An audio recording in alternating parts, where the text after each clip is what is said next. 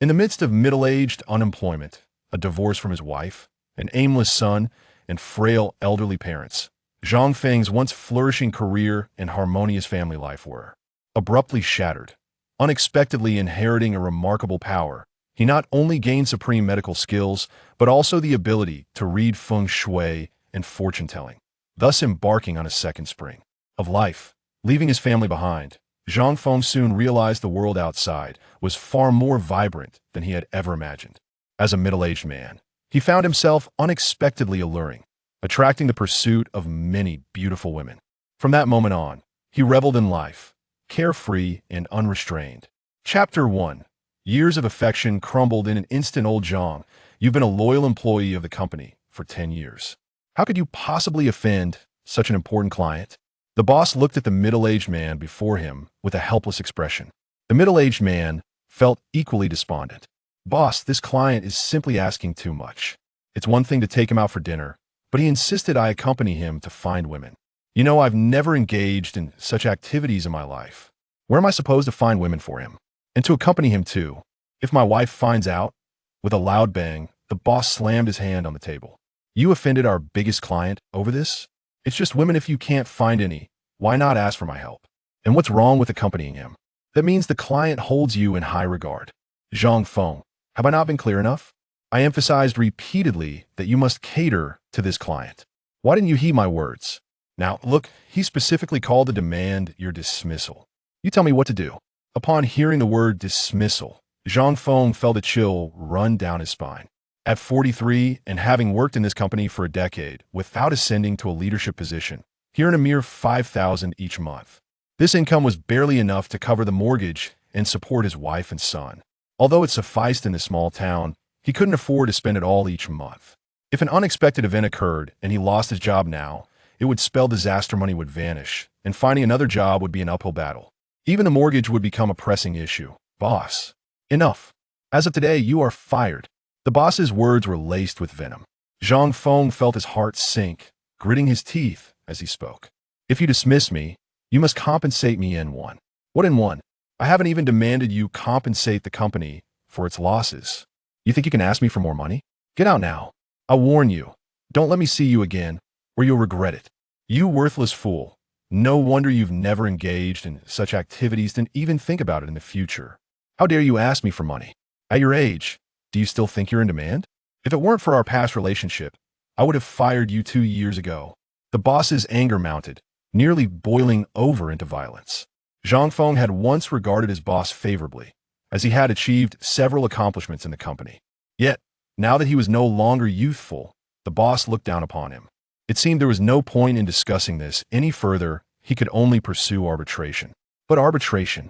Zhang Feng couldn't help but sigh. Returning to his desk, he began to pack his belongings while a few colleagues nearby snickered at him.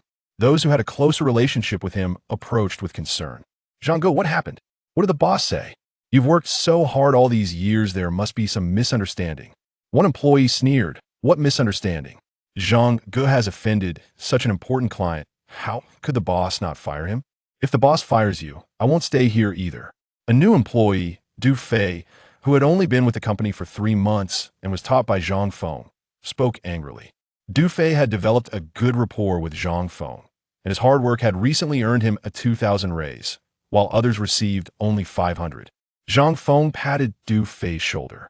Xiao Du, jobs are hard to come by these days. Your salary is decent. There's no need to resign because of my situation. Just focus on doing well here, and you'll surely achieve great things. As for the boss, remember not to divulge too much. Keep something for yourself. Zhang Feng imparted some advice to Du Fei. Du Fei remained dissatisfied. But what? Do you want to be fired too? Get back to work. The boss had emerged from his office, scolding the group harshly. Du Fei fell silent, lost in thought. Zhang Feng, now in middle age, had shed much of his former bitterness. Being dismissed left him with no words to express his turmoil. Rather than anger, he felt a deeper concern for what lay ahead. Having packed his things, Zhang Feng left the company without a backward glance, heading straight home. Along the way, he pondered how to break the news to his wife. Spotting some durians by the roadside, his wife's favorite, he gritted his teeth and spent the little money he had to buy one. Upon arriving at his doorstep, he noticed a pair of unfamiliar men's shoes. Whose shoes are these? Do we have a guest? Just as he was about to open the door, he heard a series of sultry sounds from within. The familiar voice of his wife, Lin Jiao, pleaded sweetly. How long had it been since he had heard her speak in such a tender manner?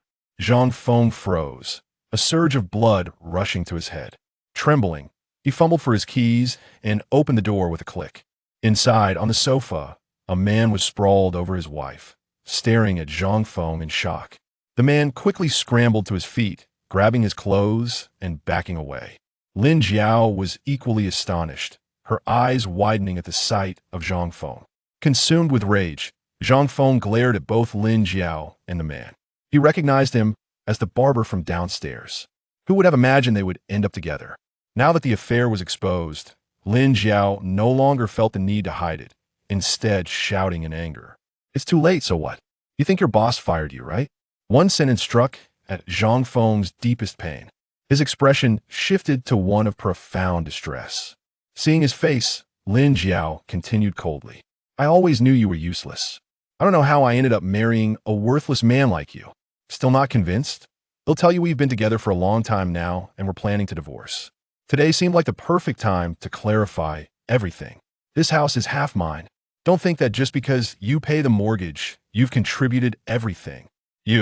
Seeing Lin Jiao's unfamiliar demeanor, Zhang Feng could no longer withstand the emotional turmoil. A wave of dizziness overcame him, and he collapsed to the ground. His heart raced violently, and blood erupted from his mouth, staining his clothes. Concerned, the man beside Lin Jiao asked, "Is he all right?" Lin Jiao merely scoffed. "Don't worry about him, it would be better if he died." Blood soaked through Zhang Feng's clothes, seeping into the heirloom jade pendant he always wore. He fell into unconsciousness, drifting into a void of chaos, where a voice seemed to echo from the heavens. I am a nine heavens Xianzun, having absorbed the essence of your vitality for several years. I initially aimed to restore my consciousness, yet I did not expect the outcome to be thus. I feel a profound sense of guilt. With the restoration now deemed impossible, I shall pass on all my abilities to you. Zhang Feng stood there, utterly bewildered. What was this Izuan? What was this inheritance? In an instant, an overwhelming torrent of knowledge flooded his mind, encompassing martial arts, cultivation, medical skills, the essence of heaven and earth, and the enigmatic arts of Qimeng Duanjia. The immense impact caused Zhang Feng to lose consciousness momentarily. When he finally awoke, he found himself gazing at the pristine white ceiling, surrounded by 4 drips and cocooned in a white blanket. Is this a hospital? Zhang Feng held his head as he sat up. His wife had betrayed him, filing for divorce. Yet, he had received an inheritance.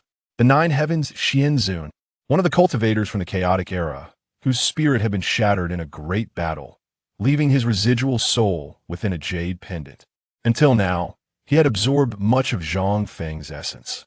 No wonder Zhang Feng often felt powerless. So it was. With no hope for the restoration of his spirit, this Xianzun had seamlessly transferred all his cultivation to Zhang Feng. Everything became clear. However, this newfound understanding plunged Zhang Feng into a complex emotional state. No longer young. Had this inheritance come 20 years earlier, he would have been elated now. However, he felt no joy. Are you awake? While Zhang Feng was lost in thought, a beautiful nurse in her 20s entered, flashing a sweet smile. The young woman had delicate features and fair skin, but most importantly, her smile was exceedingly gentle, comforting to behold. Before Zhang Feng could utter a word, she continued, "The doctor said you're fine. It was merely excessive exertion causing a disturbance in your vital energy. You must learn to maintain a calm mindset, especially at your age. Health is paramount. Do you still feel unwell?" Zhang Feng shook his head. "I feel much better now. Thank you, by the way, who brought me here." Zhang Feng suspected that Lin Jiao would not care otherwise. She would have been present. "The person said they were your neighbor. They found you collapsed at your door and called 120. As she finished speaking, a figure entered the hospital. It was Lin Jiao, wearing an unwilling expression as she regarded Zhang Feng. It seemed as though she was silently questioning why he had not yet died. Zhang Feng met her cold gaze. "What are you here for?" "Of course, to finalize our divorce. I tell you now, I will not cover your medical expenses. You must figure out on your own." This is the divorce agreement, please sign it. With that, Lin Jiao tossed the prepared agreement onto Zhang Feng. He picked it up and glanced at it. It was merely a standard divorce agreement, with the house awarded to Lin Jiao. After a lifetime of toil, this house was all that Zhang Feng had left. Lin Jiao was audacious enough to claim the entire property, likely aware that the title was solely in her name, hence her opportunity to seize it. Zhang Feng could not help but chuckle. "What are you laughing at?" Seeing Zhang Feng's demeanor, Lin Jiao frowned. Zhang Feng shook his head. "I'm just surprised you have the audacity to demand the entire house. The house is solely in my name. Why shouldn't I claim it? Just sign it quickly. It will save us both trouble." Noticing Lin Jiao's impatience, Zhang Feng resolutely tossed the agreement aside. "Go ahead and sue for divorce. You will never receive the house." Zhang Feng had made up his mind. Had they parted amicably, he might have considered giving her the house out of sentiment. However, given her current behavior, even if the house were worth a mere penny, Zhang Feng would fight for the remaining 5 cents. He would not leave anything for Lin Jiao. Lin Jiao glared at Zhang Feng fiercely. "Fine. Very well. Then we shall meet in court. Perhaps you should first contemplate the medical expenses." With that, Lin Jiao scoffed and departed. The nearby nurse had witnessed everything and hurried to console Zhang Feng. "Mr. Zhang, you just fainted. It's best to rest now." About what just happened, Zhang Feng waved his hand. Initially, he had been quite furious. Yet, after receiving the inheritance, his temperament had stabilized significantly. He began to ponder financial matters. As for the medical expenses, the finances at home had always been controlled by Lin Jiao. Zhang Feng received a meager allowance of 100 yuan per month. He had previously thought this arrangement was satisfactory, never even considering hiding spare cash, using his meager funds solely to buy gifts for Lin Jiao during festive occasions that, in retrospect, it was rather laughable. Now, he found himself without a single penny, struggling to pay for his hospital bills. "Mr. Zhang, you need not worry about the cost. It is not a large sum, and you can settle it later. We will send you a bill." "Thank you." This moment, even a stranger nurse could provide warmth to Zhang Feng, while his former wife only filled him with coldness. Chapter 2. The Mysterious Power. On the hospital bed, Zhang Feng gazed at his phone, lost in contemplation. He had lost his job, his wife had betrayed him, and now he even questioned whether his son, Zhang Xiaodong, was truly his biological child. Zhang Xiaodong was currently in his 4th year of university. From childhood, it had been Lin Jiao who raised Zhang Xiaodong, leading to a rather indifferent relationship between them. Most significantly, Zhang Xiaodong had no sense of reverence for Zhang Feng, failing to regard him as a father. He often argued back at Zhang Feng. On several occasions, Zhang Feng had contemplated disciplining him, but Lin Jiao always intervened. Consequently, this leniency had fostered a rather troublesome character in the boy, leaving Zhang Feng feeling quite helpless. In light of recent events, whether or not the boy was truly his was a pressing concern. After 20 years of emotional investment, their bond had unraveled. With Lin Jiao's resolute stance, there was no longer any need for Zhang Feng to cling to the past. The pressing question now was how to move forward in the days ahead. Entering middle age, one's perspective on many matters shifts significantly from that of youth. Though he had obtained an inheritance, whether in cultivation, the mysteries of medicine, or the esoteric arts of feng shui, he could articulate these skills effortlessly, even feeling as if his body had transformed. Yet, should Zhang Feng wish to treat others, they must be willing to receive his care. Ultimately, it all boiled down to opportunity. Without opportunity, even the most formidable skills would find no outlet. With these thoughts swirling, Zhang Feng shook his head. The immediate priority was to earn some money to cover the hospital expenses. On the day he collapsed, Zhang Feng had undergone numerous tests in the hospital and called for an ambulance. The costs were likely to be at least 3,000 to 4,000 yuan. Even with insurance, he had to pay up front to claim reimbursement. It was unlikely he could earn such a sum within a few days. Zhang Feng glanced at his phone, gritted his teeth, and borrowed 5,000 from an online loan service, heading straight to the hospital. At the hospital's front desk, Zhang Feng began the payment process. Upon receiving the bill, he was left dumbfounded. He had only spent a single day in the hospital, yet the expenses had soared to 8,000. "Nurse, is this bill correct? Does it really cost this much?" Zhang Feng looked skeptically at the front desk nurse. The nurse, with a cold demeanor, curtly replied, "That is the amount. Don't waste time here, hurry and pay." There are others waiting behind you. Having only borrowed 5,000, that was insufficient. With no other choice, Zhang Feng borrowed another 5,000 online. The remaining 2,000 would likely be needed for the rest of the month. His credit limit had been completely exhausted. At Zhang Feng's age, the limits set by online loan companies were not substantial in his youth. He might have had 2 or 3 times that amount, but now he was left with merely 10,000. Nonetheless, he was fortunate to have that 10,000, which allowed him to settle the bill. After completing the necessary procedures, Zhang Feng emerged from the hospital, dragging his weary body. Home has ceased to feel like home. Just as I was about to turn away, Zhang Feng recalled the nurse at the hospital mentioning that it was his neighbor who had called 120 and taken him there. He felt a surge of gratitude towards his neighbor. Although the outcome of his hospital visit was not particularly favorable, the gesture was born of genuine kindness, and appreciation was certainly warranted. Interestingly, Zhang Feng realized he knew little about his neighbors, only hearing Lin Jiao mention that they were a family of 3. The father held a high-ranking position at a corporation, the mother was a full-time homemaker, and their daughter was currently in high school. Despite being neighbors, their interactions had been minimal. Living in the city, even on the same floor, encounters were infrequent, and visiting each other was a rarity, unlike in rural settings. Zhang Feng purchased some fruit and snacks from a shop downstairs and knocked on the door of his neighbor's residence. "Hey, coming, shortly." The door opened, revealing a woman who appeared to be a homemaker. Upon spotting Zhang Feng, her face brightened with a smile. "Hello, who are you looking for?" "I am Zhang Feng, your neighbor from next door. I came to express my gratitude." Zhang Feng returned her smile. "Oh, please come in," she exclaimed. "Yin, we have a guest." Under her invitation, Zhang Feng stepped into their home. In stark contrast to his own abode, this room radiated warmth and a sense of belonging.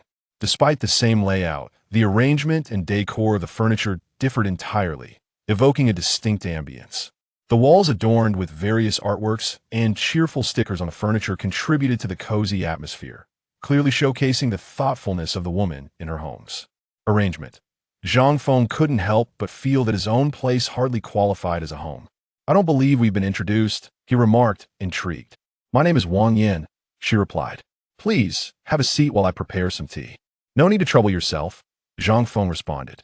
Wang Yin headed to the kitchen, and a young girl, seemingly around 16 or 17, emerged from the adjoining bedroom. She was strikingly beautiful, with a height exceeding 1.7 meters and long, flowing black hair cascading over her shoulders, complemented by bright, expressive eyes. "Uncle, are you feeling all right?" she asked. "Yes, and I must thank you as well. If it weren't for your help, I dread to think what might have happened.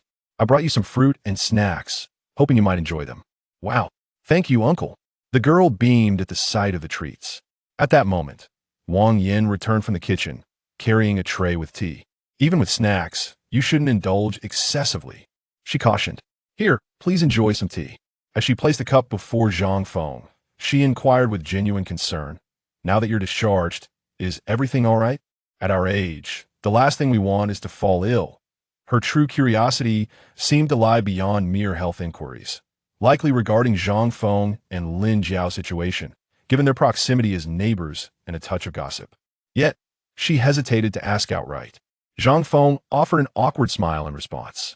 "Indeed, being hospitalized is something to be avoided. That must have cost quite a bit, huh?" she continued.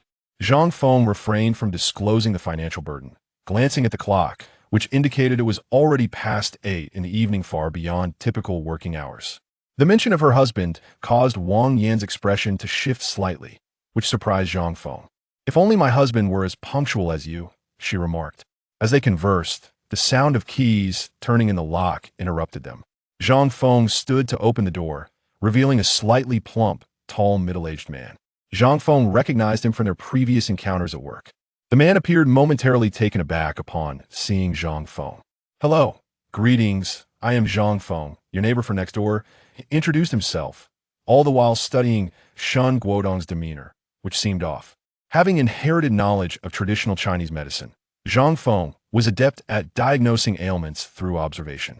A mere glance at Shen Guodong's pallor indicated an underlying health issue. "I am Shen Guodong," the man said, still somewhat bewildered, as if trying to comprehend Zhang Feng's presence. "This morning, I fainted at home, and your daughter was kind enough to call 120 and take me to the hospital. I came to express my gratitude, Zhang Feng explained. Only then did Shun Guodong grasp the situation. Ah, I see. No need for thanks, it's what neighbors do. Since you're here, how about joining us for dinner? Zhang Feng politely declined. No need for that. Mr. Shun, please take a seat. Shun Guodong looked puzzled, as did Wang Yin and the girl.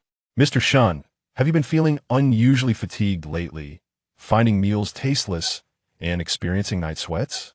Zhang Feng's observations made Shun Guodong's eyes widen in surprise. Yes. How did you know? Your health appears to be concerning. I recommend that you see a doctor for a thorough examination, regardless of your busy schedule. Your health should take precedence. Upon hearing this, Wang Yin nodded in agreement. Yes, dear, your health is paramount. Didn't you mention feeling unwell recently? You should really see a doctor. Shun Guodong brushed off the concern. It's nothing to know my body well enough. Mr. Zhang, you're perhaps overreacting. Zhang Feng shook his head resolutely. This isn't an overreaction, Mr. Shun. Regular checkups are crucial. I've been to the hospital myself, so I understand the importance. Would you prefer to address minor ailments early or wait until they escalate into major issues? Zhang Feng pressed. Your daughter helped me, I assure you. I have no ulterior motives. Mr. Shun, please consider going for a checkup. Shun Guodong remained skeptical. Mr. Zhang, are you a doctor? Zhang Feng hesitated. I am not, but I study traditional medicine with an old physician back in my hometown. Rest assured, I won't lead you astray, it's merely for a checkup. After much persuasion, Shun Guodong finally acquiesced. All right, I'll call my boss to inform him. Zhang Feng bid farewell to everyone as he prepared to leave. Take care. Do visit us often. If you need anything, feel free to reach out. After all, we are neighbors, Wang Yin added warmly. Once Zhang Feng departed, Shun Guodong and his wife discussed the day's events. Oh, that Zhang Feng, he's quite unfortunate, Shun Guodong mused, intrigued. What do you mean? Didn't he end up in the hospital today? Do you know why? He caught his wife cheating with that man from the barbershop downstairs. The revelation shocked Shun Guodong. Such a thing happened? I always thought he was a good man. Indeed, he seems quite decent, a truly honest fellow. It's that Lin Jiao. Chapter 3, Becoming a Driver This Modest, and could be described as nearly devoid of amenities. Featuring only a folding bed within a space of approximately 7 or 8 square meters. The restroom and wash basin were situated down the hallway. Fortunately, the price was affordable, merely 30 yuan per night. Finding such accommodations has become increasingly rare. After rising and washing up, without any job to attend to, Zhang Feng found himself staring blankly at the room, his expression somewhat dazed. Memories of the past surfaced, particularly recalling Lin Jiao's phone call inquiring about his work hours, expressing her desire to go out for a hair appointment that consumed the entire day, most likely spent in the company of that man. With a sigh, Zhang Feng resolved to push such thoughts aside and decided to take a stroll. As he walked through a nearby park, Zhang Feng observed the surrounding scenery and, inexplicably, felt increasingly at ease. His body seemed to brim with vitality, and he felt rejuvenated. As time passed, Zhang Feng realized he had unwittingly spent the entire morning in the park. Just as he was taken aback by this revelation, his phone rang. It was Wang Yin, the wife of Shun Guodong. Upon answering, she spoke hurriedly. Mr. Zhang, do you have a moment? Could you come to our home?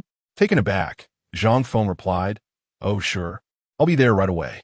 After hanging up, he hurried to Shun Guodong's residence. Upon entering, he immediately saw Wang Yin, whose expression bore a hint of worry. Mr. Zhang, you're here. My husband has gone to the hospital for an examination. The doctor provided us with a report after the morning checkup. Could you take a look? Wang Yin retrieved the report from a nearby bag, the papers still gleaming from the examination. Zhang Feng gazed at the document, feeling perplexed. He could not decipher the medical jargon. Wang Yin continued, The doctor is too busy. I couldn't get an appointment, so I sought help from a few acquaintances. They mentioned it could possibly be cancer. I found online that this symbol indicates cancer, and they used these letters to spare the family worry. My husband, Shun Guodong, can't possibly have a serious illness, can he? At this point, Wang Yin was on the verge of tears, her anxiety palpable. Zhang Feng quickly reassured her, No, it won't be anything serious. Do not worry. I observed Shun Guodong's complexion yesterday. It certainly did not indicate a grave condition. Moreover, even if it were cancer. There are distinctions between late-stage and early-stage cancer, and the severity varies. His condition is not dire, rest assured. Really? Wang Yin seemed considerably relieved upon hearing Zhang Feng's words. She then continued, Mr. Zhang, I never imagined you could discern his ailment. It's fortunate you urged him to seek medical attention. Otherwise, we might not have discovered his condition for ages. Zhang Feng waved his hand dismissively. No need for thanks. As you mentioned, we are neighbors. I merely did what was right. He should still be at the hospital, correct? Go comfort him. Let him not worry. A patient's mood significantly influences their recovery. Yes, I will come back to express my gratitude. By the way, my husband asked me to bring this to you. It's just a small token. With that, Wang Yin produced a wad of cash from her pocket, appearing to amount to around 1,000 yuan, which she pressed into Zhang Feng's hand. She then grabbed a bag and hurried out the door. Hey this. Before Zhang Feng could protest, Wang Yin had already dashed downstairs to the hospital.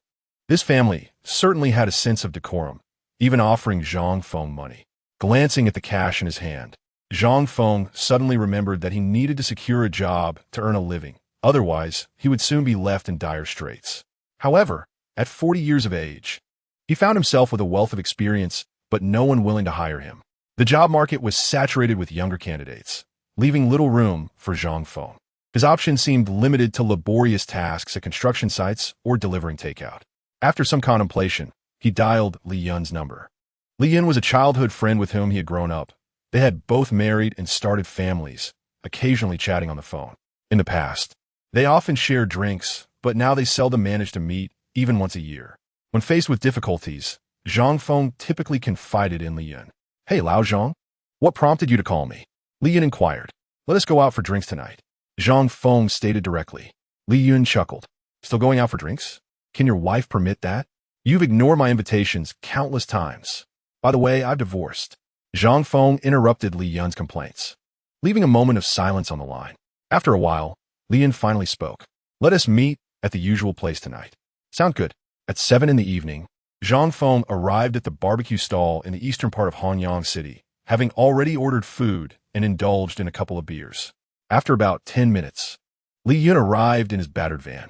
He had previously worked as a taxi driver, then switched to freight transport, cycling through several vehicles. Although his situation was not ideal, it was slightly better than Zhang Feng's. Fortunately, his son excelled academically and was now employed at a company with a monthly salary exceeding 7,000 yuan. Ah, you're drinking without waiting for me? Li Yun teased, noticing the 2 empty beer bottles on the table. Zhang Feng merely smiled. I've ordered everything you like tonight. It's on me. Upon hearing this, Li Yun felt uneasy. No, let me treat you. You treating? Can your little stash hold up? Zhang Feng's remark left Li Yun speechless.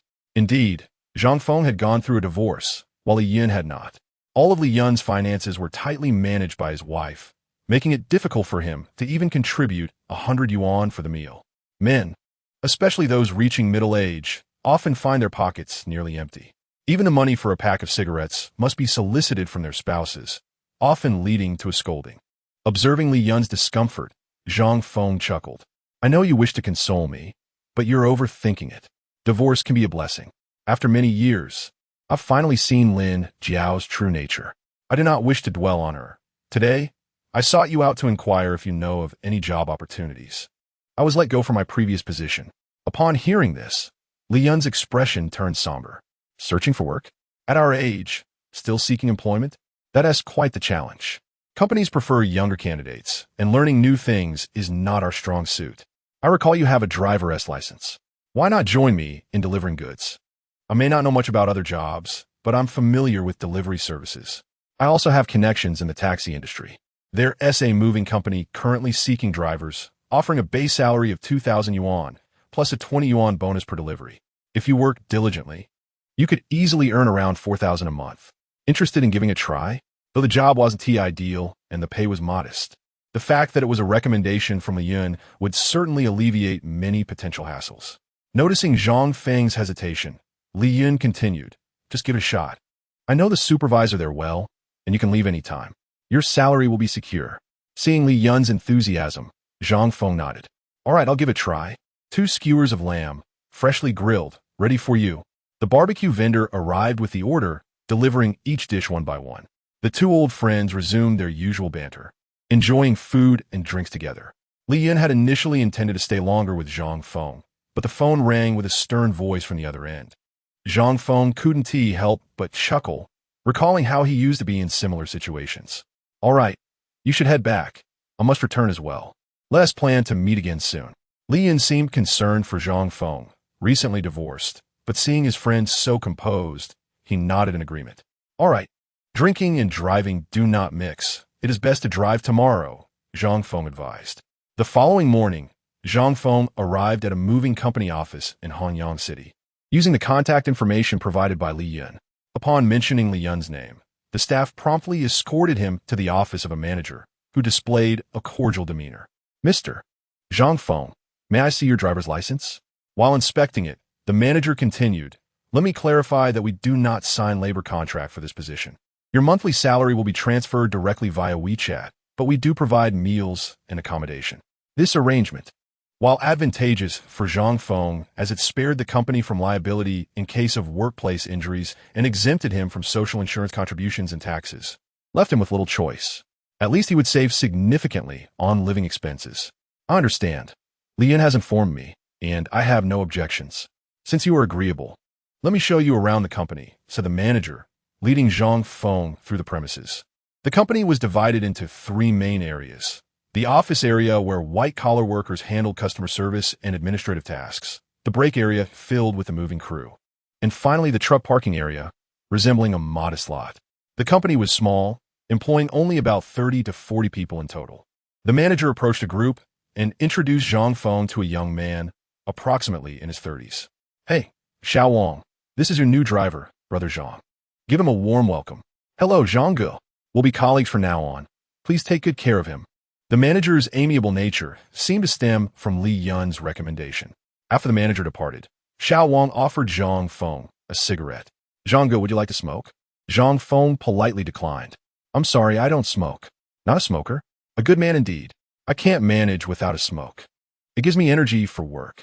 By the way, I'm Wang Peng, the team leader. Although the title is a bit misleading, it merely means I relay information. This is Sun Fei, and there's another one who hasn't arrived yet. We're all part of the same team. Our moving company usually sends out one team at a time, unless we have a large client. You'll be driving while we assist with the moving tasks. We help one another. Wang Peng's selection as team leader was evidently not by chance.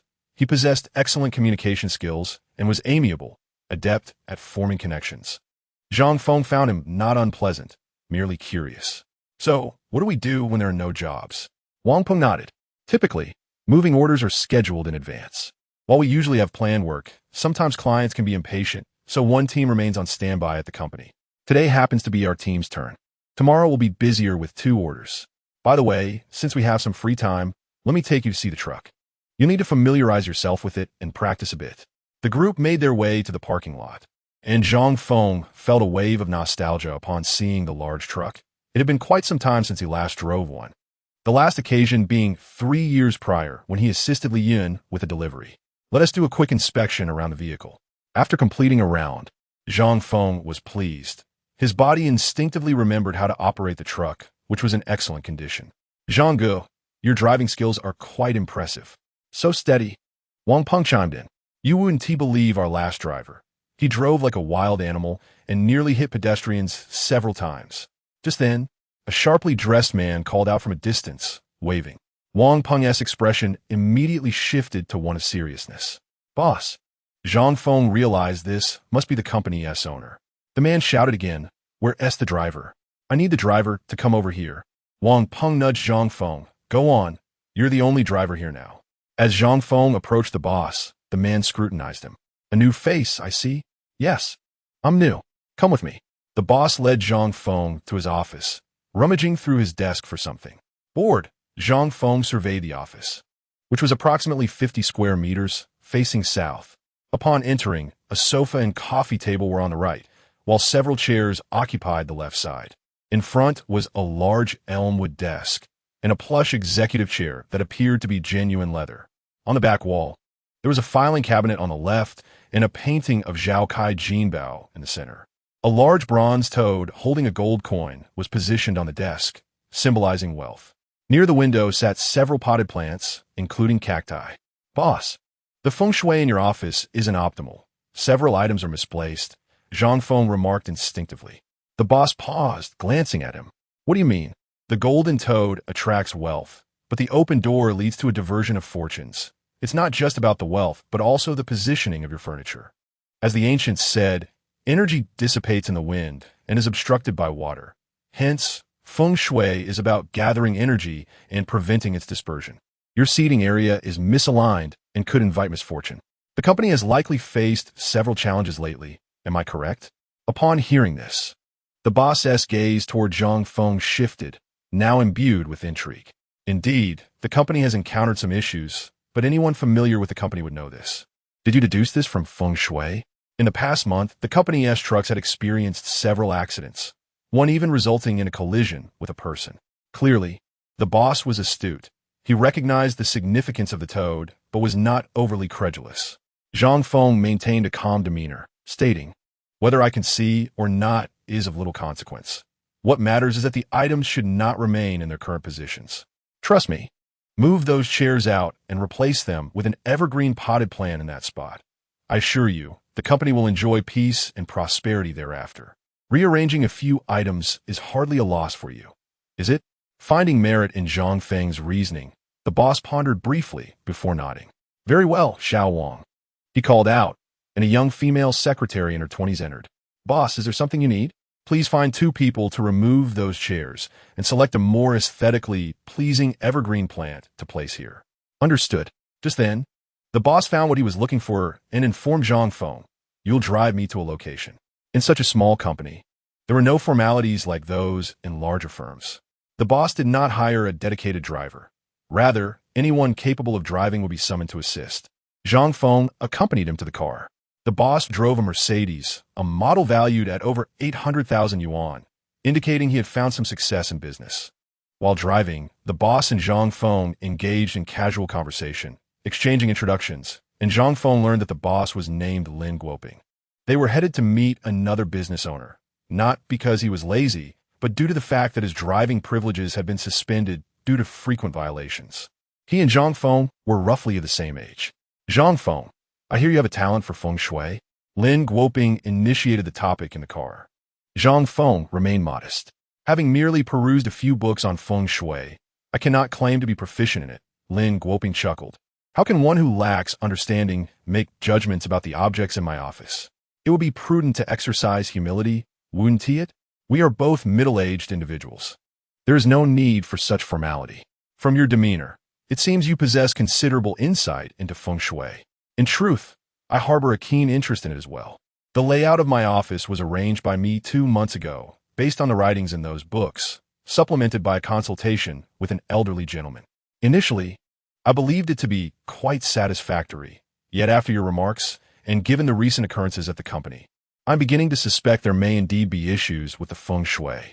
After all, occasional mishaps can be considered accidents, but experiencing several incidents in a single month, to the extent of frightening away the previous driver, is rather unusual." Zhang Feng refrained from claiming his feng shui skills were inherited, merely smiling in response. Before long, the two arrived at a hotel. Lin Guoping extracted 200 yuan from his pocket and handed it to Zhang Feng. "I'm going inside to dine with the owner and am uncertain when I will return. Please take this money and have a meal while you wait for me outside. Feel free to play some mahjong or indulge in other activities as well. By the way, here's my home address." With that, he entered the hotel. Lin Guoping was quite meticulous in his dealings. Even if he had not offered Zhang Feng money, Zhang Feng would not have objected. Moreover, he provided his address in advance, anticipating that he might indulge a bit too much. As Zhang Feng surveyed the surroundings, he noted several pharmacies, 2 game rooms, an internet CF, a bathing center, and a few fast food establishments. He first spent 15 yuan on a bowl of noodles before venturing into the game room. Engaging in business discussions with a boss like Lin Guoping was essentially a social affair involving drinking and dining, likely to take a couple of hours. Rather than wait in the car, it was more enjoyable to play a few rounds. The game room charged a modest fee of 20 yuan for a pot of tea, granting access for the entire afternoon. The cost of mahjong was also reasonable, at 1 yuan per round. This 1 yuan rule was a local custom in Hanyang City, where a simple win was 1 yuan, a plain pung was 1 yuan, and a concealed pung amounted to 2 yuan, with other rules following traditional doubling. The maximum payout could reach 30 yuan for high-scoring hands, such as 13 or 18. The players seated with Zhang Feng were evidently seasoned, displaying remarkable skill. Each round of mahjong was often met with admonishments from Lin Jiao. After a few rounds, they quickly settled into the game, as they were not frequent partners. The players adhered to the rules diligently. After an hour, having played 2 rounds, Zhang Feng experienced both wins and losses. Yet overall, he made a substantial profit, totaling 273 yuan. Most notably, in such establishments, players often engage in deceitful practices or collusion, but Zhang Feng found everyone at the table to be respectable. Could it be that fortune was finally smiling upon him?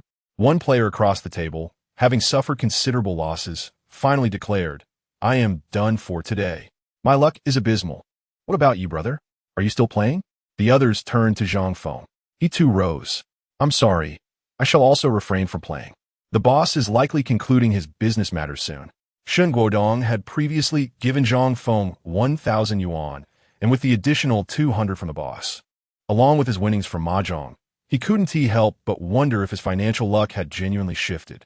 After all, these fortunes were indeed a matter of chance, especially regarding today's events. Had it not been for a shift, Zhang Feng would never have received that 200 yuan from the boss. After waiting a while in the car, Lin Guoping finally stumbled out, slightly inebriated. Zhang Feng hurried to assist him. Lin Guoping maintained a decent demeanor. Although intoxicated, he was not unruly, mumbling to himself. Chapter 5. The Philosophy of Feng Shui. Following the address provided by Lin Guoping, Zhang Feng quickly located his residence, nestled within a villa district. After ringing the doorbell, a woman emerged, presumably Lin Guoping's wife, appearing to be in her 30s and exceptionally well-preserved. Her face bore few wrinkles, and her complexion was notably fair. Dressed in comfortable home attire, she possessed an alluring figure, embodying the essence of a graceful matron. Zhang Feng nodded and assisted the inebriated Lin Guoping into the house. "Sir, please take a moment to rest and enjoy a cup of tea before you leave," the woman urged. Zhang Feng politely declined. "Thank you, but I must tend to him," wiping his face and administering some sobering medicine. "I shall not see you off." Observing Lin Guoping's wife's gentle demeanor stirred something within Zhang Feng.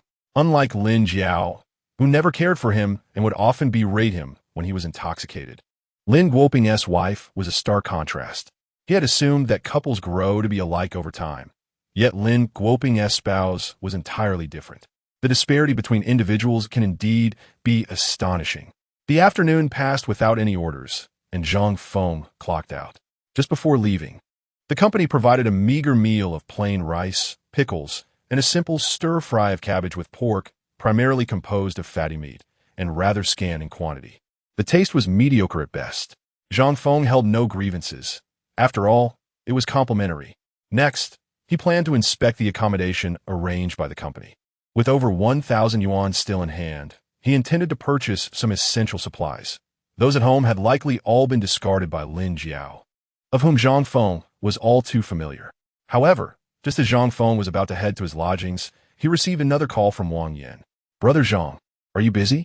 "Not all. What is it?" Zhang Feng replied, somewhat surprised. It seemed to pertain to Shen Guodong's matter. "This afternoon, the doctor informed me that my husband's condition is late-stage stomach cancer, and it is quite serious. Surgery is required immediately. Moreover, the subsequent treatment will cost a fortune, at least 500,000 to 600,000 yuan, and the insurance cannot cover it due to alleged non-compliance, though I'm not entirely sure what that entails. However, the doctor mentioned that it is fortunate we caught it in time. Had we waited another 2 or 3 months, it would have been too late."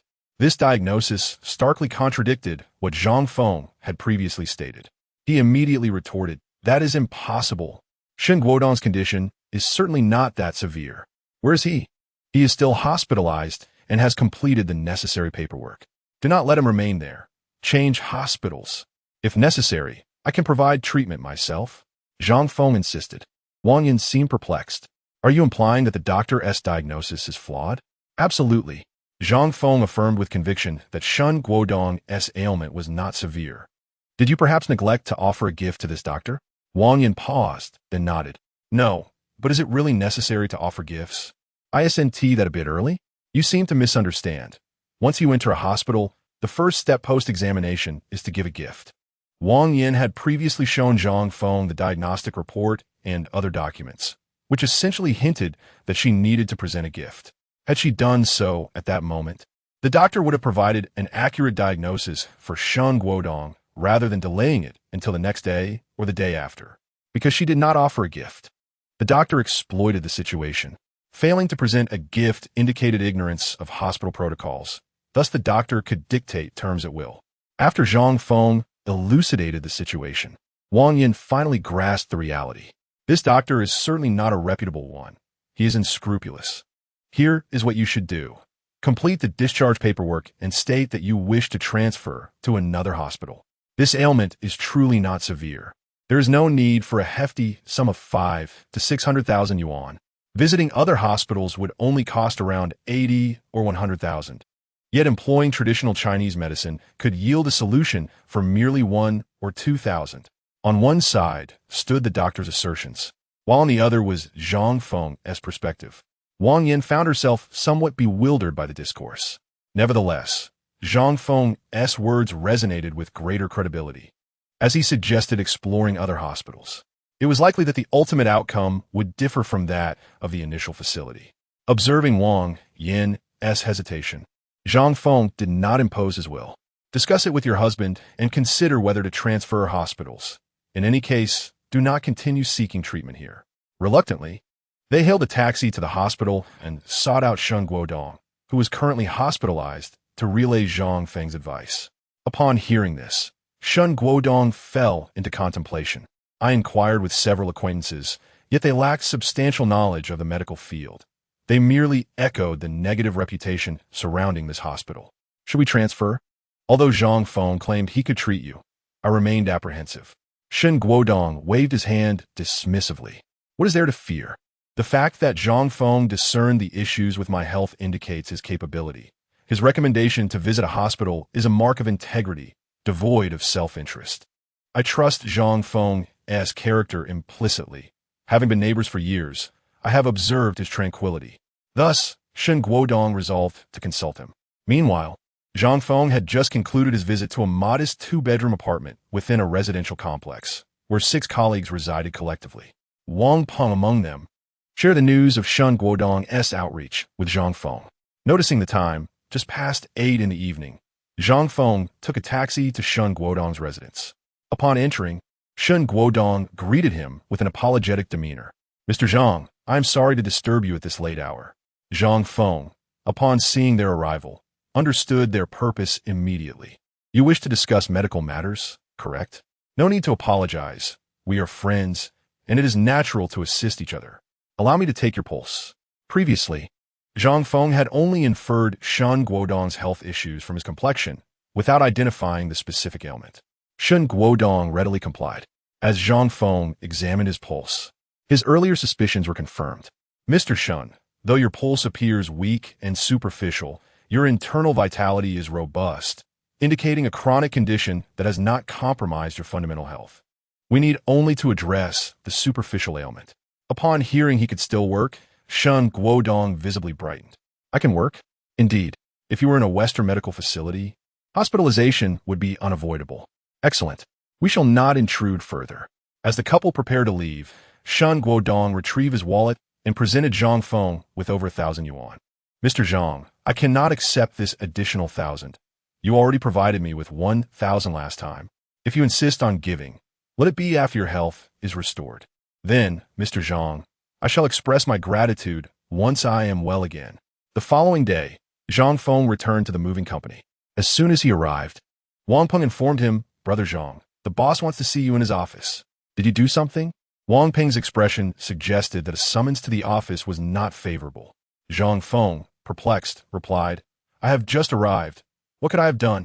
Why would the boss urgently call for me? Wang Peng remained puzzled. Zhang Feng waved dismissively. I will find out. He proceeded to the office, knocking on the door. and heard the familiar voice of Lin Guoping. "Come in. Boss, you called for me?" Upon Zhang Feng's entrance, Lin Guoping's face lit up. "Zhang Feng, you're here. I have good news to share. You see, I was negotiating a deal yesterday, which initially seemed improbable. Yet, remarkably, the other party signed the contract without hesitation. Furthermore, an old client reached out this morning with another opportunity, a collaboration that had previously fallen through. Your feng shui has truly worked wonders. Since you adjusted it, I feel my fortune has transformed entirely." It was evident that these two deals would yield significant profit for Lin Guoping, explaining his elation. However, rather than attributing this success to coincidence, Lin Guoping believed it was due to the feng shui, indicating his strong belief in such matters. Zhang Feng, ever humble, remarked, "Perhaps, Boss Lin, your fortune was already quite favorable. You are too modest. I am fully aware of my financial state. Our company has faced numerous misfortunes without any silver linings until now. I brought you here to seek your guidance on the feng shui of my home. By the way, I have this for you," Lin Guoping said, pulling out a thick envelope and handing it to Zhang Feng. It was conservatively estimated to contain over 10,000 yuan. Zhang Feng was momentarily taken aback by the substantial amount. Hiring a feng shui master typically costs a considerable sum. The last one I consulted charged over 6,000 and proved utterly ineffective. This is merely a token of gratitude for your assistance in adjusting the feng shui. Please accept it." Lin Guoping's demeanor was resolute. Zhang Feng accepted the money, saying, "Thank you, Boss Lin, for your belief in me. However, feng shui is subjective, and your current situation may very well be a coincidence." Chapter 6. Perhaps open a store. Confronted with Zhang Feng's humility, Lin Guoping was decidedly magnanimous. "Zhang Feng, to be candid, you should discern that I am quite a believer in feng shui. Moreover, I have delved into considerable knowledge regarding it. I understand that feng shui is not static. It evolves with environmental changes. The principles of feng shui involve every flower, tree, and blade of grass, as well as every chair, bed, and space. The harmony of heaven, earth, and humanity constitutes true feng shui." Lin Guoping began to expound on his understanding of feng shui, demonstrating a level of expertise that indicated his genuine study and comprehension of the subject. Feng shui is not immutable. Any external factor can trigger its transformation. While I currently enjoy financial prosperity, any alterations in the surrounding environment, such as new constructions, could drastically alter my fortune. In such instances, I will still rely on you.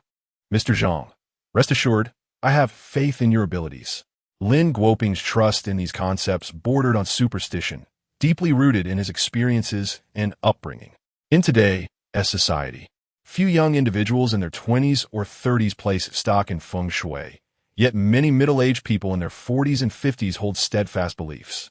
Having been misled by several feng shui masters, Lin Guoping placed immense faith in Zhang Feng's capabilities.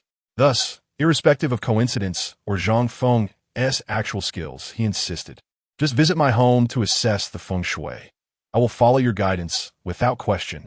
Regarding compensation, I propose a specific amount." With that, Lin Guoping raised 2 fingers. 200,000? 20,000? Lin Guoping declared with conviction. For mere feng shui consultation, 20,000 yuan was an astonishing offer. Zhang Feng felt an exhilarating rush. Indeed, to accumulate wealth, one must engage with those who possess it. With financial constraints weighing heavily on him, he had no justification to decline such a generous remuneration. He promptly nodded in agreement. "Excellent. I shall visit." Together, they ventured to Lin Guoping's villa. In this instance, the house is devoid of occupants, save for Lin Guoping and the household maid. "Pray, observe the feng shui of my villa. I acquired this villa 5 years ago when the price was 13,000 per square meter. It has now risen to 15,000. For this singular villa, including handling fees, renovations, and various other expenditures, I have invested 460,000. At that time, the feng shui master informed me that this location possessed mountains, water, wind, and people, with a north-south breeze and east-west wealth, making it an exceptional site for feng shui. However, upon my residence here, I have not observed any significant changes." Zhang Feng nodded, affirming that the feng shui is, in fact, rather ordinary. As they continued their conversation, Zhang Feng's attention was suddenly drawn to a narrow path leading from the entrance to the main door of the villa, a straight route inward. Zhang Feng's expression shifted dramatically. Lin Guoping, taken aback, inquired, "What is wrong? Is something amiss?" Zhang Feng pointed to the path and elucidated, "If this house has a direct path, it portends a lack of a husband within the home. The presence of a disabled individual is indeed a grim omen, akin to being struck by a hidden arrow. Mr. Lin, does the elder in your household feel discomfort while residing in this villa?"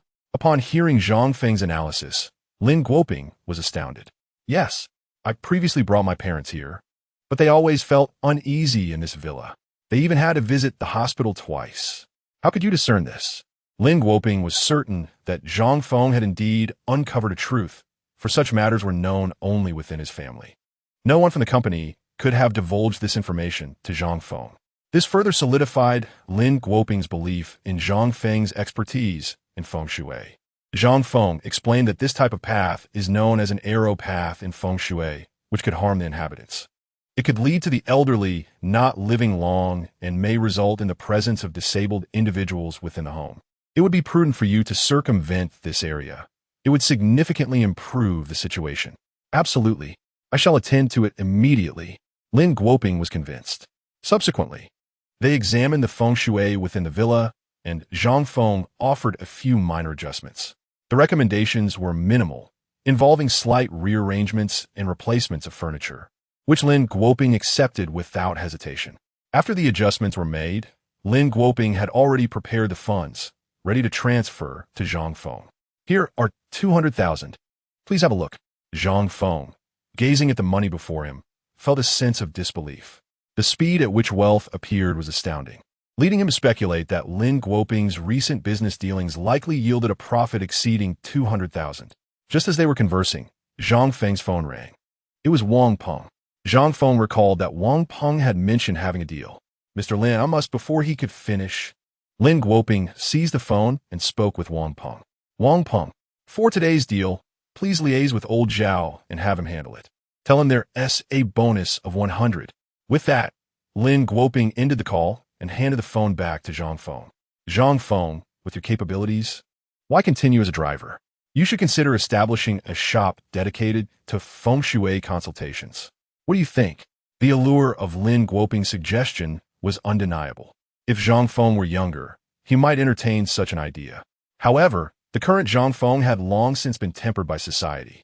He responded with a hint of self-mockery. "Mr. Lin, you know very well how few believe in such things nowadays. Young people are particularly skeptical, and even if I claim to possess the ability, they would hardly believe me." Zhang Feng understood that providing feng shui consultations was a challenging endeavor relying on time. Renowned feng shui masters earned their reputations through patience and long-term engagement with clients. Yet, in today's society, finding individuals willing to seek such guidance was daunting, let alone those who could elevate his reputation. Initially, when Zhang Feng received his teachings, he felt similarly. Although he recognized his unique abilities in healing, his understanding of the principles of yin and yang and the essence of the nine heavens, he was acutely aware of the difficulties in monetizing these skills.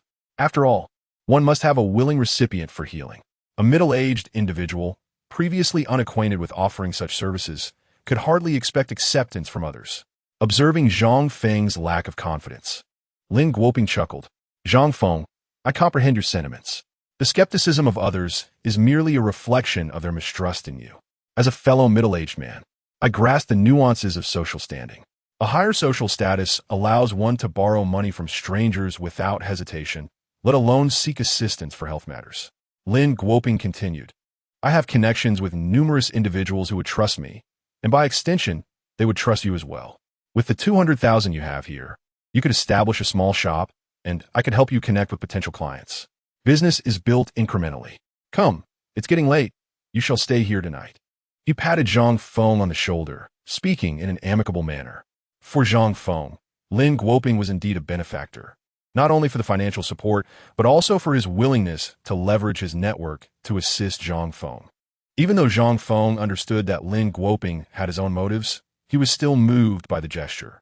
Later that evening, in the master bedroom of Lin Guoping's villa, He lay down to rest while his wife, Zhou Ying, was at the vanity, removing her makeup. She engaged Lin Guoping in casual conversation. "Darling, why did you invite Zhang Feng to stay with us? Isn't he just your driver?" Lin Guoping nodded. "Indeed, do not let his title deceive you. He is quite remarkable. He is a feng shui master." Zhou Ying burst into laughter. "Is that so? Really?" "Absolutely. Following his feng shui adjustments for our office, we promptly secured 2 business deals." Lin Guoping's conviction in Zhang Feng was unwavering. However, Zhou Ying remained skeptical. Could it not be mere coincidence? Who could definitively say? "You seem to have been hoodwinked. This is nothing but superstition, an unorthodox practice." You, woman, are merely short-sighted," Lin Guoping retorted. "This is not superstition. I made my first fortune in business thanks to the guidance of an expert. And do you know my hometown? There is an elderly woman there who possesses an uncanny ability to discern fates." "Enough, enough," Zhou Ying interrupted, her patience waning. "You have recounted this tale countless times. My ears are weary. If you choose to believe, that is your prerogative, but do not squander our household funds." Observing Zhou Ying's demeanor, Lin Guoping felt displeased. "You are speaking nonsense. Sleep, sleep." As Zhou Ying spoke, she nestled against Lin Guoping. Despite their differing opinions regarding Zhang Feng, their affection for each other remained unblemished. Even after 20 years of marriage, Zhou Ying still displayed the charm of a young bride as she fell into Lin Guoping's embrace, enveloped in warmth and tenderness. In the guest room of Lin Guoping's villa, Zhang Feng lay in bed, gazing at the balance of 200,000 in his account, lost in a reverie. This was the sum Lin Guoping had allocated for him. A few days ago, Zhang Feng was merely a middle-aged man, unemployed, recently divorced, and homeless. Yet, within this brief span of time, he has amassed a fortune of 200,000, and this is merely the beginning. With the assistance of Lin Guoping, Zhang Feng is poised to open his own shop. Once Lin Guoping introduces some clients, Zhang Feng will gradually establish his reputation. At that point, his life will undergo a complete transformation. The mere thought of this sends a thrill through the already 43-year-old Zhang Feng, leaving him sleepless through the night. The following morning, Lin Guoping warmly invited Zhang Feng to breakfast and subsequently took him to meet a business partner. In an office within a commercial building, Zhang Feng encountered Lin Guoping's friend, a man in his 40s or 50s, exuding an air of vitality and vigor. Strangely enough, upon merely glimpsing the man's visage, Zhang Feng instinctively formed a rough assessment, as if he had gleaned some insight through facial features. Meanwhile, Lin Guoping was exchanging enthusiastic greetings with this gentleman. "Boss Qian, it has been a long time." "Indeed. Lin Boss, what brings you to my side today?" "Ha ha ha. Can't I come to find you when I have nothing to do?" "Of course you can. Let me introduce you to a remarkable individual I've recently met, Mr. Zhang Feng." "Zhang Feng, this is my friend, General Qian Zhong." Upon Lin Guoping's introduction, Zhang Feng extended his hand, and Qian Zhong graciously reciprocated the gesture. "Hello, hello." Subsequently, Qian Zhong gazed at Lin Guoping with curiosity. "Lin Boss, you mentioned he is remarkable?" "Indeed, Mr. Zhang is a master of feng shui. I recently sought his guidance on my own feng shui." Lin Guoping lowered his voice conspiratorially. "This master is extraordinary. After adjusting my feng shui, my business transformed entirely." At this revelation, Qian Zhong appeared genuinely astonished. "Oh!"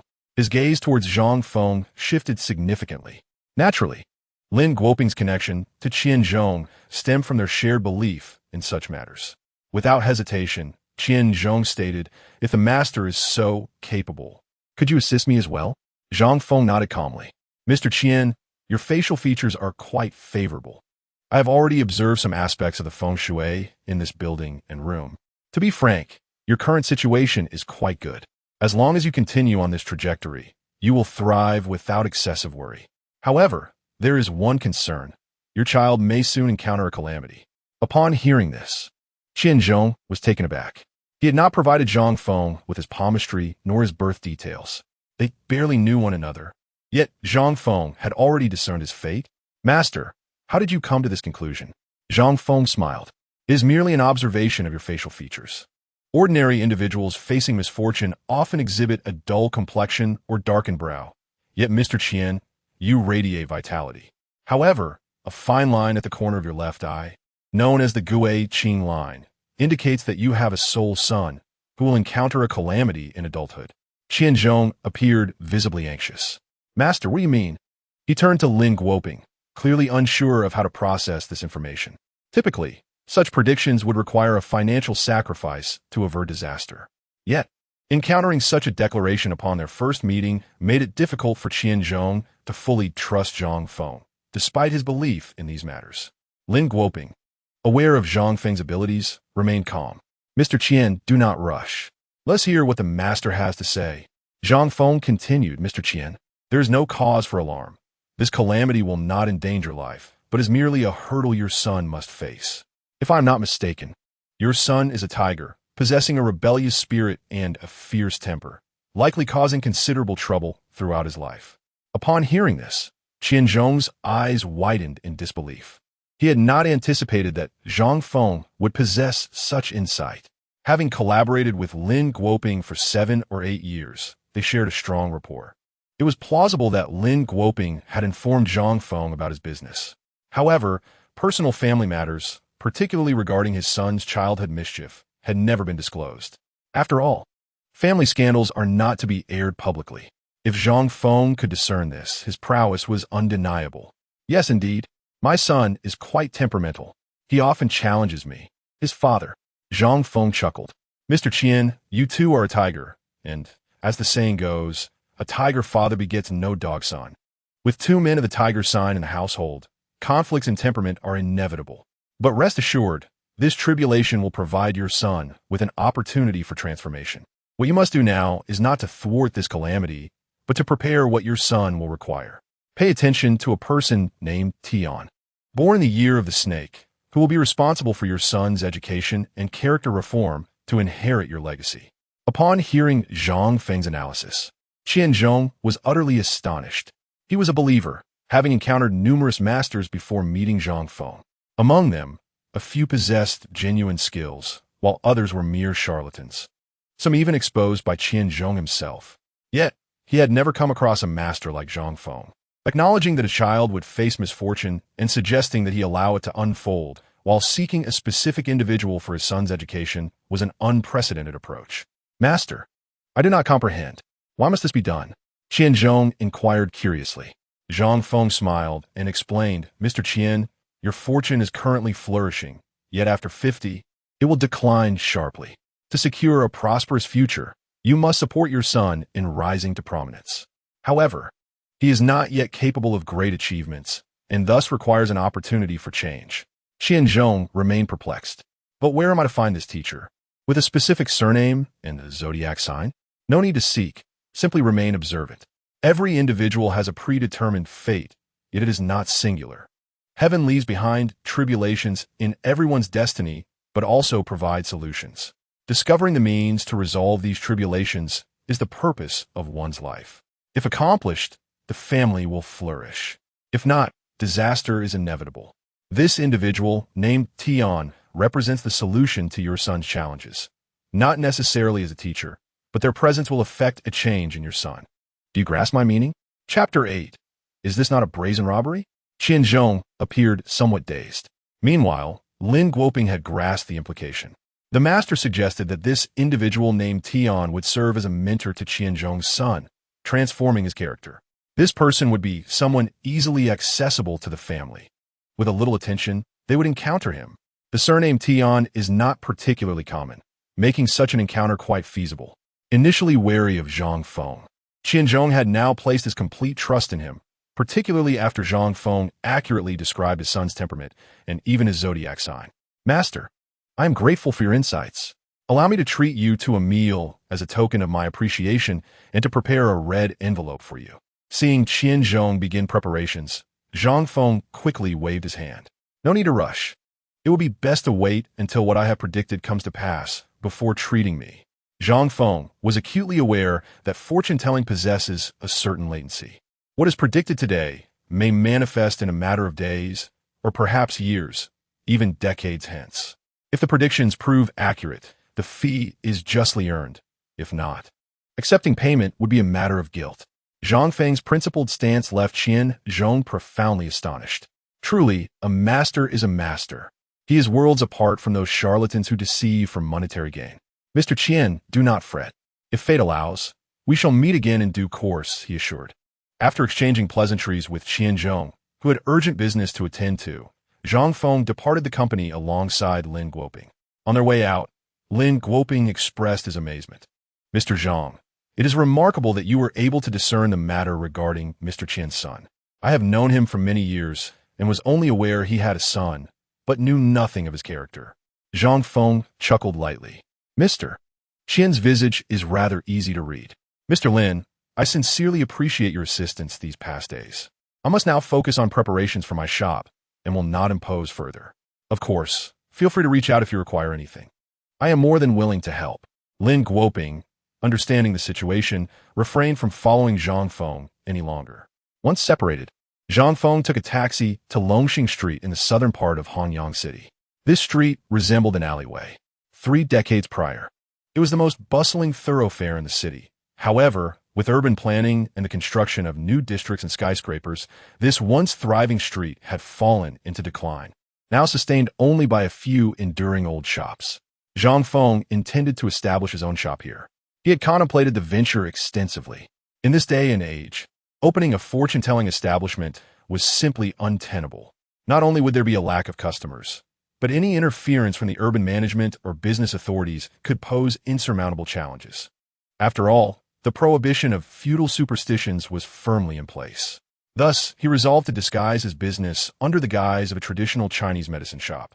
On one hand, Zhang Feng was well-versed in traditional medicine and could treat ailments. On the other, those who believe in traditional medicine were often inclined to believe in fortune-telling as well. It was a mutually beneficial arrangement. Such a medicine shop would likely escape scrutiny. Zhang Feng's consideration of Longxing Street was also strategic. Although it had aged considerably and its foot traffic had diminished, the remaining visitors were predominantly middle-aged and elderly, representing Zhang Feng's target demographic. A shop located in a mall would likely attract fewer patrons. Moreover, the rental prices here were exceedingly affordable, with some shops even available for outright sale. For Zhang Feng, armed with a modest startup capital of 200,000, this was an ideal scenario. As he strolled along Longxing Street, Zhang Feng surveyed the surroundings. The passage of 30 years was evident in the street's wear, yet it remained remarkably clean. Numerous shops bore the marks of long-standing business, their signage faded and yellowed. Aside from a few fast food outlets, there were 2 clothing stores selling inexpensive items, along with 2 fruit shops and a supermarket. Several small gift shops and pharmacies completed the scene, with numerous storefronts displaying signs indicating they were up for lease, evoking a sense of melancholy and irony. If these were indeed thriving establishments, why were there so many for rent? As he continued, a traditional Chinese medicine shop caught his eye, Guangmingtang. The sign indicated it was an establishment over 20 years old. Zhang Feng felt a surge of curiosity, pondering whether this shop was also available for lease. If it were, how fortuitous it would be. With only 200,000 in hand, the costs of rent, renovations, and inventory would be swiftly exhausted. The best outcome for Zhang Feng would be to take over an existing lease, saving on renovation expenses, and perhaps even acquiring the original stock at a reasonable price. Intrigued, Zhang Feng entered the adjacent clothing store. Inside, 2 women in their 30s were browsing garments, accompanied by another woman who was evidently the store owner, dressed in a stylish manner akin to a model. The owner, around 30 years of age, had an oval face, striking features, and a warm demeanor that drew attention. This new collection has just arrived, and your taste is impeccable, she remarked, showcasing a particular outfit. However, the price of 88 was deemed excessive. How about 38? Does that work? The 2 customers haggled, the owner appearing increasingly uncomfortable. 38 is far too low. It doesn't even cover the cost price. Perhaps you might consider other options. We do have dresses priced at 38. What about this one? Upon hearing this, the 2 women exchanged disdainful glances. 38 is all it's worth. That dress is hideous. Fine, I will give you 50. I'll take the dress, they declared, tossing money onto the counter as they attempted to leave with the garment. The owner, flustered, protested. 50 is still not enough to cover costs. I cannot sell it to you. Despite her urgent pleas, the women remained unfazed, determined to exit with their prize. Zhang Feng, taken aback, realized this was tantamount to theft and swiftly positioned himself in front of them. "Excuse me, ladies, but isn't this akin to robbery?" Upon noticing Zhang Feng's intervention, the two women paused, regarding him with contempt. "And who are you to interfere?" They were clearly seasoned in such antics, aware that the owner would likely not escalate the matter to authorities, thus leaving her at a disadvantage. "Regardless of my identity, you shall not take that dress today," Zhang Feng asserted firmly. The women frowned at his unwavering stance, with one defiantly discarding the dress onto the floor. "If we're not taking it, then so be it. It's just a rag," she scoffed, stepping on it before making the leave. As Zhang Feng prepared to confront them again, the owner interjected, "Please, let them go. It's not worth the trouble." Understanding the owner's intention, Zhang Feng refrained from further protest. After the women departed, the owner picked up the soiled garment, visibly distressed by the footprints marking it. She contemplated the potential for resale after washing it, yet feared it would lose its new appearance, leading to further complications. Zhang Feng, perceiving her predicament, quickly offered, "I will buy that dress from you." As he reached for his wallet, the owner stopped him. "Thank you, but there's no need for you to pay. I can manage this," she insisted, maintaining a forced smile. Her beauty was accentuated by her vulnerable expression, evoking sympathy. "Are you here to purchase clothing? What do you seek?" Only then did Zhang Feng recall his purpose. "Actually, I have something I wish to inquire about. What has become of the adjacent traditional Chinese medicine shop, Guangmingtang? Is it still operating?" The owner paused, taken aback. "Are you here to buy medicine? It is rather unfortunate that old Master Su has recently fallen gravely ill and been admitted to the hospital. I'm not here to purchase medicine. Rather, I wish to open a traditional Chinese medicine shop here. Is there any way to get in touch with him regarding this matter? Old Master Su has a granddaughter, Su Yinyun, and I possess her contact information." As she spoke, the proprietress took out her phone and displayed a number to Zhang Feng, who quickly noted it down. "Thank you." Just as Zhang Feng was about to leave, the proprietress called out to him. "Hey, big brother, are you planning to contact Su Yinyun right now? It might not be appropriate. Her grandfather is currently in the hospital, and during this difficult time, it wouldn't be suitable to discuss business matters." Zhang Feng found himself in a bit of a quandary. Observing his discomfort, the proprietress offered, "If you'd like, I can assist you in reaching out. I have a good relationship with their family. That would be a great help. By the way, my name is Zhang Feng. I still don't know yours," he replied. "I am Lu Yunfei," she responded. In no time, Lu Yunfei dialed Su Yinyun's number. "Hello, Yinyun, are you still at the hospital? I was planning to visit Old Master this evening. It's just a neighborly gesture.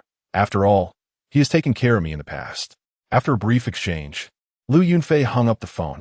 "Zhanggu, Yinyun has agreed. Let us visit the hospital together this evening. I truly appreciate your kindness. I am at a loss for how to thank you," Zhang Feng expressed, feeling a wave of gratitude towards Lu Yunfei for her assistance. Lu Yunfei merely smiled. "Not at all. I should be thanking you for helping me earlier." Zhang Feng's perspective began to shift as he contemplated Lu Yunfei's kindness. Upon their first meeting, he had discerned certain insights from her demeanor, but he hesitated to speak as they were not yet well acquainted. Now, remaining silent would be somewhat inappropriate. "Young lady, I possess the ability to read fortunes and assess feng shui. You are a widow, are you not?" At Zhang Feng's words, Lu Yunfei was momentarily taken aback, her expression quickly turning melancholic. She nodded. "My husbands passed away early, 2 of them in succession. It is said that I possess a husband-killing fate."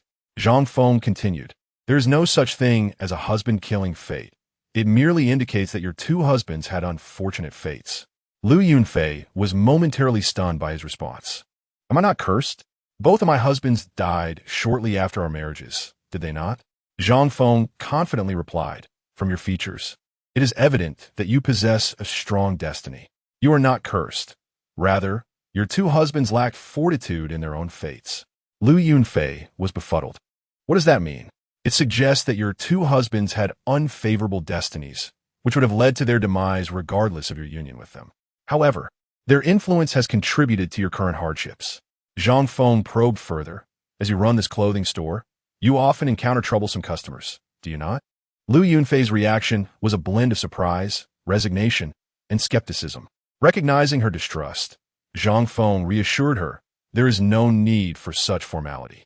Allow me to read your palm. Very well, she acquiesced, presenting her delicate hand before him. Zhang Feng did not touch her hand, but scrutinized it intently. He began to make observations. Based on your palm, you married at 21 and remarried at 28. Your family consists of your parents and a younger brother. Your mother is alive, while your father passed away 3 years ago. I predict your brother will marry within this year. Lu Yunfei was astonished by his insights. But my brother does not even have a partner yet. Marriage this year seems impossible. No, the palm does not lie. He will indeed marry this year. Zhang Feng asserted with certainty. He continued, since you question your brother's marriage, let me clarify. The troubles you face in your clothing store stem from poor feng shui and the lingering issues left by your former husband. Once these matters are resolved, your life will improve significantly. Since you doubt your brother's prospects, let us make a pact. If he marries this year, you will seek me out, and I will assist you with your current troubles. If he does not marry, you may dismiss me as a charlatan. For Lu Yunfei, Zhang Feng's proposal bore no risk. Importantly, she did not perceive him as a nefarious character, unlike others who offer vague predictions. He was willing to take responsibility for his assertions. After adding each other on WeChat, they spent a brief time in the shop until closing, then shared a meal at a nearby fast food establishment before heading to the hospital. Old Master Su was hospitalized at the Third People's Hospital of Hanyang City. Upon entering the ward, they found him resting, with Su Yunyun engrossed in her phone. Yunyun, Lu Yunfei called out, prompting Su Yunyun to rise quickly. Lu Ye, you've come. Why bring fruit? It was only fitting that I bring something, given how much Old Master has cared for me. Lu Yunfei replied with a smile. He is asleep. The doctor said his condition is stable, Su Yunyun stated, though her demeanor was low and her gaze evasive, revealing her dishonesty. The situation regarding Old Master Su was evidently grave, yet Su Yunyun wished to shield Lu Yunfei from worry.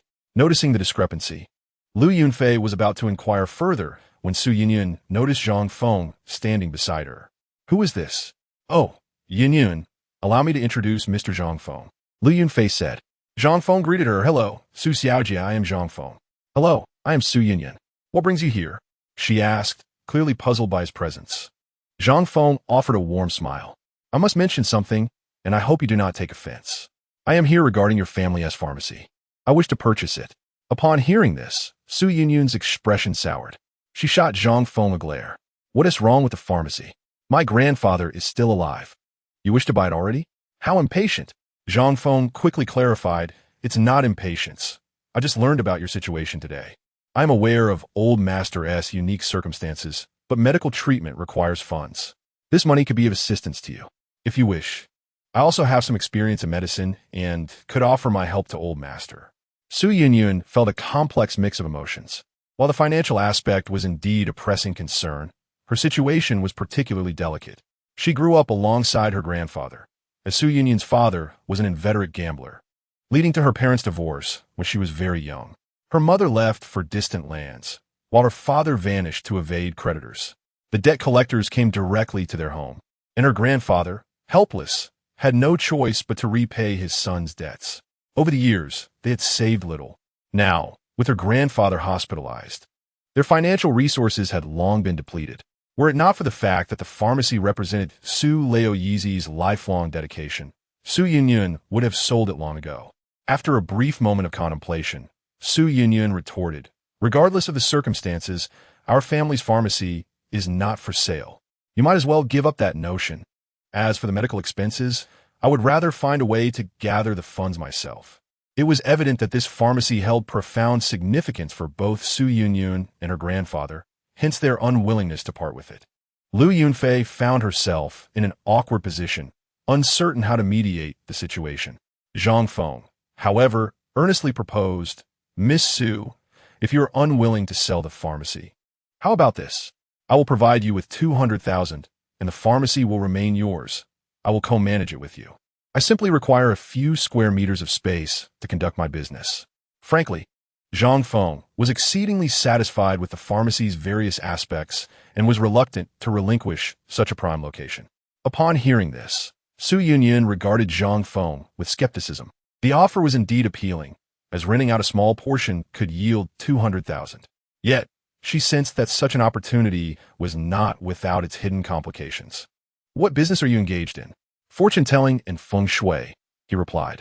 Upon hearing this, Su Yunyun was momentarily taken aback. She was not entirely dismissive of such beliefs.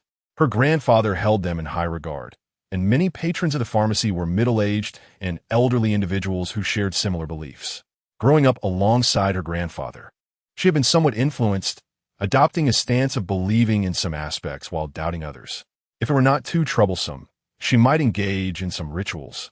Yet if it proved cumbersome, she would refrain. After a moment's hesitation, she spoke. "You may conduct your business in our store, but let me be clear. If you bring any trouble to the establishment, you must leave immediately." Zhang Feng chuckled. "I will hand you the 200,000 directly. What trouble could possibly arise that 200,000 cannot resolve? Moreover, we live in a society governed by law. If any issues arise, simply call the police. Where could I possibly go?" Seeing Zhang Feng's calm demeanor, Su Yunyun pondered that he had a point. Having received the 200,000, why worry about potential problems? She began to lower her guard. "Very well. Shall we sign a contract? How long do you wish to rent? Let's agree on 3 years for now."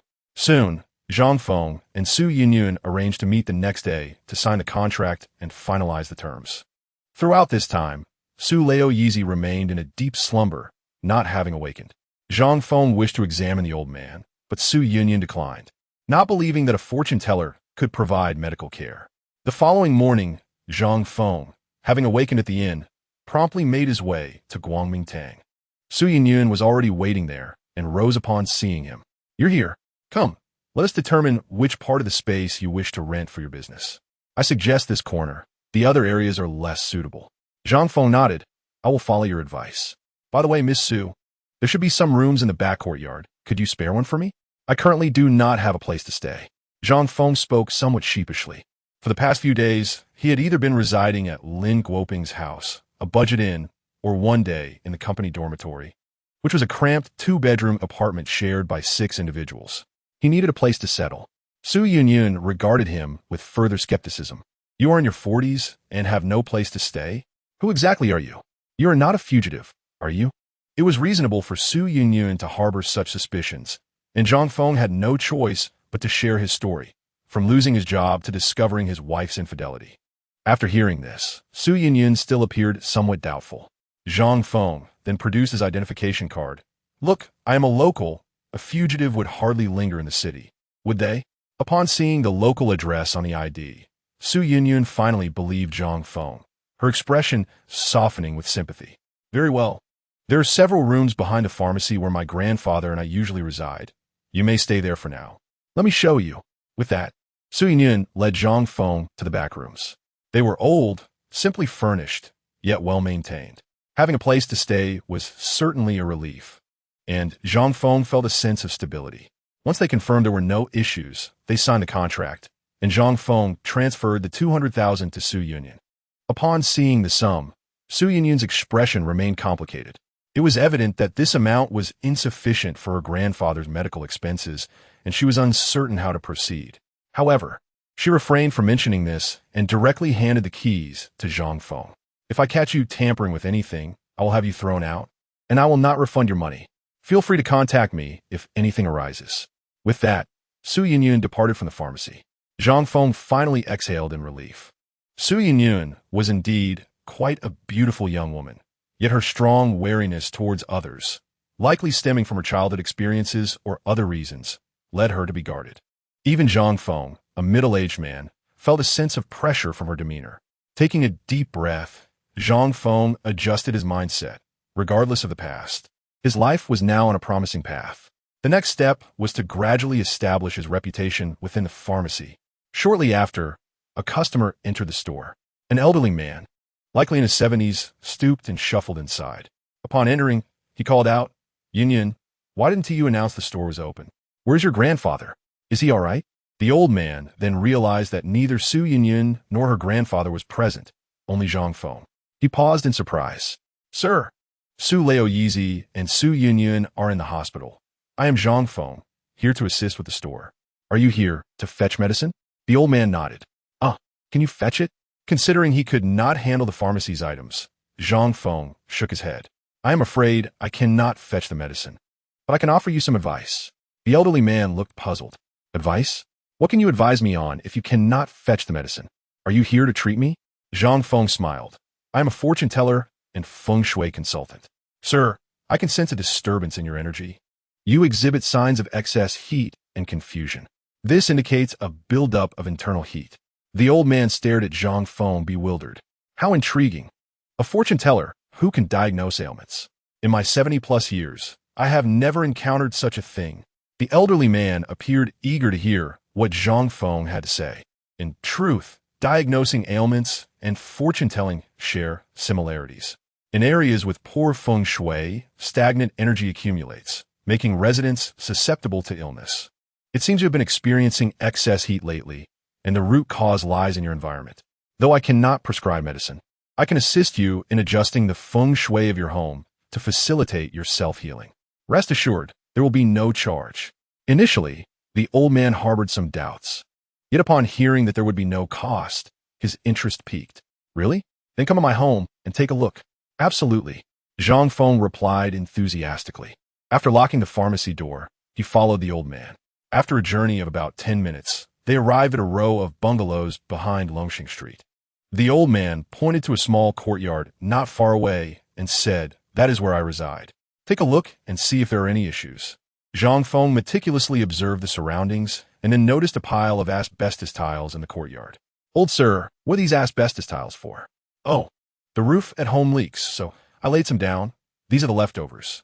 These tiles are poorly placed and obstructing the feng shui. If you have someone move them over there, it will be fine." The old man looked bewildered. "Really? That will do." "Indeed, that will suffice," Zhang Feng replied confidently. The old man was at a loss for words. Could simply moving some asbestos tiles truly resolve his health issues? If he were not already inclined to believe in feng shui, he might have scolded Zhang Feng, considering that Zhang Feng was not asking for any payment. The old man finally nodded. "All right, I will have someone move them right away." As long as he could enhance his own reputation, that was all that mattered. These clients would become Zhang Feng's supporters. Once they recognized his astrological predictions and feng shui assessments as accurate, they would naturally promote him. Chapter 12. There is a problem with this medicine. As Zhang Feng anticipated, business at the pharmacy had been dismal in the past few days.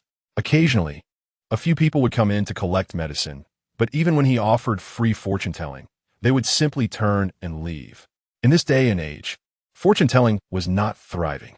In a small county or village, it might still hold some weight, but in a city, few would be inclined to believe it. That morning, once again, no customers appeared. Zhang Feng simply began practicing Tai Chi in the pharmacy.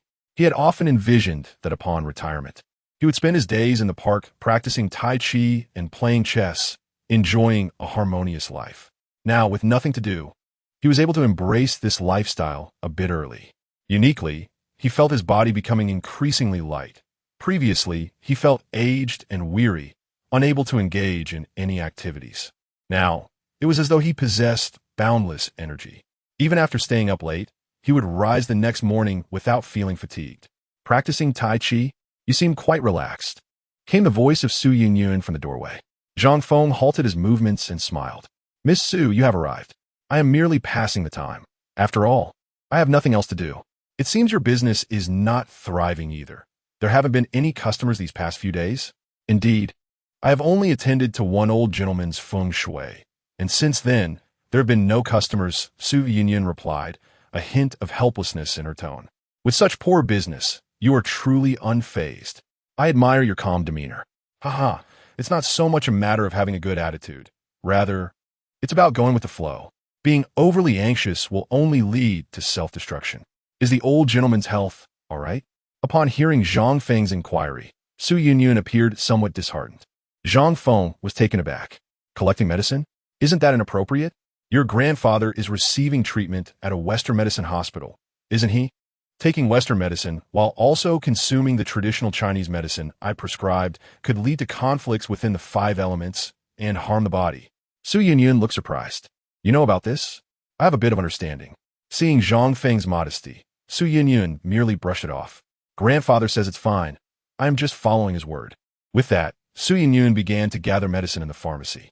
It was evident that she was not very familiar with traditional Chinese medicine, as she corresponded the names on the prescription with those on the shelves. A few minutes later, while she was still gathering medicine, a customer walked in. "Boss, I need some medicine." Though Su Yunyun was busy, she had no choice but to approach the customer. "What do you need?" "Just follow the prescription," she replied, trying to maintain her composure. "Hurry up. My family is waiting for the medicine." The man seemed somewhat anxious. Su Yunyun was aware of her lack of familiarity with traditional Chinese medicine and hesitantly suggested, "Sir, if you are in a hurry, perhaps you could go to another pharmacy? I still have things to attend to." The man became instantly irate. "Another pharmacy? Where can I find one at this hour? There are only so many Chinese medicine shops. The nearest one is 5 kilometers away. What do you have to do? I can help you. Just hurry up and gather the medicine." Seeing the man's insistence, Su Yunyun reluctantly accepted the prescription from his hands and began to gather the medicine. "Chenpai, I remember is here. I need 4 ounces." As she clumsily attempted to gather the first ingredient, it was evident that the man was growing increasingly dissatisfied. "What kind of girl are you? Are you even a pharmacy worker? Why is it so difficult to gather medicine?" "Of course I am," Su Yunyun protested, still unwilling to give in. The man, however, was becoming more impatient. "Who do you think you are? Is it customary to take so long to gather medicine? Hurry up."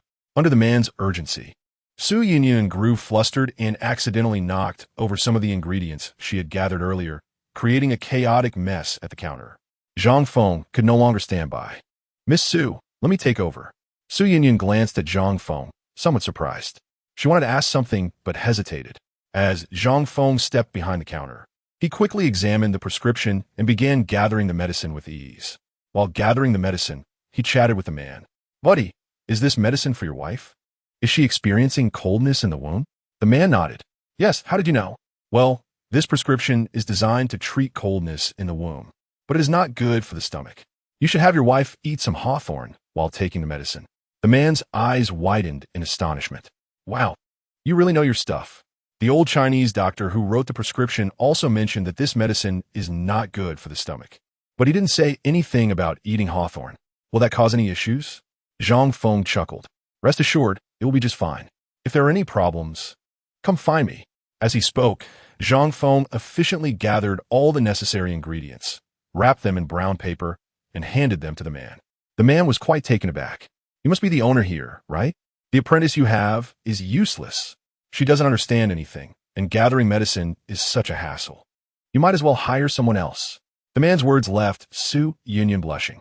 She was clearly the pharmacy worker, yet now she was being referred to as an apprentice. The issue was that she had no way to refute that claim. Zhang Feng merely smiled. "Sir, that will be 28 in total. The prices for the ingredients are listed on the side. I have memorized them. Here, S30. Keep the change." The man left the money and turned to exit. Zhang Feng was momentarily stunned by the cash. In this era of widespread mobile payments, it had been a long time since he had seen cash. Only in old streets like Longxing could one encounter such a thing. After the man left, Su Yunyun appeared displeased. "What a rude person." Zhang Feng laughed even more heartily. Su Yunyun, however, looked at him with curiosity. "You are a fortune teller, aren't you? How do you know so much about traditional Chinese medicine?" "Did I not mention? I have a bit of understanding of traditional Chinese medicine. A bit of understanding, and you know all this?" Su Yunyun was increasingly amazed. She had grown up in the pharmacy alongside her grandfather, having seen some medical texts and recognized certain herbs, but she was not well versed in them. Her knowledge could be considered basic understanding. Zhang Feng, on the other hand, had surpassed that level long ago. "Miss Su, let me help you gather your grandfather's medicine as well." Taking the prescription from Su Yunyun's hands, Zhang Feng began to examine it carefully, then furrowed his brow. Su Yunyun was taken aback. "What is it? Aren't you going to gather the medicine?" Zhang Feng shook his head. "Miss Su, this prescription is not to be used. The prescription written by your grandfather contains errors." Chapter 13. The final struggle. Upon hearing Zhang Feng claim that there was a problem with the prescription, Su Yunyun was taken aback. "How could there be a problem? That is impossible. This is a prescription written by my grandfather." Instead of arguing with Su Yunyun, Zhang Feng posed a question in return. "Is your grandfather's illness stomach cancer?" Su Yunyun was momentarily stunned. She was the only one fully aware of Grandpa Su's condition, as the doctor had only discussed it with her. How did Zhang Feng know? Observing Su Yunyun's expression, Zhang Feng realized he was correct. Mi Su, the prescription your grandfather provided can indeed treat stomach cancer, but given his frail condition, such potent medication would be immensely harmful to him. With his current state of weakness, he simply cannot endure it. Su Yunyun was shocked by Zhang Feng's analysis. According to this reasoning, was Grandpa not seeking his own demise? She shook her head fervently. Impossible. Absolutely impossible. My grandfather would never do such a thing. Zhang Feng continued to question her. Is the old gentleman's condition not deteriorating? He must be aware that his body cannot hold out much longer, hence resorting to this desperate measure. Miss Su, your grandfather's situation is perilous. Lacking understanding of these matters, Su Yunyun felt a surge of worry for her grandfather upon hearing Zhang Feng's words. Yet, she was at a loss for what to do and could only place her hopes in Zhang Feng. Do you have any solutions? I do have a method, but I am uncertain whether your grandfather will accept it. What is the method?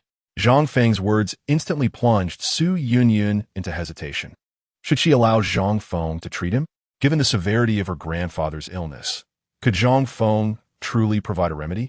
Zhang Feng could discern Su Yunyun's indecision and calmly remarked, "Take your time to consider this matter, but it would be best to provide an answer today, as your grandfather's time is limited.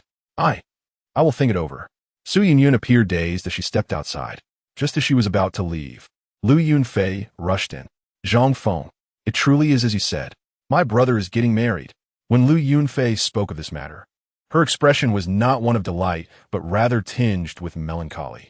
Just then, she unexpectedly encountered Su Yunyun coming out, leaving Lu Yunfei momentarily speechless. "Zhang Gu previously predicted that my brother would marry this year, and lo and behold, it has come to pass.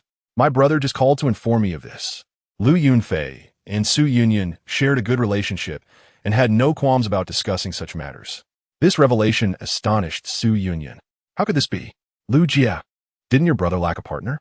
Just a month ago, you sought my assistance in introducing someone to him, and now he is getting married?" Lu Yunfei chuckled. "I too find it surprising. That is why I said Zhang Gu is remarkable. He could predict this." Su Yunyun gazed at Zhang Feng in disbelief, her eyes widening in astonishment. How extraordinary! He understands feng shui, is knowledgeable in traditional Chinese medicine, and can even predict fortunes with such accuracy. Where did this extraordinary person come from? In the past, Su Yunyun had encountered similar individuals, one of whom was known to her grandfather. However, that master had passed away over a decade ago. Furthermore, the master had foreseen his own demise and had specifically notified her grandfather beforehand. Could it be that Zhang Feng is also such a master? Zhang Feng, however, did not appear pleased. He inquired with concern, "Miss Lu, your brother's announcement may not be good news for you, would it?" Upon hearing Zhang Feng's words, Lu Yunfei was even more astonished. "Zhang Gu, you can foresee these things?" Zhang Feng smiled lightly. "I contacted you because I have a request. Most likely, he is seeking money for the wedding, be it for the dowry, housing, or vehicle." Lu Yunfei's expression darkened as she realized the truth in Zhang Feng's words. Her family indeed favored her brother over her, treating him like a treasure. Lu Yunfei's initial marriage was also due to her brother's need for funds for his education. Despite Lu Yunfei's superior academic performance, she ended up being the one to drop out. Later, her brother Lu Zhu enrolled in a third-tier university. Although it is still a university, it is not one of reputable standing. Those familiar with higher education know that only first- and second-tier universities hold substantial value. Many third-tier institutions primarily exist to profit from students, charging tuition fees that far exceed those of ordinary first-tier universities. However, Lu Yunfei's parents were oblivious, believing their son had achieved great success. Faced with the exorbitant costs of 4 years of education, they unhesitatingly chose to marry Lu Yunfei off, using her dowry to fund Lu Zhi's schooling. Lu Zhi graduated without acquiring any meaningful knowledge, and the diploma from a third-tier university did not secure him a stable job. After graduation, he merely drifted through life. With no savings and no partner, his family began to fret over his marital prospects. Now, suddenly finding a partner and planning a wedding, Lu Zhi sought financial assistance from Lu Yunfei. Zhang Feng had foreseen all of this. Lu Yunfei fell silent. Su Yunyun was equally astonished. She had some understanding of Lu Yunfei's family situation and immediately exclaimed, "Lu Ye, You must not give your brother any money. Do you not recall how he treated you when you borrowed money after your husband passed away and your clothing store was struggling? Your family does not regard you as a person. Why should you help them? Lu Yunfei remained silent, clearly torn. After all, they were her relatives, and blood is thicker than water. Being a woman, Lu Yunfei was particularly soft-hearted when it came to such matters. A few kind words from her family could easily sway her. Seeing that her persuasion had failed, Su Yunyun turned to Zhang Feng. Uncle Zhang, please also speak to Lu Jia. Uncle. Upon hearing this address, Zhang Feng could only manage a bitter smile. Indeed, it was entirely appropriate for the lively and adorable 20-year-old Su Yunyun to call him uncle. Yet, Zhang Feng felt a strange sensation each time he heard it. Never mind. He dismissed such thoughts and turned to Lu Yunfei. Miss Lu, I understand your deep affection for your family, but some matters cannot be resolved merely through sentiment. Your clothing store does not generate substantial income, does it? The financial support they require is beyond your means. I can assure you that once they realize you are unable to help, they will pressure you to sell your store or even remarry, all to secure funds for your brother's wedding. If that happens, would you still be willing to assist them? What do you believe your role as an elder sister is to them? Chapter 14. Discharge. Zhang Feng's words struck Lu Yunfei deeply. She leaned against the wall, shaking her head repeatedly. No, they would not do that. After all, I am his sister. Noticing Lu Yunfei's continued unwillingness to accept the harsh reality, Zhang Feng spoke calmly. If that is your belief, I will not stop you from doing what you wish. However, I must remind you that while you are resilient, it does not mean you should recklessly jeopardize your own well-being. If you marry again, you are unlikely to encounter a good man. Ultimately, you will be the one to suffer. Take time to consider your decision carefully. Su Yunyun stood in contemplation for a long while, gazing at Zhang Feng with a complex expression. Uncle Zhang, is your fortune-telling truly that accurate? Can you foresee that Lu Jia will encounter a bad man? Zhang Feng chuckled softly. What fortune-telling? I merely examined Lu Yunfei's palm, and there is little I can deduce. To delve deeper, I would need to know her birth date and other details. I am simply sharing my experience with her. Su Yunyun was even more bewildered. Experience? Indeed, it is akin to predicting that a person with a cruel disposition will inevitably harm others in the future. Lu Yunfei's family background is such that the men chosen for her are unlikely to be virtuous. They will surely select anyone who can afford to pay. And the two husbands Lu Jia had previously were already unsatisfactory. Is it plausible that the third could be any better? Such conclusions require no divination. They are apparent. While fortune-telling is Zhang Feng's talent, it does not imply that he will practice it on everyone he meets. Moreover, certain matters can be discerned without the need for calculations. Zhang Feng waved his hand dismissively. Miss Su, perhaps you should focus on your own affairs for now. I will assist with Lu Yunfei's situation. Upon hearing Zhang Feng's willingness to help, Su Yunyun's demeanor softened considerably. She even felt a pang of guilt and bowed her head in apology. Uncle Zhang, I sincerely apologize for doubting your character in the past. I appreciate your assistance with this matter. Zhang Feng chuckled lightly. Your apology is quite sincere, little girl. Very well. Leave this matter to me. I shall take my leave now. Upon exiting the Guangmingtang traditional Chinese medicine shop, Su Yunyun hastened to the hospital. This incident had completely transformed her impression of Zhang Feng. She now held him in considerable trust. Upon arriving at the hospital, she promptly relayed the situation to her grandfather. Su Leoi lay on the hospital bed, visibly astonished. Is this person truly so remarkable? Indeed, I have witnessed it with my own eyes. His predictions regarding Lu Jia's brother were astonishingly accurate. He is adept at preparing herbal remedies. He must be a highly skilled individual. Grandfather, why don't we consult him for treatment? Su Leoi, reflecting on the situation, was skeptical about anyone being able to cure his ailment. He contemplated that his health had deteriorated to such an extent that further treatment would yield no results. Ultimately, it would not only deplete the family's finances, but might also burden Su Yunyun with insurmountable debt. This concern led him to consider using potent medicine as a final attempt, hoping to spare Su Yunyun any troubles. Regardless of Zhang Feng's capabilities, as long as he was a traditional Chinese medicine practitioner, the expenses would be significantly reduced. After all, the costs associated with Western medicine are substantially higher, Surgeries commonly start at tens of thousands and can escalate to hundreds of thousands. Expensive imported medications add to the financial burden. In contrast, many traditional Chinese herbs are quite affordable, and the pricier ones can often be substituted with more economical alternatives. After a brief contemplation, Su Leoi nodded in agreement. Seeing her grandfather acquiesce, Su Yinyun promptly began to take action. Meanwhile, two nurses were tidying up the original hospital bed. One young nurse, intrigued, inquired, "I recall this patient had stomach cancer. Why has he been discharged? Is he being transferred?" The older nurse, around 40, shook her head. The younger nurse's expression mirrored her astonishment. Noticing the younger nurse's confusion, the older nurse elaborated, "It is futile to treat him. The doctors have stated it is terminal stomach cancer.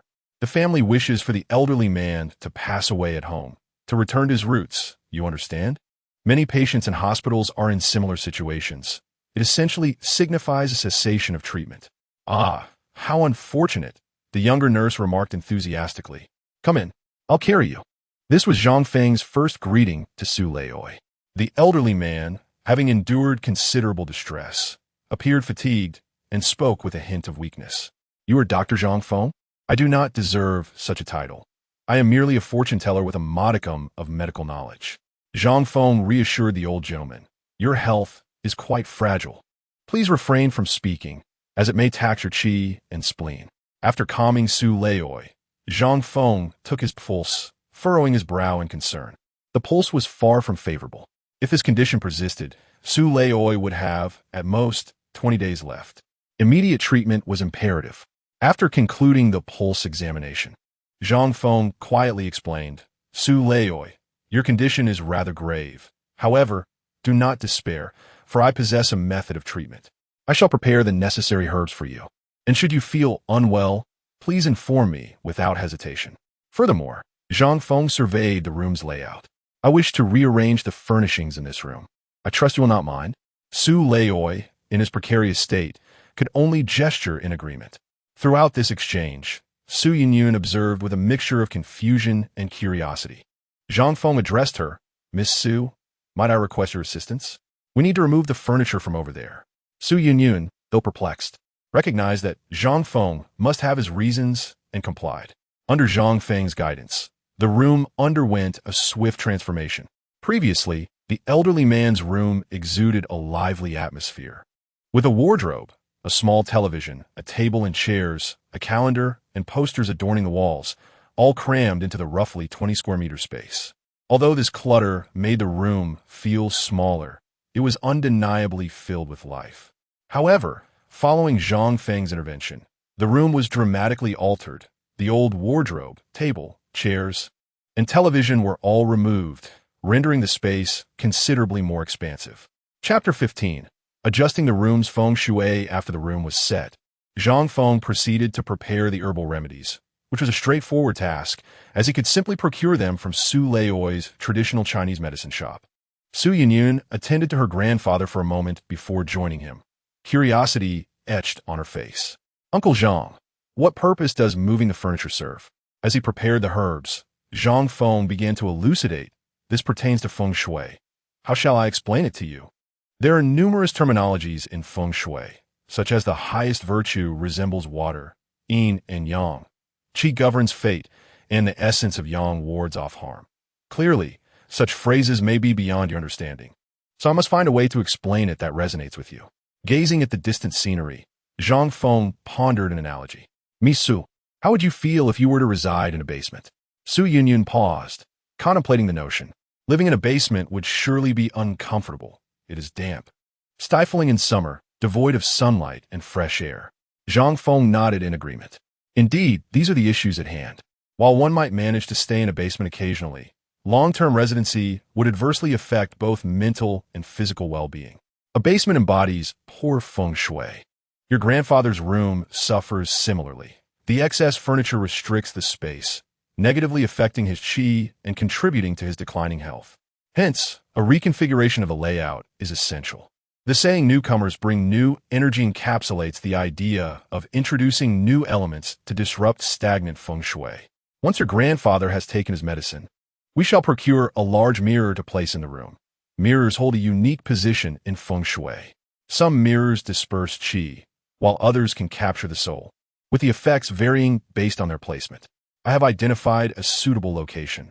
Once the mirror is positioned, it will at least enhance the current feng shui of the room, thus augmenting the treatment's efficacy. Having developed a measure of faith in Zhang Feng, she felt no inclination to dispute his assertions and was willing to follow his guidance. After preparing the herbal concoction, Zhang Feng administered it to the elderly gentleman. Given that Su Leioi was in the terminal stage of stomach cancer, his stomach had lost its functionality. Theoretically, the ingested medicine would struggle to take effect. However, Zhang Feng's prescription was somewhat unconventional. He had not intended for the stomach to absorb the medicinal properties. Instead, the aim was to deliver the remedies directly to the small and large intestines for absorption. Many are aware that the stomach digests food, yet few realize that the intestines possess similar capabilities, albeit to a lesser extent. Subsequently, the two individuals ventured to a nearby furniture store to purchase a grand mirror, measuring 1 meter by 4 meters, which they installed on the wall opposite the old gentleman, with the assistance of the store's craftsman. Once the task was accomplished, evening had descended, marking the time for dinner. Su Yinyan glanced at the clock and inquired, "What about the old gentleman? What has he been eating these past few days?" Upon hearing this, her expression fell into a state of melancholy. "My grandfather's doctor has advised that he cannot consume food at the moment. He can only sip a bit of water when he becomes thirsty. I may need to administer an intravenous drip shortly. The drip will not contain medication, but rather essential substances such as glucose and vitamins required by the human body. He has been in this condition for the past 2 weeks. Previously, he could manage some kanji, but now even that is impossible. This is, after all, stomach cancer, and his stomach has lost its functionality, rendering him incapable of digesting anything ingested." Zhang Feng stood up promptly, declaring, "Leave this matter to me." Su Yinyan looked on in confusion, uncertain of what Zhang Feng could accomplish under such circumstances. Zhang Feng proceeded to gather several herbs, which he then crushed and soaked in water. "Is there an aerosol inhaler available?" "Yes," Su Yinyan replied. Traditional Chinese medicine employs a method known as aerosol therapy, where medicinal substances are transformed into an inhalable mist. This technique boasts remarkable absorption capabilities, particularly beneficial when the patient has low absorption efficiency. Additionally, it is predominantly utilized for pulmonary ailments, as the lungs are the first organs to encounter the mist, making it effective for various conditions. This treatment method employs an aerosol inhaler, a relatively modern invention, inspired by similar approaches in Western medicine, yet often yielding superior results. Su Yinyan fetched the aerosol inhaler from her home, while Zhang Feng prepared the medicinal mixture to be administered to the old gentleman. Allowing him to inhale for an hour would provide the essential energy he required. Observing Zhang Feng's adeptness, Su Yinyan was taken aback. "I've lived in the apothecary for 20 years, and I've only seen my grandfather use this machine 3 times. I would have forgotten about it if you hadn't mentioned it." It was undeniable that Zhang Feng possessed far more knowledge than Su Yinyan. "Why is it that, despite it being a household item, I am less informed than you?" she lamented. Zhang Feng chuckled. "What are your family's belongings? I've lived for 40 years, so it is only natural that I know a bit more. Well then, let's have our meal." After all the commotion, Zhang Feng was growing hungry. Before long, they were dining on the delicious dishes prepared by Su Yinyan, spicy stir-fried meat and cold shredded potatoes.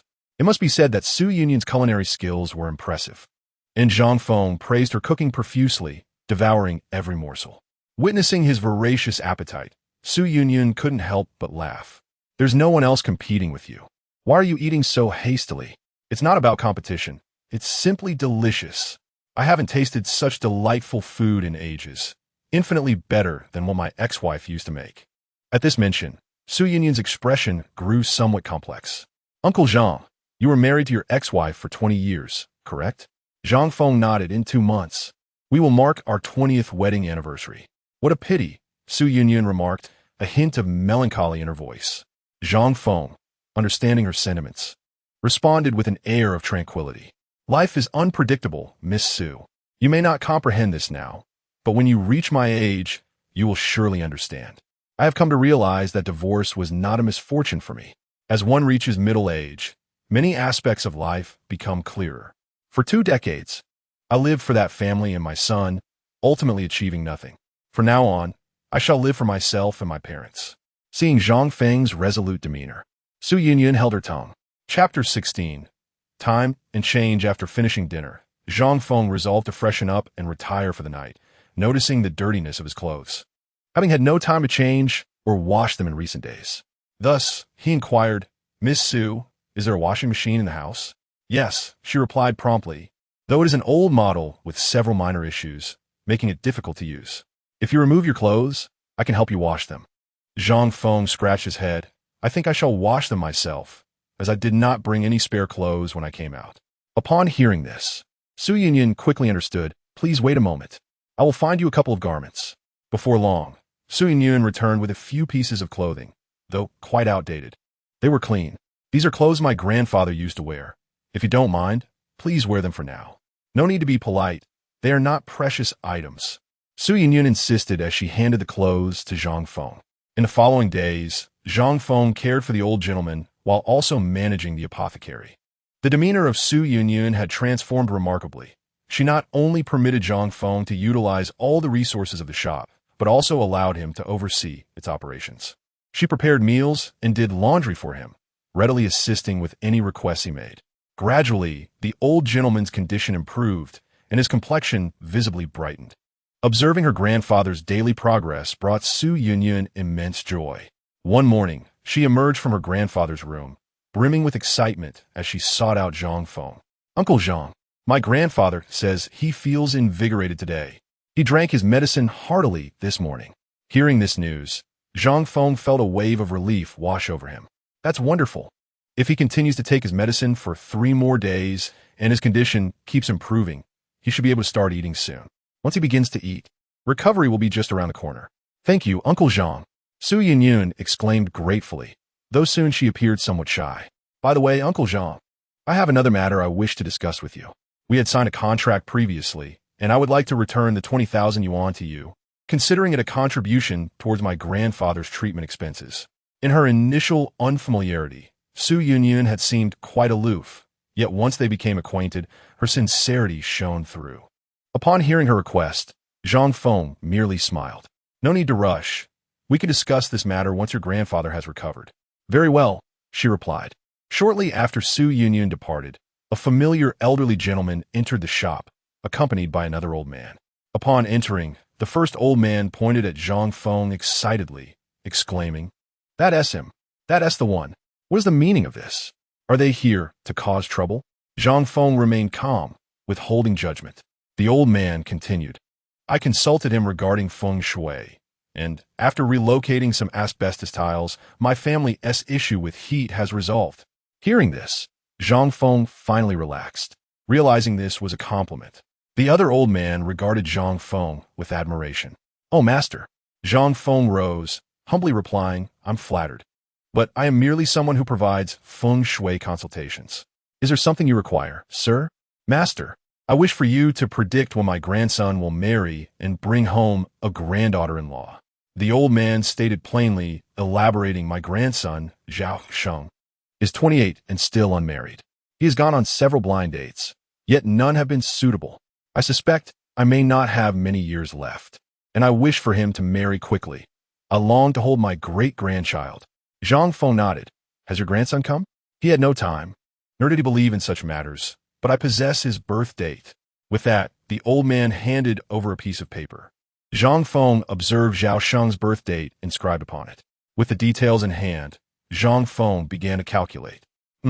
Your granddaughter-in-law is positioned in Qian, with the 5 elements corresponding to wood. Logically, she will not marry your grandson until 2 years hence." Upon hearing the mention of 2 years, the old gentleman appeared somewhat anxious. However, Zhang Feng swiftly shifted the conversation. "If you wish to embrace your great-grandson sooner, heed my advice. Let your grandson venture westward 3 days hence, and he shall surely encounter his destined match." "Is that true?" The old man was evidently quite agitated by this prospect. "This is an opportunity to hold my great-grandson early.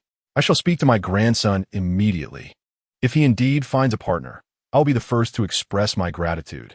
With that, Zhao Laotu departed, leaving behind the previously irate old man. This gentleman remained, taking a seat on a stool in the apothecary and engaging in casual conversation with Zhang Feng. Master, your predictions are remarkably accurate. Why had I not heard of you before? Zhang Feng smiled. I wasn't part of this community previously. Ah, I see. The old man nodded, seemingly understanding. With a hint of nostalgia, he remarked, alas, the number of fortune tellers has dwindled significantly over the years. Not long ago, there was a renowned soothsayer on this street, whose predictions were spot on. When a family member was expecting, the doctor declared it a boy, yet the soothsayer insisted it would be a girl. To everyone's surprise, the soothsayer was correct, even more so than the doctor. Unfortunately, she vanished without a trace. It was evident that this old man held a keen interest in fortune-telling and had likely encountered many seers in the past. By the way, Master, will you be a regular presence here? This is Lao Su's apothecary, correct? Indeed, we operate in collaboration, Zhang Feng replied with a smile. Ah, the old man continued to converse with Zhang Feng. Through their exchange, Zhang Feng learned that the old man's surname was Wang, and he was affectionately referred to as Lao Wang. He had an eldest son, a younger daughter, a grandson, and a granddaughter. Once a truck driver, he had retired due to age and had resided near Longxing Street for several decades. Let me tell you, Longxing Street used to be universally acknowledged as a feng shui treasure. Our Hanyang city has experienced several floods and pestilences, yet they always circumvented Longxing Street. Regrettably, in recent years, towering buildings have sprung up and people have flocked to reside within those high-rises. Longxing Street has become increasingly desolate. Observing Lao Wang's melancholy, Zhang Feng felt a tinge of wistfulness as well. Chapter 17. Seeking a lawyer. After a lengthy conversation, Lao Wang finally broached the main topic, leaning inconspiratorially to inquire.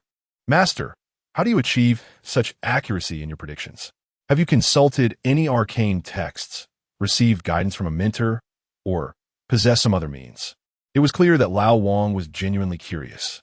After establishing rapport, he timidly posed this question. Zhang Feng smiled. Lao Wang, the truth is rather intricate. Primarily, I have gleaned insights from decades of study. To predict one's fate, one must attain enlightenment. Mere reading is of little consequence. The key is understanding. I, too, was once inept at fortune-telling until a serendipitous moment of realization struck me. Before Zhang Feng could finish, Lao Wang interrupted. I comprehend. A previous master mentioned something similar. He claimed to have received guidance from Taishang Lao Jun. Ah, it seems one must be fated for such abilities. Lao Wang mused aloud. Just then, Zhang Feng's phone rang. To his dismay, it was Lin Jiao calling. Truth be told, Zhang Feng was reluctant to answer. Yet, anticipating it might pertain to their divorce, he reluctantly picked up. Lin Jiao? What is it? What else could it be? It's about the divorce. Have you made up your mind? Zhang Feng retorted irritably. Do I even need to think about it? We are definitely getting a divorce, but the assets must be split evenly. Upon hearing this, Lin Jiao scoffed. You call yourself a man, yet you're this stingy, fighting over that dilapidated house. I refuse to give it to you, so what? Observing Lin Jiao's attitude, Zhang Feng saw no point in prolonging the conversation. He hung up the phone. There was no need to waste words. He would simply file for divorce. This call served as a reminder to Zhang Feng that he needed to expedite the divorce proceedings. Otherwise, he would be ensnared in a cooling-off period, mediation, and further delays. He needed to act swiftly. Taking advantage of the moment, Zhang Feng stood. Excuse me, Lao Wang, I have a matter to attend to. Lao Wang also rose to leave. Emerging from the shop, Zhang Feng walked over a kilometer to reach a law firm located on Longxing Street. The establishment was evidently a small firm, its sign worn and tattered. The door was plastered with various printed materials, contract templates, and computer operation notices, indicating that it had long exceeded the typical functions of a law firm. Clearly, they struggled to make ends meet solely by handling legal cases, hence the diversification into other services. However, Zhang Feng thought little of it. After all, he only needed to file for divorce and did not require an exceptionally skilled lawyer. Upon entering the office, Zhang Feng was greeted by a chaotic scene. In one corner sat a computer, beside it a printer, and scattered documents littered the area. The walls bore two somewhat tattered banners, indicating the firm had been in operation for some time. Seated before the computer was was a middle-aged man in his 40s, smoking and playing cards. Not bothering to look up upon hearing the door open, he asked, "What do you need?" "I require assistance in filing for a divorce."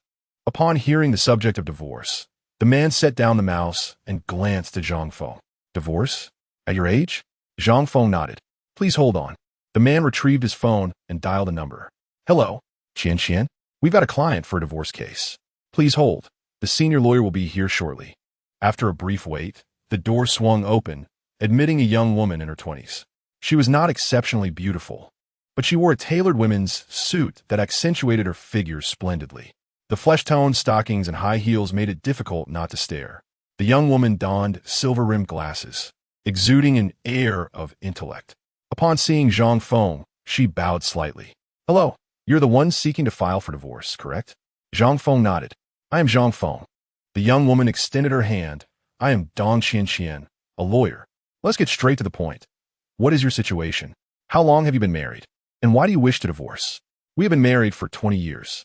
The moment Zhang Feng finished speaking, a look of melancholy crossed Dong Qian's face. After all, as a young woman, hearing about a 20-year marriage ending was somewhat poignant. Zhang Feng then recounted Lin Jiao's infidelity and his own hospitalization. Upon hearing this, Dong Qian's expression grew even more complex. It was evident that she was a novice, likely inexperienced in the harsh realities of life. An experienced lawyer would have encountered a myriad of situations and individuals.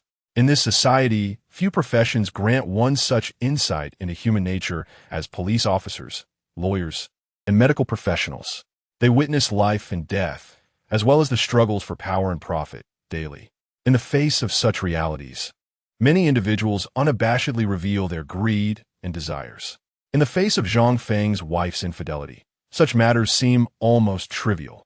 After listening to Zhang Feng's account, Dong Qian began to analyze the situation. To successfully pursue a divorce through litigation, it is imperative to establish that the marital relationship has irreparably broken down.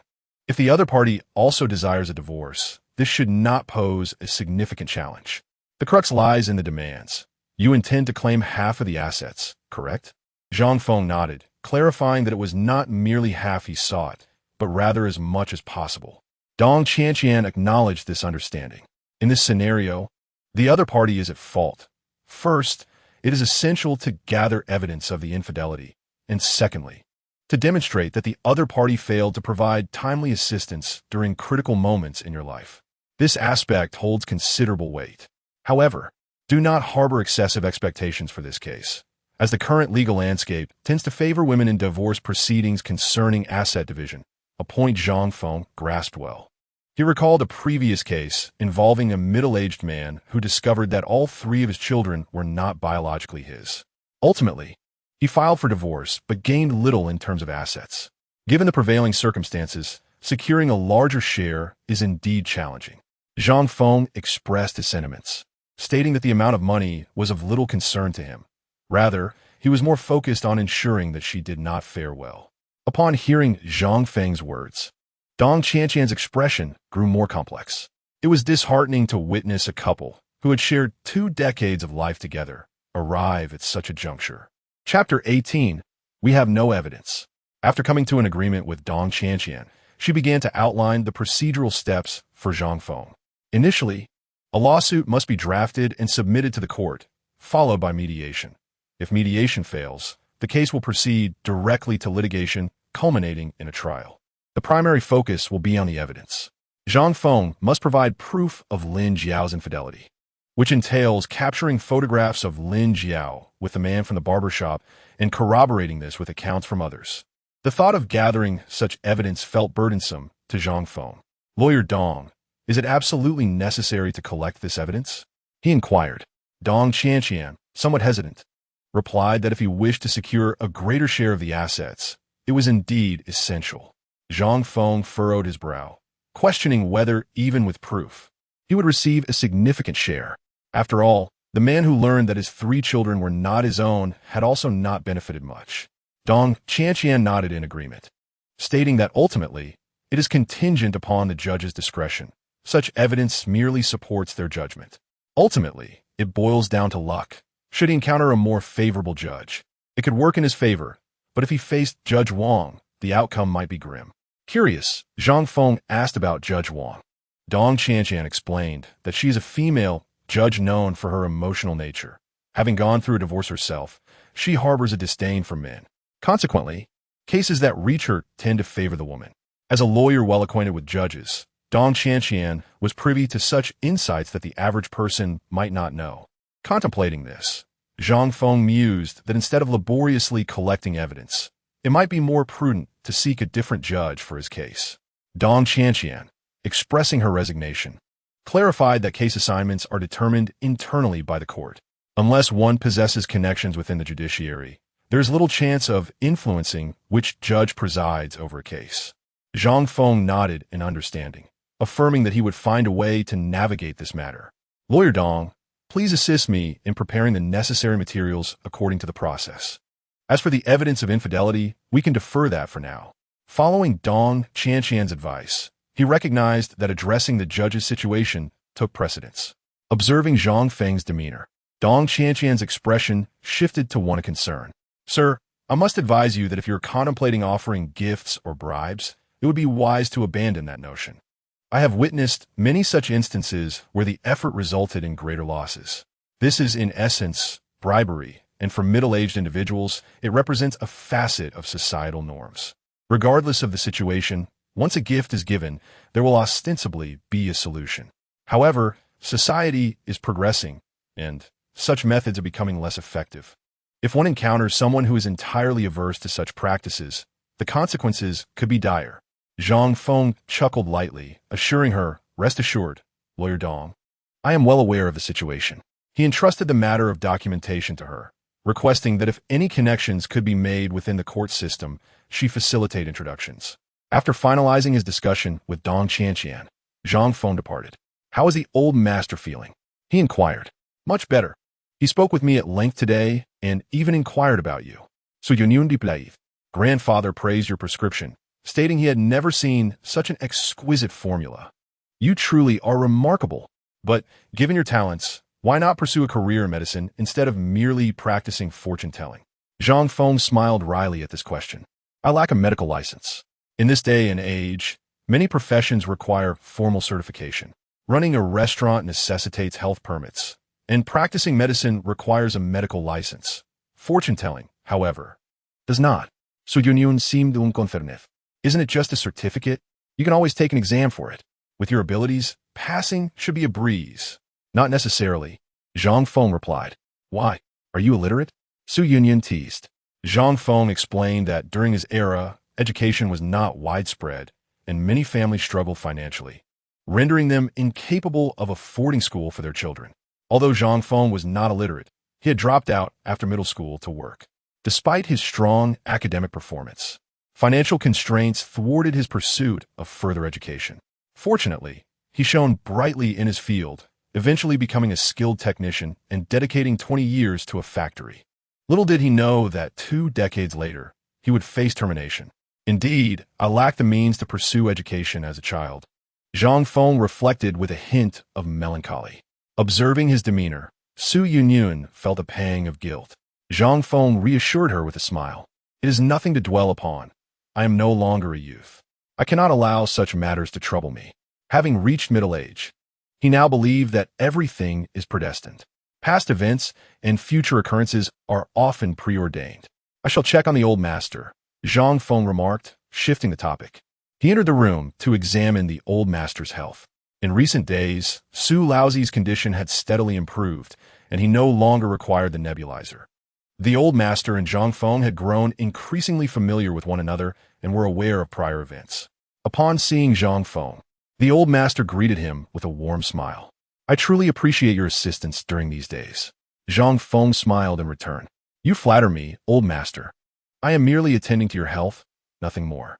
He proceeded to check the old master's pulse. After assessing it, he nodded. "Your recovery is progressing well. If you continue on this path, you should be able to consume simple broths in about 2 weeks, and perhaps solid foods in a month."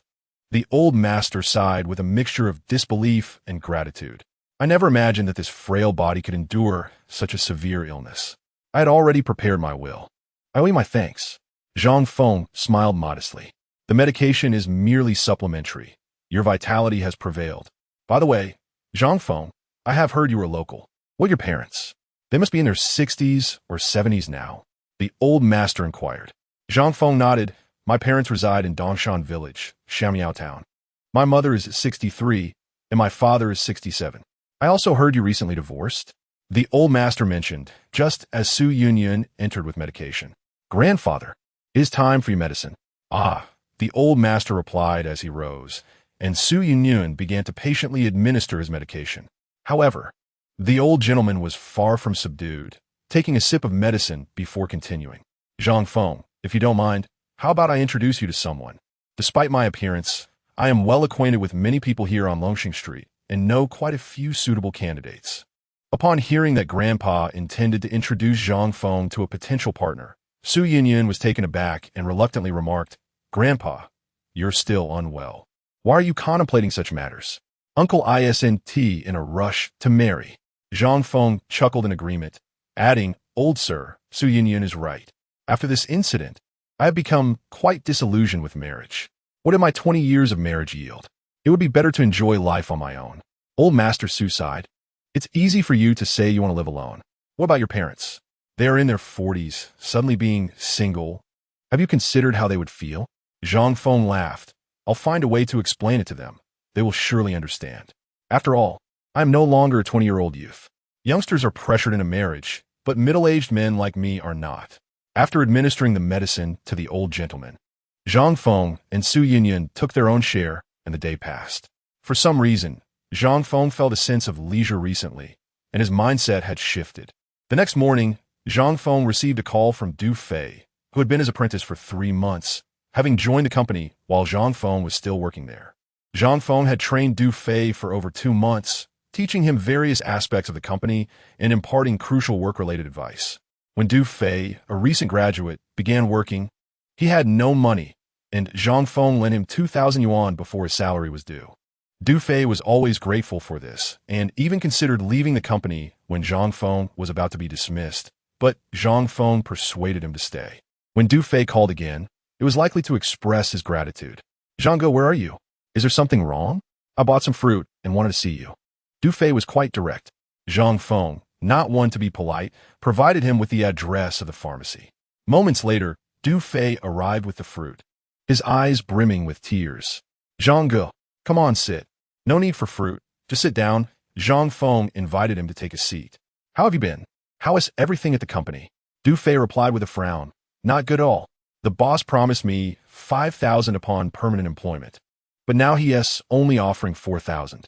Since you left, some people have started to look down on Chinchong. Chinchong was the company owner. Having worked there for 20 years, Zhang Feng understood the various murmurs that arose from dismissing a long-time employee. However, he knew these sentiments were fleeting. In time, people would forget about him. By the way, Zhang, are you selling traditional Chinese medicine now? Du Fei asked. Zhang Feng chuckled, not exactly. I'm actually reading fortunes. It's a long story, but why don't I read your fortune first? Hand it over. Du Fei obediently extended his hand, curious. Zhang, you can read fortunes? How much does it cost? Zhang Feng replied nonchalantly, it depends on fate. Upon hearing this, Du Fei became excited. Wow, Zhang, you sound like a celestial master. Fortune-telling and celestial masters are inherently linked to Taoist culture, which emphasizes the balance of yin and yang and the principles of the universe. Unlike Buddhism, where anyone can become a monk if they have the intent to convert, becoming a Taoist priest requires a certain affinity. Those without such a connection cannot engage with Taoism in this lifetime. If someone questions the legitimacy of Taoism, a priest would not argue, but rather send them away to avoid disturbing their ascetic practice. It hinges on belief.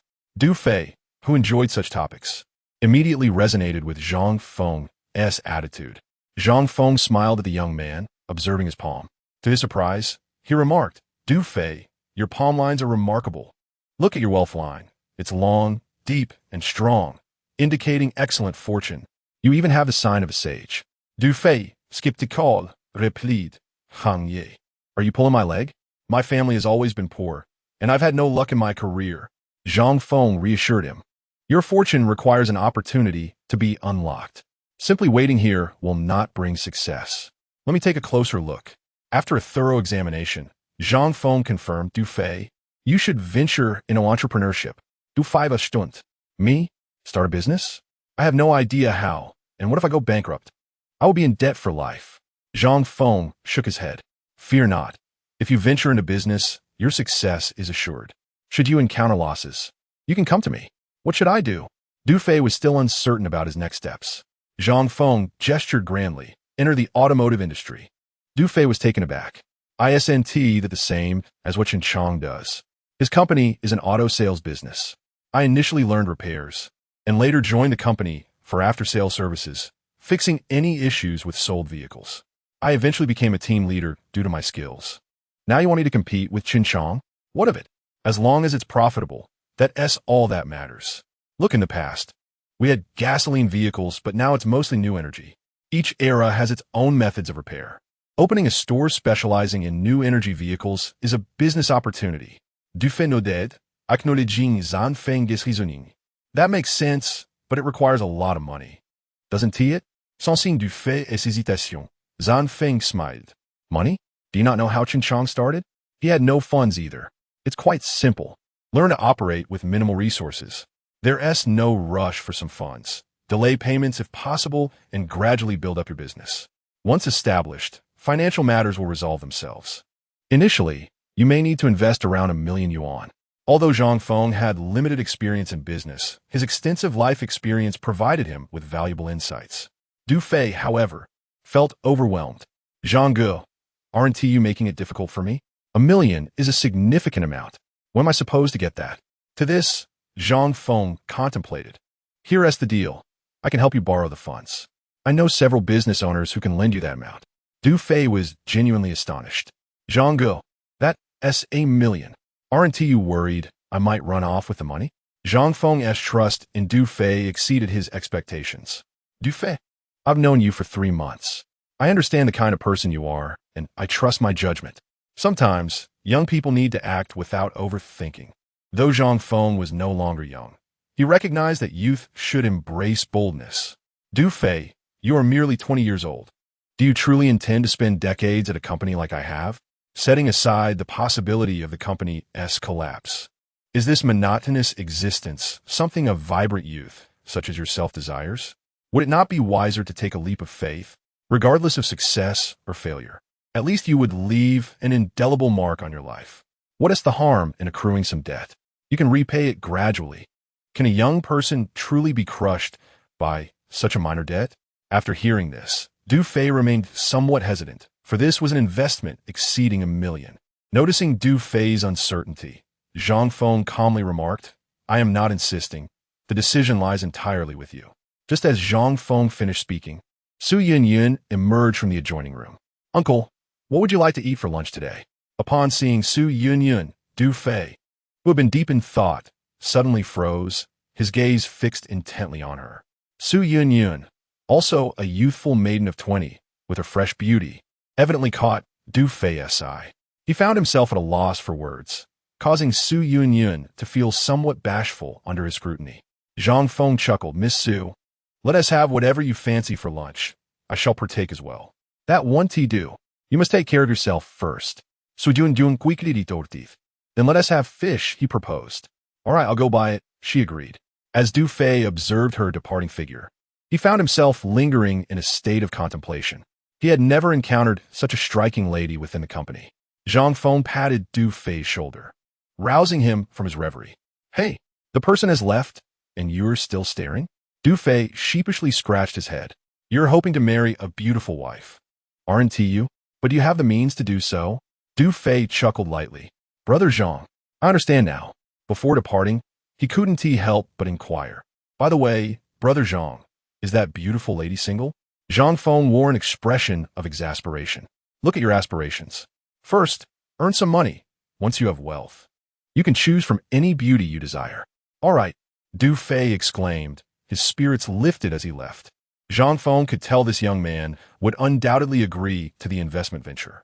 Now, with his entrepreneurial intentions confirmed, Zhang Feng needed to contemplate the matter of securing a loan. Perhaps he could approach Lin Guoping.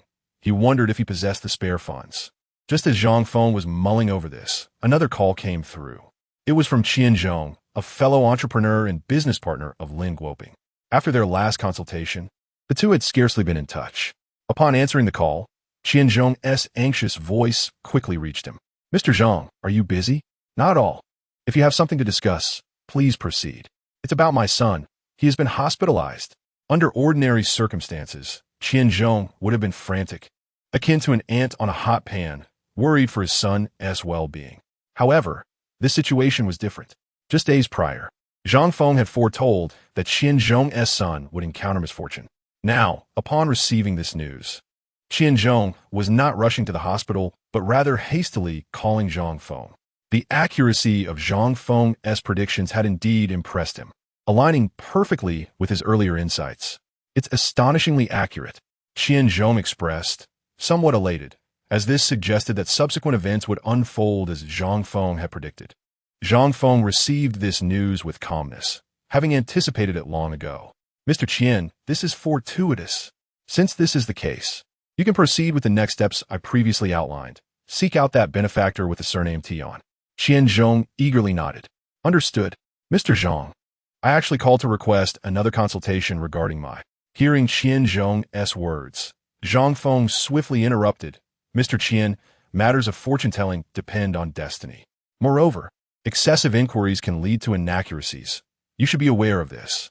Sensing Zhang Feng's refusal, Qian Zhong felt awkward. "Is that so? My apologies. Then, Mr. Zhang, to show my gratitude, may I prepare a red envelope for you? What do you think?" Qian Zhong was clearly inquiring about compensation.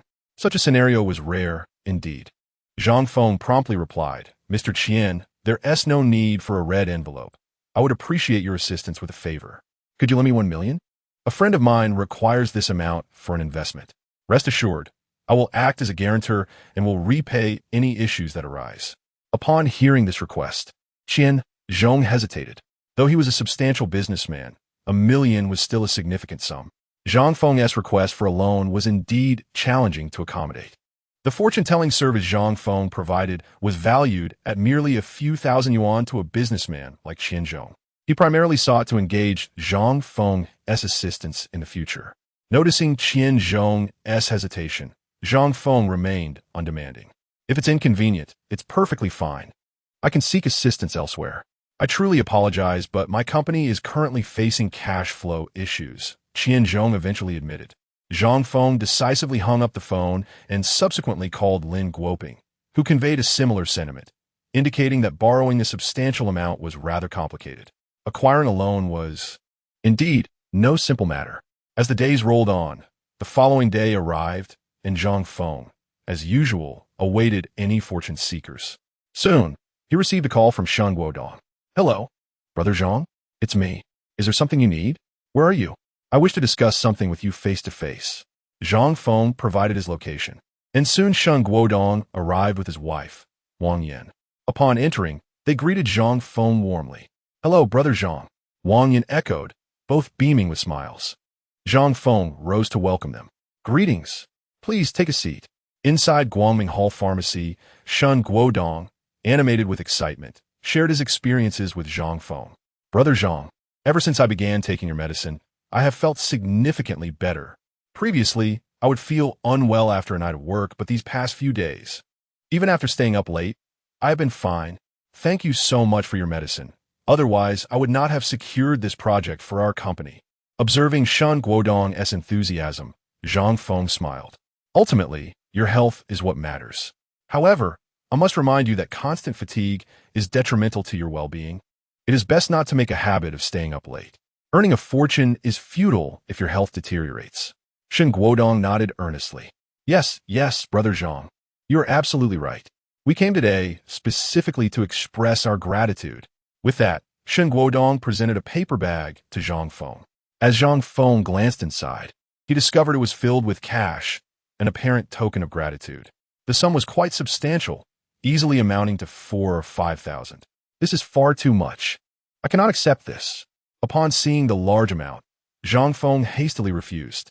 Had Shen Guodong offered a mere 1,000 or 2,000, he might have accepted, but this was excessive. "Brother Zhang, please don't be so polite. I genuinely appreciate your help. Your medicine has stabilized my health, enabling me to secure a significant project for the company. My bonus from this project will be several 100,000. This is hardly excessive. Shen Guodong's generosity stemmed from a valid motive. Yet, Zhang Feng felt uncomfortable accepting such a large sum. However, upon hearing the figure, an idea sparked in his mind. Oh, Mr. Shen, you earned several 100,000 from just one project? You must be quite affluent. Shen Guodong smiled bashfully. Yin Yin mentioned that, referring to my daughter, Shen Yaoyan. It was indeed surprising. Shen Guodong's ability to generate wealth was far more formidable than one might perceive. Their family's lifestyle did not reflect the reality of having over 1 million in savings. Mr. Shen, would you be willing to lend me 1 million? I have an investment opportunity, and I assure you, I will repay it. Upon hearing about the loan, Shen Guodong immediately agreed. Of course, no problem, he responded decisively. However, Wang Yin, who stood nearby, appeared less than pleased. She seemed reluctant about the arrangement. Zhang Feng's expression was one of gratitude. That's truly wonderful. Now I must express my thanks to you, he exclaimed. After greeting Su Yunyun, Zhang Feng enthusiastically led the two to a restaurant. Over a meal accompanied by wine, Zhang Feng continued to express his appreciation to Shen Guodong, who readily affirmed, "We're friends, so it's only natural to help out." After their feast, the two parted ways. Once outside the restaurant, Wang Yin and Shen Guodong hailed a taxi for their departure. On the journey home, Wang Yin, somewhat unwillingly, inquired, "Husband, are you truly planning to lend out 1 million yuan? That's quite a sum. Have you thought it through?" Although she harbored doubts about the decision, she refrained from voicing them in front of Zhang Feng, understanding the importance of preserving her husband's dignity. Unlike Lin Jiao, who would have unhesitatingly refused in such a situation without regard for Zhang Feng's feelings, Wang Yin chose to remain silent. Shen Guodong nodded affirmatively. "Certainly. On one hand, we have accepted their kindness. Consider how much we spent during our hospital stay.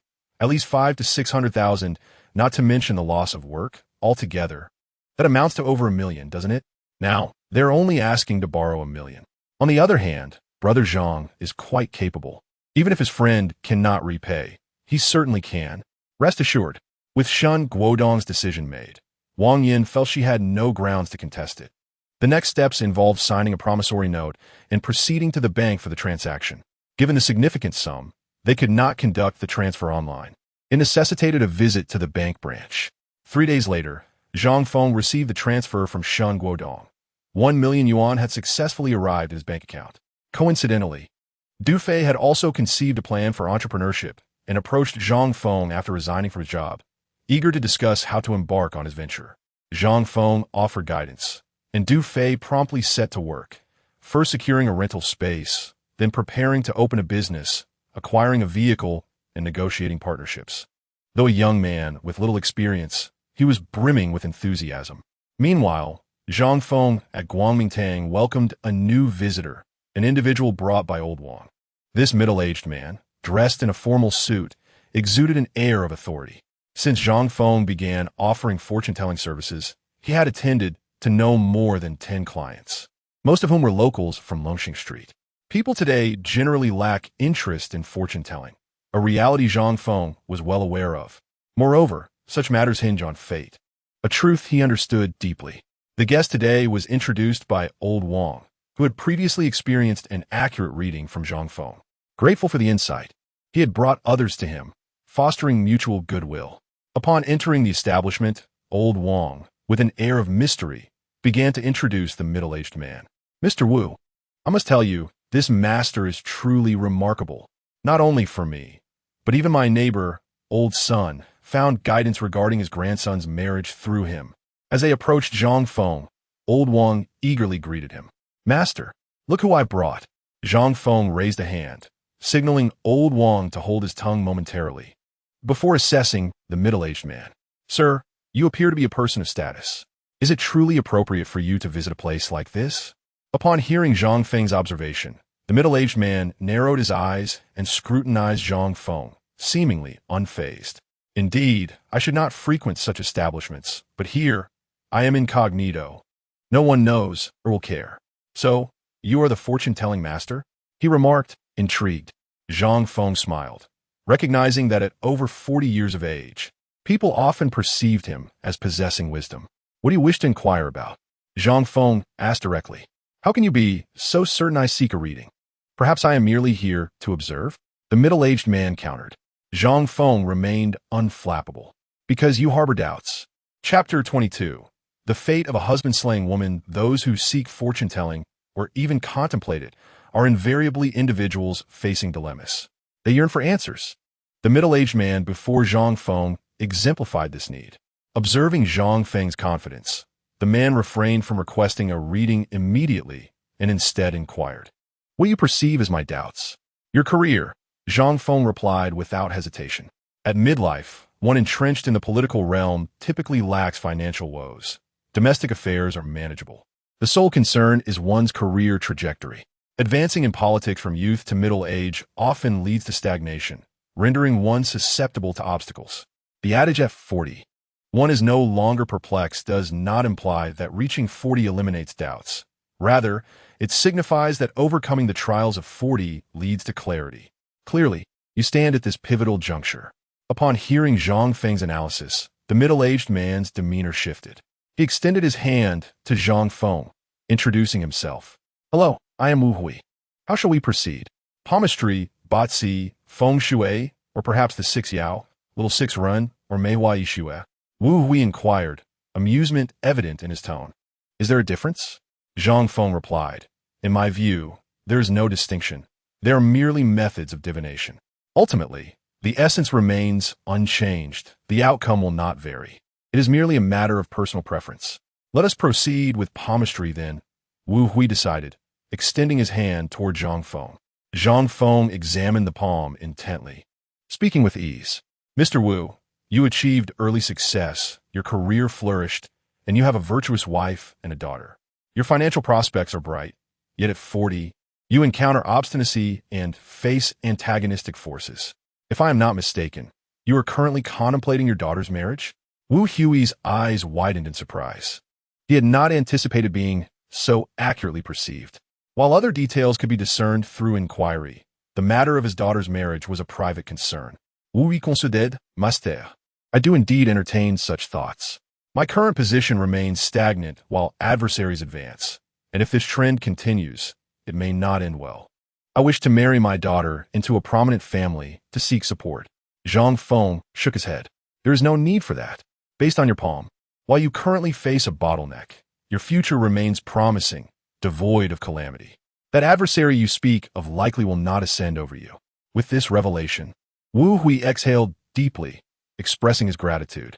"Thank you, master. How may I repay you?" "There is no need. Your presence here signifies fate. I only offer readings for the sake of destiny." Zhang Feng had already discerned the answer from Wu Hui's palm. Their connection was not yet severed, and they would meet again. There was no need to discuss monetary matters. Wu Hui appeared somewhat taken aback, glancing at old Wang, who merely smiled and waved his hand dismissively. "Ah, the master simply isn't interested. No need to ponder further. Masters have their own considerations. Now that we've concluded, shall we take our leave and not disturb the master any longer?" "Very well." Old Wang and Wu Hui departed, and shortly after, Su Yunyun emerged from the back room. She had been present earlier, but refrained from stepping out, aware of the ongoing conversation and curious about the events that had unfolded. "What were you discussing?" she asked.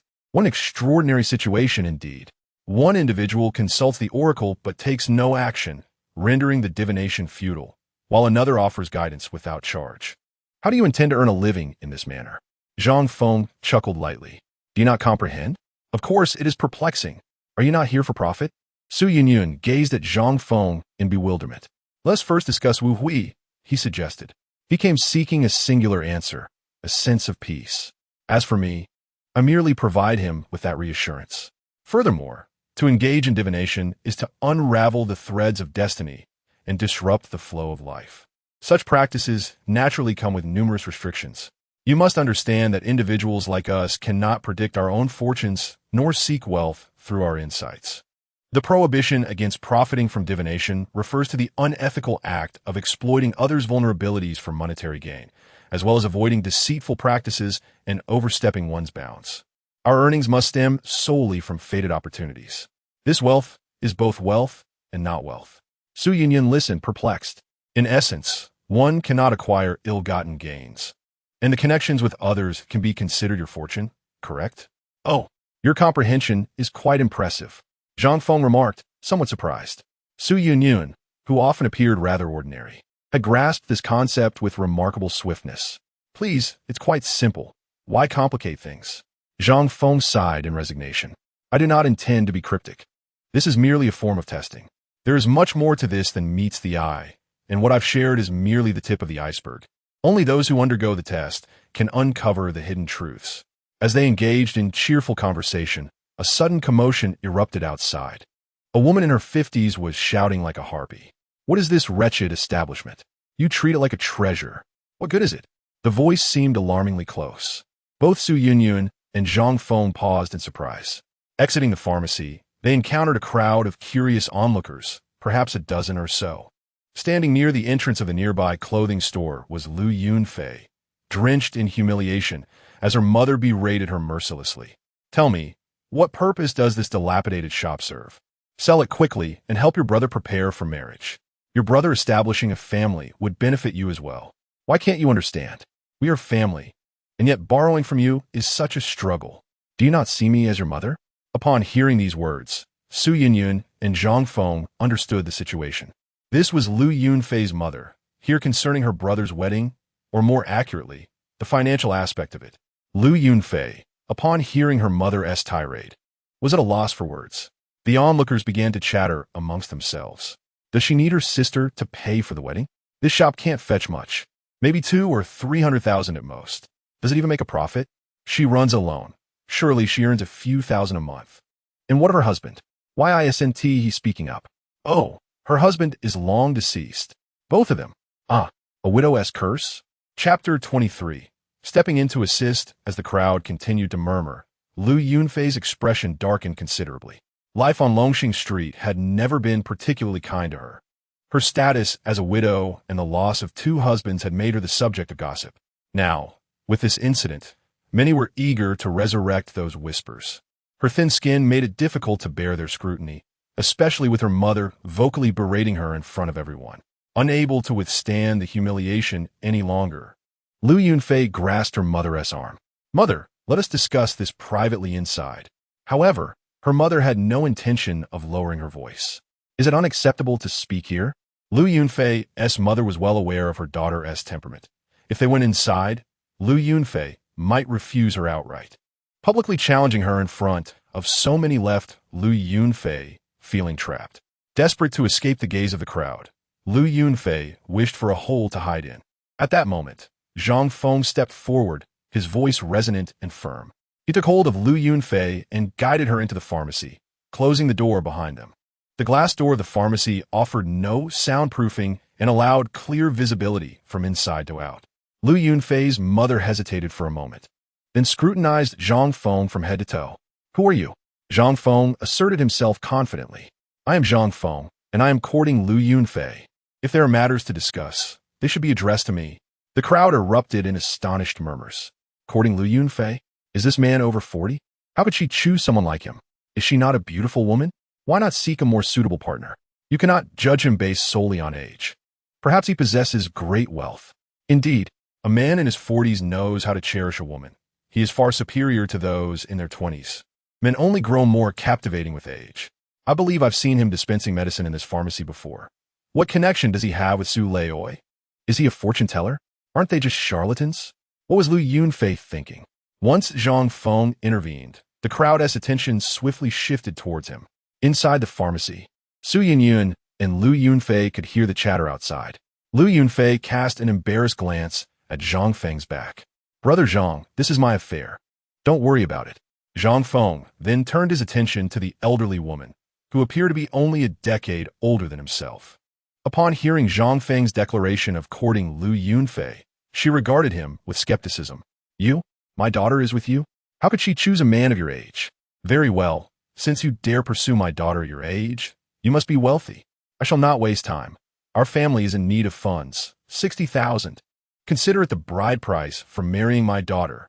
This woman's audacity was astounding. She boldly demanded 60,000 without a hint of shame. The crowd erupted into a fervent discussion. 60,000? No young maiden would dare ask for such a sum. Indeed, but one must consider that Lu Yunfei is a rare beauty on Longxing Street. If 60,000 is sufficient for marriage, I would sell everything to make it happen. Enough. At your age, even 600,000 would not be enough. You are simply too unattractive. Laughter ensued. Within the pharmacy, Lu Yunfei anxiously observed the interaction between Zhang Feng and her mother, uncertain of how to proceed. Beside her, Su Yunyun offered consolation. Sister Lu, do not worry. Brother Zhang is quite reliable. He will surely help you resolve this issue. With a sigh, Lu Yunfei replied, I'm all too familiar with my mother's nature. She will not relent until she has the money. Furthermore, she now believes Brother Zhang is wealthy and will likely seek to exploit him. Zhang Feng was about to encounter significant trouble, as Lu Yunfei had previously experienced such situations. Initially, her family sought 80,000 as a bride price in a moment of financial desperation. However, upon learning that the prospective groom had some wealth, they swiftly raised the demand to 180,000, adding to the fact that Lu Yunfei is indeed quite beautiful. The other party did not hesitate to hand over the money. Now, they aim to dupe Zhang Feng. Lu Yunfei has already lost 2 husbands. How could she possibly demand a bridal price of 600,000? It is more likely that she intends to use this sum for her brother's wedding, to purchase a house and a car. Currently, Lu Yunfei seems less concerned for herself and more for Zhang Feng. Beside her, Su Yunyun tugged at Lu Yunfei, saying, Sister Lu, I assure you, since Brother Zhang dares to assist you, he is certainly not afraid of trouble. You might as well focus on your own affairs. Are you truly considering selling your clothing store for your brother's wedding? You know your brother's character, don't you? Lu Yunfei's brother, Lu Jia, has never been studious and has always been mischievous, indulging in a life of leisure as he grew up. Although he has never caused any major disasters, he has consistently been a source of minor troubles. Even after entering the workforce, he continues to lead an unkempt existence. Their parents have always been rather lenient towards Lu Jia, despite being nearly 30 and still lacking a stable life. They believe it is merely because he has yet to settle down. They think that once he marries, everything will be fine. Hence, they are so eager to hasten Lu Jia's marriage. Frankly speaking, if this money were given to Lu Jia, one might as well forget about him ever repaying it. He usually works as a security guard, earning 2,000 to 3,000 a month, just enough to support himself. How could he possibly repay Lu Yunfei? It would be a miracle if he didn't ask Lu Yunfei for money. He is even incapable of supporting their parents in their old age. Lu Yunfei is fully aware of this. Upon hearing Su Yunyun's words, she could only let out a helpless sigh. She understands the rationale behind it, yet being family, how could she easily sever ties? Zhang Feng likely perceives this too, which is why he insists on helping, even keeping Lu Yunfei at a distance. Chapter 24. What kind of parents are these? Confronted with the elderly woman's demand for 600,000, Zhang Feng remained composed, retorting coldly, Auntie, 600,000 as a bridal price? You truly dare to utter such a sum? Do you really believe money is so easily earned? Lu Yunfei's mother showed no sign of embarrassment, looking down at Zhang Feng with disdain. No money? If you lack funds, then there is nothing more to discuss regarding Lu Yunfei. You are a grown man, nearly 40, yet you cannot produce 600,000. How dare you seek a woman under such circumstances? Aren't you ashamed? Quickly call Lu Yunfei out. I have no interest in conversing with you. I want to take my daughter away. Seeing the woman's attitude, Zhang Feng remained steadfast at the door, raising his voice. Lu Yunfei is already mine. She has spent so much on me, and you think you can just take her away? I assure you, that will not happen. Don't think for a moment that I am unaware of your family's circumstances. You want money solely to marry off your son, don't you? Let me ask you, when your son was in school and lacked money, you wanted Lu Yunfei to marry. Now that he is working and still has no money, you still want Lu Yunfei to marry. Is she your daughter or merely your cash cow? Does she deserve such torment? Had it not been for you, could Lu Yunfei have married those 2 ailing men? Let everyone judge. Is this how a parent should behave? Ignoring their daughter's well-being and merely seeking to marry her off for money. Isn't that a form of exploitation? The crowd around them gasped in astonishment. They were aware that Lu Yunfei had lost 2 husbands, yet few knew the full details. Both husbands had died due to pre-existing health issues. Who would willingly marry their daughter to such men? It was only Lu Yunfei's parents who would stoop to such depths for money. They may have received the funds, but they showed no regard for the hardships Lu Yunfei endured, being scorned after her husband's deaths, mistreated by her in-laws, and facing disdain from all around. Now, she runs a clothing store on Longxing Street, managing to make ends meet. Yet, here they were, returning to cause her further trouble. The onlookers began to murmur among themselves, expressing their disapproval of the elderly woman. Such a mother is truly unworthy. Who exploits their own daughter like this? Indeed, just look at her expression. She's clearly no good.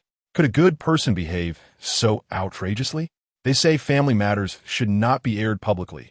Yet look at her. Faced with the crowd's accusations, the elderly woman became furious. She lunged at Zhang Feng, harshly declaring, "Do not meddle in our family affairs. Regardless, I will not agree to Lu Yunfei's situation without money." For her, at this moment, money was the foremost concern. With money, even if Zhang Feng created a scene, she could act as if nothing were amiss. Without it, she would raise a ruckus. Such an attitude is indeed laughable. Therefore, Zhang Feng decided to show no mercy. He coldly replied, "Let's not beat around the bush. You want this money to marry off your son, don't you? I'll be blunt. Your son is destined to remain single for life. If he ever gets married, I'll change my surname to his." This was not an idle boast. Zhang Feng had assessed the woman's demeanor and drawn his conclusions. Facial features can often reveal much. Different traits signify varying personalities. For instance, men with certain eye shapes typically lack a sense of responsibility, leading to turbulent marriages. Men with narrow foreheads are often petty and become overly calculative post-marriage. Of course, one must consider the overall appearance. Someone with a narrow forehead might still possess a noble aura. Although Zhang Feng had not observed Lu Zhi's features directly, he had seen both the woman's and Lu Yunfei's, allowing him to infer Lu Zhi's traits. Many facial characteristics are largely predetermined at birth, influenced by one's family. The remaining traits are shaped by later experiences. There exists a phenomenon known as couple resemblance, where prolonged cohabitation alters the couple's appearances, reflecting their mutual influence. Lu Zhi, being unmarried, could only be influenced by those close to him, primarily his parents. Given that his mother possesses such traits, it is only natural that he, too, would not fare well in this regard. Difficulties in marriage previously would only become more pronounced in the future. Provoked by Zhang Feng's words, the woman grew even angrier. "What nonsense are you spouting? My son is exceptionally talented. How could he possibly be unable to find a wife?" Zhang Feng nearly burst into laughter. Exceptionally talented? If he were truly as you claim, he wouldn't be nearing 30 and just starting to consider marriage. If he were genuinely good, would others demand such exorbitant bridal prices? Do you truly expect 600,000? If he were a worthy man, the women would be flocking to him. The elderly woman's face flushed with embarrassment. Zhang Feng pressed on, "If he is so remarkable, why doesn't he come out himself? Why is he not present to ask for the money personally? What is his occupation? How much does he earn a month? Which university did he attend?" Upon mentioning the school, the elderly woman finally found a point of pride, quickly responding, "My son is a university graduate." Zhang Feng smiled. "And what of it? There are countless university graduates nowadays. Surely your son did not attend some third-rate institution? What is he doing now?" Accomplished graduates either start their own businesses or work in reputable firms.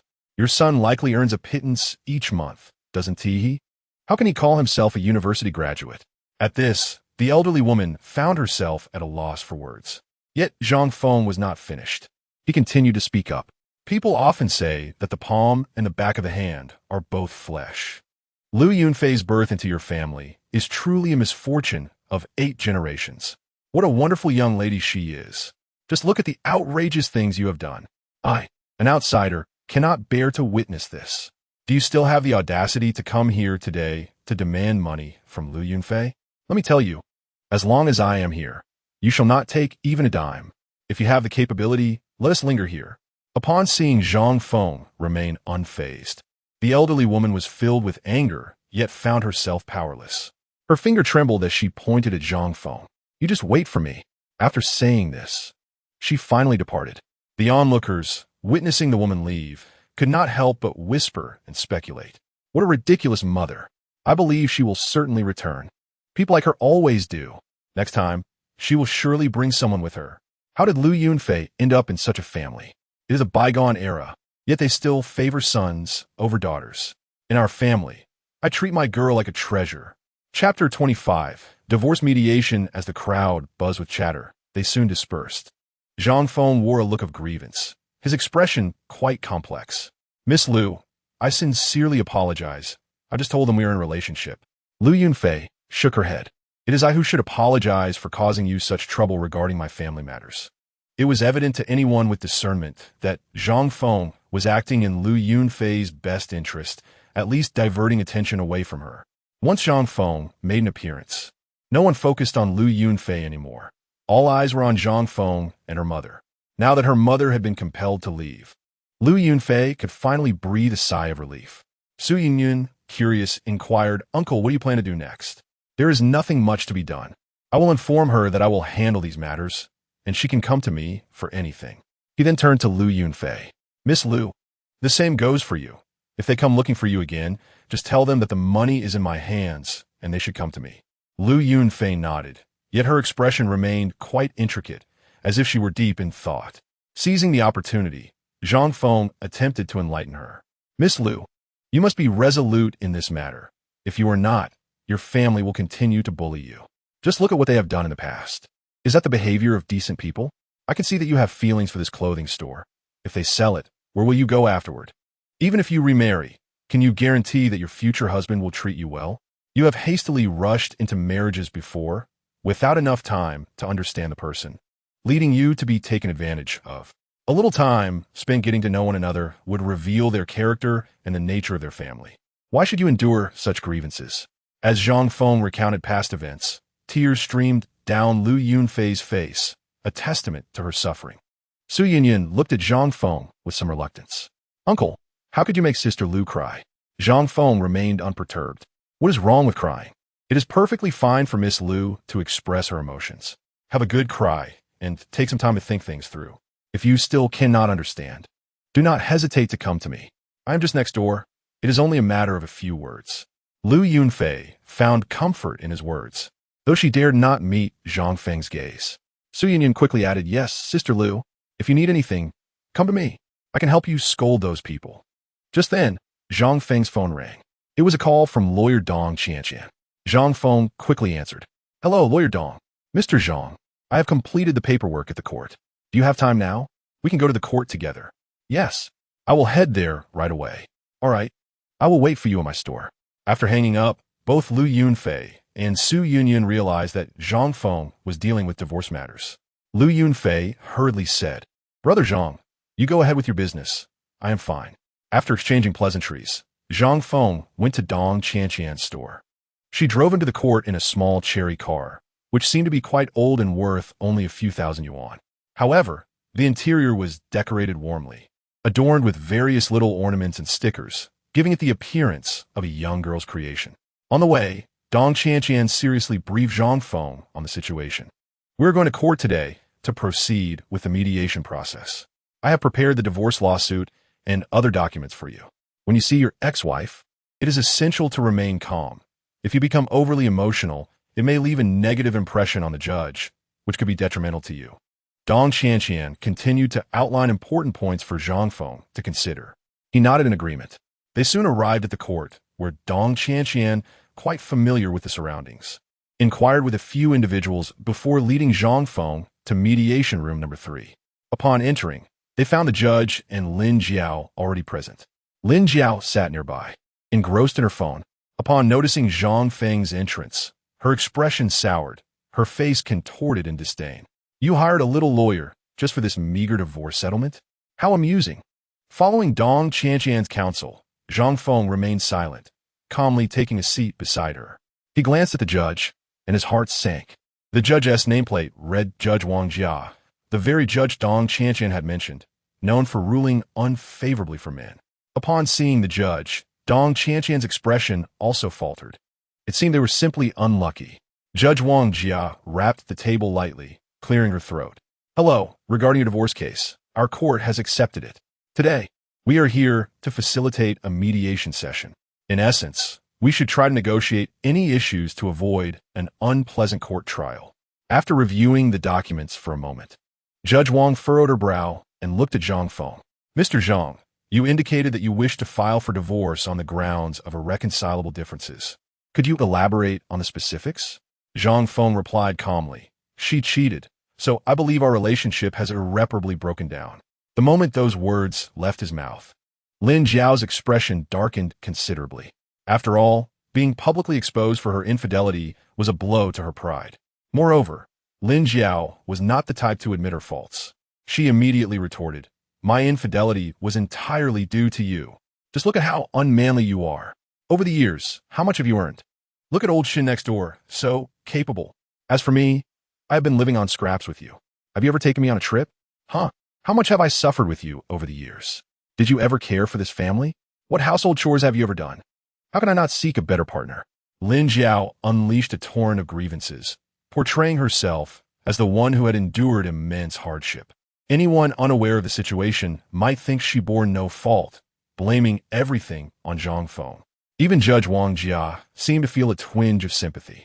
Zhang Feng furrowed his brow, waiting until Lin Jiao finished before calmly responding. "You do the housework because you do not work. Although my earnings are modest, I have still provided for you and the child. Even if I have erred, it does not justify your infidelity. You could have sought a suitable partner after our divorce." Chapter 26. An unacceptable proposal. Zhang Feng's remarks were both rational and well-articulated, maintaining a demeanor that was neither submissive nor aggressive, aiming to leave a positive impression on Judge Wang Jia. However, Zhang Feng sensed that all his efforts might be in vain. After hearing Zhang Feng's words, Judge Wang Jia remained entirely indifferent. She even shot a glare at Zhang Feng before turning her gaze towards Lin Jiao. "So, is it true that you are unwilling to continue living together?" "Yes," Lin Jiao replied hastily, and Zhang Feng nodded in agreement. "Since you have decided to divorce, do you have any questions regarding the process?" Zhang Feng asked candidly. "The child is already an adult, so there are no issues concerning child support." Lin Jiao retorted fiercely. "What about the property? You make it sound so significant, but isn't it just that shabby little house of yours? After over 20 years, all you've earned is that decrepit place, and you still quibble over it. Pathetic."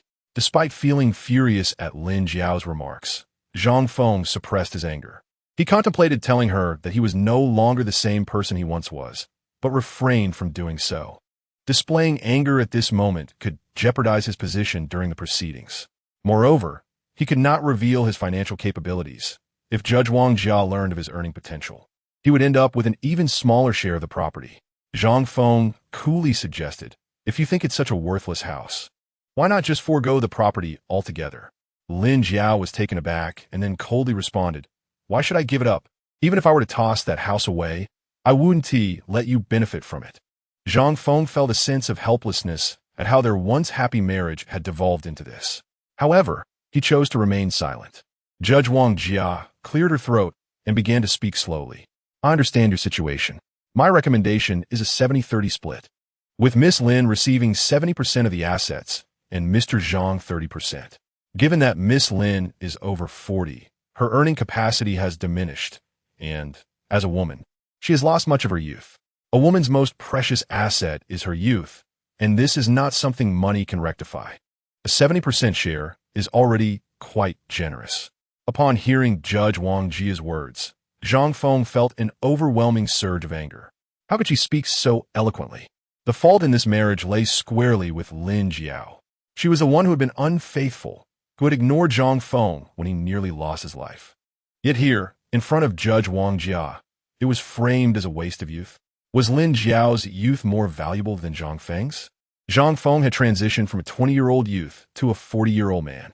It was evident that Lin Jiao had hardly worked during these years, yet she was still entitled to 70%. Dong Qianqian was right. Judge Wang Jia was clearly biased against men.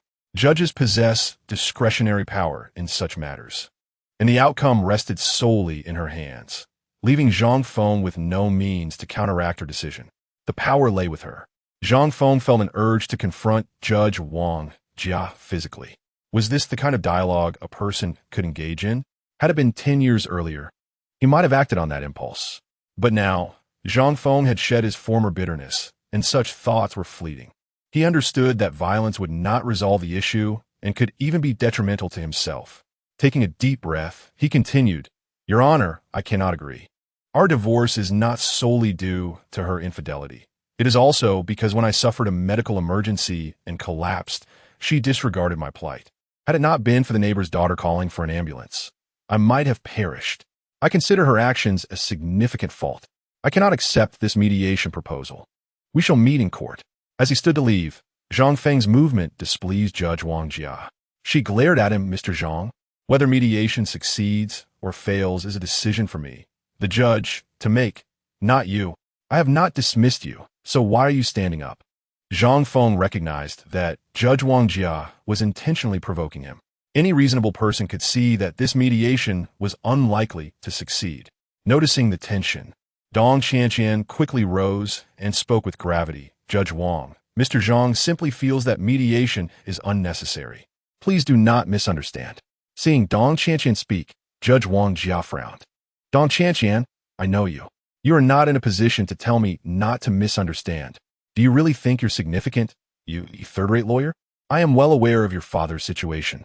Upon hearing this, Dong Qianqian's demeanor visibly darkened, clearly touched by a sensitive subject. She stood there, at a loss for words. Zhang Feng perceived the tension and coldly interjected, "Judge Wang, I am here regarding my case." "What are you rambling about?" Judge Wang immediately retorted, "What is your attitude? What I choose to say is none of your concern." As tensions escalated toward a quarrel, Zhang Feng struggled to contain his frustration. However, it was becoming increasingly futile.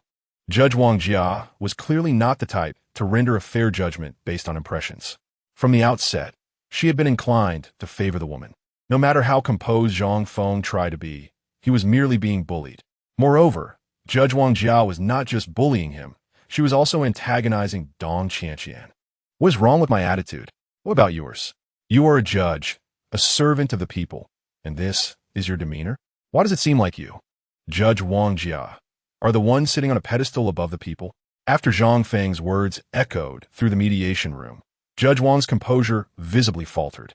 He had deliberately raised his voice, knowing that the hallway outside was bustling with people. Zhang Feng's voice undoubtedly carried to those in the lobby. Judge Wang Jia coldly admonished him, "Lower your voice. Is this how you communicate?" Zhang Feng found her words laughable. Was that even a form of communication? It was merely Judge Wang's unilateral bias towards the woman. Subsequently, Zhang Feng spoke in a normal tone.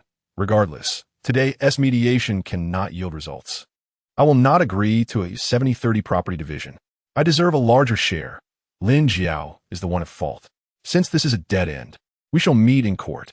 Hearing this, Judge Wang Jia scoffed. "What good will that do? I will still be the judge in court, and the ruling will be mine to make. Zhang Feng, do not think that raising your voice will change anything. I assure you, you will not obtain a share of that property." After Zhang Feng departed, Judge Wang Jia glared at his retreating figure, seething with disdain. From the very beginning, she had approached this case with a bias towards the woman, imposing that harsh mediation proposal. Zhang Feng's refusal and confrontation only fueled her contempt for men. Witnessing this scene, Lin Jiao was elated and hurried to flatter Judge Wang Jia. "Judge Wang, you are absolutely right. There are no good men." Meanwhile, Zhang Feng and Dong Qianqian had exited the courthouse. On the way, Dong Qianqian appeared dejected, clearly affected by the events. Zhang Feng, concerned, inquired, "What's wrong, Lawyer Dong?" "Huh? Oh, it's nothing really." Dong Qianqian finally registered his words, shaking her head. With a hint of embarrassment, she added, "I'm truly sorry, Mr. Zhang. I intended to speak on your behalf, but it seems I only angered that judge further. Now I've made you bear the brunt of it." Initially, Zhang Feng had been holding back, only responding when Judge Wang Jia insulted Dong Qianqian. Understanding this, Dong Qianqian quickly expressed her gratitude. Zhang Feng waved his hand dismissively. "It's not your fault. I merely couldn't stand by." Wang Jia's behavior is indeed utterly outrageous. He audaciously claims a 70-30 split. I have done nothing wrong. Why should I only receive a mere 30? Regardless, I do not offend her, and she shall not bestow upon me any additional wealth. As for you, She mentioned matters concerning your father.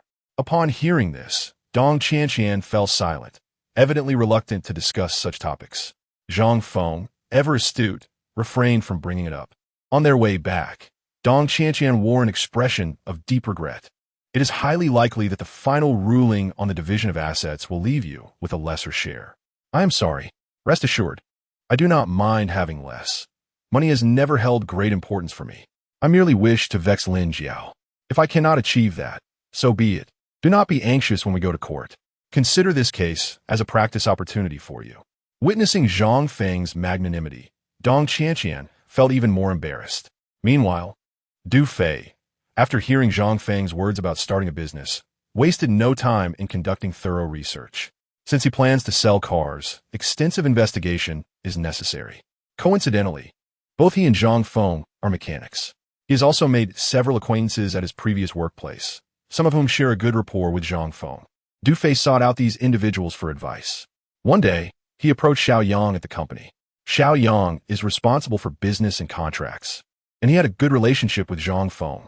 Now 36 years old, he was quite enraged upon learning about Zhang Feng's dismissal. Yet, despite his anger, he felt powerless.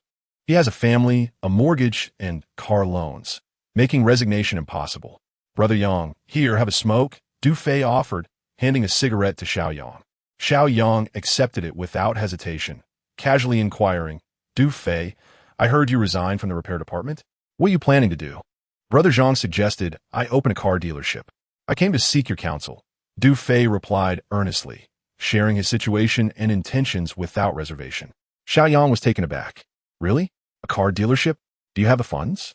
Brother Zhang arranged for me 1 million, Du Fei responded. Xiao Yang was even more astonished. What? 1 million? Brother Zhang provided that? Is that for real? How did he manage that? I thought he had little money to spare. His family is in dire straits. Du Fei scratched his head. I am not sure, but the money has reached me. I have already found a suitable location, just across the street from the company. I plan to sell new energy vehicles. Xiao Yang took a drag from his cigarette, exhaling thoughtfully, and sighed. Selling cars? With only 1 million? That barely covers a fraction of the costs. How do you expect to start a business? Du Fei spoke sheepishly. Observing Du Fei, Xiao Yang pondered for a while before resolutely stating, All right, when I first joined the company, Brother Zhang took care of me. I should help with this. Du Fei, let me tell you how to acquire cars without spending money. As an expert in automotive business, Xiao Yang was well-versed in the various intricacies and unspoken rules. He imparted all his knowledge to Du Fei. Normally, such information would remain closely guarded, but out of respect for his relationship with Zhang Feng, he chose to share it. Equipped with this knowledge, Du Fei would at least avoid pitfalls when opening his dealership. After discussing these matters, Xiao Yang mysteriously asked, By the way, Du Fei, do you know Wang Hongjiao? Upon hearing the name, Du Fei felt a bit bashful. Yes, she is the saleswoman, right? Wang Hongjiao is a car salesperson at the company, known for her beauty and exceptional figure. At 25, she is the top salesperson, boasting the highest sales volume. Many newcomers to the company initially coveted her. However, their interest quickly waned as they soon discovered why she was the top seller. She primarily sold cars to men. Depending on the car's value, Wang Hongjiao would accompany her male clients for an evening or even several days. Most employees held her in disdain, some even looking down upon her. Female sales colleagues, when confronted with her temperamental outbursts, would scoff. When Du Fei first joined the company, he harbored fantasies about Wang Hongjiao. Even now, knowing her reputation, he still felt his heart race upon seeing her, for she is undeniably beautiful. Xiao Yang continued, If you want to open a store, lure her away. She has a great relationship with Brother Zhang. If you mention him, she will definitely help you. Du Fei was taken aback. What? Brother Zhang is close with her? Is that true? Xiao Yang affirmed, Of course. Just go for it. If you can recruit Wang Hongjiao, your dealership will surely thrive. Once you succeed, I will switch jobs. At that time, Wang Hongjiao can be the sales supervisor, I will handle business affairs, and you could be the store manager. We will invite Brother Zhang to oversee after-sales service, and we will all make a fortune. Xiao Yang patted Du Fei's shoulder, already envisioning their prosperous future. All of them are key players in the company, capable individuals who, together, could indeed achieve great things. Chapter 28. The newly rich 2 days later at the pharmacy. Old Master Su was recovering well and could even take a few steps. Su Yinyan was joyfully bouncing around. Zhang Feng, as usual, awaited clients for fortune-telling. Now he truly understood the essence of fate. Without it, no one sought his services. Initially, he had a steady stream of clients, but recently he had seen none, resulting in a string of empty days. Fortunately, Su Yinyan covered his expenses. Otherwise, he would likely be left to starve. How could one sustain themselves solely by fortune-telling? While Zhang Feng pondered this, a familiar figure entered. It was Lin Guoping, cheerfully greeting him. "Brother Zhang, look who I've brought." Following Lin Guoping was a man in his 30s, towering at over 5 feet, weighing well over 200 pounds. He was round as a ball, sporting a prominent belly, adorned with a gold chain around his neck. His head was shaved bald, with a plump face and large ears. Dressed in loose, casual attire, he exuded the air of a nouveau riche. Zhang Feng was surprised. He had not expected Lin Guoping to associate with such a character. "This is Mr. Zhang, Zhang Jin. Mr. Zhang, this is the master I mentioned, skilled in fortune-telling and feng shui. You are looking to buy a villa, right? He can assist you." Lin Guoping was quite generous. Having received help from Zhang Feng once, he continued to assist him. Previously, he had connected Zhang Feng with Qian Zhang, and now he introduced him to the wealthy Mr. Zhang. Mr. Zhang snorted, nodding in acknowledgement, displaying an indifferent demeanor, unwilling even to shake Zhang Feng's hand. Such behavior indicated his complete lack of interest in Zhang Feng's expertise. Individuals like Zhang Jin are not believers in feng shui. They simply possess a nouveau riche mentality, desiring what others have. Thus, he sought out Zhang Feng, but regardless of the feng shui results, he would hardly heed Zhang Feng's advice. It was merely a favor for Lin Guoping. Zhang Feng sized up Zhang Jin, who remained unconcerned, and said, "All right, let's go. We can check out the villa." However, Zhang Feng halted him. "Wait, Mr. Zhang. Before we assess the feng shui, I believe there are other matters we need to address." Zhang Jin looked puzzled. "What matters? Don't try to play tricks on me. If not, I will find someone else." "Mr. Zhang, you have a patient at home, do you not?" Upon hearing this, Zhang Jin's face suddenly paled, stuttering in response. "My mother is indeed in the hospital, but many are aware of it." Zhang Feng interjected. "Your mother is not in the hospital. She is resting at home and consuming traditional Chinese medicine, correct? The medicine you're taking has issues." At this, Zhang Jin's demeanor shifted entirely. "Master, you can deduce that?" Zhang Jin's reaction left Zhang Feng both amused and perplexed. This was not a deduction made by Zhang Feng. He merely detected the scent of traditional Chinese medicine emanating from Zhang Jin. The aroma was distinct from the raw medicinal materials found in a pharmacy. The fragrance on Zhang Jin suggested a concoction, blended after preparation. Zhang Feng could discern that something was amiss with just a whiff. There was an oddity in the scent of the medicine. However, since Zhang Jin believed he had divined this, Zhang Feng chose not to elaborate. The outcome remained the same. Zhang Jin realized that if Zhang Feng could identify the issue with the medicine, he must possess a valid explanation. He quickly ingratiated himself with Zhang Feng. "Master, what is wrong with the medicine my mother is taking? Please enlighten me. Let's first take a look." Without seeing the prescription or the patient, I cannot provide a thorough explanation. "All right," Zhang Jin readily agreed. En route, Zhang Jin's demeanor became notably enthusiastic. "But my mother's condition worsens day by day. She occasionally feels nauseous and dizzy. I am quite troubled over this. A doctor advised her to rest quietly, so I began contemplating purchasing a courtyard villa for tranquility. As a son, I may lack in many areas, but I am dutiful." Observing Zhang Jin's excitement, Zhang Feng speculated, "A courtyard villa is not inexpensive. It must cost several million, right? Zhang Jin must be quite affluent. I suspect this wealth is fortuitous." Upon hearing this, Zhang Jin quickly gave a thumbs up. "Indeed, how could one not regard you as a master? You hit the nail on the head. This money indeed came unexpectedly. We own a courtyard in the city center, and during a prior demolition notice, they claimed they would construct a subway nearby, offering substantial compensation. We aimed to negotiate for a higher amount. However, the developers deemed our price excessive, and the demolition was called off. Later, they announced that the subway project was canceled and no development would take place. This left everyone in a quandary. Some foolish individuals hastily sold their courtyards at low prices. We happen to have some spare funds, so we purchased them all. Within a few years, they announced redevelopment, compensating us over 100 million. Zhang Jin's description of those foolish individuals was spot on. Selling their courtyard for a pittance was unwise, as it would have been better to retain ownership. What desperation must one possess to sell a courtyard in the city center? They were surely deceived, perhaps even by Zhang Jin himself. However, such matters were of no concern to Zhang Feng. He simply felt a sense of lament. Over 100 million in compensation for demolition is indeed a staggering figure. No wonder Zhang Jin has become quite rotund. He likely indulges in extravagant feasts daily since the demolition. With such wealth, one would think he would send his elderly mother to a premier hospital. Yet he speaks of filial piety, which seems rather superficial. Shortly thereafter, they arrived at Zhang Jin's residence, a modestly upscale community. Zhang Jin proudly announced, "We purchased this entire floor and the one above as well. 6 units in total, each over 100 square meters. There are still many vacant units." Upon entering, they found his elderly mother lying on a hospital bed. Zhang Jin exuberantly proclaimed, "Mother, I have brought a master to see you. This master is quite formidable. Let him examine you."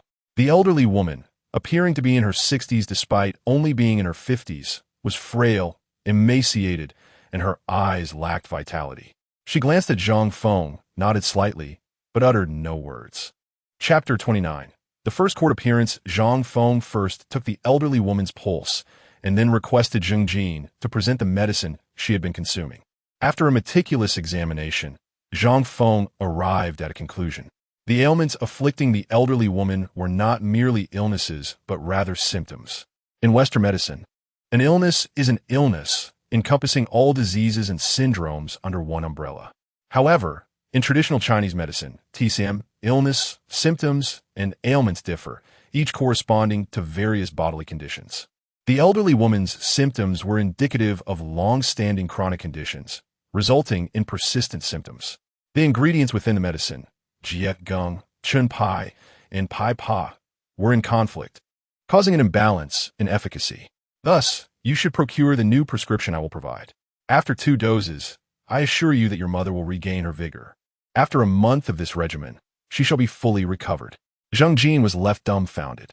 "Master, are you not a fortune teller? Can you also treat illnesses?" Zhang Feng chuckled softly. "Whether it be feng shui or medicine, these are all legacies from our ancestors. Mastery in one grants understanding in all. The essence of our ancestors' teachings lies in their philosophies and patterns. In TCM, this involves utilizing all available flora and fauna as medicinal materials. In feng shui, it is about harmonizing the elements of nature to ensure smooth energy flow. In fortune telling, it encompasses the celestial bodies and the entirety of existence. In cultivation, it is about harnessing the energy of heaven and earth. In summary, it is the law of the universe. Those who can divine fortunes can also practice feng shui. And those who can practice feng shui can treat illnesses. This is why my inheritance encompasses various domains.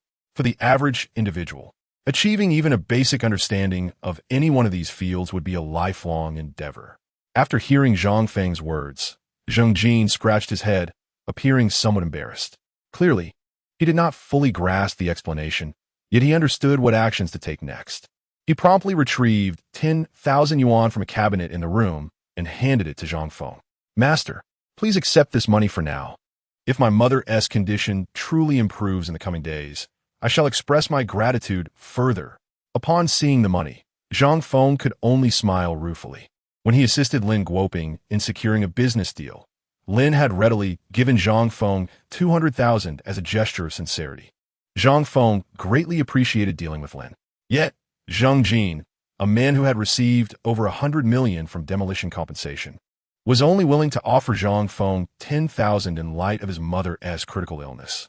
Even if he were to provide further compensation later, it would likely amount to no more than 20 or 30,000. He spoke of filial piety, yet he was hesitant to spend. Zhang Feng said nothing, merely accepting the money with grace. Zhang Jin possessed vast wealth, but lacked the perspective and generosity to match. It seemed unlikely that he would retain this wealth for long. However, such matters were of no concern to Zhang Feng. Regarding feng shui, Zhang Jin began to inquire about feng shui. Zhang Feng shook his head. "Mr. Zhang, Once your mother recovers, there will be no need for you to purchase a courtyard villa. Living here is quite sufficient. Additionally, I advise you to safeguard your finances. Zhang Jin nodded vigorously. Understood. As Zhang Feng rose to leave, Zhang Jin hastily stood as well. Master, I shall see you off. No need. I shall depart with Boss Lin. Then I shall not accompany you further. Please travel safely. Zhang Jin truly lacked discernment, offering merely 10,000. Had I known, I would not have brought him to you. Lin Guoping understood as well that Zhang Feng's capabilities were worth far more than a mere few thousand.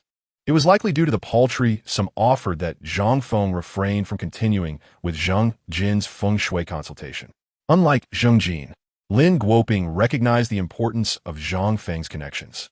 Knowing such an extraordinary master as Zhang Feng could only be a boon to those he introduced. When Zhang Feng aided others, those individuals would also owe Lin Guoping a favor, effectively making the exchange of favors akin to currency. Zhang Feng smiled. Do not, Boss Lin. Please bring him along. There have been exceedingly few people seeking fortune-telling from me lately. I am in dire need of clients. Haha. Then I shall find you other patrons. Soon, Zhang Feng received a notification from the court regarding his divorce case, set for a hearing in 2 days, presided over by Judge Wang Jia. Zhang Feng realized there was little he could do in the interim, so he opted to do nothing and simply waited until the day of the hearing. On that day, Zhang Feng arrived early to meet Dong Qianqian. As she emerged, she was busily adjusting her attire, her eyes bearing dark circles, clearly indicative of several sleepless nights. This sight tugged at Zhang Feng's heartstrings. Lawyer Dong, have you not been resting well these past few days? Dong Qianqian managed a forced smile. Feeling somewhat embarrassed as she replied, It's nothing, just a bit of insomnia. It won't affect my defense. Zhang Feng chuckled softly. I am not worried about your dedication to my case. I am concerned for your health. Such a lovely young lady should not sacrifice her well-being for late nights, as it is detrimental to both health and complexion. Upon hearing this, Dong Qianqian felt even more bashful and quickly shifted the topic. Let us head to the court. Before long, they arrived at the courtroom. Lin Jiao was dressed beautifully, seated across from them, accompanied by a few observers. Among these attendees, 2 appeared to be mere onlookers, likely unaware of the proceedings, simply passing time. The other 2 seemed to be students there to learn. Dong Qianqian felt a flicker of anxiety upon noticing the spectators. Her hands trembled slightly as she organized her materials, causing them to scatter across the floor, just as she was about to hurriedly retrieve her documents. Zhang Feng caught her arm. Hey, Lawyer Dong, you seem a bit nervous. Is this your first hearing? Dong Qianqian shyly nodded. Yes, it is my first. Zhang Feng had suspected as much, but it was surprising to confirm it. Do not fret. Take a moment to compose yourself. I will gather the papers. He patted her shoulder and bent down to collect the scattered documents, placing them back on the table. Yet, Dong Qianqian still appeared somewhat jittery. Zhang Feng then extended his hand. Come, follow my lead to ease your tension. Dong Qianqian looked momentarily bewildered. What are you doing? This is a method to alleviate anxiety. Just do as I do. Zhang Feng positioned his hands together, manipulating his fingers into a complex formation. Dong Qianqian attempted to mimic him, but struggled to get it right. Zhang Feng adjusted his gestures, like this. This represents Lin.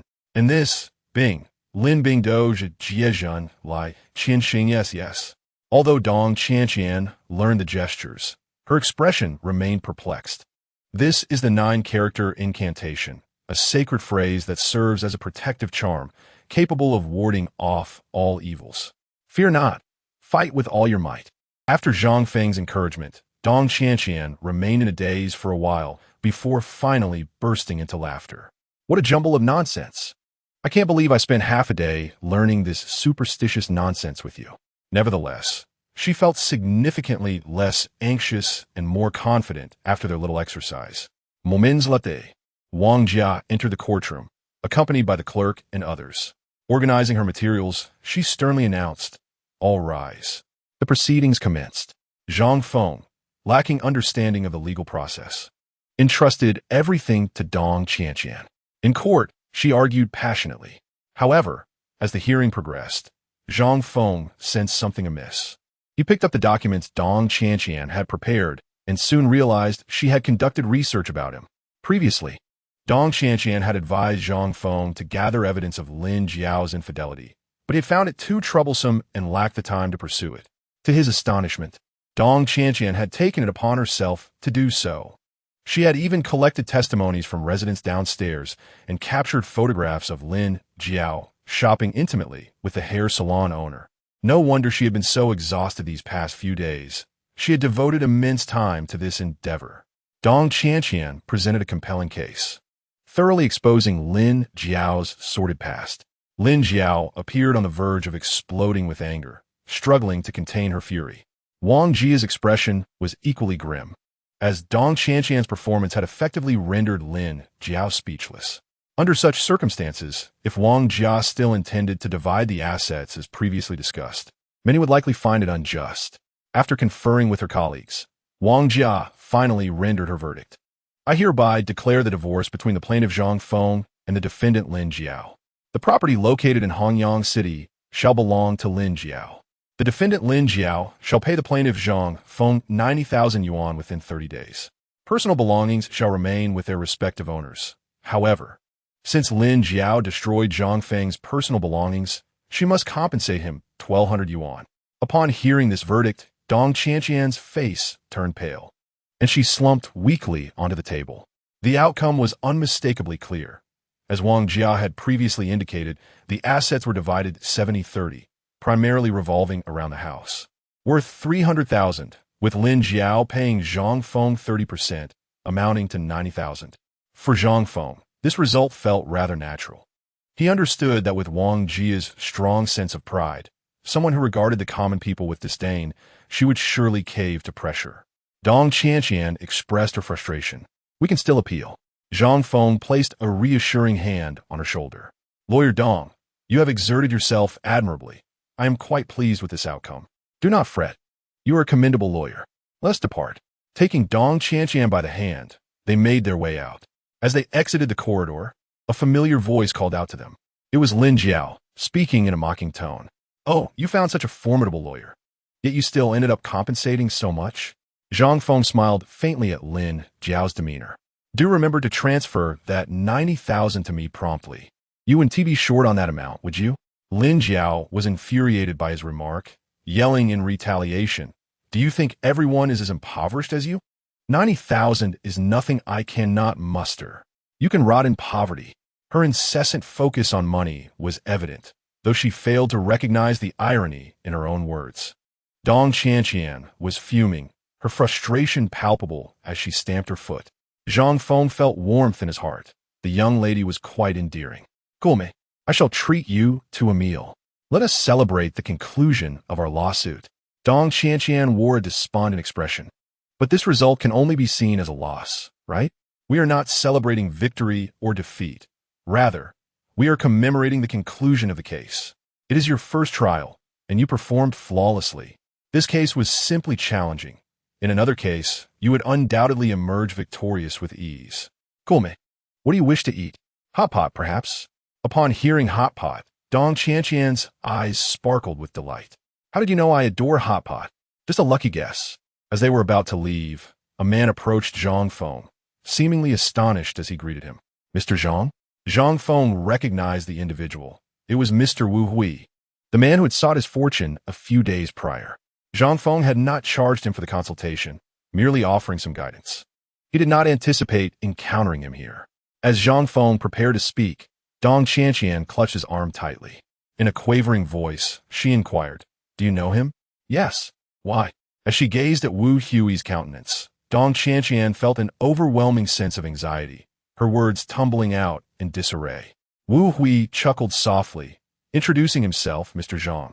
I didn't mention it last time, but I am actually the head here, the dean. The dean? So you are the highest authority here? It was no wonder Dong Qianqian was so agitated. However, Zhang Feng remained composed, for he had already discerned Wu Hui's significant status during their previous encounter, though he hadn't anticipated him working here. Mr. Zhang, you are here for a lawsuit, a divorce. Upon hearing the word divorce, a broad smile spread across Wu Hui's face. I never imagined that even a master could be troubled by such trivial matters. Zhang Feng chuckled self-deprecatingly. Let us not speak of masters. Before my enlightenment, I made the mistake of marrying someone I shouldn't have. Thankfully, I have come to my senses now. After Zhang Feng spoke, Wu Hui glanced at the person beside him. Xiao Sun, please fetch Mr. Zhang's case files for me to review. Being a prominent leader, Wu Hui was adept at managing affairs, and his intent was unmistakable. He wished to assist Zhang Feng. This left Zhang Feng feeling somewhat embarrassed. Never mind, never mind. You needn't look at the files. It will be better if you arrange for this young lady beside me. I must tell you, she is quite impressive. Just look at her serious demeanor. Chapter 31. Engaging with the esteemed leader. Despite having the opportunity to appeal his case to a high-ranking official, Zhang Feng chose to recommend Dong Qianqian. Observing this, Dong Qianqian felt a jolt of alarm and quickly gestured, No, no, no. My matters are of lesser importance. Mr. Zhang's situation is far more pressing. Dean Wu, the ruling by Judge Wang on Mr. Zhang's case is highly questionable, Dong Qianqian asserted. Clearly, Zhang Feng interrupted her. How can you be so oblivious to the atmosphere? Well, we can no longer tolerate the awkwardness. How about this? Let us retire to my office for a more in-depth discussion. With Wu Hui's warm invitation, they all proceeded to his office.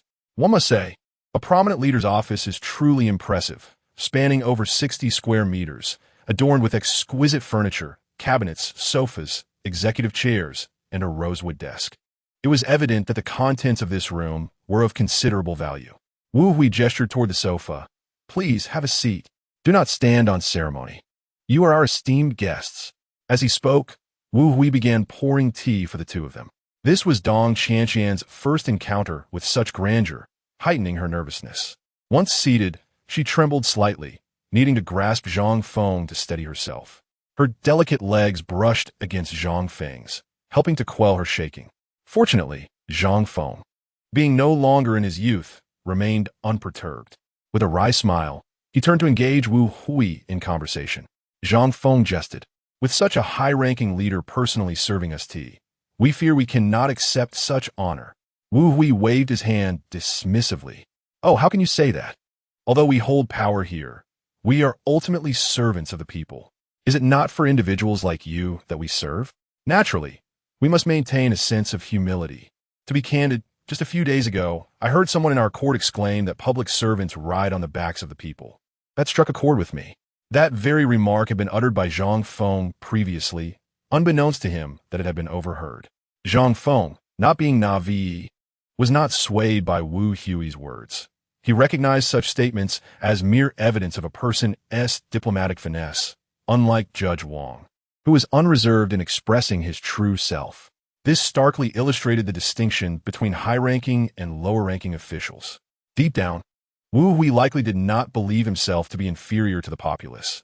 He must have regarded himself as exalted. Just then, a knock at the door interrupted them, as someone delivered materials to Wu Hui. Upon reviewing the entire judgment, Wu Hui's brow furrowed deeply, and he erupted in anger. This Wang Jia, this is utterly outrageous. Having said that, Wu Hui summoned her via the intercom. Moments later, Wang Jia entered the office, and upon seeing Zhang Feng and Dong Qianqian seated on the sofa, she was momentarily taken aback, unable to comprehend how Zhang Feng and Dong Qianqian had the right to be there. Wu Hui spoke coldly. Wang Jia, you've arrived? The tone of his voice sent a chill through Wang Jia. This was clearly not a good sign. Wu Hui was furious. Bam! Before Wang Jia could finish her sentence, Wu Hui hurled the judgment at her face, exclaiming in anger, Look at the case you ruled on. Is this how you adjudicate? Did you forget what I told you previously? This time you've gone too far. Wang Jia was startled, her heart racing with fear as she hastily tried to explain. Dean, what do you mean I? Is this judgment false? Upon seeing it, I suspect you've accepted bribes. How could you issue such a biased ruling?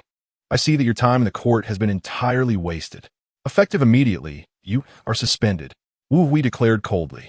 Wang Jia was now completely stunned. She had anticipated the situation to be serious, but never did she expect it to escalate to this extent. Dean, I didn't mean to. Grant me another chance. I won't do this again. Wu Hui let out a cold laugh. You don't even know whom you should apologize to, do you? It was only then that Wang Jia realized, rushing to kneel before Zhang Feng and Dong Qianqian, tearfully begging for mercy. I'm sorry, Mr. Zhang. I didn't know you were acquainted with Dean Wu. I will never dare to act this way again. I was wrong. Please help me plead my case. Lawyer Dong, I shouldn't have spoken ill of you. I am guilty. Most would find Wang Jia's reaction excessive, considering she merely erred in her duties, not facing death. However, her panic stemmed from a simple truth. While she was not facing death, her career was indeed at an end. Wu Hui's suspension was no trivial matter. It was clear he intended to deal with her severely. Once this process commenced, suspension would merely be the first step. The second step would involve an investigation, scrutinizing Wang Jia thoroughly, leading to her eventual judgment. Individuals like Wang Jia rarely escape scrutiny. She had already made numerous questionable rulings. Even if allegations of bribery were not substantiated, her previous actions were enough to seal her fate. This time, it was over for her, at least a decade behind bars. After 10 years, she would emerge a shell of her former self. Naturally, she was terrified, yet Zhang Feng felt no sympathy for her, responding nonchalantly, Judge Wang, I believe it is time for you to reflect on whether those you unjustly ruled against will ever forgive you. I may be the last, but I'm certainly not the first. Wang Jia was left speechless, pondering the earlier cases. How could she possibly track down those individuals now? Wu Hui, without further ado, called for someone to escort Wang Jia away. At last, the office fell silent, and Wu Hui expressed his dismay. I never imagined we had such a person among us. It truly disheartens me. With individuals like her in our ranks, our reputation will never improve. Zhang Feng chuckled. Dean Wu, do not be overly vexed. What organization is devoid of a few rotten apples? It suffices to eliminate them. Thank you for today, Dean Wu. By the way, how are things on your end? Wu Hui sighed pensively. I'm still uncertain about the next steps. For now, I must heed the Master's advice and remain patient. In that case, I shall take my leave. Please take care. Miss Dong, do travel safely. Upon exiting Wu Hui's office, Dong Qianqian finally exhaled in relief. Is finally over. I was so tense earlier. Zhang Feng inquired. Are you still anxious now? Dong Qianqian quickly took a couple of steps outside and whispered, no more nervousness. So, can you loosen your grip now? At that moment, Dong Qianqian realized that she had unconsciously grasped Zhang Feng's hand in her anxiety and had not let go since. After all, this was her first encounter with such a high-ranking leader, engaging in a face-to-face conversation over tea, leaving her mind in a blank state. How could she have known she was still holding on to Zhang Feng?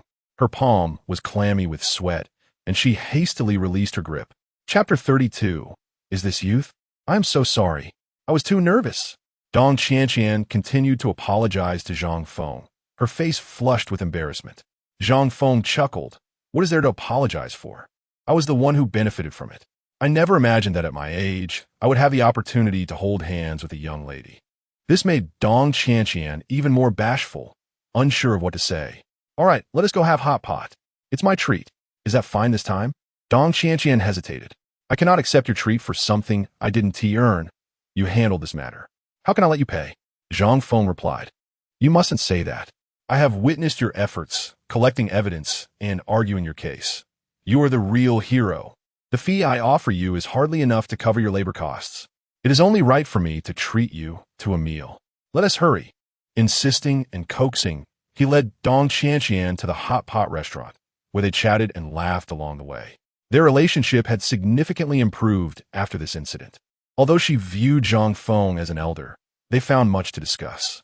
At the dining table, Dong Qianqian asked numerous questions.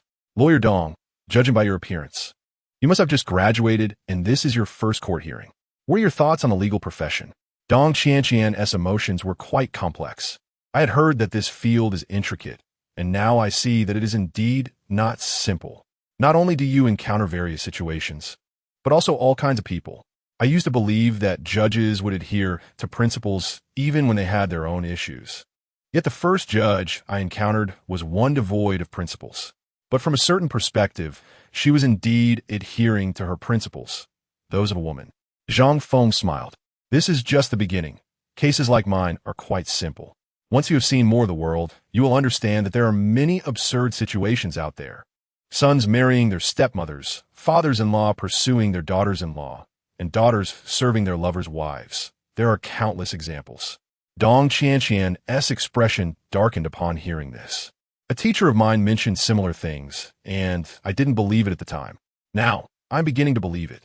I initially wanted to become a lawyer to punish the wicked and help others, but now that I am truly in the profession, I realize it is not as straightforward as I thought. Zhang Feng regarded her thoughtfully. Actually, it can be simple if you choose. How so? By focusing solely on certain types of cases, for instance, representing migrant workers in wage disputes. By specializing in such matters, you will naturally encounter fewer complex situations, and it will also fulfill your sense of justice. 1 Tiet? Dong Qianqian slumped dejectedly onto the table, her small foot accidentally brushing against Zhang Feng's leg, prompting her to quickly retract it. In Wu Hui's office, she had also been quite tense. Dressed in a fitted women's suit, black stockings, high heels, and a body-hugging skirt, she was undeniably alluring. She was so close to Zhang Feng that she occasionally brushed against his leg. Despite Zhang Feng's efforts to remain composed, he could not help but feel a reaction. However, his initial response was one of surprise. Since turning 40, his interest in such matters had waned considerably. He rarely had any physical response. Yet now, to his astonishment, he felt an undeniable sensation, one that was invigorating rather than weak. Could it be that after receiving such a legacy, his physical vitality was undergoing a transformation? This thought began to form in Zhang Feng's mind. Hey, Dong Qianqian suddenly interrupted his contemplation. What's wrong? You've been daydreaming since earlier. My apologies, I was lost in thought. What did you just say? Dong Qianqian leaned on the table, expressing her frustration. I was saying that I also want to focus solely on wage disputes, but I cannot. You saw our shop. It's small, with little business and meager earnings. My father is not in good health, and if I only take on selective cases like that, I fear I will starve. She had her own challenges. Zhang Feng chuckled. That was in the past. It's different now. You're already familiar with Director Wu. If you need assistance, a smooth ascent is not out of reach. Dong Qianqian blushed even more. No, I get so nervous around him. Furthermore, I do not want to succeed through backdoor connections. I want to rely on my own effort. Such is the spirit of youth, striving for independence. Zhang Feng ceased his persuasion and instead offered encouragement. In that case, do your best. Feel free to reach out if you encounter any difficulties. I want to provide backdoor help, but I will offer some guidance. Really? Then thank you in advance. After sharing a pleasant meal, they parted ways. On the way home, Zhang Feng felt somewhat dazed. Interacting with this young lady made him feel rejuvenated, as if he had shed 2 years. Is this what youth feels like? In just a few days, Zhang Jin's mother recovered swiftly, appearing as if she had never been ill. Witnessing the remarkable efficacy of the medication, Zhang Jin promptly gifted Zhang Feng a red envelope containing 30,000 yuan. Zhang Feng gratefully accepted it. While it was a trivial amount for Zhang Jin, it was significant for him. As for the 90,000 yuan that Lin Jiao was supposed to pay Zhang Feng following their divorce ruling, he knew she would not be forthcoming for at least a month. She was intent on making things difficult for him, and naturally, every day she could delay would be to her advantage. Zhang Feng was in no rush. He planned to take his time with Lin Jiao. Meanwhile, Su Yunyun's grandfather, Su Laoyizi, had sufficiently recovered to walk around the yard, with Su Yunyun closely observing him. During these days, Zhang Feng's life had become considerably more comfortable. Not only was Su Yunyun preparing increasingly delightful meals, but business at the shop was also beginning to improve. Occasionally, locals would come to him for fortune-telling, treating it as a form of entertainment rather than a serious consultation. Zhang Feng did not charge them. He simply provided some readings for fun. The uptick in business stemmed largely from Zhang Feng's earlier intervention on behalf of Lu Yunfei, which had garnered him some local notoriety. Chapter 33. Money is just an external matter. Outside, a gentle rain pattered down, and the pedestrians hurried along the streets. Zhang Feng gazed at the scenery outside, feeling a wave of tranquility wash over him. With the rain falling today, there was little business, and he welcomed the leisure. At that moment, Su Yunyun emerged from the backyard. Uncle, we have run out of vegetables. I'm going to buy some. All right, take an umbrella, Zhang Feng reminded her, continuing to admire the view. Noticing that Zhang Feng was unresponsive, Su Yunyun shot him an annoyed look. You are coming with me.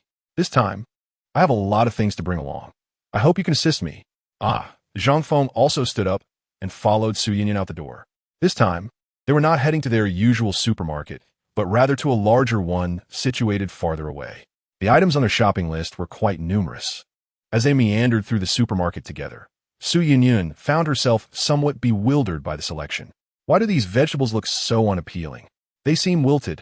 Zhang Feng chuckled softly. You may not realize, but wilted ones are actually the best. These vegetables differ from the ordinary. The fresher they are, the better. However, these have ripened and become a bit wilted, which is precisely what you want. And look at this one. Although it appears splendid, it is evident that it has been artificially ripened. That one over there is natural and will taste far superior. Su Yunyun listened with a skeptical expression. How do you know so much? I, too, lead a life and often venture out to buy groceries, replied Zhang Feng. Having lived with Lin Jiao in the past, he had accumulated experience over time. After all, being 40 years old is quite different from being 20. Following Zhang Feng's advice, Su Yunyun swapped out some of the vegetables. Once they finished shopping, they proceeded to the checkout. While waiting, Zhang Feng glanced at the queue ahead and was taken aback. In front of them stood a family of 3, parents probably around 40 and their son, who appeared to be in his 20s. They had quite a substantial amount of items. Strangely, there was even a thermos among their purchases. Su Yunyun noticed this too and quietly asked Zhang Feng, do people still use thermoses? In the countryside, yes. With the convenience of electric water heaters and kettles nowadays, hardly anyone buys thermoses except in rural areas or special circumstances. Zhang Feng casually observed that this family clearly hailed from the countryside, as their attire was rather rustic. Their purchases primarily consisted of pots, bowls, various uncommon spices, a thermos, and unusual ingredients for hot pot. It was evident they seldom ventured to the city, hence the bulk shopping. Moreover, their purchasing behavior was distinctly indicative of preparations for a wedding. Only for such an occasion would one acquire items like thermoses and kitchenware in such quantities. As the family began to check out, the cashier prepared to scan their items when a middle-aged man among them awkwardly leaned in and asked, "Could you help us calculate the total? We only brought 800. These items might be too much, and we may need to return some." The cashier remained unfazed. Such scenarios were not uncommon. However, those waiting behind them erupted in derisive laughter. Why take so much if you have no money? The family, hearing the mockery, felt embarrassed and remained silent. The cashier hastily rang up their items, and the total quickly climbed to over 700. The family began to sift through their items. We can return this one, and we don't need that one. We'll keep this. The selection process didn't take long, but the sheer volume of items extended their checkout time, causing impatience to simmer among those in line. Someone exclaimed exasperatedly, "Can you hurry up?" Feeling the pressure from the line behind them, the family hastily declared, "All right, we'll return those. Let's just check out. I have 300 on this card, and there's 200 in my Alipay, plus some in WeChat." Witnessing this scene, Su Yunyun was momentarily stunned. She had never encountered such a situation before, where a family was scrambling to piece together a few hundred yuan. She felt compelled to help, but was at a loss for words. Just then, Zhang Feng spoke up decisively. "Let us settle the bill. I'll cover it." The family was taken aback by his words. The cashier confirmed, "Sir, do you wish to pay for them?" "Yes. Please scan their items quickly." "Thank you. Thank you so much. But we can't let you bear the cost." The man protested, but Zhang Feng held him back. "Let them check out first. Quickly gather your items." Upon hearing Zhang Feng's insistence and noticing the impatient crowd behind them, the man finally relented. Shortly thereafter, the family completed their checkout, totaling over 900 yuan, which Zhang Feng promptly covered. The family set their items aside momentarily and surrounded Zhang Feng, expressing their profound gratitude. "Sir, thank you. Truly thank you." They were fervent in their appreciation, their poverty evident yet accompanied by a dignified spirit. Zhang Feng held no disdain for them.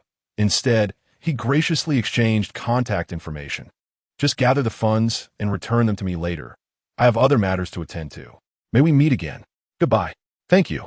Amidst the family's expressions of thanks, Zhang Feng and Su Yunyun collected their belongings and departed. The family's haul was substantial and required some organization. On their way back, Su Yunyun reflected on the encounter. "I never anticipated there were truly people facing such hardships.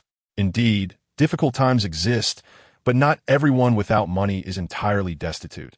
Perhaps they are merely experiencing a temporary setback." Zhang Feng replied, "You are quite magnanimous. Why provide them with your contact information? Can't you do a good deed anonymously? Su Yunyun remarked, recalling how Zhang Feng had nonchalantly gifted nearly 1,000 yuan. She suddenly realized that he was waiting for them to repay him. Zhang Feng chuckled. Anonymous? That would make them beggars. Only by offering them the chance to repay me can they maintain their dignity.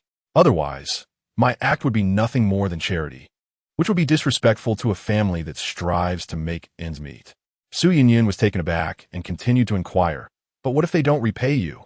Then it would signify they lack dignity. Although I might lose 1,000 yuan, that amount is of little consequence to me. Chapter 34. A difficult affliction. Having embraced the path, one naturally regards money as mere refuse. Zhang Feng's perspective on wealth is now that as long as he possesses sufficient funds for his own needs, any excess is superfluous. With the legacy he carries, he is endowed with both capability and wisdom, along with 40 years of life experience. Consequently, his outlook on money has become remarkably liberal. Such resources ought to be allocated to those in need. Observing Zhang Feng's magnanimous attitude, Su Yunyun merely scoffed, "You're just showing off here, uncle. Deep down, you must be feeling quite pained. Indeed, you've seen through me." Zhang Feng laughed. "You're just brushing me off. How irritating." Su Yunyun promptly began preparing a meal. Reminding Zhang Feng, "Uncle, please call over Lu Jie. Grandpa is feeling better, and we're celebrating today." Realizing the reason behind the substantial grocery haul, Zhang Feng understood Su Yunyun's intentions. He went next door to fetch Lu Yunfei.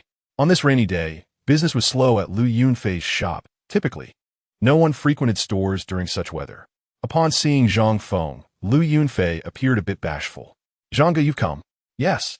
Yunyan invited you to join us for a meal to celebrate Grandpa's health." Lu Yunfei chuckled. "You two have become so close that you can call her Yunyan now? I recall you used to refer to her as Miss Su." Zhang Feng joined her in laughter. "Well, we've been chatting quite a bit lately, and I am, after all, an elder. There's no harm in calling her Yunyan. If Zhang Feng were merely 20, such familiarity would be inappropriate." Lu Yunfei was intrigued. "I wonder how Su Yunyun feels about you calling her that. She might mistake you for her father." Su Yunyun's parents had passed away long ago, and she had been raised under her grandfather's care. Naturally, she had never experienced a father's love. Zhang Feng was of an age that could easily be her father, which made one ponder the possibility. However, Zhang Feng dared not entertain such thoughts. One can have only one father. How could he possibly replace that? Observing Lu Yunfei's somewhat melancholic demeanor, Zhang Feng deftly shifted the topic. "So, your brother hasn't caused you any trouble, has he?" "Not at all, and I must thank you for that," Lu Yunfei replied, recalling the events of the previous days, a sense of trepidation washing over her.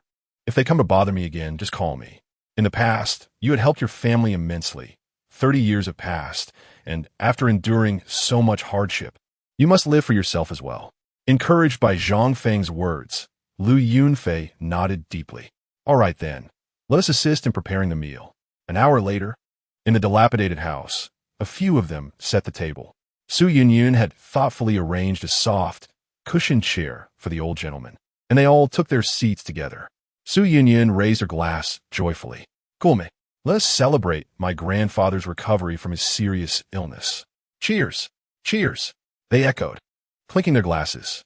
The old gentleman's hands and feet were still somewhat uncoordinated, yet his face radiated joy. Witnessing Su Yunyun's lively spirit brought him great comfort, especially since she had been so troubled just days prior. This was one of the rare smiles he had seen from her. After the toast, Su Yunyun filled her glass again and raised it toward Zhang Feng. "Uncle, this glass is for you. Thank you for curing my grandfather's illness. I apologize for my earlier rudeness. I will return the 200,000 you gave me shortly. From now on, you can manage the pharmacy as you wish." Initially, the young girl had been quite wary of Zhang Feng, indeed rather impolite. Yet now, she sincerely apologized. Zhang Feng, naturally, had no reason to hold a grudge. "Very well. I accept your apology. Cheers." After a drink, Su Yunyun was already feeling slightly tipsy and quickly grabbed her chopsticks. "Let us eat. Try my cooking." Although Zhang Feng had been tasting her culinary skills for some time, her dishes had mostly been repetitive. Today, however, the spread was evidently different, offering a fresh rotation of flavors. Zhang Feng joined in the tasting. "Delicious. Truly delightful." Su Yunyun seemed somewhat skeptical. Really? Of course. But I find it average, he teased. Hearing Zhang Feng's praise, Su Yunyun's cheeks flushed with embarrassment. Whether it was the wine or something else, she was unsure. Lu Yunfei watched and could not help but chuckle. Yunfei, what are you laughing at? I find Yunyun as charming as ever. You are mocking me. I'm not. As the two girls playfully bantered, the old gentleman turned to Zhang Feng, speaking in a low voice. Zhang Feng, I truly thank you. You have saved my life. Zhang Feng smiled.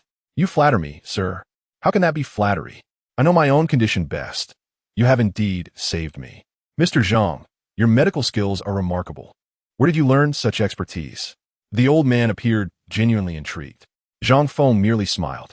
I cannot disclose that. Understood. The old gentleman did not press further. Many esteemed practitioners in traditional Chinese medicine were reticent about revealing their backgrounds, each harboring their own struggles. Mr. Zhang, to be frank, I have some connections in the field of traditional Chinese medicine. With your abilities, you could certainly establish a foothold there. I have observed your work at the pharmacy. It primarily involves fortune-telling. How about this? I will introduce you to a few individuals, and with their support, you can surely achieve great success in traditional Chinese medicine. What do you think? In response to the old gentleman's offer, Zhang Feng shook his head slightly. Sir, while healing and saving lives are noble pursuits, consider the state of the world. Even if I save a few individuals, what does it truly amount to? There are countless people and, consequently, innumerable patients. Everyone will eventually require medical attention. Merely treating ailments is a task that can never be fully accomplished. The old gentleman was taken aback by this statement. So, Mr. Zhang, are you suggesting that treating and saving lives means I can only assist one at a time? As for engaging in such endeavors indefinitely, I might as well focus on fortune-telling. Treatment is transient, whereas fortune-telling can influence a lifetime. Many individuals face only a few significant hurdles in their lives. As long as I can guide them, they may enjoy a lifetime of prosperity. Isn't that more rewarding than merely treating illness? Some may recover physically, yet their emotional wounds remain unhealed. Fortune-telling often addresses these inner afflictions. Chapter 35. The young girl's abortion. Mr. Su, being an elder, had lived long enough to grasp the essence of Zhang Feng's words, and he could not help but give thumbs up. Impressive. Truly impressive. Mr. Zhang, you are indeed a remarkable individual. It is fate that I have encountered you. As the two conversed merrily, Su Yunyun interjected. I too thank you on behalf of my grandfather. Zhang Feng looked on with mild exasperation. Haven't you already expressed your gratitude numerous times? Must you continue? Overdoing it may come across as insincere. Come, let's eat. The group enjoyed a delightful meal together. After finishing, they did not rush to disperse, but instead continued to chat amiably. The old gentleman gazed earnestly at Zhang Feng. Mr. Zhang, we are aware of your family situation. What are your plans moving forward? Now divorced, Zhang Feng temporarily resided at the pharmacy. However, he could not remain there indefinitely, a fact the old gentleman understood. Thus, he inquired about Zhang Feng's future intentions. Zhang Feng replied candidly, I have not given it much thought. I prefer to take things as they come. Su Yunyun appeared quite pleased. Then stay here. This arrangement is quite agreeable. Lu Yunfei smiled wryly. Yunyun, Mr. Zhang cannot possibly live here forever. He must contemplate his future. Eventually, he should earn money to buy a house locally and find a good wife. Listening to Lu Yunfei's analysis, Zhang Feng could not help but chuckle. Lu Yunfei felt a bit embarrassed by his laughter. What is it, Zhangge? Is there something wrong with what I said? Zhang Feng shook his head. Not at all. It is just that your words are what I would tell my son. I have changed. After this experience, I have gained clarity. In the past, I was too rigid in my planning, living as though I had wasted 2 decades. Rather than fixating on plans for buying a house or marriage, I now cherish the freedom of taking life one step at a time. It has been a long time since I felt such liberation. Previously, Zhang Feng had been a family man, embodying the role of a father. Now, he was just an ordinary man, solely focused on himself. In the days to come, he wished to do as he pleased, no longer worrying about how his wife would react if he returned home late after drinking. He need not surrender all his earnings to the family, leaving himself unable to buy even a fine bottle of wine. Lying at home, no one would chastise him for being unproductive or urge him to earn money. This feeling is something that those who have not endured the pressures of marriage and family would not comprehend. Thus, when Zhang Feng spoke of taking life step by step, it was not from a place of melancholy, but rather from a sense of joy. Seeing Zhang Feng in this light, Mr. Su simply smiled. However, Liu Yunfei and Su Yunyun were left puzzled, unsure of how to respond. After Zhang Feng took a shower, he went to bed, feeling utterly relaxed. The following morning, Zhang Feng sat in the pharmacy, as usual. Beside him, Su Yunyun was diligently studying medical texts.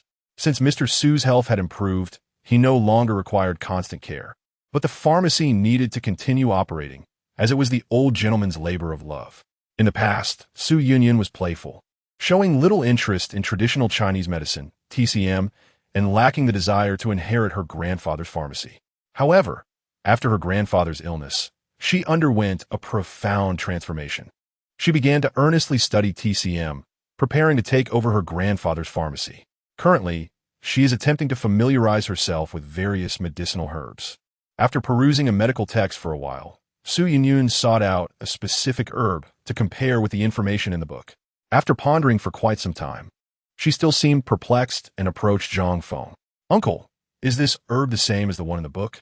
Zhang Feng took a glance at it and then explained, "Yunyun, this is the situation. First, look at this medical text. It is a compendium of herbs that has been passed down since the Tang dynasty. How many years have passed from the Tang dynasty to now? The TCM of that era is naturally different from what we have today. The herb depicted in this book has long been extinct. Only its name has endured. What you are holding is indeed related, but their medicinal effects are entirely different. The former is used to clear heat and eliminate fire, while this one is for reducing swelling and alleviating pain. Furthermore, this herb is called LNGCO, but in the southern regions, it is referred to as MOXNGCO. Although they are the same plant, their effects differ." Su Yunyun felt overwhelmed upon hearing this. Aren't they the same herb? How can they vary based on their northern or southern growth? It is quite common for different growing environments to yield different results. The distinction between these two herbs is particularly pronounced. You can differentiate them by their scent. Southern herbs tend to have a stronger, more pungent odor. After listening to this explanation, Su Yunyun couldn't help but sigh deeply. "Oh, what a hassle. How do you know so much?" With time, you'll naturally learn more. As the saying goes, one learns as long as they live. Otherwise, why do people often seek the advice of the elders? Generally, older individuals possess rich experiences and extensive knowledge, making their recommendations more suitable. While they were conversing, the shop door swung open and a young woman in her 20s entered. Her demeanor was stern, with her brows slightly furrowed, suggesting she was troubled by something. Her once beautiful face appeared somewhat fierce due to her expression. Upon entering, she glanced at Zhang Feng and Su Yunyun. "I want to buy medicine." "What kind of medicine do you need? Do you have any herbs for abortion?" Upon hearing the young woman's inquiry, Su Yunyun was momentarily stunned, clearly taken aback by the shock of it, unsure of how to respond. Zhang Feng merely glanced at the girl. "Do you have it or not? Speak up." Seeing Su Yunyun frozen in place, the woman asked again, slightly irritated. Su Yunyun looked at Zhang Feng with a pleading expression, as she felt incapable of handling such matters. "Young lady, who are you planning to help with this abortion?" "Does it matter?" The young woman retorted impatiently. "Of course it matters. An abortion can harm the body. I need to know who is undergoing it and their health condition to determine the appropriate dosage." "I am the one getting an abortion," the girl declared without hesitation. Inside the pharmacy, a tall beauty, standing at 1.7 meters, stood in front of Zhang Feng, unabashedly stating her intention to buy abortion medicine, her temper somewhat irritable. After hearing Zhang Feng's question, she shot him an exasperated look. "Yes, I am the one getting an abortion. Do you sell it or not?" Su Yunyun observed the scene, feeling somewhat at a loss. Zhang Feng smiled helplessly. "Young lady, I have already mentioned that an abortion depends on the individual. Different people require different dosages. If you conceal such information, what if something goes awry? Who will be responsible? Who is pregnant?" Zhang Feng's tone turned serious, catching the girl off guard. "How can you tell it's not me who's pregnant? As pharmacists, aren't we able to tell at a glance whether someone is pregnant?" Zhang Feng replied confidently. "Now tell me, who is pregnant?" "My younger sister." After a moment's hesitation, the girl finally admitted it. "Have her come in person," Zhang Feng stated decisively. The girl seemed unable to accept this. Does she really have to come? Absolutely. Fine then. The girl turned and left. Watching her retreating figure, Zhang Feng sighed helplessly. What has become of the young women today? The girl who had entered was the older sister, appearing in her early 20s. Her younger sister was likely just in her teens. Even if she were 18 or 19, it would be quite scandalous for someone of that age to be pregnant. In Zhang Feng's time, if someone that age were to become pregnant, they would surely be the subject of gossip. Su Yunyun, however, seemed unfazed. Uncle, times have changed. Nowadays, people are more open-minded. It's impossible for things to remain as they were in your day. Many young people get pregnant. Zhang Feng shook his head in exasperation. Can they truly care for a child at such a young age? They themselves are still children. It is incredibly irresponsible towards the child and themselves. After all, this can be detrimental to their health. Su Yunyun, however, was curious about another matter. Do you think that girl will return? She doesn't seem like someone who would bring her sister. She will definitely return, Zhang Feng asserted firmly. When these young girls consider an abortion, their first thought is usually to go to a hospital. Very few would think of consulting a TCM practitioner. Coming to see a TCM doctor typically suggests they cannot afford the expenses of a Western medical institution, as TCM treatments are often far more economical. Indeed, after a while, the previous girl returned, accompanied by another young woman who appeared to be around 16 or 17. Her eyes were red, and she wore a mask to conceal her face. Clearly aware of the embarrassment of the situation, she stood quietly behind her sister, who took on a more responsible role, stepping forward. It's me who is getting the abortion. Now that I am here, can you prescribe the medicine? Let me take your pulse first. Zhang Feng reached out, and after feeling her pulse, he commented, Your health seems fine. You must be about 3 months pregnant. Remember to dispose of the expelled material properly, ensuring it is destroyed and flushed away. Additionally, I must remind you, if a pregnancy exceeds 49 days without termination, it could lead to severe consequences. What you are doing will undoubtedly sow the seeds for future ramifications. The younger sister remained silent, while the older sister inquired curiously, What do you mean by that? Zhang Feng gestured towards a corner of the pharmacy where he practiced fortune-telling, which prominently featured a striking Taiji Bagua compass. I am a fortune teller. What I mentioned pertains to destiny. Young lady, do not think that correcting a mistake ends the matter. Committing such a transgression will inevitably incur consequences. After speaking, Zhang Feng wrote out a prescription and handed it to Su Yunyun to prepare the medicine. The older sister observed in silence for a long while. After receiving the medicine from Su Yunyun, she finally asked, What will the consequences be? Will it be dangerous? Consequences can vary greatly, depending on your own fate. Zhang Feng replied. After settling the payment, the sisters departed, leaving Zhang Feng wondering whether they would truly heed his words. In the afternoon, with splendid weather, Zhang Feng stood up. Yunyun, I'm stepping out for a bit. What for? I'm going out to catch up with some old friends. But what about the shop? What if someone comes to consult you? Just tell them I'm not here. If they come looking for me when I'm not around, it simply means we lack the connection. Watching Zhang Feng's departing figure, Su Yunyun felt a sense of helplessness. How wonderful. No wonder he prefers to read fortunes rather than treat ailments. The fortune teller's claim that destiny has not yet arrived allows one to simply dismiss matters without concern. If this were a medical situation, neglecting a patient would be tantamount to causing harm. It must be acknowledged that although Su Yunyun lacks advanced formal education, she possesses a keen intelligence. Regardless of what Zhang Feng says or does, she quickly discerns the underlying reasons. Perhaps they are fated to cross paths. After leaving the shop, Zhang Feng sought out his good friend Li Yun to treat him to a meal. It was Li Yun who had assisted Zhang Feng in finding work shortly after his divorce, introducing him to Lin Guoping. These individuals have been Zhang Feng's benefactors. The two have been friends for years, and it is quite customary for them to share a meal and converse. Upon sharing his recent experiences with Li Yun, Zhang Feng noticed the astonishment on Li Yun's face. You are reading fortunes? Is that true? Aren't you just fooling people?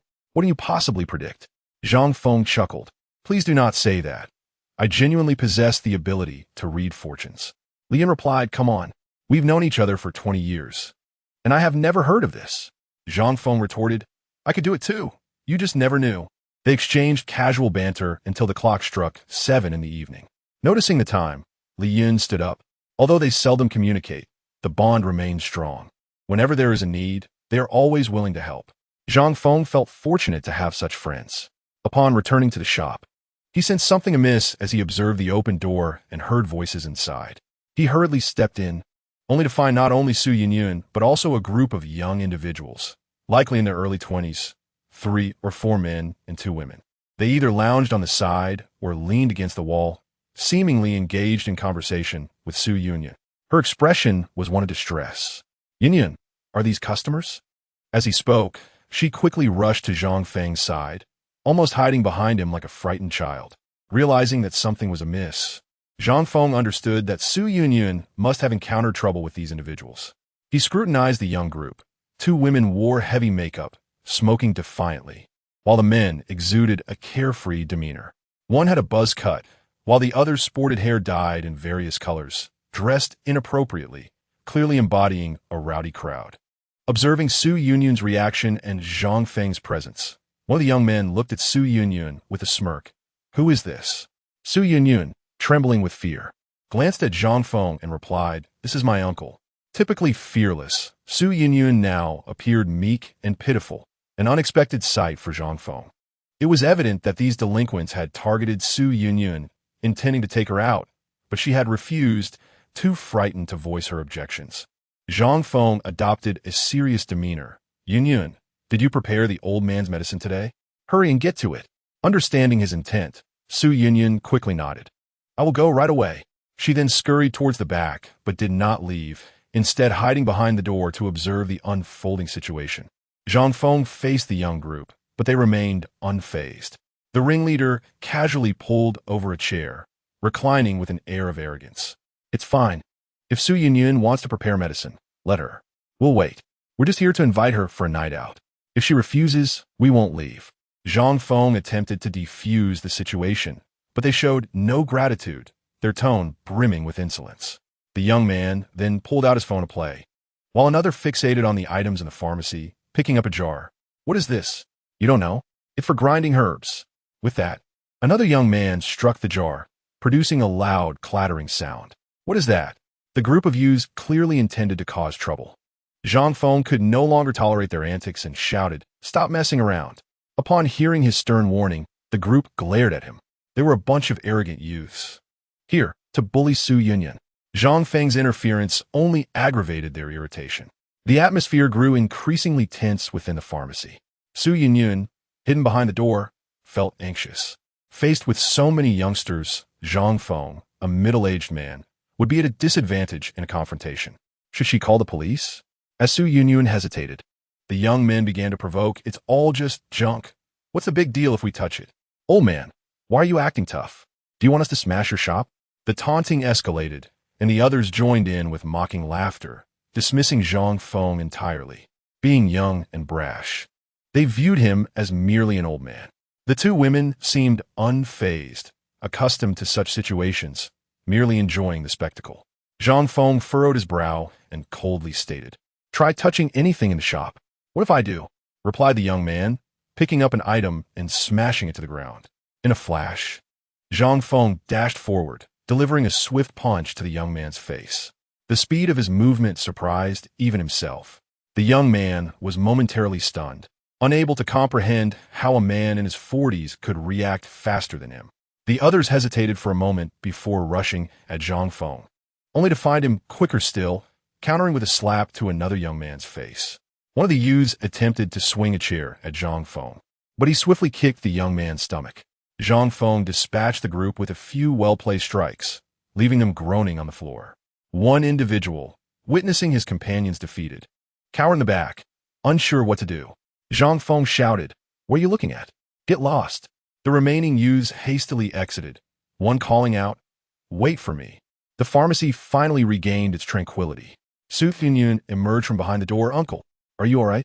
What could possibly happen to me? I didn't get hurt." As he reminisced about the altercation, Zhang Feng felt a long-lost surge of adrenaline, a sensation he had not experienced in ages. Su Yunyun remarked, "I never expected you to be so capable. You effortlessly drove them away. Truly impressive." Zhang Feng tidied up the scattered items on the floor. Curiosity piqued. "Who are they? How do you know them?" Su Yunyun, feeling somewhat embarrassed, explained, "They're my classmates. I attended a local vocational school, which was quite chaotic, and they have caused quite a stir in the past. I never liked their antics, so I avoided getting involved. After graduation, I thought everything would be fine, but they occasionally come to invite me out. In the past, old Master Su was in good health and ran the shop here. When these people came, they would say Su Yunyun was not around, and they had no recourse. Now that Su Yunyun has to step in, it is awkward to find excuses. These individuals only began to cause trouble after noticing Su Yunyun managing the shop, persistently urging her to join them for outings. When one or two of them came, it was manageable, but when 5 or 6 crowded into the room, Su Yunyun felt frightened. Chapter 38. Like a daughter, Su Yunyun, being exceptionally beautiful, had one young thug who could not forget her since graduation, leading to the current predicament. Although the troublemakers have left for now, Su Yunyun remains anxious, knowing they will undoubtedly return. Furthermore, after you struck them, will they not report you to the authorities? Zhang Feng chuckled. Report? How embarrassing would that be? He knew these street thugs too well. They would not stoop to such disgraceful actions. They might either come back for revenge or plan a sneak attack on him. Zhang Feng closed the shop door, signaling that business hours had ended for the day. He reassured Su Yunyun not to dwell on today's events. Seeing Zhang Feng's demeanor warmed her heart. He resembled a father figure to her. Having been raised by her grandfather, she had never truly experienced paternal affection, leaving her with a complex mix of emotions.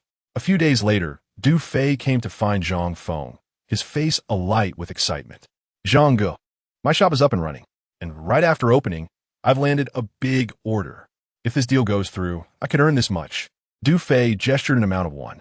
Zhang Feng was taken aback. 10,000? 100,000? Du Fei exclaimed with fervent enthusiasm. Having invested only 1 million in his startup, landing a single large order worth 100,000 was extraordinary, equivalent to Du Fei's annual salary, which he could hardly fathom.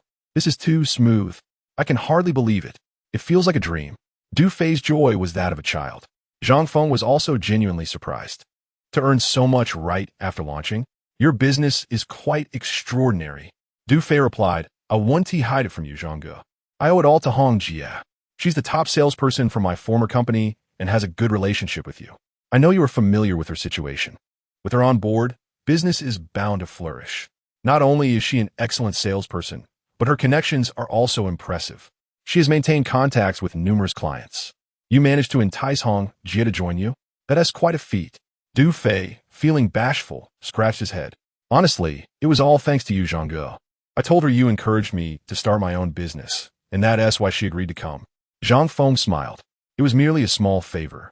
Back then, during the early days of the company, Wang Hongting had faced bullying, and Zhang Feng, despite being just a small team leader in the maintenance department, had significant influence. He had reprimanded the bullies on her behalf, which was not a grand act of kindness. It had been so long ago that he was astonished she still remembered. So, how is entrepreneurship treating you? Du Fei chuckled at the question. I used to think it was quite challenging, but now it feels different. I believe the biggest hurdle in starting a business is actually funding. As long as you have the initial capital, there are hardly any troubles. The rent for my shop is less than 30,000 a month, which is manageable. I only signed a 3-month lease, and that is a significant cost. I kept the decorations simple, just enough to look decent. Yang taught me a lot. I've already made contact with 2 brand distributors. They can park their vehicles here with just a security deposit. Du Fei animatedly recounted his entrepreneurial journey, clearly thriving in his endeavors, just as Zhang Feng had predicted. That 1 million you borrowed, make sure to pay it back promptly. Du Fei chuckled. Yes, you're absolutely right, Zhang Ge. Actually, I came to ask if you could help me again. I've heard people talk about feng shui and wanted your insight. It seemed Du Fei had grown quite convinced of Zhang Feng's abilities, especially after such a hassle-free entrepreneurial experience. Zhang Feng waved his hand dismissively. I can certainly offer you advice, but it is still too early for that. Feng shui should not be altered without reason. It is best addressed when issues arise. Most people mistakenly believe that a location's feng shui remains static, but that is incorrect. Feng shui changes with time and environment. The east wind of spring transforms into the west wind of autumn, reflecting this change. Ordinarily, feng shui does not exert influence unless a problem arises. indicating that it needs adjustment. Given Du Fei's current success, meddling with feng shui might lead to complications. Understanding Zhang Feng's perspective, Du Fei nodded. I'll heed your advice. Zhang Ge, once I achieve success, I will certainly remember you. Zhang Feng smiled. I look forward to that day. Later that afternoon, when the shop was empty, Su Yunyun approached Zhang Feng with a mysterious air. Uncle, are you busy? Not busy, what is up? About the matter we discussed earlier. You signed a contract with me for 20,000, right? Today, I'm here to return that money. Su Yunyun had brought this up several times, as Zhang Feng had saved old Master Su, who was now in excellent health. She felt uncomfortable keeping the money and wished to repay Zhang Feng. This money is for renting the space. You don't have to give me the entire 20,000 as gratitude. Just a token of 1 or 2,000 for medical expenses would suffice. Zhang Feng was about to refuse when he noticed tears welling in Su Yunyun's eyes. Uncle, you must accept this money.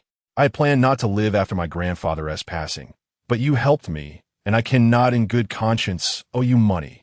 The sincerity of the young girl touched Zhang Feng profoundly, stirring an unusual feeling within him, as if she were the daughter he never had. Chapter 39.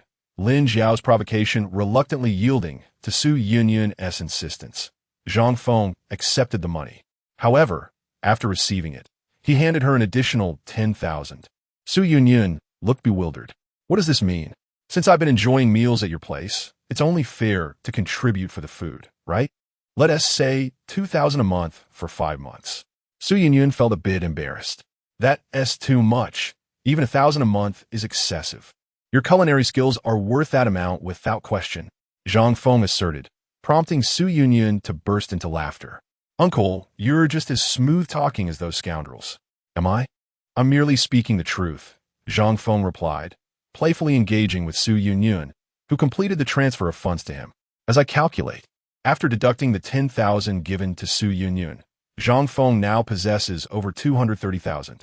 After all, he seldom indulges in extravagant spending, and this money merely rests in his hands.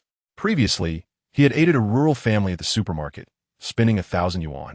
For most people, that would be akin to tossing money into the abyss, but for Zhang Feng, it held a different significance. He has already set one foot into the realm of Taoism, rendering wealth incapable of restraining him, much like the 200,000 he bestowed upon Su Yunyun. While Zhang Feng pondered over his finances, a familiar figure entered the shop. Upon stepping inside, she began surveying her surroundings, eventually unleashing a sharp, mocking laughter. I thought you opened some grand establishment. It's merely a shabby traditional medicine shop. Her voice was piercing, much to Su Yunyun's chagrin. She glanced back at Zhang Feng, noticing his increasingly grim expression, and her perceptive nature led her to quickly deduce the situation. Uncle, do you know her? She can't possibly be your ex-wife, can she? Zhang Feng offered a wry smile and nodded. The individual before him was indeed Lin Jiao. It was unclear how she had learned of Zhang Feng's circumstances. But here she was. Lin Jiao, what brings you here? Zhang Feng inquired, his tone devoid of warmth. Lin Jiao wore an expression of amusement. What's wrong? Am I not allowed to come see? She continued. Look at you. Do you even have the capability to dispense medicine? Opening such a pathetic shop. A failure will always be a failure. You'll never amass great wealth. Clearly, Lin Jiao's visit was solely to deride Zhang Feng, to belittle him. Yet, Zhang Feng remained unfazed. If he were indeed lacking in ability, her words might have stung, but he was acutely aware of his own growth. He was no longer the same man he once was, living a carefree life that would not be disrupted by Lin Jiao's barbs. Su Yunyun, however, was visibly displeased by Lin Jiao's comments. What are you so smug about, old woman? You have nothing to boast about. Uncle is doing far better than you now, with over 200,000 in hand and a shop here. The mention of such wealth left Lin Jiao momentarily stunned. Over 200,000? How is that possible? Where did you get the money? Su Yunyun replied with pride. Of course, it's earned through Uncle's own abilities. Impossible. Lin Jiao glared at Zhang Feng. Are you secretly hoarding money? Did you have funds you never shared before our divorce? Zhang Feng, observing Lin Jiao's frantic demeanor, felt exasperated. Lin Jiao, can't you think for a moment? How could I hide money? My salary card has always been in your possession. This money was earned by me after our divorce. It has nothing to do with you. We're divorced now, and you're not welcome here. Please leave. At Zhang Feng's firm stance, Lin Jiao paused, seemingly grasping something. Oh, I see. You're trying to fool me. Is 200,000 really that easy to earn? Zhang Feng, I truly didn't expect you at your age to still be so vain, concocting such ridiculous stories to deceive me. If I didn't know you were good for nothing, I might have almost believed you. Suanun's anger intensified. She picked up her phone, ready to prove Lin Jiao wrong, only to be restrained by Zhang Feng. Yunyan, don't. Let her say what she wants. Reluctantly, Su Yunyun acquiesced, though her dissatisfaction lingered. The unfortunate Lin Jiao, still convinced of her assumptions, scoffed. What are you pretending for? I've known you for 20 years. I know exactly what you are. A failure will always remain a failure. Despite Lin Jiao's taunts, Zhang Feng stood resolute. Are you done? Can you leave now? Leave? Why? Don't you want me to see your current miserable state? I must see how you dispense medicine to patients. Just as Su Yunyun intended to force Lin Jiao out, Zhang Feng held her back. Yunyun, stay calm. It's of no consequence. As a middle-aged man, Zhang Feng found the situation trivial. If Lin Jiao wished to create a scene, so be it. Once she learned of Zhang Feng's true circumstances, her arrogance would surely diminish. Besides, life was long, and there was no need to let such petty matters disturb their peace. Observing Zhang Feng's unyielding demeanor, Su Yunyun was left in agitation. The pharmacy was now occupied solely by Zhang Feng and Lin Jiao, who continued to scrutinize her surroundings, incessantly chattering. Look at yourself. You appear quite pathetic. Just the other day, I went on a trip with Lao Zhou. Lao Zhou was the owner of the barbershop. Zhang Feng had encountered him a few times and heard of his ventures.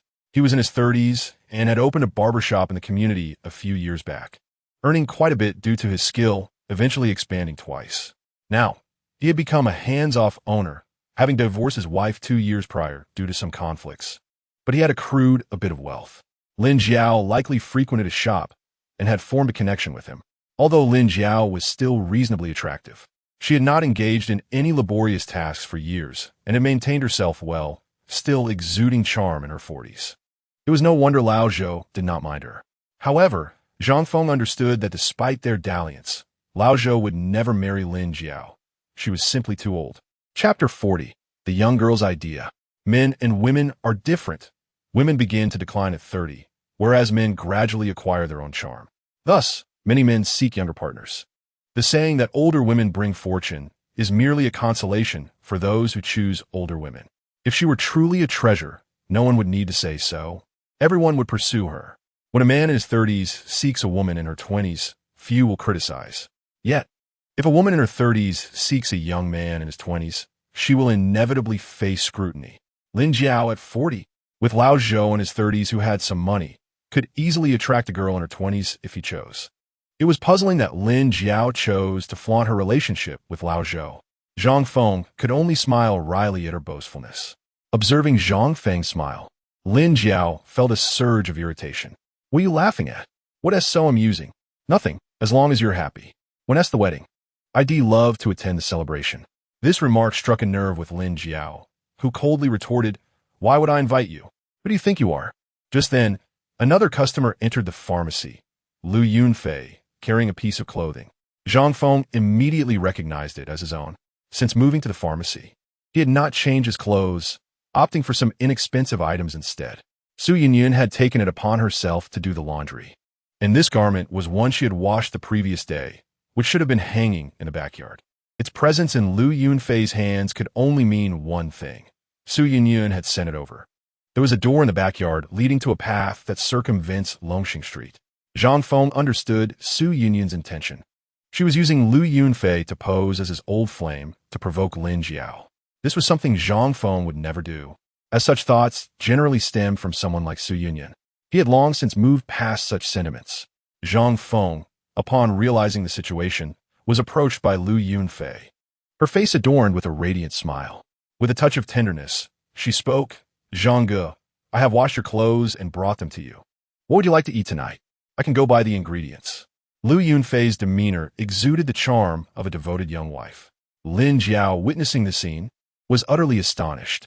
Lu Yunfei was a stunning beauty, standing at 1.7 meters, with long, lustrous black hair, an oval face, and exquisite features. As the owner of a clothing store, Her fashion sense was impeccable, and her aura was both mature and alluring. Lin Jiao, as a woman herself, comprehended the high caliber of someone like Lu Yunfei. Although Su Yunyun was also beautiful, any rational individual would find it hard to believe that she would be interested in someone like Zhang Feng, an older man. Even if Su Yunyun claimed to be Zhang Feng's girlfriend, Lin Jiao would remain skeptical. However, Lu Yunfei was an entirely different story. She seemed genuinely compatible with Zhang Feng. Zhang Feng initially hesitated to play along, but feeling compelled by Su Yunyun's good intentions, he acquiesced. Let's keep dinner simple. No need to go through much trouble. You've had a long day. After dinner, we can take a stroll, and I'll take you to the night market. That sounds wonderful. I've been wanting to go. Lu Yunfei exclaimed joyfully, her face illuminating with happiness. Lin Jiao, observing this, felt a surge of frustration. She had come to witness Zhang Feng's misfortune, only to find that he had quickly found a beautiful woman, and their relationship appeared so intimate. Wasn't this a slap in her face? Enraged, she erupted, shameless. You actually have an eye for such trash. Zhang Feng could no longer tolerate her insults and retorted fiercely. Who are you cursing? I'm cursing whoever I want. Shameless. Just as Zhang Feng was about to confront Lin Jiao, she abruptly stood up and strode away, as if she could not bear to remain another moment. Upon seeing Lin Jiao leave, the actress Lu Yunfei could not suppress her laughter. Zhang Feng followed suit with a wry smile. This must be Yunyun's idea, right? That girl has no sense of seriousness. How can it be like this? Lu Yunfei nodded. Yes, but I think it's quite nice. Zhang Ge, you've helped me so much. I should indeed assist you. You wouldn't believe it. Su Yunyun described your ex-wife as a monster. I'm sorry if my ex-wife's temperament was less than pleasant, and I apologize for the trouble it caused you. It's nothing. I'm not a young girl. It's no big deal, Zhang Feng replied. At that moment, Su Yunyun entered, her face brimming with triumph. The old hag has left, right? Such an old woman. She deserves it. I've finally vented my frustrations. Zhang Feng could only shake his head in resignation. This girl Lu Jia, why don't you stay and have dinner with me tonight? I wouldn't want to intrude. What intrusion? What relationship do we have? It's settled. Su Yunyun insisted firmly. At the pharmacy, while Su Yunyun and Zhang Feng managed the shop, Zhang Feng suddenly had a thought. Hey, Yunyun, do you think we should get a new sign for our store? Su Yunyun pondered for a moment. We do indeed need a new sign. The current one has been in use for several years. Do you have any ideas? Let us create a new sign that still says Guangming Tang, but add a few other words in the corner. How about fortune-telling and feng shui? Su Yunyun replied candidly. That sounds too direct. What should we write then? Yili. The principles of Zhou. This phrasing is more subtle and understated. Those who understand will know what it means, and those who do not will simply think it's a traditional Chinese medicine shop. After hearing this, Su Yunyun readily agreed. No problem. I will arrange for it immediately. How much will it cost? I'll cover it. Not much, just a few thousand. I can handle it myself. You? But you don't have much money, do you? You should save it. Su Yunyun had already spent most of her savings on her grandfather's medical treatment, leaving her with just enough for groceries. Realizing her financial situation, she smiled sheepishly. Then I'll trouble you. 3 days later, in the morning, Zhang Feng received a call from Qianzhong, inviting him to lunch, along with Lin Guoping. The invitation was so warm that it was impossible to decline, and Zhang Feng had no choice but to accept. At noon, he arrived at the designated hotel and met Qianzhong and Lin Guoping in a private room. This time, Lin Guoping's wife, Zhou Ying, was also present, and beside Qianzhong sat a woman, presumably his wife, along with a young man who bore a resemblance to Qianzhong, clearly his son. Upon Zhang Feng's arrival, Qianzhong promptly stood up. Master, you're here. Please take a seat. Waiter, serve the dishes. I truly appreciate your coming today. Ah, where's your wife? Qianzhong, unaware of Zhang Feng's personal circumstances, casually inquired. Zhang Feng awkwardly replied, We just divorced a couple of days ago. The atmosphere became instantly awkward. However, Qianzhong, quick on his feet, responded, So what if you divorced? A true man need not worry about having a wife. Besides, you are so capable. This must be fate. Perhaps not a bad thing after all. Zhang Feng nodded in acknowledgement. Seizing the opportunity, Qianzhong swiftly changed the subject. Today, I invited you here specifically to express my gratitude. Let me introduce you. This is my son, Qian Bowen. Bowen, greet the master. The young man, in his 20s, solemnly stood and bowed to Zhang Feng. "Hello, master." "Hello, please sit down." After Qian Bowen took his seat, Qian Zhong expressed with a sense of nostalgia, "Master, my son is now just as you predicted. A few days ago, he had a minor accident. Although it was only a small injury, the situation was quite perilous. He nearly lost his life. Since that incident, he has transformed completely. Now he not only obeys me, but is also earnestly considering taking over the family business." It is worth noting that prior to this incident, Qian Bowen had been a rebellious child, getting into fights in middle school, causing a female classmate to become pregnant in high school, and neglecting his studies in college to play video games. After graduation, Qian Zhong had arranged for him to work in the family business, but due to a scandal with a female employee, he was forced to dismiss him. Qian Zhong had nearly given up hope on his son. To his astonishment, after Zhang Feng's guidance, the situation took a turn for the better. The son who had always defied him was now obedient. Zhang Feng, intrigued, asked, "So, have you found the person with the surname Tian, born in the year of the snake?" Qian Zhong chuckled, "Indeed. She is a nurse at the hospital. Let me tell you, this situation is filled with coincidences. On the very day my son had his accident, he encountered that nurse. Coincidentally, it was the day she was being transferred to another hospital. I learned her surname was Tian and quickly gathered her other information. Everything matched perfectly. I knew it had to be her.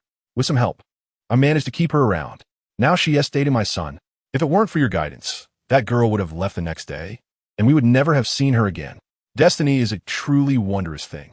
Its magic lies in the fact that a fleeting encounter can blossom into a lifelong connection, while a missed opportunity can haunt one for eternity." Qian Zhong, filled with pride, continued, "My son has really begun to mature since meeting this girl, still telling me to study hard and conduct business well, and to hold a grand wedding for that young lady." Qian Bowen felt a bit embarrassed listening to his father incessantly talk about his own matters. "Dad, today is for hosting guests. Please don't keep talking about me."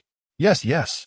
"Today, I not only want to express my gratitude to you, Master, but also to Boss Lin. Thank you for introducing me to the Master." Without further ado, he raised his glass, saying cheers. The gathering soon became lively. When the event concluded, Qian Zhong discreetly handed a red envelope to Zhang Feng, whispering, "Master, this is a small token of my appreciation. Please don't be modest. I truly feel sorry about last time." Qian Zhong was referring to the incident when Zhang Feng borrowed money from him. He needed 1 million for Du Fei's entrepreneurial venture, but Qian Zhong was unable to provide the sum, as it exceeded his financial capacity. To express his regret, he deliberately included a bit more in the red envelope this time. Zhang Feng glanced inside and found a check for 100,000. It was indeed a generous gesture, far more considerate than what Zheng Jin had offered. "Boss Qian, you are being too polite. In fact, offering 1 million would not be excessive. After all, it concerns my son's future. However, my current business is rather mediocre.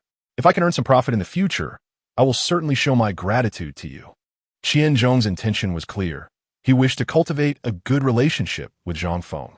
This exemplified the distinction between a shrewd businessman and the miserly Zheng Jin. Zheng Jin had indeed lent money, but was rather stingy. He only contributed 40,000 to save his mother, whereas the hospital expenses far exceeded that amount. It was evident that he did not intend to maintain a relationship with Zhang Feng. However, anyone with discernment could see that Zhang Feng's remarkable abilities would surely be in demand in the future.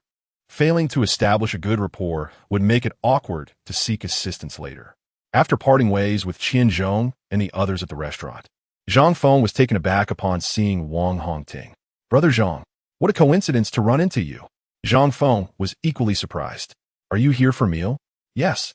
A client insisted on treating me to dinner. I heard from Du Fei that you are currently doing fortune-telling at a pharmacy." Zhang Feng chuckled awkwardly. "Just a bit of casual fortune-telling." "Brother Zhang, are you someone who casually offers readings? It seems like you're hiding something from us." Wang Hongting remarked. "Last time you vanished after being dismissed, and I tried reaching out to you, but couldn't. At that time, Zhang Feng was in the hospital, and his phone had died, making it impossible to connect. Haha, it wasn't intentional. So, how is it going with Du Fei?" Wang Hongting nodded. "It's certainly more comfortable than my previous company. You know what Chinchang is like. I wanted to quit long ago. If it weren't for you being here, I would have left much sooner." Chinchang was the previous employer and had recruited Zhang Feng. He was a quintessential and scrupulous boss. People like Zhang Feng, who had followed him for many years, were dismissed without hesitation, and even top salespeople like Wang Hongting faced salary deductions whenever performance dipped. Despite having sold numerous cars and generated substantial profits, Qinchang never acknowledged their efforts unless sales figures dropped. By the way, Brother Zhang, I heard you got divorced. Wang Hongting suddenly broached the topic. Zhang Feng nodded. Yes, I did. What happened? Nothing much. She cheated and deemed me unsuccessful. Wang Hongting sighed. Your ex-wife really lacks gratitude. If I had a husband like you, I would cherish him greatly. How could she betray you? As she spoke, her eyes sparkled with envy, clearly not merely offering polite words.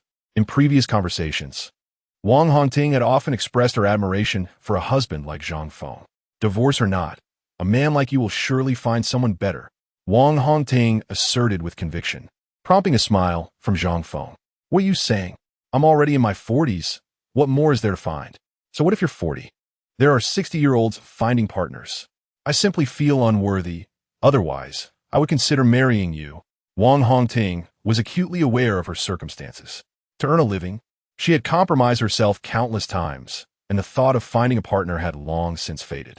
Yet, sometimes she mused that if she encountered a good man during her times of need, perhaps everything could change. Zhang Feng, however, appeared entirely unfazed. Don't say that. You are indeed a wonderful woman. I understand your circumstances. You did what you had to. Wang Hongting felt warmth in her heart at Zhang Feng's words. He was among the few in the company who understood her situation without looking down on her. By the way, Brother Zhang, let me introduce my best friend to you. Wang Hongting suddenly suggested, catching Zhang Feng by surprise. Huh? What do you mean? My best friend, Tianwen. She is 29, has been in 2 relationships, but neither worked out, and she is still single. This is quite a bargain. Wait, I must stop you there. I haven't even agreed to this. Why are you introducing me to someone? What's wrong with that? Isn't it a normal thing? A man like you surely needs someone to take care of you, to cook and do laundry. Just as Wang Hongting was about to continue, Zhang Feng interrupted her. No, I currently have no intentions of remarrying. I just escaped from the clutches of marriage. To jump back in now would be foolish. Reflecting on his past life, he now relished the freedom to do as he pleased, going out for drinks with friends or taking a leisurely drive. He envisioned a life of carefree enjoyment, devoid of the responsibilities of cooking and laundry, which he could manage himself. Upon seeing his attitude, Wang Hongting was momentarily stunned. Are you serious? Of course. Witnessing Zhang Feng's stance, Wang Hongting pouted. You're just being stubborn. Eventually, you want to get married. What kind of talk is that? I've been single all along. I know what it's like. You are alone. And if I introduce my friend to you, wouldn't you feel lonelier? Zhang Feng retorted. Anyway, let's not dwell on this matter for now. How are your parents doing? They're doing quite well. All right then, Brother Zhang, goodbye. After they parted ways, Zhang Feng was unaware that Wang Hongting called Tian went to discuss the day's events. In Wang Hongting's eyes, Zhang Feng's reluctance was merely because he had yet to meet Tianwen. If he knew how beautiful she was, he would surely agree immediately. Wenwen, let me tell you about Zhang Ge from our company. He got divorced. Yes, because his wife cheated. This is a great opportunity. You must not let such a good man slip away. Let us meet up and discuss. You choose the place. The next day, with little business at the pharmacy, Zhang Feng decided to visit Lu Yunfei's clothing store nearby. Lu Yunfei had just had 2 customers who purchased a piece of clothing and left. Upon seeing Zhang Feng enter, her face broke into a bright smile. Brother Zhang, you're here. Is there something you need? No, just came to sit for a while. How is business lately? Lu Yunfei chuckled.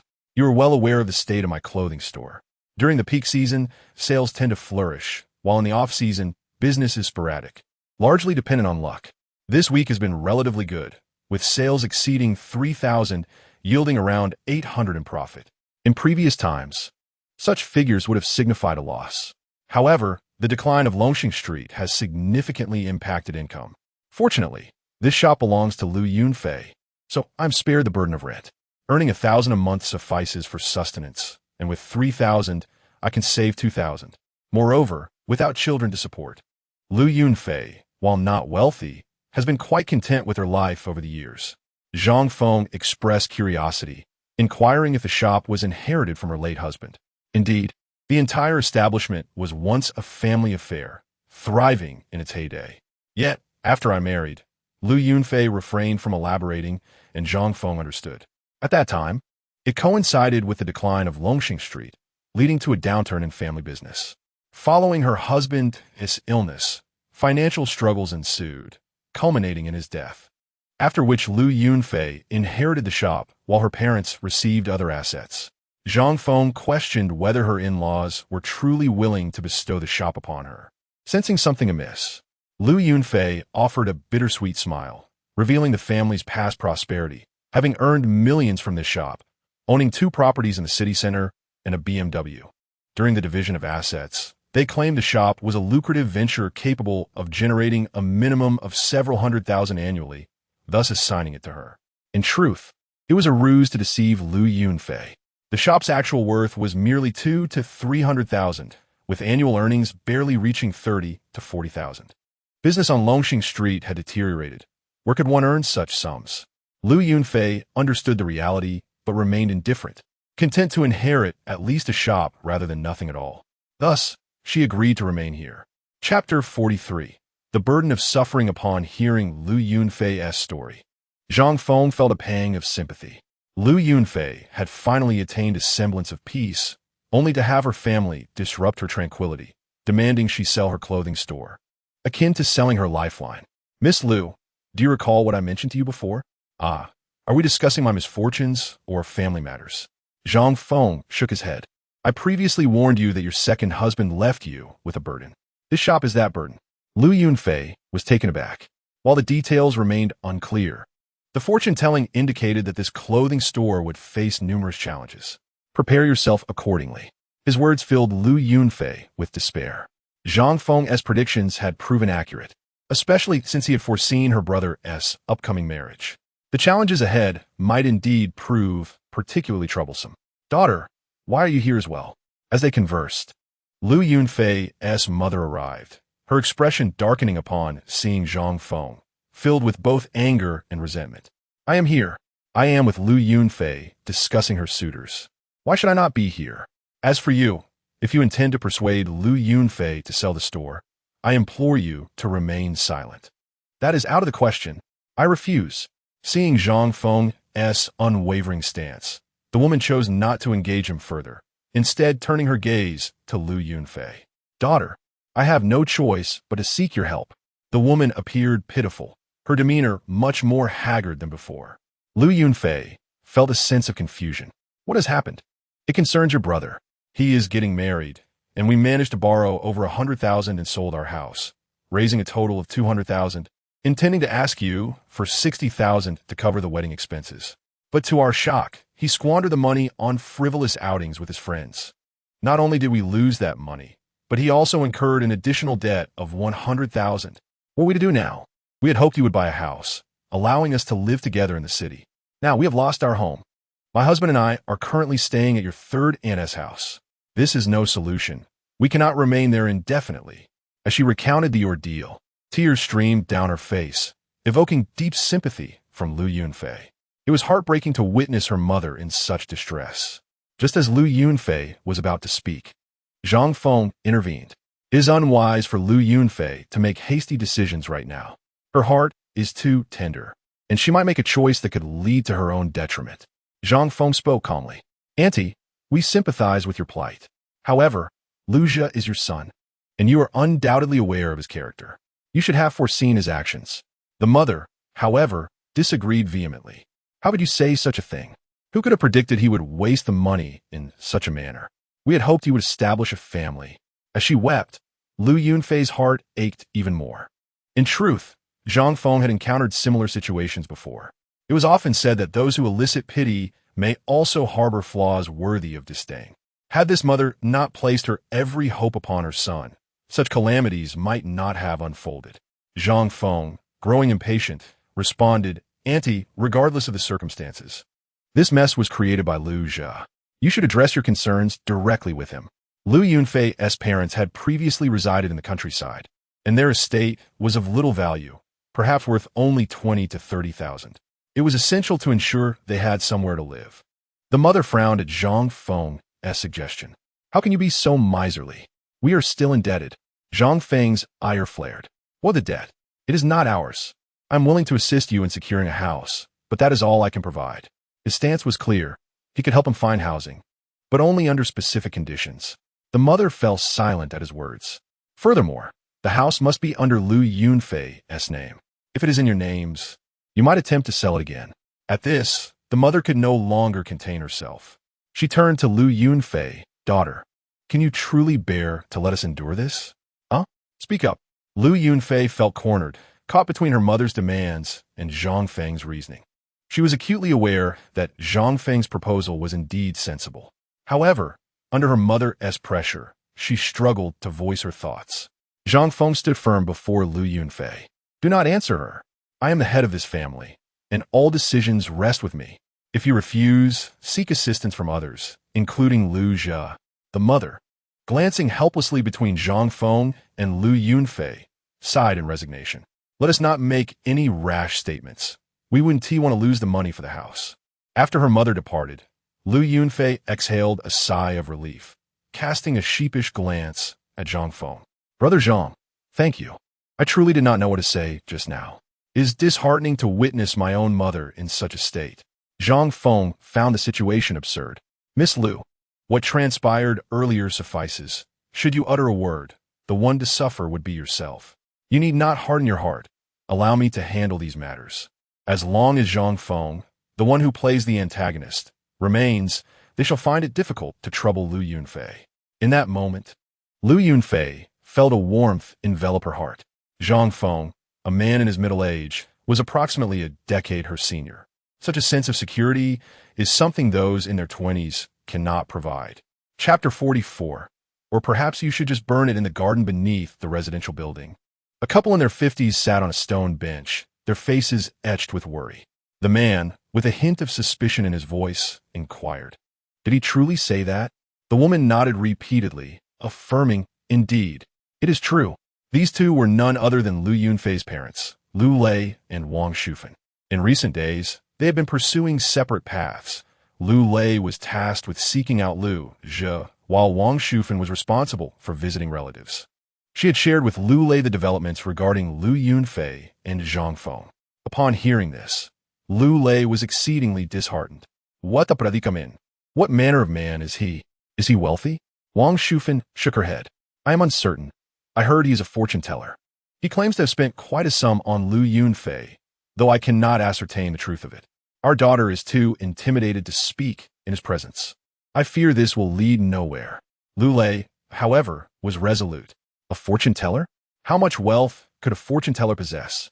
Unless he is some extraordinary master. He is merely passing the time. How could our daughter be interested in such a man, especially one so much older? Our daughter is a beauty. Surely, she can find someone more suitable. He declared emphatically, this cannot unfold as it stands. We must ensure they part ways. Then we can find her a wealthy suitor. Someone who can offer a substantial bride price. Wang Shufan listened, apprehensive. Shall we forego the house, then? Lu Lei retorted, what nonsense about a house? You women simply do not understand. That dilapidated house is worth but a few thousand. What use is that? We want real money. I have heard that wealthy men in the city are exceedingly generous with their mistresses. They can easily offer tens of thousands monthly. Given our daughter's beauty, demanding 100,000 is not excessive. Previously, we settled for less when marrying off our daughter. How can we allow that old man to benefit now? Where is her clothing store? You must take me there tomorrow. I will speak with them. Lu Lei was determined not to miss this opportunity. In his view, they had previously sold their daughter short, and their mindset was akin to that of selling her off. Yet, Lu Lei was adamant. Tomorrow, he would resolve this matter. Early the next day, Lu Lei and Wang Shufan arrived at Lu Yunfei's clothing store. As they passed by a drugstore, Zhang Feng spotted them and, realizing who they were, promptly headed toward the clothing store. As it was early, there were no customers present. Upon entering, Lu Yunfei's complexion paled instantly. She understood her parents had come. Daughter, Lu Lei greeted, and Zhang Feng entered right behind him, positioning himself between Lu Yunfei and her parents. Seeing Zhang Feng appear so promptly brought Lu Yunfei a sense of relief, though she remained fearful as she watched her parents from behind him. Liu Lei, infuriated, confronted Zhang Feng. You are the man my daughter is seeing. You certainly move quickly. But today, we are here for our daughter, and you have no part in this. Leave at once." Zhang Feng stood his ground. "Lu Yunfei's matters are my matters. You may either refrain from discussing them or face me." You are asking for trouble, aren't you?" Lu Lei surveyed the room and seized a nearby broom, pointing it at Zhang Feng with indignation. Unfazed, Zhang Feng snatched the broom away, thrusting it against his knee with a swift motion. The stainless steel broom, hollow and easily bent, yielded to the force. While such an act might be expected from a younger man, Zhang Feng, at 40, executed this maneuver with surprising agility, catching Lu Lei off guard. After bending the broom, Zhang Feng tossed it to the ground, declaring fiercely, "What will you do now? Who will clean up whom?" Though Lu Lei had initially considered resorting to violence, he quickly abandoned that notion, recognizing that he could not overpower Zhang Feng. Nevertheless, he would not yield in spirit. "This is a family matter. It has nothing to do with you. Why do you act so menacingly? Daughter, how could you possibly be interested in such a man? Break up with him. What would he possibly offer you?" Lu Yunfei, hiding behind Zhang Feng, could no longer tolerate her father's words. "Dad, please do not say that. Brother Zhang is a good man." Zhang Feng interjected. "You are Lu Yunfei's father, so I ought to address you as uncle. I dare not make grand claims, but I assure you that I treat Lu Yunfei well. She knows this well. However, as her parents, how can you speak so shamelessly? Lu Yunfei has endured 2 failed marriages, and were they not due to your influence? I have never encountered parents like you." Zhang Feng launched into a vehement tirade against Lu Lei and Wang Shufen, leaving Lu Lei momentarily speechless, even forgetting his original purpose. It was not until some time had passed that he regained his composure and retorted angrily, "What business is it of yours? She's my daughter. Daughter, do not associate with this man. Come, let us leave." Yet Lu Yunfei remained unmoved, with Zhang Feng steadfastly blocking her parents' path, firmly asserting that no matter what they said, she would not be taken away. Frustrated, Lu Lei began to shout in exasperation, "You did not hear your father? I raised you. Now you intend to leave with an older man? I should have ended this foolishness long ago. You ungrateful wretch. And you, what spell have you cast on my daughter? I tell you, today I shall take her away. No one will stop me. Will you come or not? Will you leave or not?" It was evident that Lu Lei had lost his composure, his voice rising in volume. Despite the absence of customers, his shouting drew the attention of onlookers from nearby shops, who gathered to witness the scene unfolding inside. Seeing Lu Yunfei retreating, Lu Lei seized a nearby garment, throwing it to the ground, causing a rack to topple over with a loud crash, sending a pile of clothes tumbling down. Lu Yunfei felt a pang of heartache, unable to bear the sight of it. Zhang Feng, seemingly unfazed, remarked, "Smash it. Go ahead and smash it. After all, this is your daughter's money. In the end, she will be the one to compensate. Or perhaps you should just burn the store down. That would solve everything." Chapter 45. Return later. Zhang Feng's words continued to provoke Lu Lei. He indeed contemplated setting the place ablaze. However, he restrained himself, fully aware that what he truly sought was money. This clothing store represented financial opportunity. The assets were under Lu Yunfei's name, and his aim was to sell the store and reap the profits. In the face of Zhang Feng, he found himself caught between hard and soft tactics. Yet, he was unable to outtalk him or overpower him, and thus found himself entrenched in a stalemate. The onlookers outside only added to his realization of why his wife had been unable to manage Zhang Feng effectively. This situation was indeed a challenging one. Lu Lei began to attempt to directly bypass Zhang Feng and engage in conversation with Lu Yunfei. "My daughter, what future do you envision with such an old man? He does not even appear to be wealthy. Given your beauty, what sort of man could you not attract? I previously learned from your third uncle about a gentleman who, at 30, had already ascended to the position of general manager at his company, earning over $200,000 a year. He possesses both a house and a car. Wouldn't it be splendid to pursue someone like that? I am genuinely acting in your best interest." Upon hearing these words, Zhang Feng found them quite amusing. "Uncle, do you not feel a twinge of embarrassment saying such things? If you truly cared for Lu Yunfei, would she be enduring this kind of life? Who insisted that Lu Yunfei sell her clothing store to fund her brother's wedding? Had she heeded your advice back then, would she be in such a predicament now?" At that moment, A crowd had gathered outside the store, listening to the exchange and beginning to murmur. So these are Lu Yunfei's parents? They are truly despicable. How dare they show their faces here? Indeed, do you not see them wreaking havoc even now? Lu Yunfei is truly unfortunate to have such parents. They should be driven away. Zhang Feng stood firm, blocking their path while the onlookers expressed their disdain. Lu Yunfei remained silent. Lu Lei realized that he would not be able to resolve the situation today. Glancing back at Lu Yunfei, he unwillingly shouted, "You all wait for me. Let's go." He departed with Wang Shufan. As they left, Wang Shufan inquired curiously, "Darling, is this how it ends?" "It cannot possibly end like this." Liu Lei replied, resolutely. "This matter is far from settled. So what do you plan to do?" "We will find a way. Surely, this man has his moments of absence. As long as he is not present, we can have a proper conversation with our daughter." Meanwhile, after Liu Lei and Wang Shufan had left, the clothing store finally regained its tranquility. Zhang Feng bent down to help Lu Yunfei pick up the scattered garments. Fortunately, the clothes were unscathed and remained clean, consisting mainly of samples, so the impact was minimal. Lu Yunfei's expression was exceedingly complex. This incident had left her feeling somewhat at a loss. Observing her, Zhang Feng felt a pang of sympathy. "Miss Lu, perhaps you should consider hiding for a while." Lu Yunfei was taken aback. "Hide? How can I hide? If I leave the store in someone else's care, my parents cannot linger in the city forever. They currently have no place to stay." Lu Yunfei recognized the logic in this, yet hesitated. "But if I entrust the store to someone else, the earnings may not even suffice to pay them. Closing the store might mean no customers at all. I truly do not know how to handle this." Zhang Feng suggested, "You could simply shut the store, claiming it has been transferred and is undergoing renovations. After 3 to 5 months, you can reopen. This way, your parents will be unable to locate you. And when you reopen, it may feel like a fresh start, correct? After all, the income in these months is limited." However, Lu Yunfei found it difficult to accept. Isn't that deceiving? To say there will be renovations, yet the store remains unchanged? You can make simple renovations. Just change the sign, which only costs a couple of thousand, and perhaps add some mirrors, wallpaper, or furniture. In total, it would not amount to much. Store the current clothes, and after 3 to 5 months, when the season changes, you can introduce new stock. The store will appear completely revitalized. After hearing this, Lu Yunfei's eyes sparkled. Over the years of managing the clothing store, she had saved over 60,000 yuan, making the expenses entirely manageable. This might actually work. With her parents gone, they would never suspect she was merely next door.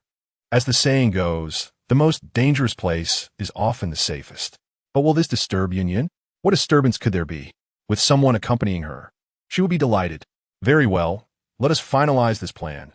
Prepare to close the store in a few days. With Zhang Feng orchestrating the arrangements, everything seemed to resolve smoothly.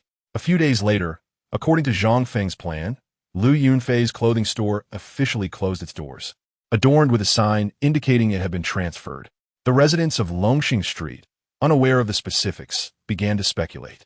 Some claimed Lu Yunfei had moved away to escape her parents' harassment, while others suggested she had married Zhang Feng and moved in with him, or even that she had relocated to another city. Lacking any evidence, various conjectures flourished. Few knew that Lu Yunfei was actually hiding in the courtyard behind the apothecary, rarely venturing outside. One day, as Zhang Feng stood at the apothecary's entrance, a sleek black sedan approached. The vehicle's design was striking, its glossy black paint shimmering, and the engine emitted a melodious sound. As a professional, Zhang Feng recognized it as an electric vehicle rather than a traditional gas-powered one. To his surprise, the car came to a halt right in front of him, and the person who emerged was none other than Du Fei, beaming with joy. "Fang Yi, what do you think of this car?" Zhang Feng examined the exterior and interior closely. Although he was accustomed to repairing gas vehicles and well-versed in many of their nuances, he was less familiar with electric cars. Nevertheless, based on his experience, he could discern that this was an exceptional vehicle, worth at least over 1,000,000 yuan. Du Fei, upon hearing this, gave a thumbs up. "You are indeed an expert, Zhang Ge. This is the latest model of a new energy vehicle. The top configuration of the 3 Series, with a retail price of 118,000. After speaking, Du Fei handed the keys to Zhang Feng. "Here." Zhang Feng instinctively thought this was an invitation to take it for a spin, and quickly waved his hands. I won't drive it. Du Fei smiled within. This isn't just for a joyride. It's a gift for you. Zhang Feng was momentarily stunned. What? You're giving me this car outright? Indeed, Du Fei replied, brimming with pride. Chapter 46. A Shared Dream. Have you struck it rich? Shouldn't you first repay your debts before thinking of gifting me a car? Zhang Feng felt a bit displeased at the thought of Du Fei offering him a vehicle worth over 120,000. I anticipated you would say that, Zhang Ge. Du Fei remained unfazed. Let me explain, Zhang Ge. This car is different. It was given to me by our business partner, and while I cannot refuse it, I also cannot afford it, so it is not a gift in the traditional sense. I am asking for your help. You could buy this car for just 24,000. Upon hearing Du Fei's explanation, Zhang Feng understood the implication. This arrangement resembled an internal pricing scheme, where a supplier offers a product at a substantial discount to a partnering business, fostering goodwill and enhancing cooperation while also serving as a promotional tool. It would be foolish not to take advantage of such an offer. However, one could not simply profit from it and then sell it directly to clients. Doing so would be disrespectful to the partner.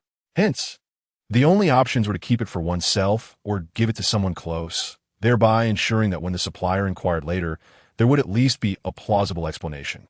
That Du Fei received such treatment indicated his strong ties with the upper echelon, suggesting that he would soon be raking in profits effortlessly. But couldn't you give this car to someone else? Du Fei chuckled. I would love to gift it to my father-in-law, but I need one for myself too. Fang Yi, you are the most distinguished person I know. You are the only one fit to have it. Enough talk. Just consider it a favor. Zhang Feng felt a sense of helplessness. Do you truly hold me in such high regard, believing I possess the means to afford it? Of course. Zhang Ge, you can borrow 1 million, so why worry about this little amount? Du Fei, who holds immense trust in Zhang Feng, has no reason for Zhang Feng to decline.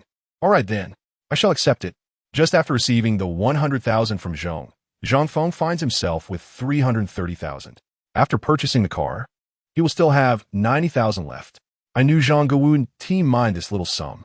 I'll leave the car here. And now I shall assist you with the paperwork and license plate. Du Fei moves swiftly, ready to depart. Observing the car parked at the entrance and holding the keys in hand, Zhang Feng is filled with reflection.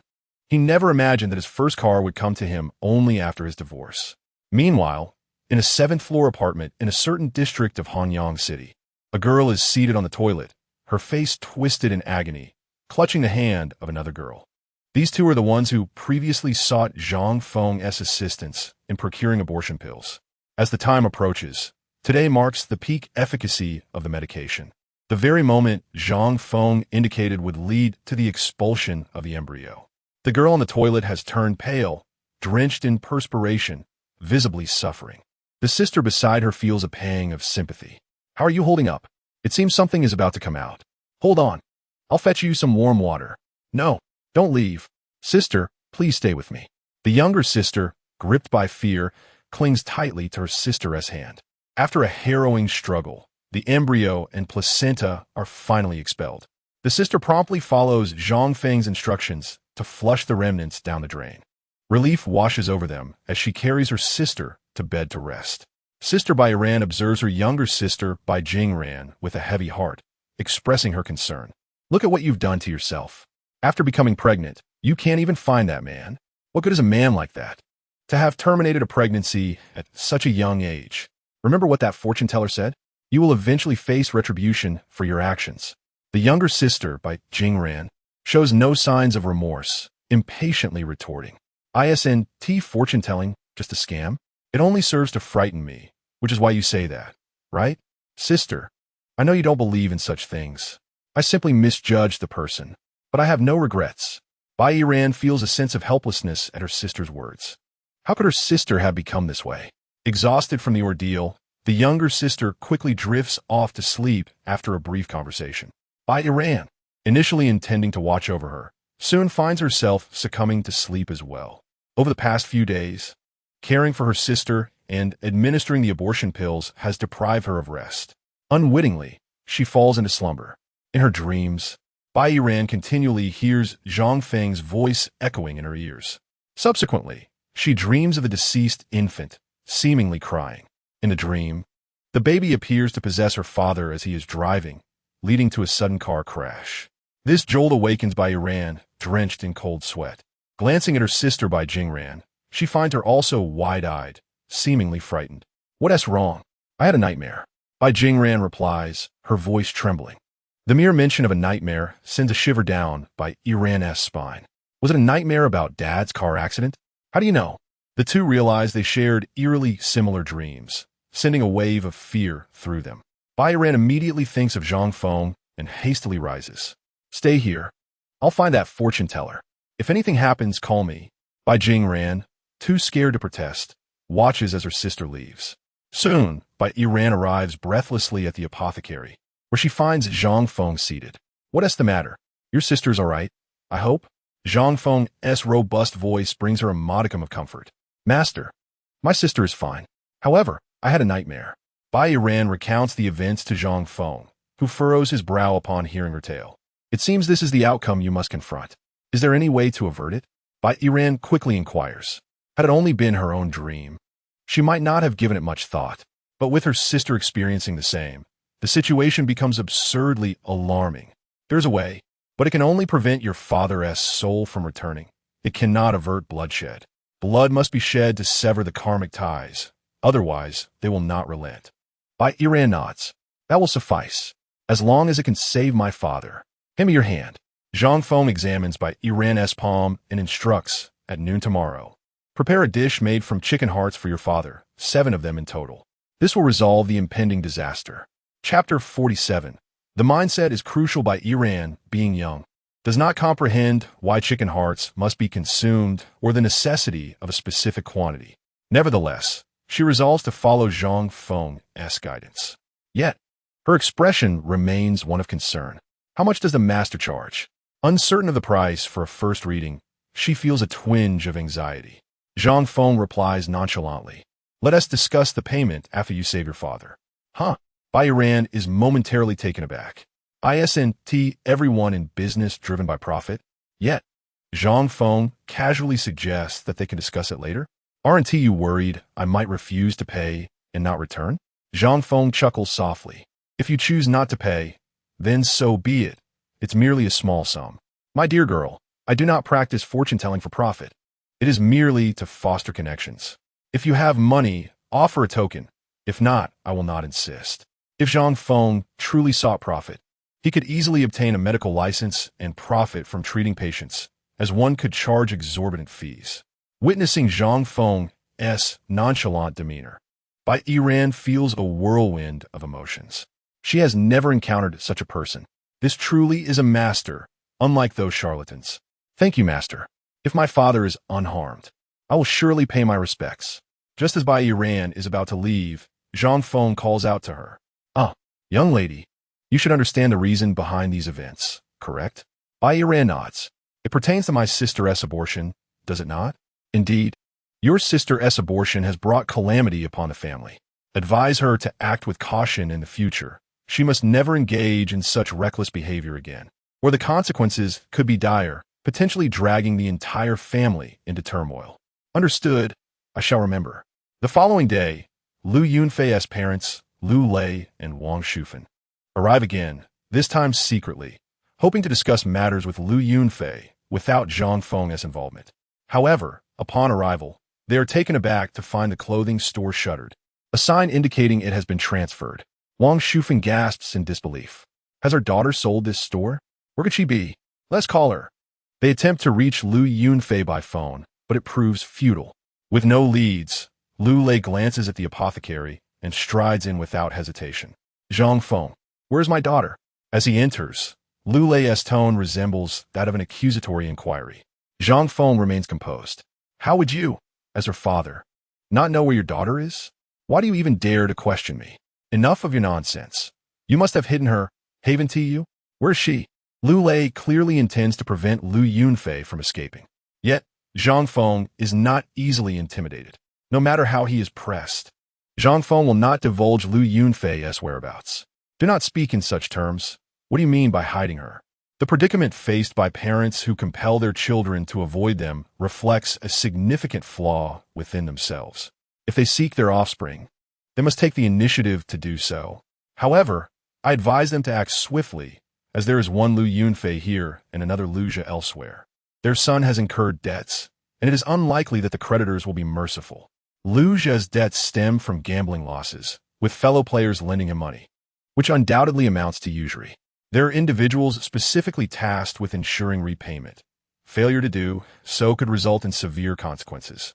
Lu Jia is likely hiding out of fear for this very reason. Should the first to locate Lu Jia be a lone shark rather than Lu Lei and his companions, the repercussions could be dire. Zhang Feng's words caused Lu Lei's expression to darken considerably. Zhang Feng's intention was merely to gauge the priorities of the two, discerning whether they care more for Lu Jia or Lu Yunfei. A perceptive individual would have grasped this by now. Lu Jia is but a hopeless case. No amount of money would alter his fate, and he would ultimately remain a wastrel. Zhang Feng could offer some assistance in this matter, but should they remain obstinate, he would certainly withdraw his support in the future. Ultimately, Zhang Feng's disappointment grew as he realized the gravity of Lu Jia's situation. With a cold snort, Lu Lei departed with Wang Shufan, hastening to find Lu Jia. Unbeknownst to them, Lu Yunfei eavesdropped from behind the door, her face reflecting profound disappointment. She understood that, regardless of the circumstances, she could never replace her brother in their parents' hearts. Emerging from her hiding place, Lu Yunfei felt somewhat embarrassed. Fang Yi, I apologize for causing you trouble again. It was merely a brief conversation, no trouble at all. However, you witnessed your parents' attitude. You must know how to proceed from here. Lu Yunfei nodded in acknowledgement. Zhang, I understand. Even though she comprehended, a lingering sense of disappointment remained. Observing Lu Yunfei's melancholic demeanor, Zhang Feng suddenly proposed an idea. Hey, since your clothing store is closed, why not take the opportunity to go out and have some fun? Go out for fun? Indeed, I'll take you for a drive.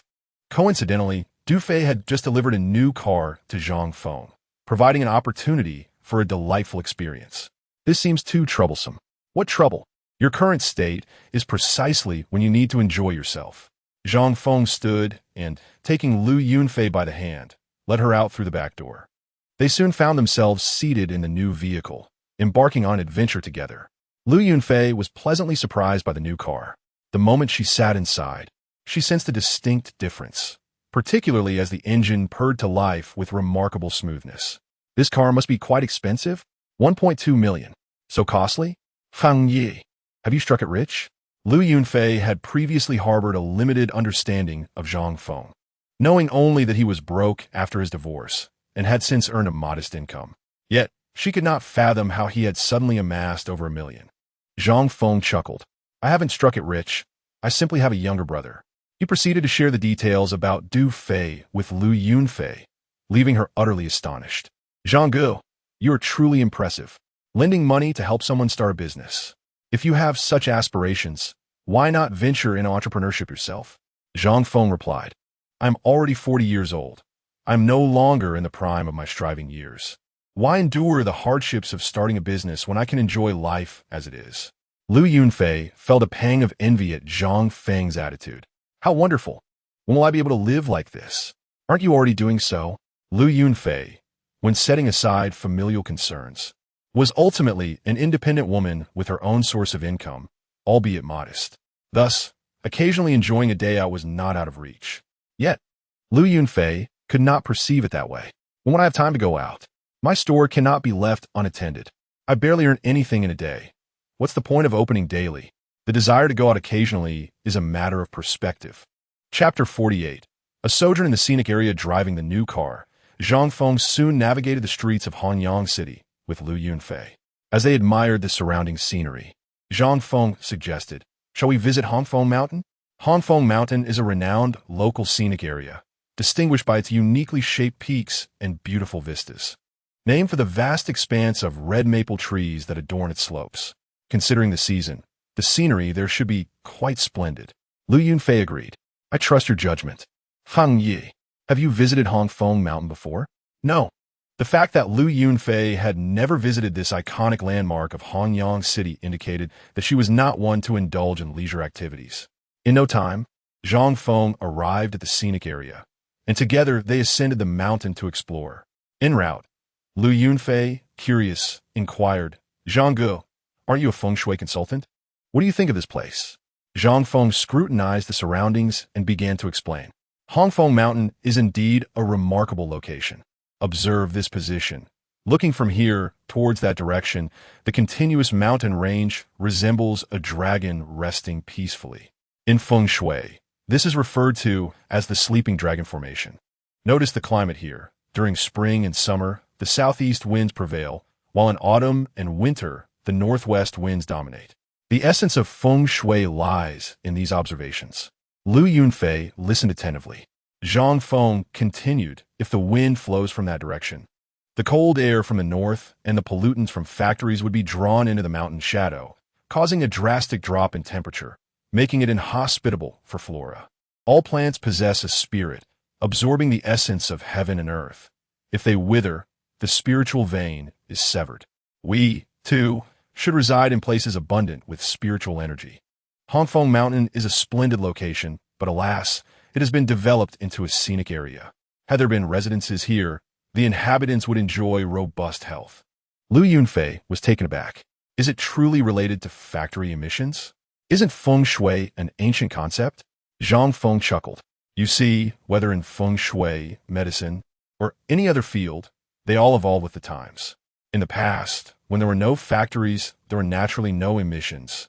So our ancestors did not study such matters. Yet, the core principles remain unchanged. Feng shui essentially pertains to the energy and environment of a location. Our ancestors emphasized living in areas with clear waters and lush mountains, where wind and water coexist harmoniously. The same principle applies today. If one resides near a polluting factory or a crematorium, even a fool would recognize that the nearby feng shui is poor. Lu Yunfei seemed to grasp the concept. So, it's about finding a good place to live, right? Precisely. The essence of feng shui is indeed this. Yet, not everyone possesses the ability to discern it. Sometimes, one considers ventilation but overlooks the underlying energy. Many fortune tellers are charlatans because they lack true skill, yet they are adept at reading people. A middle-aged woman seeking fortune-telling is often concerned about her children or her parents' health. A young girl, on the other hand, is usually interested in her romantic prospects. They evaluate feng shui based on whether they perceive potential for development in a location, thus declaring it auspicious, or conversely, if the environment appears poor, they deem it inauspicious. Occasionally, for the sake of profit, they may even fabricate other claims. These charlatans exploit human nature, persuading others to believe in their supposed abilities. In truth, they merely anticipate future developments. Lu Yunfei appeared to have unraveled many mysteries. After wandering around the mountain with Lu Yunfei, they shared laughter and enjoyed each other's company. Standing atop the mountain, Lu Yunfei finally cast aside the burdens of her familial concerns and the weight of past events, allowing herself to fully immerse in the breathtaking scenery before her. Her mood shifted dramatically. Zhang Feng, choosing not to intrude, observed silently beside her. After a considerable time, Lu Yunfei lowered her head, a hint of melancholy in her demeanor. Brother Zhang, what do you think I should do in the future? There's nothing to be done. You have lived for over 30 years. Surely you have come to understand many things. Your family cannot be relied upon anymore. You either need to find a dependable man or learn to be self-sufficient. Miss Lu, your capabilities are remarkable, and your destiny is promising. The hardships of the past 30 years have equipped you. The days ahead can be comfortable if you so desire. Upon hearing Zhang Feng's words, Lu Yunfei smiled slightly. Is this your way of comforting me? Of course not. I speak only the truth. Miss Lu, are you not content with your current life? In truth, I am quite satisfied. Once I set aside the issues at home, my life is rather pleasant. Then there you have it. You are simply unable to make a definitive decision. Once you do, everything will change. All right, let us descend the mountain. As they drove towards the parking lot exit, they found themselves ensnared in a traffic jam caused by a vehicle ahead that seemed to be experiencing difficulty exiting. The driver was engaged in conversation with the security guard at the exit. Zhang Feng, patient, remained in his car, waiting for the situation to resolve. However, after several minutes, the vehicle remained stuck, and the queue behind Zhang Feng began to grow. Just as Zhang Feng exited his vehicle, a passenger from the troubled car emerged. And to his surprise, it was Lin Jiao, her face contorted with anger as she confronted the security guard. What do you think allowing us to pass will accomplish? Are you intent on making things difficult for us? The security guard, equally exasperated, replied, What do you mean I am making it hard for you? You are the ones making it hard for me. You pay the parking fee, so what is the issue? Lin Jiao retorted vehemently. Are you trying to deceive me? I have visited this place countless times. Surely I know the parking regulations. You are not going to extort money from me. The security guard, now frustrated, explained, This parking lot is divided into sections. That area is indeed free, but you are parked in the employee lot. According to regulations, external vehicles must pay. Chapter 49. Is this worth over $1 million? At the exit of the scenic area parking lot, Lin Jiao and the security guard were embroiled in a heated argument.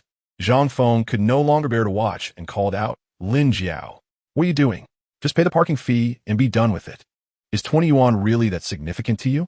Startled by Zhang Feng's voice, Lin Jiao turned, her eyes widening in recognition.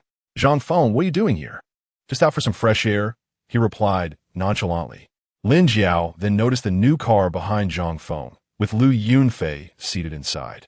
Having previously encountered Lu Yunfei at the pharmacy, Lin Jiao had assumed she was Zhang Feng's current partner. This unexpected meeting left Lin Jiao feeling somewhat embarrassed. After her divorce, she had ventured out in a 5-year-old Mercedes owned by an acquaintance, while Zhang Feng flaunted a brand new luxury vehicle with a younger woman. The disparity between their lives was stark. Could Lin Jiao maintain her composure in such a situation?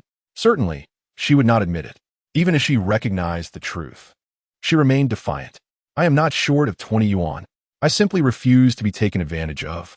But you are truly a fool. Renting a car just to go out? That must have cost you quite a bit. Zhang Feng, unaffected by the encounter, merely wanted Lin Jiao to leave and not block the exit. However, Lin Jiao was preoccupied with her pride. The more she feared losing face, the more she compromised her dignity. Initially, Zhang Feng intended to scold the driver ahead to move along, but upon seeing Lin Jiao's interaction with him, he lost his urgency and instead got out to watch the spectacle unfold. Lin Jiao, do not embarrass yourself further. This is not a rental. I purchased this car just a few days ago. Would you like to see my registration? It clearly states the owner's details. Lin Jiao, incredulous, responded, You bought it? Stop bragging. How could you possibly afford a car? Such matters are none of your concern. Just pay the fee and clear the way. If you lack the funds, I can cover it for you. This statement struck a nerve with Lin Jiao. Although taking advantage of others was appealing, she could not bear the thought of Zhang Feng looking down on her for the rest of her life. With a cold huff, she retorted, I do not need your pittance. What is so special about your so-called car? I bet it's some cheap brand. Look at my car. It's old Joe's Mercedes. Lin Jiao's knowledge of cars was limited. In her eyes, BMWs and Mercedes were the pinnacle of luxury, and she recognized little else. Zhang Feng was not surprised by her remarks. Meanwhile, old Joe, the owner of the car, had already exited, and even the drivers behind had been watching the scene unfold for some time. Finally, one of the onlookers could no longer contain himself and shouted, Lady, if you do not understand, stop talking nonsense. This is the latest model of a new energy vehicle, fully loaded. It costs over 1 million. Your 5-year-old Mercedes is worth at most 400,000. What? Lin Jiao gasped, her eyes widening in shock as she stared at Zhang Feng's car. She could not fathom that this vehicle could possibly be worth over 1 million. Although it appeared quite new and the interior was luxurious, she refused to believe it. Impossible. Absolutely impossible. You must be conspiring to deceive me. I see now. You knew I would be out today, so you intentionally flaunted this car to show off. Her agitation was evident. She could not reconcile the notion of Zhang Feng thriving after their divorce. If he had become wealthy, it would render her the laughingstock of their past. Zhang Feng, fully aware of Lin Jiao's character after spending 20 years together, prioritized leaving over addressing her concerns. Explaining to Lin Jiao is futile. She would only claim the car was refurbished. Let her ponder it herself. Enough of this nonsense. Pay the fee and let us leave. I have no time for idle chatter. Zhang Feng's impatience sharply contrasted with Lin Jiao's flustered demeanor. Unable to counter his words, she fell silent. Old Joe, stepping in, produced a 100 yuan bill and tossed it to the security guard. Here, take this. No need for change. Finally, they departed, bringing an end to the farce.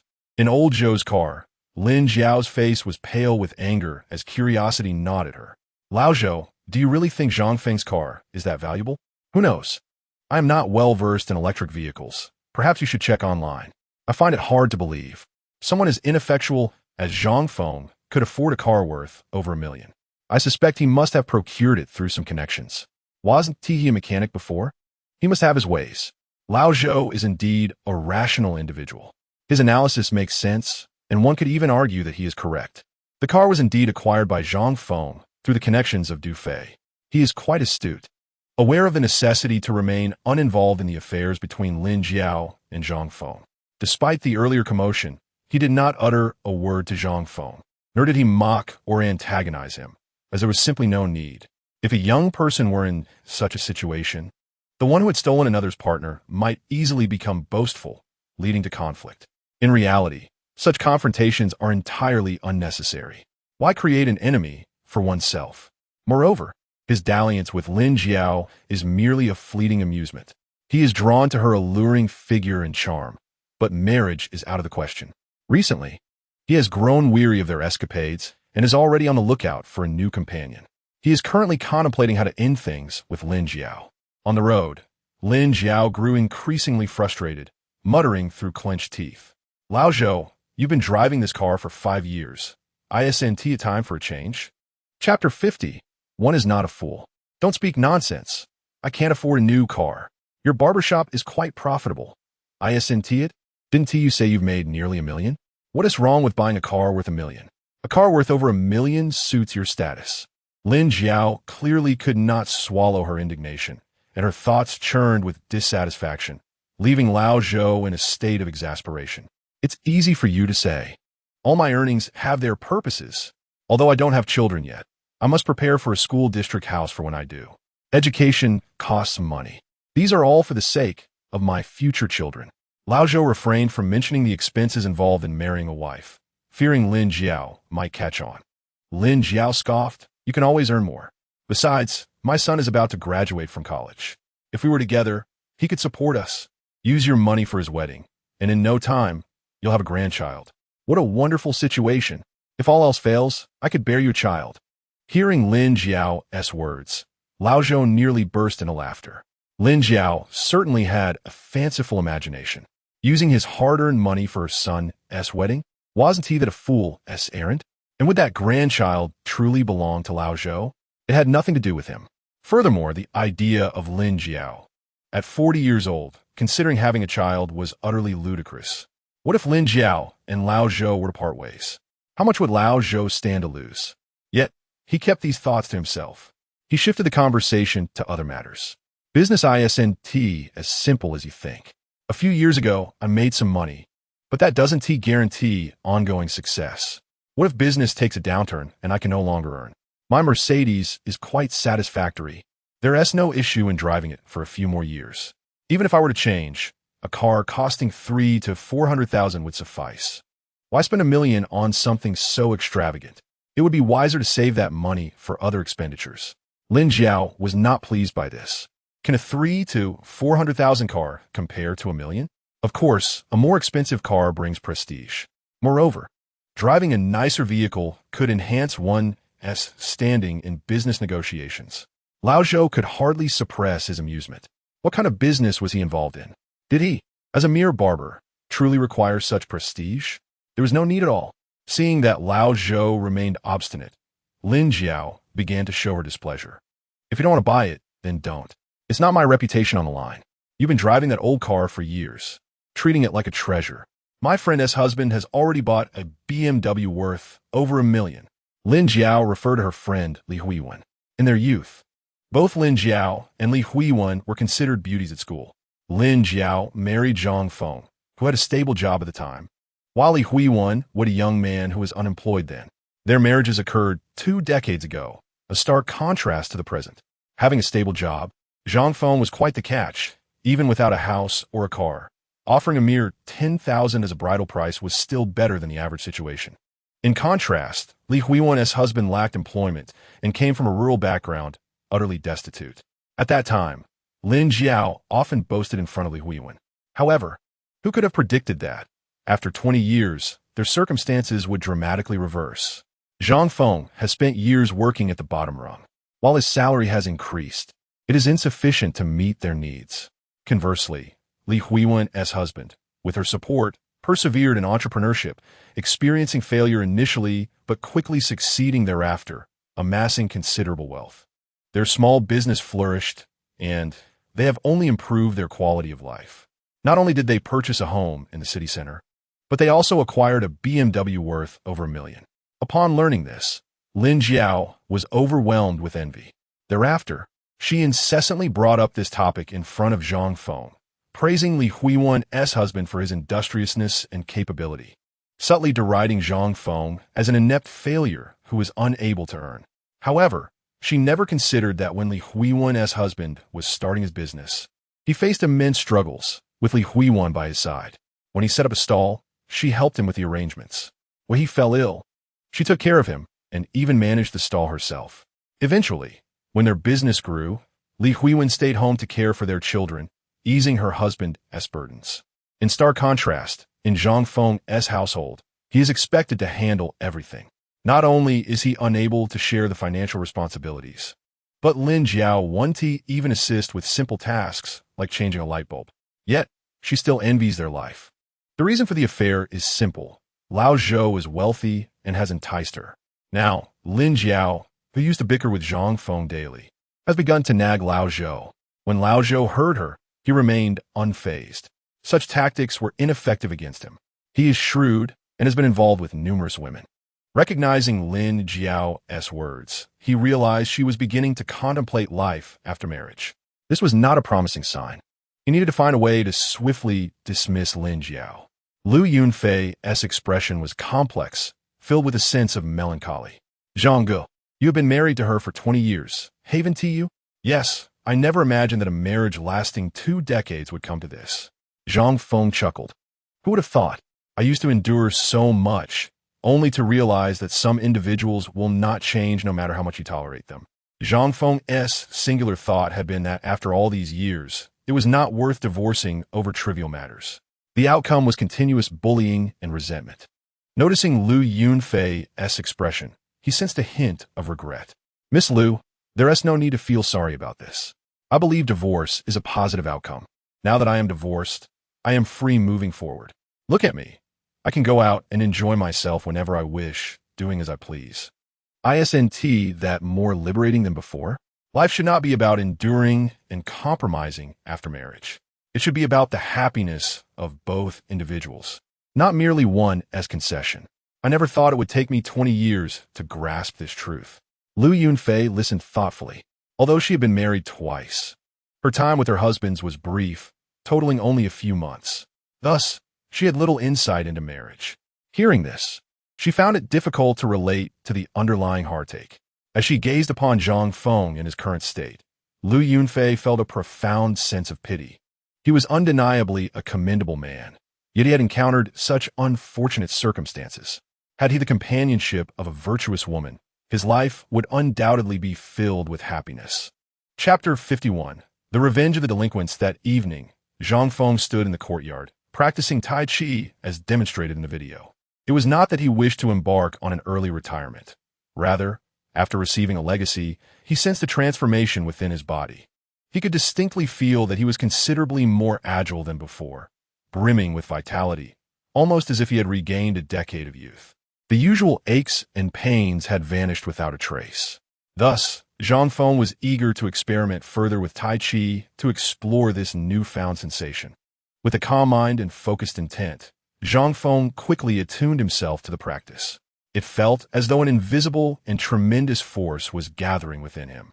Suddenly, the sound of shattering glass jolted him from his concentration. Su Yinyun, from the adjacent room, rushed out, startled. Uncle, that was quite a loud noise. What happened? At that moment, Su Yinyun was clad in a thin nightgown, a delicate camisole that revealed her fair skin and collarbone to Zhang Feng's gaze. Her feet, adorned in charming slippers, were equally lovely, and her smooth, white calves appeared even more enchanting under the moonlight. Zhang Feng found himself momentarily speechless. I'll go check it out. You should put on some clothes. He proceeded to the front of the apothecary to assess the situation, only to discover that the glass door had been smashed by an unknown assailant. Stepping outside, he caught sight of several motorcycles speeding away, their license plates obscured. However, their silhouettes seemed somewhat familiar, resembling the group of delinquents who had previously come to see Su Yunyan. Su Yunyan, now clad in a jacket, emerged and gazed at the shards of glass scattered on the ground, her expression one of bewilderment. Zhang Feng waved his hand, looking at the stones on the ground. Do you think someone vandalized this place? It must be Jiang Lei and his gang. Jiang Lei was the delinquent who had sought out Su Yunyan. Such acts could only be perpetrated by individuals like them. I'll go confront them. As Su Yunyan reached for her phone, Zhang Feng intervened. Let me handle this. Uncle, how can you? Are you planning to give them a beating? They likely won't be intimidated by that. Rest assured, I'm not as impulsive as you think. I have other means. Go to sleep and don't worry. I can manage this.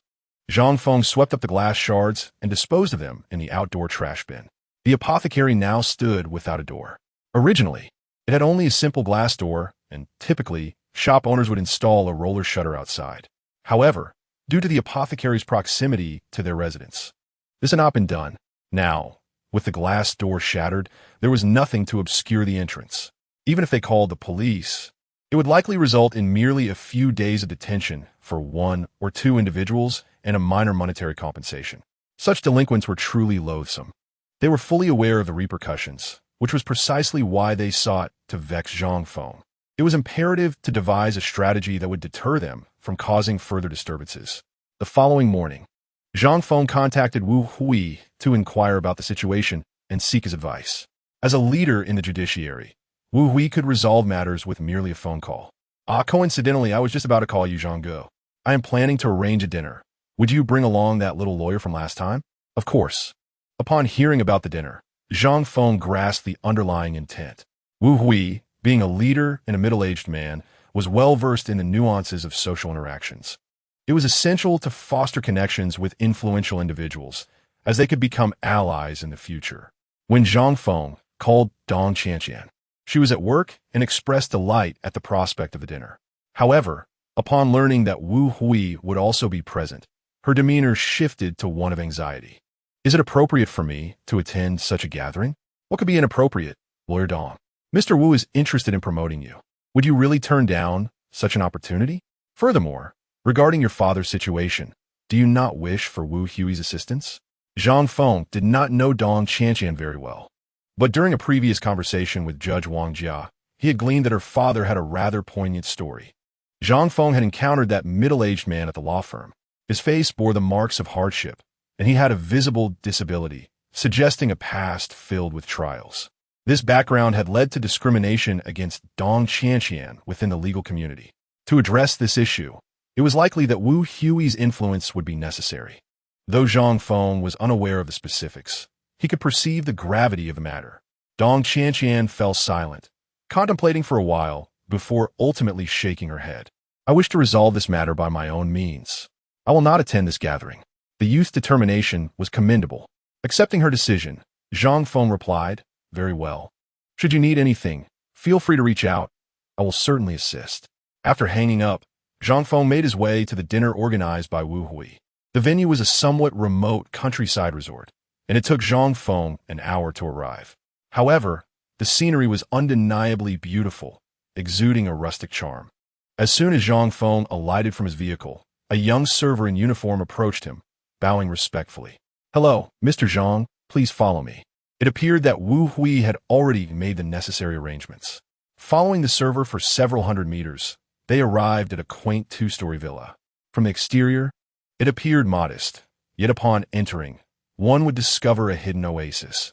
The first floor boasted an expanse of 300 to 400 square meters, featuring an indoor fountain and lush landscaping, with numerous dining tables flanking either side. A few patrons were scattered about, enjoying their meals. Zhang Feng was guided to the second floor, where the ambience transformed entirely. The corridor offered a view of the first floor, lined with various rooms. Occasionally, one could catch glimpses into the open rooms, which included private dining areas, reception rooms, and even rest areas, all furnished to a five-star hotel standard. Notably, Zhang Feng observed that throughout his walk, There were no apparent feng shui issues. Every aspect had been meticulously designed. It was evident that a master had been consulted. Having lived in the city for many years, Zhang Feng had never encountered such a high-end, elegant countryside resort. Upon reaching the private room, Zhang Feng found Wu Hui and another individual already seated. They rose to greet him. "Mr. Zhang, welcome. Thank you for coming." Chapter 52. Entering the circle of influentials. Mr. Zhang, allow me to introduce you to the owner of this resort, He Jing. "Hello, Zhang Feng." Zhang Feng extended his hand, and He Jing responded with warmth. "Master, it seems was already briefed you on my situation. Please have a seat." As the three engaged in conversation, Wu Hui inquired curiously, "What about that little lawyer? Is she not joining us? She had some matters to attend to." "Ah, what a pity." He Jing interjected. "Master Zhang, I have heard from Mr. Wu that you possess skills in feng shui and fortune-telling. What do you think of the feng shui of my resort?"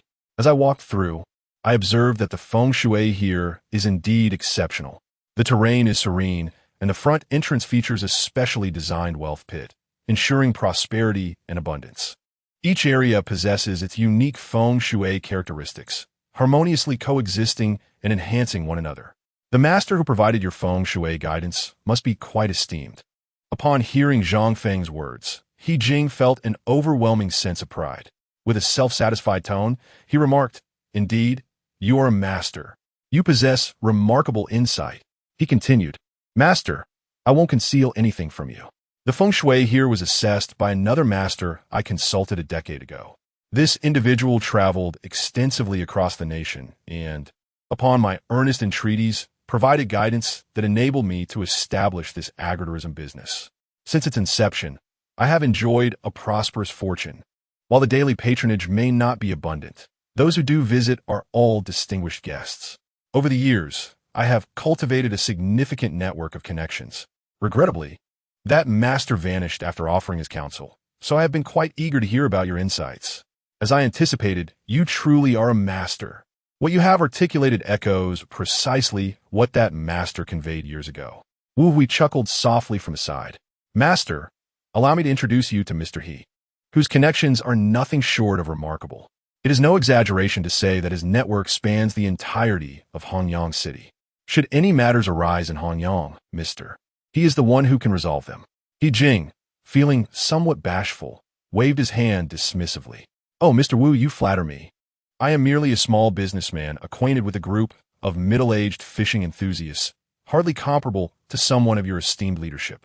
In this context, He Jing mentioned to Zhang Feng, "By the way, Master, to the east of our agritourism site lies a fishing venue that many people enjoy visiting. Mr. Wu is one of its regular patrons." Wu Hui replied with a smile, "The middle-aged gentlemen you know are not ordinary individuals. Most people would never have the opportunity to know them, unlike myself, who only knows individuals within my own circle." The two engaged in mutual praise. And although there may have been an element of exaggeration, Zhang Feng understood that He Jing's connections were indeed substantial. Most of these individuals were middle-aged, as leaders and prominent business figures predominantly belong to this demographic. They're the true architects of power and wealth in the world. As Wu Hui and He Jing navigate within their sphere of influence, it is evident that their acquaintances are primarily middle-aged individuals, suggesting that He Jing's connections likely involve influential figures. Just then, two more middle-aged men entered the private room, their authoritative presence unmistakable. Everyone stood as Wu Hui beamed with joy. "Master, let me introduce you to these gentlemen." He gestured toward the taller man. "This is Mr. Wei Lian, a leader from the police department." Then he turned to the bespectacled man. "And this is Mr. L. Exin, the mayor's secretary. Gentlemen, this is the master I mentioned to you earlier." Upon seeing He Jing, Zhang Feng had yet to form any concrete thoughts. However, upon the arrival of these two gentlemen, he finally realized that Wu Hui was revealing his cards in an effort to draw him into their circle. The reasons were apparent. Zhang Feng had previously provided Wu Hui with accurate predictions, and the small person he referenced must have recently faced consequences. Otherwise, such an arrangement would not have been possible. The two men, introduced by Wu Hui, respectfully bowed to Zhang Feng. "Greetings, master." This unexpected display left Zhang Feng somewhat taken aback. "You flatter me, gentlemen. I never expected that esteemed leaders from the police department would regard a fortune teller like myself with such respect. I must admit, I am quite overwhelmed. Wei Lian soon joined in the laughter. Master, Yuyist. To be candid, before encountering you, we had sought guidance from others, and we understand this matter better than anyone. Those in power often seek counsel, and many, including ourselves, have consulted individuals like you for various reasons. Some seek solace for their troubled consciences, while others ascend through the guidance of masters. Additionally, there are those who genuinely believe in these practices, or perhaps approach them with a mindset of cautious optimism. The higher one rises in rank, the more likely they are to believe in such matters, primarily because even at the national level, there are figures of great wisdom. They have no choice but to acknowledge this reality. This distinction sets middle-aged individuals apart from youth.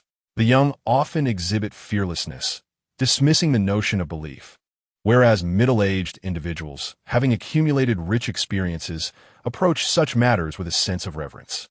They may not believe, but they dare not defy. Now that everyone is here, please take a seat. He Jing merely exchanged a glance, and the attentive servers promptly began to bring forth the dishes. Given their varied statuses, the cuisine served was exceptional. As each dish arrived, they appeared to be ordinary home-cooked meals. Yet Zhang Feng discerned immediately that the ingredients were extraordinary. The chicken stew with mushrooms featured authentic Taihe black chicken, renowned as the finest in the country, even suitable for medicinal use. The eggplant in the three-vegetable dish was imported from abroad, while the peppers and potatoes were of the highest quality. The aroma of the beef soup wafted enticingly, and the Maotai liquor on the table was particularly striking. Yet, the group seemed indifferent to the dishes. As the servers poured the wine, Wu Hui was the first to rise. With exuberance, he declared, "Let us raise our glasses. Thank you all for honoring us with your presence." "Oh, you are too kind," they replied. "Indeed, how could we possibly refuse Mr. Wu's invitation?" After downing a glass, Wu Hui became serious as he began to introduce Zhang Feng. "The reason I invited you all today is to present Master Zhang Feng. He is no ordinary master. Recently, I sought his guidance and successfully navigated a challenging situation. This toast is dedicated to the master." With that, Wu Hui downed another glass of liquor, displaying his jovial demeanor. Zhang Feng waved his hand modestly. "Mr. Wu, you overstate my contributions. I merely lent a small hand, hardly noteworthy." "Oh, master, you are far too humble. Your assistance has been monumental. Without you, I might have found myself in dire straits." Wu Hui expressed sincerity. "You see, even though we appear to bask in glory, we tread upon thin ice, and one misstep could lead to disgrace. Achieving a favorable outcome is no simple task." Zhang Feng had contemplated Wu Hui's trust in him, but he was taken aback by the depth of that trust. This statement seemed to hint at a deeper intention to forge closer ties. Wu Hui continued, "You may not realize this, but our master possesses abilities akin to those of a national sage." Upon hearing this, the expressions of the others shifted dramatically, their gazes toward Zhang Feng laden with complexity. He Jing was the most astonished, unable to restrain himself from exclaiming, "A national sage? Do such figures truly exist in our country?" Beside him, Secretary Xin wore a mysterious smile. "Mr. He, you may be unaware, but it is understandable, as you are a businessman and less acquainted with the intricacies of our political realm. Let me pose a question. You should know that our country's development was rather mediocre for a long period. But do you recall when the turning point in economic growth occurred?" He Jing paused for a moment before speculating. It must have been around 2010. Those years seemed to offer many more opportunities for profit. What if we were to pinpoint a specific date? Upon hearing this, He Jing suddenly realized the Olympics. August 8th. Elixi nodded in affirmation. Not only is it the 8th day of the Gregorian calendar, but it is also the 8th day of the lunar calendar. Zhang Feng took the opportunity to elaborate. August 8th, 2008 corresponds to the Wuzai year, Gongxin month, and Gongxin day, an auspicious day in the yellow calendar, clashing with the dog and aligned with the Jiaxu. Choosing this date holds significant meaning, based on the environment and location of the event. The national advisor intertwined the nation's fortune with major activities, leading to the subsequent economic boom. It is not merely this date. Many significant events, both large and small, in the country have their own auspicious dates. From military exercises to missile tests, diplomatic visits to strategic actions, when reflecting on our Huaxia clan's history of warfare and oppression. It is no coincidence that great leaders emerged when our nation was on the brink of annihilation. He Jing listened with profound astonishment, while the others remained remarkably composed.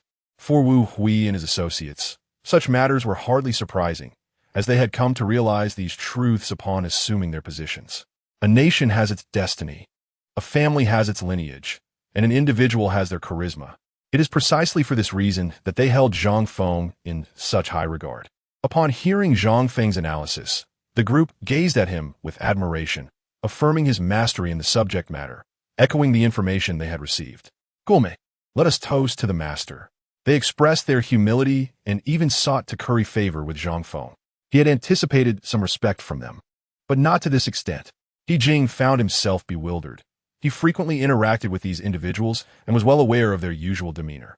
They were influential figures in Hanyang City, accustomed to being flattered, not the other way around.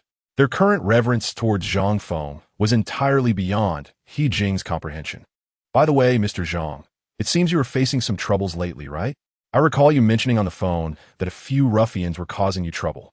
Zhang Feng nodded, confirming yes. He recounted the incident involving the disruptive ruffians to the group. Upon hearing this, the police chief, William, immediately spoke up. Rest assured, master, I will handle this matter for you, and you shall be completely satisfied. These ruffians will no longer trouble you. Zhang Feng raised his glass in gratitude, saying, Thank you in advance, Mr. Wei. As the group enjoyed their meal and drinks, Wu Hui enthusiastically invited Zhang Feng to join him at a nearby fishing ground. The others, under He Jing's arrangement, went for a foot massage in a room on the second floor. He Jing and William reclined on a luxurious sofa bed while two lovely young women, clad in light garments, vigorously massaged their feet. He Jing looked somewhat puzzled. Mr. Wei, this banquet is quite intriguing. What do you think Wu Hui's intentions are in introducing this master to us? From He Jing's perspective, if this master were truly exceptional, Wu Hui would likely keep him to himself. William remained remarkably calm, responding leisurely, Mr. He, you are overthinking it. Wu Hui is simply introducing a master to us. We are all in this together. If one is caught, we all fall. No one wants to be dragged down, right? He Jing still struggled to comprehend. Is he truly a master? I hardly see it. Look, his small shop on Longxing Street was vandalized by ruffians, and he needs our help to stand up for him. Isn't that absurd? How can a master not handle such matters? William chuckled lightly. Mr. He, your lack of understanding is evident. Have you not heard the saying, a great Buddha is easy to summon, but a small ghost is hard to guard against? Precisely because he is a master. He requires our assistance with trivial matters. Significant affairs are beyond our purview. I assure you, Hanyang City has produced many masters, some even serving as national advisors. It is not an exaggeration to claim that this place is blessed with talented individuals. 2 masters from the past foresaw their untimely deaths, one misdiagnosed by a doctor, the other killed by a roadside thug. But those events transpired many years ago when public order was not as stable as it is today. Many notable figures, from certain experts to other masters, fell victim to ruffians back then. William was confident that Zhang Feng was indeed a master, without a doubt. Our task is simple, to obey. He Jing felt a surge of excitement. Is he really that remarkable? May I consult this master for guidance? William snorted dismissively. Masters do not offer their insights casually, nor do they provide unsolicited advice. Only in times of need should one seek a master. I advise you not to create trouble for yourself. Chapter 54. Helping you decide at the fishing ground. Wu Hui accompanied Zhang Feng to fish. Although Zhang Feng had observed many individuals fishing in the past, he had never had the opportunity to partake, as his family dynamics had prevented it. Lin Jiao's personality would never allow him to go fishing, and fishing rods and equipment cost money. Fortunately, as it was He Jing's fishing ground, the tools were available for guests to use. With Wu Hui's assistance, they finally baited the hooks. Sitting beside the fishing ground, Wu Hui let out a long sigh, appearing to finally relax. I can finally speak freely. At that moment, Wu Hui seemed quite at ease. Zhang Feng was taken aback. What? Were you unable to speak freely at the dinner table? Master, you know how it is. Whether at work or at the dinner table, Everything we say and do is under scrutiny, with every word carefully considered. It became evident that there were barriers between Wu Hui and Wei Lian, Lu Exen, and the others. Yet, it was understandable. They were merely in the same boat, and when disaster struck, no one would be concerned for anyone else. For now, they were just surface-level brothers. Mr. Zhang, do you know why I trust you as a master, or why I believe in these concepts of feng shui? Wu Hui asked softly. Zhang Feng's lips curled slightly. It must be due to fate. Wu Hui nodded. Indeed, it is fate, but there is also another reason. I wonder if the master can discern it? Zhang Feng had already realized what Wu Hui was referring to upon their first meeting, though he had chosen not to voice it. Mr. Wu, your energy is profound, and your official career is flourishing. However, this fortune is not innate. It likely stems from your ancestors' actions, am I correct? Recognizing Zhang Feng as a master from the outset, failing to see this would have been problematic. Indeed, my grandfather once raised a spirit to protect his descendants' futures. Yet, I did not believe in such matters back then. Later, I found great success in my career, achieving remarkable heights. At that time, I was a poor young man without much background, but I married the daughter of a leader. It dawned on me that this might be related to my grandfather's actions. However, I was still riding high on my success. Having transformed from a humble position to that of a phoenix, aided by my father-in-law's promotion, my future seemed limitless. Around 10 years ago, I encountered a certain master, the one mystery mentioned. He saw through my situation and told me that although I would amass great wealth and status, raising spirits is ultimately an evil practice that would not end well and would harm my descendants. At that time, my wife had just suffered a miscarriage, which connected everything in my mind, and I immediately felt a deep reverence for that master. The way he looked at me was strikingly similar to how you look, Mr. Zhang. Thus, the moment I laid eyes on you, I was convinced that you must be an extraordinarily powerful master. The nature of fortune-telling often reveals a master at first glance. The distinction between true masters and those deceitful charlatans is profoundly evident. Leaders like Wu Hui possess the discernment to perceive this immediately, for they are the epitome of wisdom and acumen, occupying positions far above the common populace. Just as Wu Hui was about to articulate his thoughts, a sudden commotion erupted from the fishing grounds. Following the source of the noise, they beheld a woman floundering in the water, her arms thrashing helplessly. It was clear she could not swim. A few individuals on the shore stood by, coldly observing the unfolding scene. Zhang Feng, with no time for hesitation, cast his phone aside and dove into the water. Though he was initially a non-swimmer, the inheritance he received had transformed his body significantly. While he could not swim, he had acquired the ability to hold his breath, ensuring he would not drown instantly. After a few clumsy strokes in the water, he soon grasped the technique and swam towards the woman. In no time, he reached her side and grasped her firmly. The woman clung to him as if he were her lifeline. With great effort, Zhang Feng pulled her to the shore. Wu Hui rushed over, urging the bystanders, "Help me. What are you waiting for? Quickly assist them." A few individuals finally extended their hands to help Zhang Feng and the drowning woman to safety. The woman had lost consciousness. Just as Zhang Feng prepared to administer emergency aid, a stout man in his 20s approached, exuding an air of aggression. "Who told you to save her?" he bellowed, visibly irate.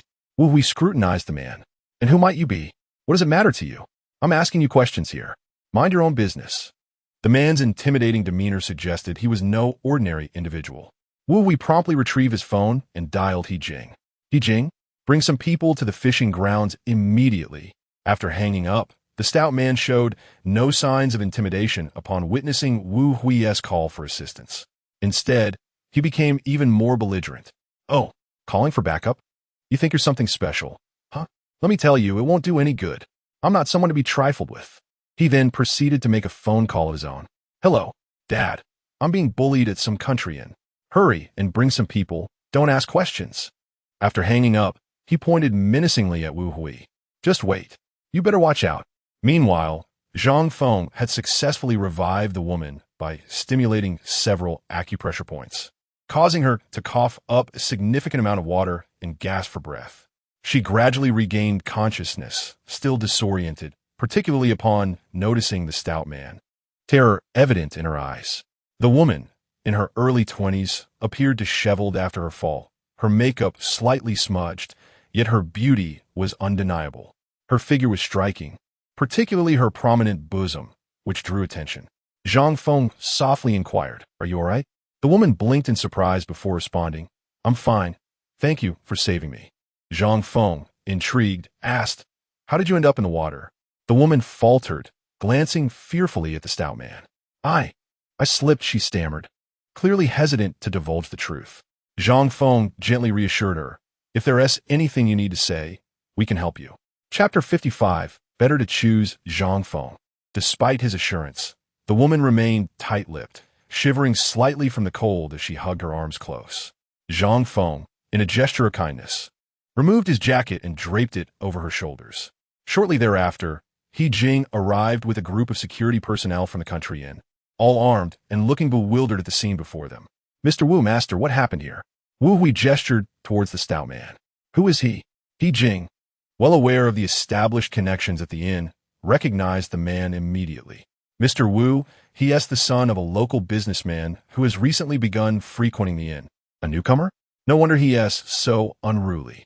The stout man, overhearing Wu Hui's comment, became incensed. "What if I am new? What is it to you? Who do you think you are to act superior here? It's just a rundown country inn."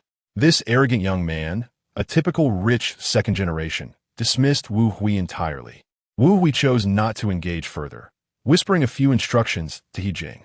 He Jing's unique status meant he should avoid becoming entangled in petty disputes. Upon receiving Wu Hui's directive, He Jing signaled for his security team to encircle the stout man. However, the man remained defiant, shouting, "What are you doing? What do you want? You don't know who you're messing with, do you? I could burn this place down if I wanted. I can afford the damages." He Jing found the man as bravado laughable. Such individuals, having acquired wealth, often forget their place in the world. "Silence," he coldly commanded before dialing the stout man as father. When the call connected, He Jing asked with feigned interest, "Mr. Song, your son seems quite impressive, doesn't he? Causing a ruckus in my establishment? Does he know who he has offended? What would the court officials think?" Whatever was said on the other end of the line caused the stout man's expression to shift dramatically. He trembled as he knelt before He Jing. "Em soda." Clearly, his father had informed him of the significance of this place. He Jing, having witnessed such scenes before, was resolute in his decision. "Throw him out. He is banned from returning." The security personnel promptly ejected the stout man. The woman, who had been sitting on the ground, looked on in fear, astonished that a mere few individuals could so effortlessly expel the stout man. Instinctively, she sensed that these people were not to be trifled with. Zhang Feng turned to He Jing. "Mr. He, please arrange a room for this young lady to take a shower and rest." "Of course," He Jing replied. "You too. Take her to rest." Before He Jing could finish, the woman grasped Zhang Feng's arm. "Sir, please, I need your help." Zhang Feng comforted her, saying, "Don't worry. Go wash up and rest first. We'll talk about everything later. I promise I will help you." With Zhang Feng's reassurance, the woman began to calm down. Together, they proceeded to the room arranged by He Jing. It was the same room on the second floor, resembling a hotel suite. As the woman bathed, Zhang Feng sat on the large bed outside, resting. Soon, she emerged, having changed into a uniform prepared by He Jing. A woman, inherently beautiful, emerged from her bath, her skin glistening with a delicate layer of moisture that bestowed upon her an ethereal allure. Even clad in the humble attire of a waitress, she exuded an ineffable charm. Her flaws were rendered insignificant by her grace. Regrettably, her eyes were tinged with redness, suggesting recent tears. Her current appearance was a marked improvement from her earlier state of dishevelment. She possessed a pitiable demeanor, and as she stepped out, she bowed deeply to Zhang Feng, expressing her gratitude for his timely rescue. Zhang Feng's curiosity was piqued as the woman, who identified herself as Jiang Hong, revealed her plight. She had been pushed into the water by Song Tian, the rather rotund individual from earlier. Jiang Hong, an ordinary white-collar worker employed at Song Tian's family company, had recently faced a devastating turn of events when her father was diagnosed with a severe illness requiring substantial funds for treatment. With limited financial resources from those around her, she had no choice but to approach Song Tian for assistance. However, Song Tian's intentions were far from noble. He demanded her company in exchange for a loan, initially claiming it was merely for leisure and that she would not be coerced. Yet after several days of unwanted advances, he violently thrust her into the pond during a fishing trip. Aware of her dependence on him, she felt too intimidated to disclose the full extent of her ordeal after being rescued. Fortunately, recognizing Zhang Feng and his companions as individuals of significance, she sought their help. With despair etched across her face, Jiang Hong grasped Zhang Feng's hand, expressing her gratitude and pleading for assistance, willing to do anything in return. Those who frequent such farmhouses are often either influential or affluent, individuals capable of aiding her. Upon witnessing her earnest plea, Zhang Feng smiled and teased her about the possibility of him being as unscrupulous as Song Tian. After a moment of hesitation, Jiang Hong, with a hint of resignation, replied that she would be willing if it were him. Her reluctance to engage with Song Tian stemmed from her inability to accept his advances. She found his corpulence repulsive. In contrast, Zhang Feng, though in his 40s, embodied a mature and composed demeanor, retaining vestiges of youthful charm and maintaining a commendable physique. Crucially, he did not regard her with the same lecherous gaze as Song Tian. Chapter 56. Fate's hand. Your father is unwell, correct? Let's attend to him first, Zhang Feng suggested. Jiang Hong was taken aback. You can treat illnesses? I have some knowledge of traditional Chinese medicine, he replied. Really? Then let us hurry, she exclaimed, her faith in Zhang Feng unwavering. Understanding that Jiang Hong would be anxious even if she rested, Zhang Feng rose and accompanied her to check on her father. Jiang Hong's father resided in an aging community characterized by dilapidated 7-story buildings. The corridors were cluttered with various advertisements and graffiti. As they ascended to the 5th floor, Zhang Feng engaged Jiang Hong in light conversation about her living arrangements. Do you live with your parents? Though work is demanding, it saves on rent, she noted, revealing her practical side. Your company must be quite difficult to return to now, Zhang Feng observed, to which Jiang Hong nodded. Acknowledging her recent fallout with Song Tian and her reluctance to return to that environment. Upon reaching her father's door, Jiang Hong unlocked it and invited Zhang Feng inside. My mother is at work. My father should be home alone. What does your mother do? Zhang Feng inquired. She works as a cashier at the supermarket, earning about $3,400 a month, with overtime opportunities, Jiang Hong replied, calling out to her father as she entered the bedroom. Zhang Feng surveyed the modest living space, approximately 60 square meters, furnished with outdated items. Upon entering the bedroom, he found a middle-aged man of similar age to himself, yet pale and emaciated, bearing a haggard countenance. Struggling to rise at the sound of her voice, Jiang Hong rushed to assist him. This is Mr. Zhang Feng. He believes he can help you with your condition. He practices traditional Chinese medicine, Jiang Hong explained. Her father responded with a muted acknowledgement as Zhang Feng approached to take his pulse, discerning a troubling irregularity indicative of a chronic ailment. Jiang Hong continued, We consulted at the hospital, and they diagnosed my father with a serious cerebral thrombosis, which could lead to a stroke. The treatment necessitates surgery, with costs amounting to at least 300,000 to 400,000 yuan, not including post-operative expenses. If the surgery fails, the costs could escalate further. As a recent graduate, Jiang Hong had limited financial resources, and her family's modest means left them with only their old, worn home. Desperate for assistance, she had reluctantly sought help from Song Tian. I will accompany you, Zhang Feng assured her. Jiang Hong, visibly anxious, was met with Zhang Feng's calming smile. It's merely to collect medicine. There is no need for so many people. Please wait here. He departed to procure the necessary medications, returning shortly with them in hand. After explaining how to prepare and consume the medicine, he handed her additional remedies. These are for you, he stated, observing her surprise. For me?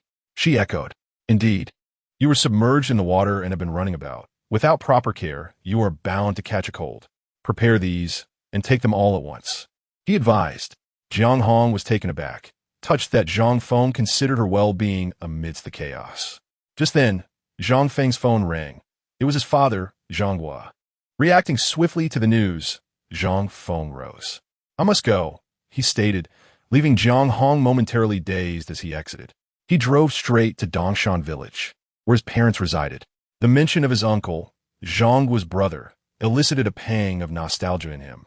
as familial ties had weakened with the passage of time and life's demands. Meanwhile, at the farm, Wu Hui remained unhurried, contentedly fishing, while Lu Xian and others joined him. Curiosity piqued, Lu Xian asked Wu Hui, "You seem to hold Zhang Feng in high regard. Is he truly remarkable?" Wu Hui smiled knowingly. "Rest assured, my judgment is sound. Zhang Feng is a master, I assure you. He possesses not only the skills of a fortune teller, but also the ability to heal. The ailing Su Leioi has shown remarkable improvement under his care. This is no mere coincidence." With connections in Longxing Street, Wu Hui was well aware of Zhang Feng's capabilities, having been introduced to him by Lao Wang. His insight into Su Leioi's condition only reinforced his confidence in Zhang Feng's talents, both in medicine and divination. Hearing this, Lu Xian's excitement grew.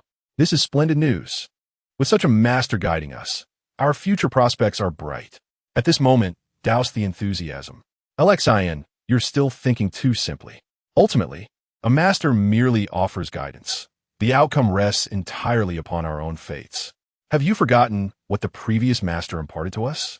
Yet, it is rather peculiar. How could the last master have foreseen that we would encounter another master a decade later, one equally formidable? Chapter 57, The Last Breath. Outside the courtyard at the entrance of Dongshan Village, Xiamiao Town, two vehicles were parked, while several children played nearby. Just as they were about to enter the yard, a woman shooed them away. "Go play over there. Don't come here." The children, looking bewildered, reluctantly followed her elsewhere. Zhang Feng parked nearby, alighted from his vehicle, and walked into the yard. Upon seeing Zhang Feng, the woman inside the courtyard was filled with surprise. This was his second uncle's daughter-in-law, also Zhang Feng's cousin-in-law. Zhang Feng felt a bit embarrassed. "I've been quite busy in the city." "Understandable. Who isn't busy in the city? Where's my second uncle?" "He's lying on the Kong. You should go see him." Upon entering the house, Zhang Feng lifted the curtain to reveal a multitude of people gathered. His second uncle leaned against a pile of quilts, his breathing faint. Everyone encircled him, including Zhang Feng's father, Zhang Gua. Upon noticing Zhang Feng, everyone greeted him. "Cousin, you've been well these past 2 years." "Quite well. Do go check on your second uncle." His second uncle's son called out loudly, as if fearing his father might not hear. The second uncle's lips parted slightly, and a hoarse voice emerged. "Ah!" His son shouted again, prompting a slight nod from the second uncle. Observing this scene, the expressions of those present were incredibly complex. It was evident that the second uncle was nearing the end of his journey. He would not survive the night. Everyone simply hoped he could endure a little longer. Son! The second uncle seemed to wish to convey something, prompting curiosity from a relative nearby. "What does he mean? Is he looking for Sun Sheng?" His son shook his head. "No, he is waiting for his grandson to arrive. He had been holding on to life just to see his grandson one last time." His grandson, at 18, was still in school. Not wanting to burden him with the severity of his illness, the grandfather had kept this dire news from him. Seeing his second uncle in such a state, Zhang Feng felt a pang of sorrow. With his medical skills, had he arrived earlier, perhaps there would have been hope. As beings of this earth, humans possess two vital energies. One is the vital energy coursing through the body, impacting one's fortune, from wealth to relationships and various life paths. The other is the internal energy, which governs physical health. The second uncle's external energy had dissipated, leaving only a flicker of internal energy. When that flicker extinguished, so too would his life. Everyone present could see how laborious it was for the second uncle to speak, their expressions laden with complexity. Fortunately, most in attendance were middle-aged or older, accustomed to such matters. Had it been young adults in their 20s, the atmosphere would have been stifling. Before long, the second uncle's grandson finally entered the courtyard, visible through the window as he ran. A sharp-eyed woman quickly called out to the second uncle. "Second uncle, your grandson has arrived." "He is here." Hearing this, Zhang Feng sighed inwardly, sensing the impending doom. The woman's premature announcement extinguished any glimmer of hope for the old man. It seemed his last breath would soon escape. Indeed, upon hearing her words, the second uncle's mouth twitched and his hand fell limp. Ultimately, he did not live to see his grandson enter the room. Witnessing this, the women in the house could not contain their cries. "Second uncle, wake up! Second uncle!" Wu. Upon entering, The grandson was met with a harrowing scene. Left in shock, with the second uncle's passing, preparations for the funeral began according to local customs. His son hurriedly contacted a funeral service to arrange for the body to be placed in a coffin, followed by 3 days of vigil before burial. After the burial, a feast would be held. Such events were significant in the village, and nearly every household would contribute their efforts. In the days leading up, most assistance had come from men helping with the vigil and burial. Only on the day of the feast would women typically assist with cooking. The second uncle's family was inundated with tasks, and with so many present, it became cumbersome. Consequently, many departed, leaving only a few behind. As mealtime approached, Zhang Feng's mother, Wang Suolan, hurried to the kitchen to prepare meals for their guests. A few relatives, familiar with Zhang Feng, gathered in the living room to chat over tea. Their curiosity piqued. Given the somber occasion, Zhang Feng refrained from discussing his divorce. Instead, he merely shook his head, replying, "She has matters to attend to and cannot come for now. What urgent matters could possibly keep her away? Your second uncle was quite busy during your wedding." Enough said. Lin Jiao is just that sort of woman. Didn't she also miss the last village banquet? Zhang Feng had grown accustomed to this. Since marrying, Lin Jiao had actively sought to sever Zhang Feng's connections with Zhang Xiaodong and Dongshan village, earning her a reputation that was far from favorable among the villagers. As they conversed, another middle-aged man entered the room. This was Zhu Mingyan, a friend of Zhang Hua, who had quickly formed a bond with him due to his jovial nature. Zhang Feng was not well acquainted with him, having only met him a few times, referring to him simply as Old Zhu. However, upon seeing him, Zhang Feng's expression shifted to one of alarm. "Old Zhu, what is wrong with you?" "What do you mean?" Zhu Mingyan replied nonchalantly, his face flushed, a clear indication of recent drinking. "You've been drinking again? You ought to cut back. This could be quite harmful." Zhang Feng attempted a gentle admonition. "A little drink, one tea get me drunk. What is there to fear? I've been at this for over 20 years. Chapter 58, Taken Away. The moment Zhu Mingyan entered the house, Zhang Feng detected the murky aura surrounding him. His condition was akin to being haunted by a malevolent spirit. It seemed someone sought his life. If he did not take action, it would not be long before tragedy struck. Zhang Feng intended to offer a warning, but Zhu Mingyan was unresponsive. "Old Zhu, have you stirred up any trouble recently?" Zhu Mingyan appeared bewildered by the question. "Trouble? What trouble? You mean I've offended someone?" "I haven't offended anyone." Nearby, someone chuckled. "You claim you haven't? We all know about your escapades with the widow from the neighboring village. You're quite the bold one." Zhu Mingyan immediately refuted this. "Nonsense. I have nothing to do with that widow. Don't listen to their nonsense. Stop pretending. We're all aware." As the crowd echoed these sentiments, Zhu Mingyan's demeanor shifted dramatically. "Stop spreading rumors. If you keep it up, I want to hold back." Seeing this, the crowd fell silent. Zhang Feng, with utmost seriousness, interjected, "Old Zhu, I'm not trying to scare you. Regardless of your involvement with the widow, your current situation is precarious. If you've done anything shameful, you must cease immediately." Feeling insulted by Zhang Feng's warning, Zhu Mingyan coldly retorted, "Zhang Feng, you know nothing, so refrain from speaking carelessly here. You cannot simply shout at me like this." What wrongful deeds could Zhu Mingyan possibly commit? Witnessing his departure, the crowd expressed their helplessness. Indeed, it is quite frustrating. If one is entangled with a widow, there is no need for secrecy. To act boldly, yet shy away from the consequences. Zhang Feng watched Zhu Mingyan's retreating figure, feeling a wave of anxiety. Whether during meals or while departing, Zhang Feng had not mentioned his divorce. However, he understood that silence would not allow him to conceal the truth indefinitely. To placate his family, he would ultimately need to devise another plan. For days after his uncle's passing, Zhang Feng was preparing to visit Jianghong to check on his father's health when he received a call from his father, Zhang Hua. "Son, are you busy?" "Not all. What is it?" "Zhu Mingyan has gone missing." Upon hearing this news, Zhang Feng was taken aback.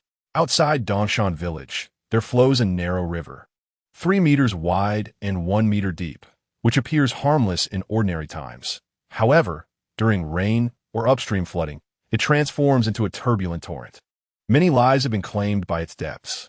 Zhang Feng had heard of dozens who had perished, both adults and children alike. It was evident that after the rain, one could easily be swept away likely falling from a bridge. Such a fate was nearly certain. Zhang Guo, somewhat apprehensive, inquired Zhang Feng's son. When you last saw him, you mentioned he was in danger. Do you know something? Given that it was his own father asking, Zhang Feng did not withhold the truth. He replied with clarity. His countenance was clouded, and his brow darkened, indicative of grave misfortune. He likely attracted some unclean spirit. I suspect his demise is closely related to drowning. Father, do you know any details? Upon hearing this, Zhang Guo was filled with dread. It's over. It's over. It must be that water ghost. What water ghost? Zhang Feng inquired with intrigue. Zhang Guo then recounted a year ago, a man from the neighboring village drowned while irrigating his fields after drinking. His wife was left a widow. Is that widow the one Zhu Mingyan is involved with? Zhang Feng surmised. Indeed, Zhang Guo affirmed. This situation can be nearly confirmed. It seems the drowned man has taken Zhu Mingyan with him. Both were intoxicated and met a watery fate, and both are linked to the same woman. If investigated further, it's likely we could uncover Zhu Mingyan's connection to that woman. Villagers have great faith in matters of feng shui and fortune-telling, for there exists a semblance of truth in these beliefs. In the city, due to its bustling nature, one might attribute occurrences to mere coincidence. However, in the village, the situation is altogether different. Only a handful of drownings occur in a year. What are the odds that two men would perish in connection to one woman? It is evident that this woman is entangled in a fate intertwined with water. This incident involving Zhu Mingyan is merely a singular case. Should one delve into the events of recent years in the village, even the most skeptical would find themselves believing after hearing the accounts. Yet, what terrified Zhang Guo more was son. How could you possibly know all this? According to Zhang Guo's understanding of his son, he should not possess such knowledge. Zhang Feng found it difficult to explain, only able to vaguely articulate. I heard it from a fortune teller, though I do not fully understand it myself. In any case, we must find someone. If he is alive, we must see him. If he is dead, we must confirm it, right? This was indeed true. The previous conversation at home had left Zhang Guo feeling embarrassed, effectively severing ties with the village. Zhang Feng could only agree, albeit reluctantly. Meanwhile, Lin Jiao, since witnessing Zhang Feng driving a luxury car with Lu Yunfei, had been plagued by feelings of imbalance. After discussing it with old Zhou, he seemed entirely unconcerned. Yet, Lin Jiao felt as if a worm were crawling within her, intrigued by the notion that Zhang Feng might now be quite wealthy. Otherwise, how could he afford such an expensive vehicle? Thus, she called her close friend, Li Huiwen. Wenwen, do you still have contact with Zhang Feng? Chapter 59, A Casual Chat. Li Huiwen was aware of Zhang Feng and Lin Jiao's divorce. However, unlike Lin Jiao, she recognized Zhang Feng as a good man. She also knew her friend's character was not ideal. When Lin Jiao was involved with old Zhou, Li Huiwen had previously advised her against it. Alas, her counsel fell on deaf ears. Nevertheless, out of loyalty to her friend, Li Huiwen had not disclosed this matter to Zhang Feng. Due to the close friendship between Lin Jiao and Li Huiwen, they often spent time together and occasionally invited each other to meals. Consequently, Li Huiwen and her husband, Zhao Zhong, maintained a good relationship with Zhang Feng, at least on the surface. Lin Jiao's reason for contacting Li Huiwen was to discreetly inquire about Zhang Feng. Upon hearing Lin Jiao's words, Li Huiwen understood her intent. Initially, she considered urging Lin Jiao to reconcile with Zhang Feng, but she ultimately withheld those thoughts. Lin Jiao would likely reject such advice and respond with anger, so it was best to steer clear of meddling in her affairs. Instead, she replied nonchalantly, "We haven't chatted much lately. What is up? Didn't you two already divorce? Are there other matters?" Lin Jiao pouted, "I have no issues. I simply saw him flaunting a new car a few days ago. I know his capabilities well enough. What kind of unsuccessful man could possibly afford such an expensive vehicle?" When the topic of the car arose, Li Huiwen was equally surprised. "Zhang Feng bought a car?" "Yes, but I have no idea where he got the money. The last time I visited him, he was still operating a dilapidated Chinese medicine shop on Longxing Street. How could such a small shop possibly generate that much income? There must be something amiss." Lin Jiao remained unconvinced about Zhang Feng's newfound wealth. Li Huiwen sighed in exasperation. "All right, I will help you investigate." Fortunately, Li Huiwen had time that day and decided to take her husband, Zhao Zhong, to Longxing Street to find Zhang Feng. Upon arriving at the medicine shop, Zhang Feng was somewhat surprised to see Li Huiwen and Zhao Zhong. "Oh, what brings you here? We heard you open a shop here, so we came to take a look," Li Huiwen replied gently. Her demeanor contrasted sharply with Lin Jiao's. Zhao Zhong also began to survey the surroundings. Zhang Feng could easily deduce who had informed them, and given that it was Lin Jiao, he understood their purpose for visiting. However, being a mature individual, he chose not to confront them and certainly would not blame Li Huiwen, even if they were likely aware of Lin Jiao's infidelity. They had chosen not to inform Zhang Feng. Zhang Feng warmly welcomed the couple. "It's been a while. Have you two found some time to visit? Come in." Zhao Zhong beamed with a sincere smile. He was a kind-hearted man, hard-working and earnest. Despite enduring hardships in his youth, he ultimately led a decent life, owning a property worth over $1 million and a car worth several $100,000. He also ran a shop, earning a substantial monthly income. His daughter was commendably ambitious, having been accepted into a prestigious university. Li Huiwen chuckled. "What is wrong? Is something amiss?" "Zhang Feng, you really are quite distant. Although you and Lin Jiao are divorced, we are still longtime friends, are we not? You come here to do business, and you don't even say a word. What are you up to these days? Selling medicine?" "Not quite. I'm actually providing fortune-telling services. This medicine shop is a joint venture with others," Zhang Feng clarified. "Fortune-telling?" Both Li Huiwen and Zhao Zhong were taken aback. "You could tell fortunes? In the past. Why did you never mention this?" Zhao Zhong also expressed great interest in the matter. "The fortune-telling you speak of, did you learn it from someone in the village?" Previously, Zhang Feng had discussed this topic with Zhao Zhong. In Dongshan village, where Zhang Feng resides, there was once a renowned diviner who not only diagnosed ailments, but also practiced fortune-telling. His predictions were remarkably accurate, and many people had great faith in him.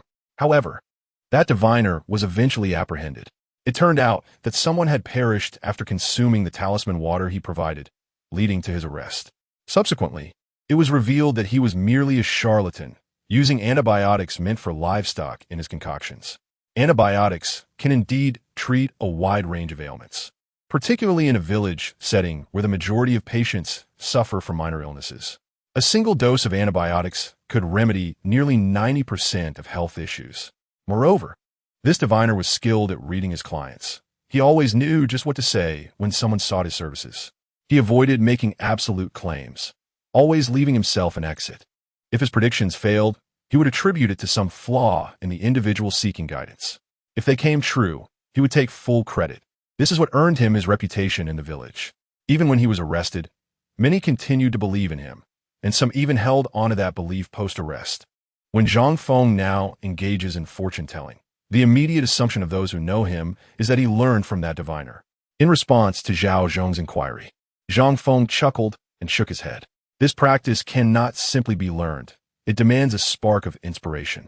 By chance, I discovered how to read fortunes, but it is truly nothing extraordinary. Then why not give us a reading? Li Huiwen inquired curiously. Zhang Feng displayed a hesitant smile. The art of fortune-telling relies on fate. You two lack the necessary connection for an accurate reading. Li Huiwen was momentarily taken aback. A connection? Do we not have one? Zhao Zhong nudged Li Huiwen and remarked, "My dear, you misunderstand Zhang Feng. This connection is not about familiarity. It pertains to the compatibility for fortune-telling. It is typical for those facing calamities to seek divination. However, if one's life is already filled with happiness and devoid of troubles, what is there to predict?"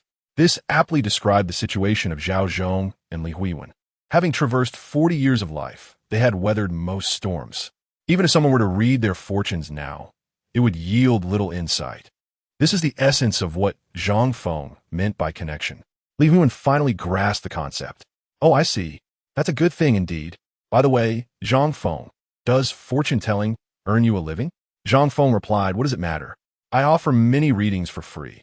Occasionally, a few affluent individuals might offer a token of appreciation. Free of charge? That seems rather generous. I've never encountered anyone who provides free readings." Li Huiwen exclaimed, "They say that what is free is often the most expensive. Surely, you're not employing that tactic?" The tactic Li Huiwen referred to involves attracting clients with free services, only to later suggest that they require additional items to avert impending misfortunes. It is a common ruse among charlatans. Zhang Feng quickly shook his head. Absolutely not. My readings are honest. If I predict accurately, I accept compensation. If not, I do not. Recently, I have read for several individuals and a few prominent business owners. Impressed by my accuracy, have offered me modest sums. Altogether, it amounts to several hundred thousand. Several hundred thousand? Zhao Zhong chuckled. Look at you, so naive. If your readings are accurate, you could easily earn millions. Let me tell you, fortune-telling is not as simple as you perceive. If done well, it can be quite lucrative. In my hometown, there's an old woman who made enough from her readings to buy her son 2 apartments in the city and even fund his wedding. In total, she earned millions.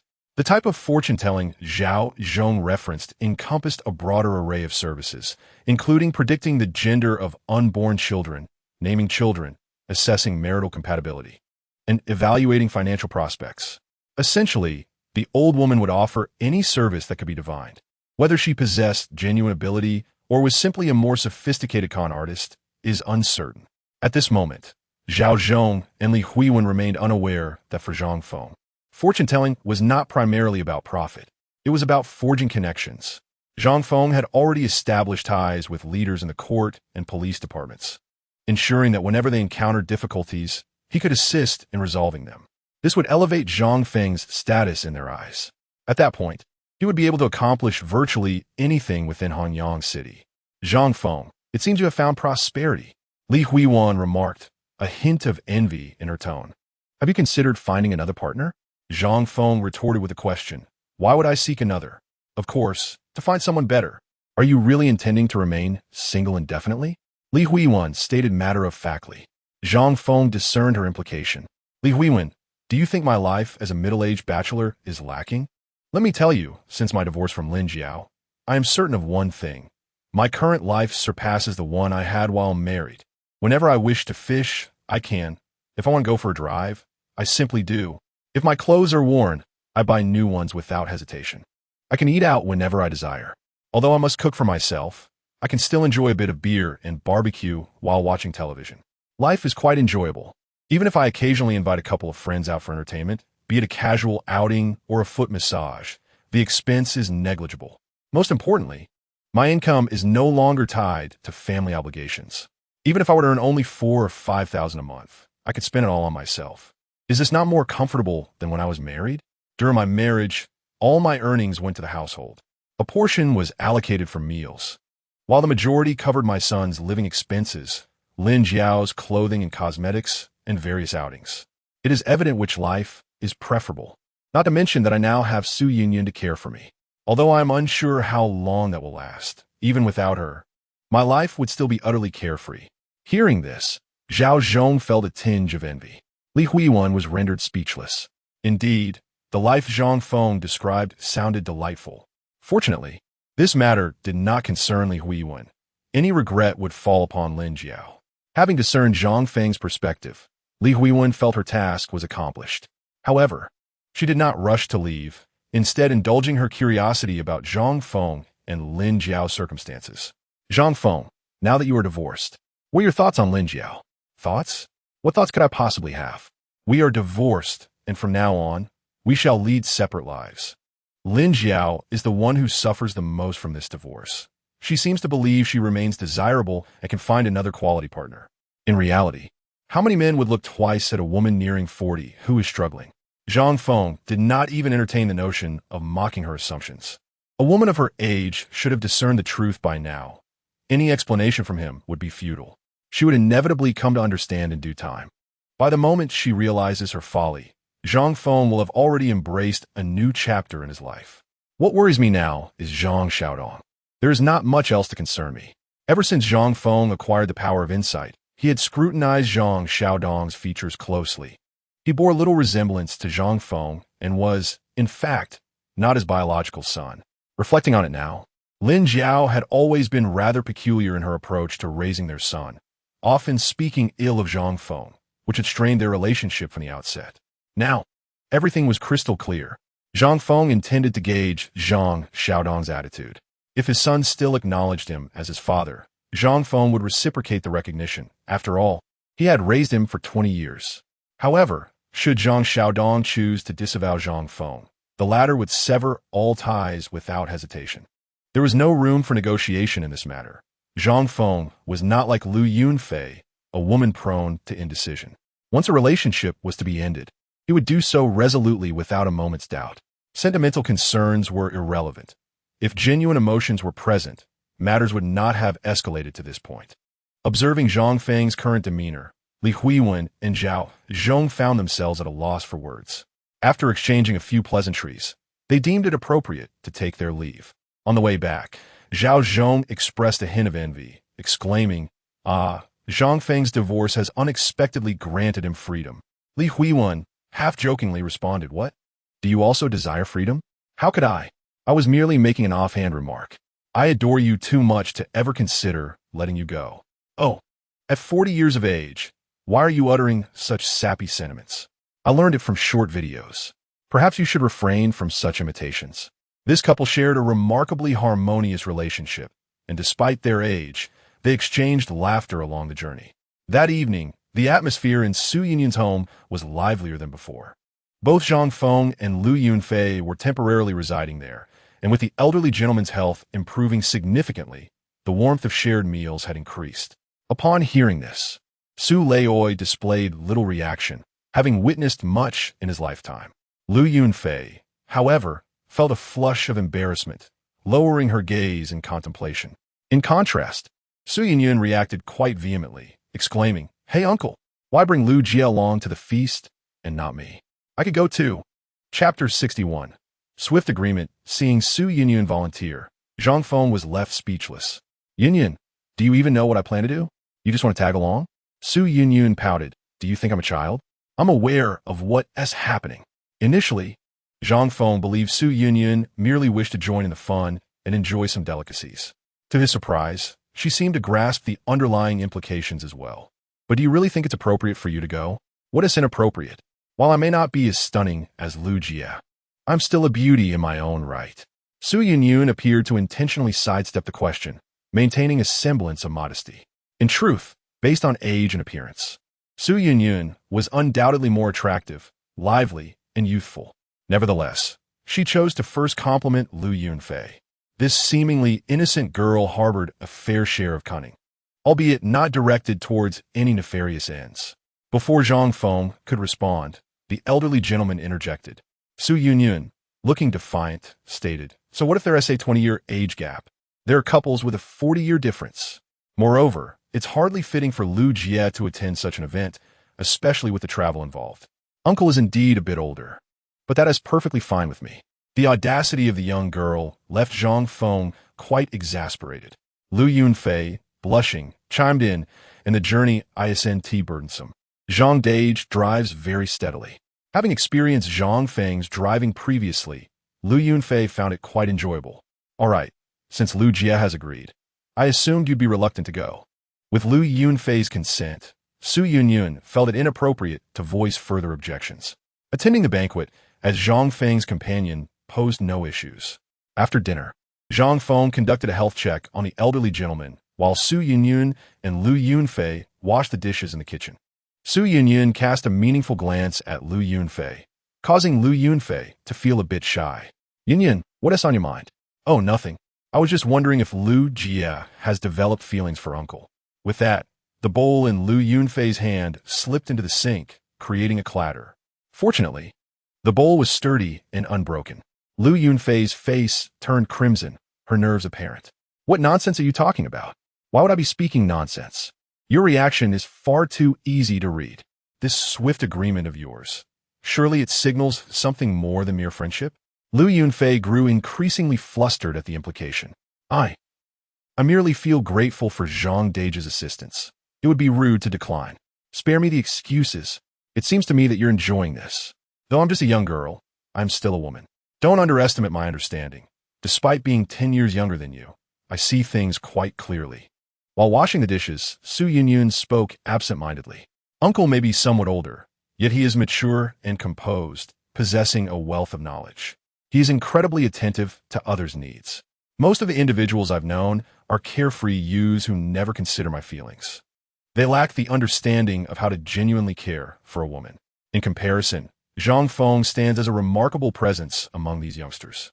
Lu Yunfei likely shared this sentiment. Thus, after becoming acquainted with Zhang Feng, Lu Yunfei's gaze remained fixed on him, a fact Su Yunyun readily observed. Lu Jia, if you truly like him, don't deny it. Regardless of the circumstances, I would fully support a relationship between you and Uncle. Now that your relationship has reached this point, you must take the initiative. I must warn you, if you continue to be coy, there's no telling who might swoop in and steal him away. Lu Yunfei laughed at Su Yunyun's words. What you say is quite amusing. Su Yunyun, sensing Lu Yunfei's reaction, grew somewhat anxious.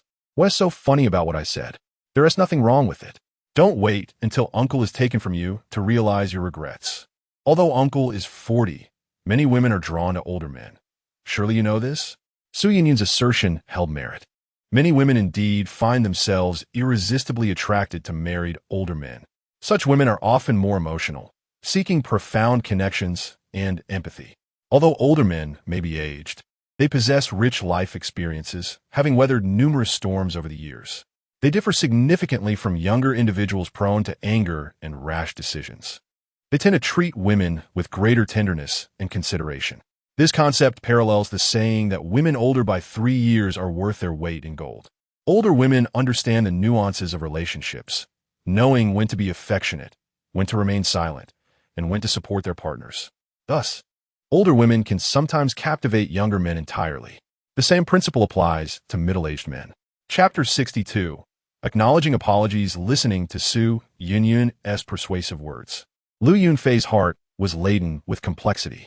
Had she not been married before, remaining single until now, she would certainly possess the courage to pursue Zhang Feng. Yet, with 2 marriages behind her, even her beauty could not shield her from the specter of disdain. Zhang Feng was no ordinary man. He undoubtedly had better options. So why would he take an interest in her? This thought lingered in Lu Yunfei's mind, adding a layer of complexity to her emotions. Even as night fell, she found herself tossing and turning, unable to sleep. The following day, Zhang Feng sat leisurely at the pharmacy, as usual. After taking care of her grandfather, Su Yunyun joined him at the front, eager to learn about medicinal herbs. Over the past few days, Su Yunyun had been diligent and could now identify most herbs with ease. The glass door of the pharmacy had been custom-made anew, costing over 1,000 yuan, and its quality was an improvement from the previous one. Su Yunyun was contemplating whether to install a roller shutter door as well. As time passed, familiar figures began to enter the pharmacy around 9 o'clock. Hearing the commotion, Su Yunyun greeted them as she usually did. Welcome. However, her expression changed dramatically upon seeing the visitors. What brings you here? To her shock, the group consisted of the troublemakers from before. Their sudden appearance clearly indicated that their intentions were not benign. Yet, Zhang Feng remained unfazed. Yunyun, they are here to apologize, he stated calmly. Apologize? Su Yunyun was taken aback. The leader of the group, sporting a sheepish expression, sincerely addressed Zhang Feng. Uncle, we should have caused a ruckus here a few days ago. We pulled some money together as compensation for your glass door. He then produced 2,000 yuan and handed it to Zhang Feng. Su Yunyun was dumbfounded. When had these individuals become so polite? In her memory, they were the type of people who feared nothing and nobody. Even their parents would be met with their scorn without hesitation. Why were they now behaving like obedient children? Zhang Feng understood. He had previously discussed the matter with the police chief, who likely had taken measures against them, prompting this rectification. Not wishing to prolong the interaction, Zhang Feng waved his hand dismissively. As long as you recognize your mistake, focus on doing something productive from now on, and leave Yunyun alone. Now depart. Surprisingly, instead of reacting with anger, the group appeared visibly relieved by his attitude, as if he had merely dismissed them as a trivial matter. Once they left, Su Yunyun joyfully rushed to Zhang Feng's side, wrapping her arms around his arm. Uncle, how did you manage to make them apologize like that? Zhang Feng sighed softly. A good girl like you shouldn't be calling someone grandson. Isn't that a bit embarrassing? How did you do it? She pressed. It was nothing. I merely had someone intervene on my behalf, Zhang Feng replied, downplaying the situation. Su Yunyun beamed with delight. Really? You are truly remarkable. I knew you were no ordinary person. She clung to him as if she were a daughter seeking affection from her father, her softness and pleasant scent overwhelming him. Fortunately, Zhang Feng, at his age, remained composed and gently pushed her away. Enough of this. Is it necessary to be this thrilled over such a trivial matter? Step back before someone sees and start gossiping. What is wrong with gossip? I don't care. You, a young girl, shouldn't be so indifferent. Wait until you actually face it. Then your perspective will change, Zhang Feng warned just as another customer entered the pharmacy. This time, it was a young man in his 20s, carrying a basket filled with various herbs. His attire suggested he hailed from a village.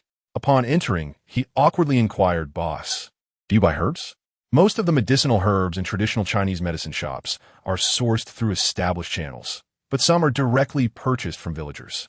This man appeared robust and likely gathered the herbs himself from the mountains. Such individuals were becoming rare, as most people nowadays cultivated herbs in their own fields rather than foraging.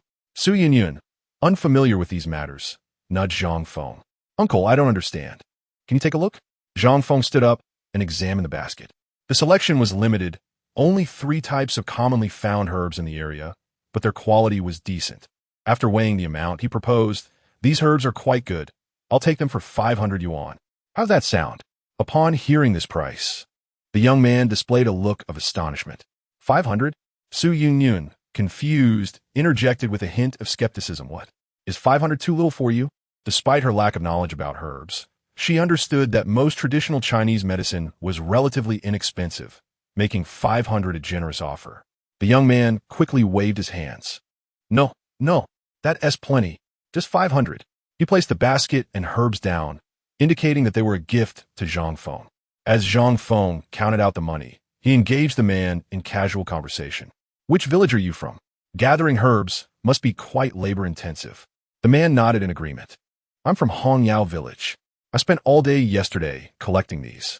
I used to sell them to a pharmacy in town, but it was closed today, and I urgently needed the money, so I came here instead. I never expected to sell them for 500 at the pharmacy in town. I'd be lucky to get 100.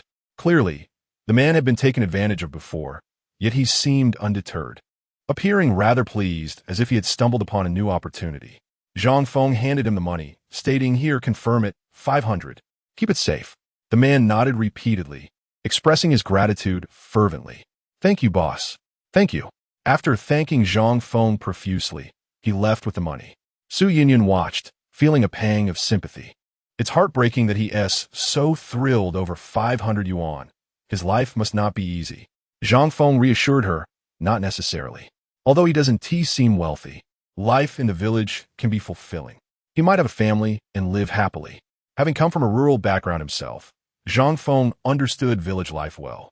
Despite its inconveniences, it offered comfort. The serene environment, healthy homegrown food, and the slower pace of life contributed to a joyful existence. Although farming was arduous and not particularly lucrative, the downtime allowed for leisure, making life in the countryside quite enjoyable. Zhang Feng found himself reminiscing about those simpler times. "Uncle, is village life truly that good?" Su Yinyun asked, noticing his wistful expression. Having grown up in the city, she was unfamiliar with rural living. Whether it's good or bad depends on the individual. Some people love it, while others do not. "Are you interested in experiencing it? I could take you back to my hometown for a taste of village life," Zhang Feng suggested. Su Yinyun quickly shook her head. No. I think I'll pass. I simply cannot tolerate the village latrines. Most villages predominantly use dry toilets, which will be challenging for someone like Su Yinyun to accept. Zhang Feng chuckled. Actually, having a clean restroom in the village is not difficult. It just requires some investment. Many village facilities are being improved now. If you're willing to spend a little, you can hire someone to dig a pit and install a large tank as a sewage system. With that, you can have a proper restroom comparable to those in the city. There is merely a need for periodic cleaning or even an outright replacement of the barrel. As the two conversed, new customers entered the store. Su Yinyun was momentarily taken aback upon seeing the newcomers. The store was quite lively today. The latest arrival was a plump middle-aged man, followed closely by another hefty individual. Upon noticing their figures, Zhang Feng immediately recognized them. It was Song Tian, the wealthy second generation who had previously pushed Jiang Hong into the fishery and was subsequently expelled from the farmhouse. Now, he had completely shed his prior arrogance. appearing instead anxious and cautious, trailing behind the middle-aged man without daring to breathe. Upon entering the shop and spotting Zhang Feng, the middle-aged man instantly donned a sycophantic smile. "Master, greetings. I sincerely apologize for my foolish son's previous offense. I have come specifically to express my contrition." As he spoke, the middle-aged man placed a bag, prominently displaying the Maotai emblem, in front of Zhang Feng. However, Zhang Feng was well aware that the contents were not limited to Maotai. There was likely cash within as well. "What are you staring at?" Quickly apologized to the master. "Kneel." The middle-aged man shot a fierce glance at his son upon seeing him remain motionless. Song Tian, not daring to disobey, promptly knelt before Zhang Feng. "I am sorry, master." Zhang Feng glanced dismissively at the two. "Enough of this charade. Instead of wasting your time apologizing to me, you would be better off making amends with Jiang Hong." The middle-aged man nodded eagerly in response. "You are right, master. I sincerely apologize for my son's previous actions. In fact, we have already apologized to Miss Jiang Hong. Personally, I wish to compensate her with 100,000 yuan, ensuring she can continue working at our company with a doubled salary. However, my son, Song Tian, is indeed a disappointment." Yet, Song Tian's father was genuinely perceptive. He understood the magnitude of the influence of the person his son had offended. Hence his apology bore considerable sincerity. The only hurdle was Jiang Hong's reluctance to accept it. "Fine, I will assist you." Zhang Feng took out his phone to contact Jiang Hong. "Miss Jiang, how is your father's health? Is he much better? Do you have time for lunch together this afternoon?" After a brief conversation, Zhang Feng stood up. "Yin Yin, I will be dining out. You two can manage lunch on your own." Su Yin appeared somewhat disheartened. "Let us go." "All right." Song Tian's father hurriedly led Zhang Feng outside. On the road, Song Tian's father, Song Linfeng, engaged in casual conversation with Zhang Feng, during which Zhang Feng gleaned considerable information. Song Linfeng was in the local building materials business. Previously, his business had been mediocre, but recently it had flourished, yielding substantial profits. Their company had expanded from a modest valuation of over 1 million yuan to nearly 10 million. However, with newfound wealth, Song Tian had become arrogant. And Zhang Feng's intervention was, in Song Linfeng's words, a much-needed lesson. In fact, he felt grateful to Zhang Feng. They found a somewhat upscale restaurant near Jiang Hong's residence, and Zhang Feng sent her a message to join them. Jiang Hong, without overthinking, agreed to come. Upon entering the private room and spotting Song Tian, her expression darkened immediately. She recognized Zhang Feng's orchestration of the encounter. Although angered, she restrained her temper and took a seat beside Zhang Feng, courteously greeting him. Noticing this, Song Linfeng hastened to flatter Jiang Hong. "Miss Jiang, I truly appreciate your willingness to grace us with your presence. I brought my son here specifically to apologize to you. His previous actions were a momentary lapse. Please do not take it to heart. If the prior conditions were unsatisfactory, I can certainly enhance the offer. That won't be necessary." Jiang Hong interrupted Song Linfeng directly, speaking calmly. "I am willing to accept the money, but I do not desire the job. I do not wish to see him." "No problem. Of course, that is acceptable. Instead, I can introduce you to another partner company in need of staff, with a doubled salary. What do you think?" Jiang Hong glanced at Zhang Feng, hesitating briefly before ultimately nodding. "All right, thank you. Thank you, Miss Jiang, for your understanding. Mr. Zhang, I also extend my gratitude to you. Let us proceed to order." The group enjoyed their meal, and in light of Song Linfeng's amiable demeanor, Jiang Hong refrained from displaying excessive displeasure. Zhang Feng engaged in cheerful conversation with them. At the dining table, Zhang Feng casually remarked, "Song Linfeng, you and your son are rather portly.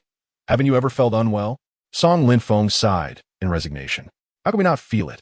I frequently take my son for health checkups. We are both at risk for hypertension and diabetes. The doctor warned us that if we do not manage our health, we will face dire consequences. Yet, despite purchasing health supplements and attending the gym, our metrics refuse to improve. I am at a loss. Mr. Song, have you ever tried medicinal cuisine?" "Medicinal cuisine? I have not.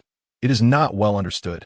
After completing a treatment course, I assure you, your health will undergo significant transformation." "Really?" Song Linfeng was visibly excited. Initially, He had come to apologize, yet he found Zhang Feng willing to assist him in this regard, revealing Zhang Feng to be not only accommodating, but also resourceful. Song Linfeng quickly expressed his gratitude. Thank you. Thank you, master. Before long, the meal concluded, and Zhang Feng provided Song Linfeng with a prescription, after which he and Jiang Hong headed to her home to check on her father's recovery. Meanwhile, Song Linfeng took Song Tian to procure the necessary herbs. Along the way, Song Tian finally relaxed, gazing at his father with confusion. Dad, is Zhang Feng truly that remarkable? Why do you trust him so much? How could he possibly understand medicinal cuisine? Isn't he just a fortune teller? Upon hearing this, Song Linfeng furrowed his brow. What do you know, you little brat? If he can associate with influential figures like Wu Hui, he is certainly no ordinary person.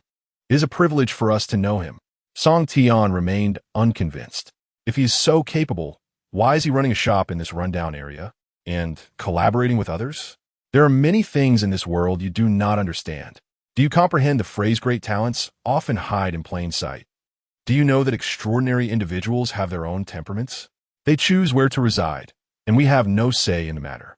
In any case, I advise you to adopt a more humble attitude in society. Look at the son of Boss Sun, well-read and cultured. Now look at you. If you continue in this manner, our company will inevitably suffer. Wealthy individuals abound, but few are arrogant. They understand a crucial principle. There are always greater forces at play beyond their comprehension. If you continue to act arrogantly, you will eventually face repercussions. Consequently, most wealthy individuals exhibit considerable humility. Only those like Song Tian, whose families have recently prospered, remain oblivious to the realities of the world and recklessly provoke others. Fortunately, they encounter Zhang Feng, who is not particularly ill-tempered. Otherwise, they might have been expelled from Hongyang City. After several days of medication, their health gradually improved, and even Song Linfeng could sense the change. Jiang Hong was pleasantly surprised by the efficacy of Zhang Feng's prescription. She accompanied Zhang Feng downstairs, where she expressed her gratitude. Mr. Zhang, thank you. You have saved my father, saved me, and saved our family. Zhang Feng smiled warmly. It is merely a trivial matter, rather than expressing gratitude. I sincerely wish for your future happiness. Very well, if there is nothing else, I shall take my leave. Just as Zhang Feng was about to depart, Jiang Hong suddenly grasped his arm. Mr. Zhang, is there something else? She said, her head bowed in a bashful manner. I am uncertain how to express my gratitude to you. However, if you are willing, I could accompany you. In that moment, Jiang Hong appeared entirely devoted, causing Zhang Feng to be momentarily taken aback. He quickly shook his head. You silly girl. What do you mean by accompanying? Are you rejecting me? I have never been in a relationship before. This is my first. Jiang Hong seemed to muster a great deal of courage. Her face flushed. Zhang Feng felt a sense of embarrassment at her words. How could I possibly reject you? It's simply that this matter has not yet reached such a level. Besides, you are so beautiful in the prime of your youth. Associating with someone like me would be a disservice to yourself. Jiang Hong's face was crimson, yet her resolve was unwavering. But apart from this, I cannot think of a way to repay you. Zhang Feng's stance was firmer. I did not assist you with the expectation of repayment. Moreover, I am only inclined to help those with whom I share a connection. You and I are connected. Although you may not be able to assist me now, the future remains uncertain. You are a good girl. Take care of your father and live well. There are many days ahead. Perhaps one day when I am old and in need of help, I might seek you out. He gently pushed Jiang Hong away. Yet, she remained determined to find a way to repay Zhang Feng. Since he rejected her offer, she thought of giving him money instead. Uncle, how about I give you some money? She took out 100,000 yuan, compensation from Song Linfeng, and presented it to Zhang Feng. Observing Zhang Ong's insistance. He reluctantly accepted the money. Very well, consider this your token of gratitude. Let's not speak of such matters again. With the money in hand, Zhang Feng exited the community. As Jiang Hong watched him leave, she felt a mix of emotions. It was the first time she had encountered someone as upright as Zhang Feng since entering society. Regrettably, he was already middle-aged. Even if he were 10 years younger, she would have pursued him without hesitation. In Dongshan Village, Xiamiao Town, Zhang Feng drove Lu Yunfei to his home, parking outside.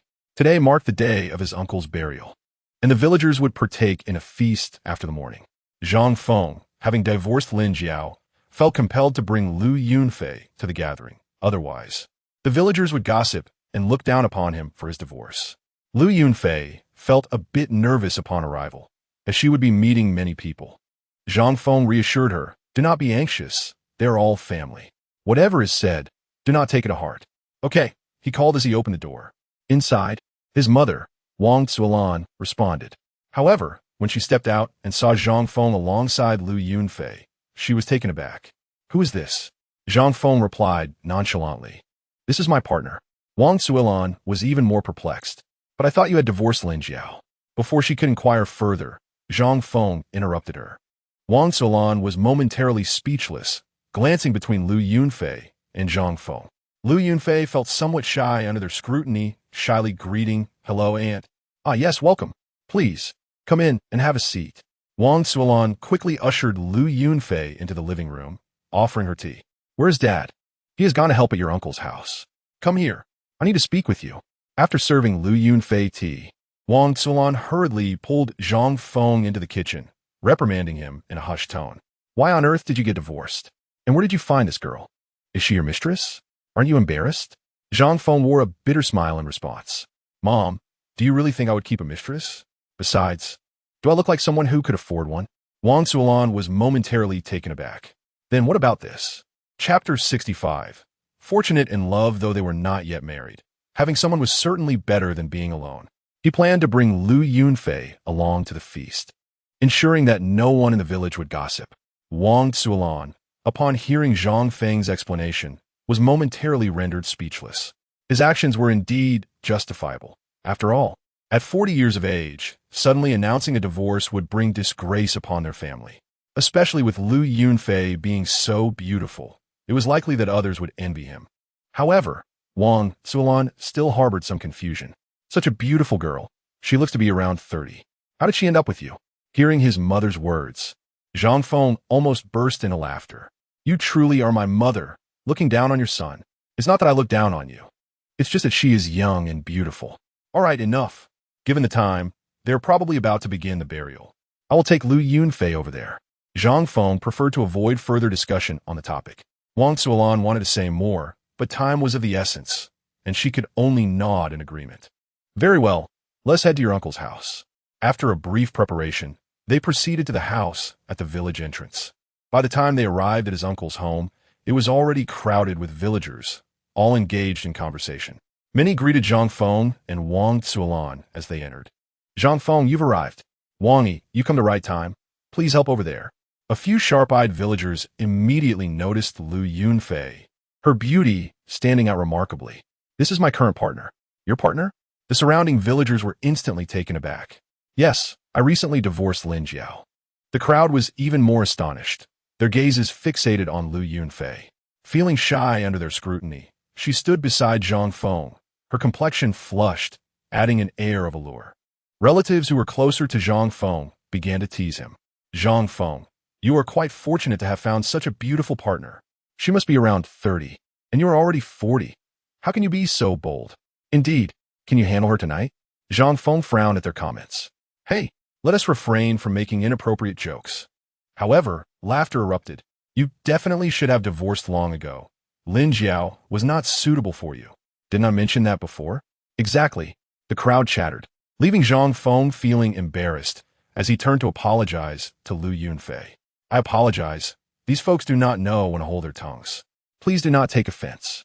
Lu Yunfei smiled. "It's fine, it's quite lively. Much better than being surrounded by strangers without a word." At that moment, his uncle's son approached Zhang Feng. "Cousin, you're here, just the person I was looking for. We plan to bury him in the cemetery on the back mountain. What do you think?" Zhang Feng was taken aback by the question. "Why are you asking me? Just have a master assist you, and that should suffice." His uncle's son awkwardly chuckled. "We already chose the spot I suggested. I just heard from Sangu that you have some knowledge about such matters, so I thought to ask you." It seemed he had learned about Zhang Feng's earlier insights regarding Zhu Mingyan. No wonder he saw Zhang Feng so suddenly. Zhang Feng waved his hand dismissively. "I was merely speaking off the cuff. Just follow what your master recommends for the burial." Shortly thereafter, someone shouted, "It's time." Everyone turned to see a group of people beginning to move. A group of individuals hoisted the coffin, with a few leading the way, followed by a throng of mourners. The remainder trailed behind. In earlier times, funerals were governed by numerous customs, but as time has passed, many of these traditions have faded into obscurity, scarcely remembered or adhered to. Nowadays, aside from the family of Urshu, others have no strict dress code. Casual attire suffices, provided it is not flamboyantly red. The clan genealogy of Dongshan village was accidentally destroyed generations ago, leaving no record of lineage. Presently, the funeral procession is a simple affair. A stroll through the village to the burial site where the coffin is laid to rest. Zhang Feng and Lu Yunfei follow behind, listening to the mournful wails of the women, which stirred discomfort within Lu Yunfei's heart. Upon reaching the cemetery, several men lowered the coffin into the pre-dug grave, shoveling dirt atop it until it formed a neat mound. According to custom, attendees divided into groups to bow and burn paper offerings. Arrangements for the meal commenced. With 6 tables set in the courtyard, guests began to take their seats. Zhang Feng turned to Lu Yunfei and, after surveying the area, spotted someone. Tingting, Zhang Tingting, the daughter of Urshu, and Zhang Feng's cousin, approached. "Cousin, what is it?" "This is your cousin-in-law, Lu Yunfei. She is unfamiliar with our village. Please guide her during the meal and look after her." Zhang Tingting scrutinized Lu Yunfei. "Oh, so you're the new partner my cousin found, truly beautiful. I will take care of her, cousin. You go ahead and enjoy the meal." With that, Zhang Tingting led Lu Yunfei to the women's table, beginning to introduce her. "In our village, there are no strict rules for meals. Feel free to eat. If you wish for something, just let me know, and I will serve it to you." Lu Yunfei quickly expressed her gratitude. Seeing that she was in good hands, Zhang Feng took his place at the men's table. Chapter 66. The Feast in Dongshan Village. Whether for a funeral or a wedding, meals are structured with separate tables. One for men, one for women, and one for children. At Urshu's gathering, there were a total of 6 tables, 3 for men, 2 for women, and 1 for children. Nearly all the men and children in the village could partake in the meal, though women often found themselves too busy to eat. Most would sneak a few bites in the kitchen or wait until the guests had finished. In this rural setting, the status of women and men differs. However, the women are accustomed to it after years of living here. Guests like Lu Yunfei received a different treatment than local women, as they were considered honored guests and ensured a meal. The men's tables were also categorized. Respected elders occupied the main table, while younger men sat at a secondary table. Urshu's son, as the head of the funeral banquet, naturally took the seat of honor. He was not required to do much besides ensuring the main table's guests were well fed and entertained. Apart from Urshu's son, the main table included the village chief, the village secretary, several elder gentlemen of higher status, and Zhangguo's brothers. Notably, Zhu Chong, brother of Zhu Mingyan, also sat at this table. Despite his low status in the village, his success in the city and ownership of a company afforded him a place among the esteemed. Zhang Feng and his contemporaries, along with some middle-aged villagers, occupied another table, while the younger men filled the secondary table. Urshu's son rose to express gratitude to the villagers, marking the commencement of the feast. Conversations flowed as people dined and mingled. The main table's occupants often reflected on life, noting that with Urshu's passing, the next might well be one among them. Their discussions, tinged with awareness of mortality, took on a surprisingly light-hearted tone. At Zhang Feng's table, the atmosphere was equally relaxed, with familiar faces sharing updates on their families. Zhang Feng, as the sole divorcee among them, drew the most curiosity. "Old Zhang, do tell, what could have led to such a drastic step as divorce? At 40, you must not still see yourself as in your 20s. Divorce isn't necessarily a bad thing. Look at Zhangguo. He has found such a lovely partner. What about your child? How does this affect them?" Responding to their inquiries, Zhang Feng remained composed. "My child is over 20. They are not a child anymore. My divorce has no bearing on them. I realized after 20 years of hard work that it was all for the family. Lin Jiao never treated it as such, so why should I continue to endure?" He refrained from mentioning infidelity, knowing that Zhangguo would be mortified if such news were spread. As the meal progressed, several individuals became increasingly inebriated, and the atmosphere grew livelier. Meanwhile, the children's table had already finished eating, while the men's table was still in the midst of their meal. At that moment, Zhu Chang approached the main table with a drink in hand, smiling broadly. "How was the meal, everyone?" "Good, I see. Zhu boss, are you here to toast us?" Laughter ensued, but Zhu Chang's gaze fell upon Zhang Feng, his tone turning sharp. "I'm here to toast, especially to Master Zhang. Master Zhang, you are quite impressive. Able to predict my brother's demise by drowning.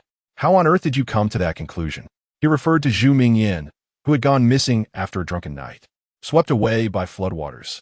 Although his body had yet to be found, the villagers were certain he had perished. The eeriness of the situation was heightened by Zhang Feng's prior warning to Zhu Mingyan, which had been witnessed by others. Thus, when Zhu Mingyan vanished, many recalled Zhang Feng's ominous words.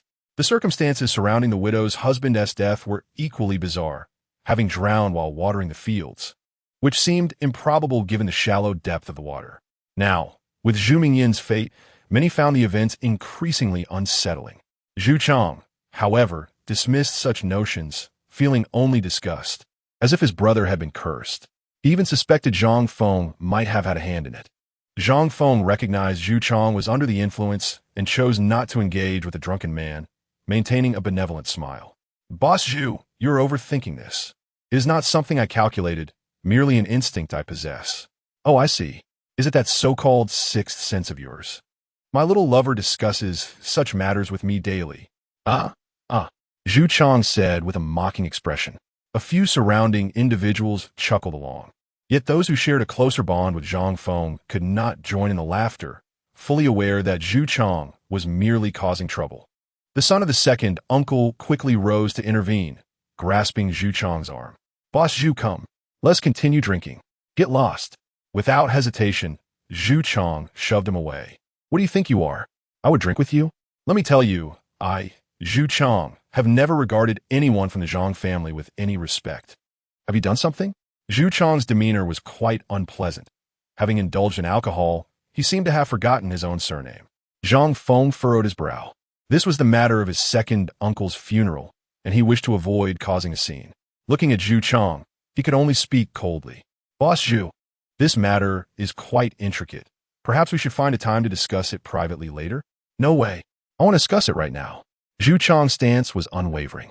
Having consumed alcohol, his words were as abrasive as his attitude. The atmosphere had begun to spiral out of control. The son of the second uncle hurriedly approached Zhang Feng, whispering, "Cousin, he is drunk. Let us not stoop to his level." The son of the second uncle did not wish to escalate matters at this moment. Zhang Feng understood and slowly stood up. After speaking, he exchanged a glance with Lu Yunfei. Lu Yunfei comprehended his intent and promptly followed Zhang Feng out. Behind them, Zhu Chang erupted in derisive laughter. "I see you remembered you forgot to wear your undergarments. Just like your mother, a coward. Do not think that running away absolves you of consequences.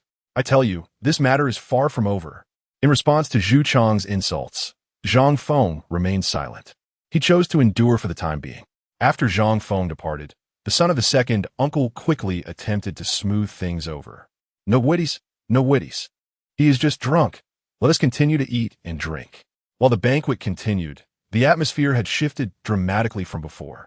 The younger crowd at one table, along with Zhang Feng's original companions, began to gossip about the incident. The young individuals looked down upon Zhang Feng. He is over 40 years old, yet allows himself to be insulted without retaliating? Truly pathetic. Who would disagree? Initially, I thought he was quite formidable. After all, Zhang Feng is the eldest among his peers, and many villagers address him as Zhang Ge. Numerous young villagers assumed Zhang Feng was impressive. A young man nearby scoffed. "He is merely older, in essence. He remains a useless individual. I heard he does not fare well in the city, lacking both wealth and skills. Fixing cars is hardly a respectable profession." Conversely, those at Zhang Feng's table harbored discontent towards Zhu Chang. Is it merely a few filthy riches that he flaunts? He certainly possesses the means to boast. It is undeniable. Alas, I can never compare to him.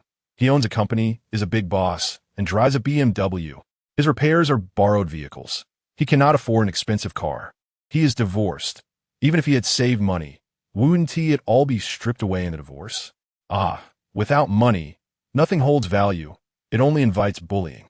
The perspectives of middle-aged individuals naturally diverge from those of the youth. This group of middle-aged men felt discomfort witnessing Zhang Feng's humiliation. Their sentiments were not rooted in close relationships with Zhang Feng, but rather they saw reflections of themselves in his plight. They bore the weight of elderly parents needing support, children requiring care, while they themselves aged, no longer possessing the vigor of their youth. In the face of others' bullying, often the only choice was to endure in silence. As they criticized Zhang Feng for being a worthless individual, they were, in essence, voicing their own struggles. They too found themselves in similar circumstances, regardless of their inner thoughts. Their age did not permit them to act upon them. All that remained was a sense of resignation. She is quite furious. This Zhu Chang, having indulged in drink, has forgotten his own identity. It is a funeral, and he prances about, truly unafraid of retribution. Meanwhile, Zhang Feng consoled Wang Zuolan. Mother, it is all right. Indeed. I was at fault in this matter. I should have known Zhu Chang was such a braggart. I should not have involved myself in his brother's affairs. Originally, considering the good relationship between Zhu Mingyan and my father and the occasional joint ventures, Zhang Feng intended to offer a helpful reminder. Little did he expect goodwill to be met with hostility, with Zhu Chang even casting suspicion upon Zhang Feng. Moreover, he displayed no kindness toward Zhang Feng. Are you all right? Lu Yunfei shook her head. I am fine. Will you not stay the night? Hearing Zhang Feng's plans, Wang Zuolan asked with disappointment. Zhang Feng shook his head. There are matters to attend to in the city. Lu Yunfei quickly noted Zhang Feng's concerns and spoke up. I am fine. I grew up in the village as well. So, I am accustomed to it. Your father may not say it, but he surely misses you. Be it work delays, lack of time, or the inability to visit empty-handed without money. The contrasts are indeed stark, leaving Zhang Feng in a state of daze. Sometimes he even thought, if only Lu Yunfei were truly his wife, it would be quite pleasant.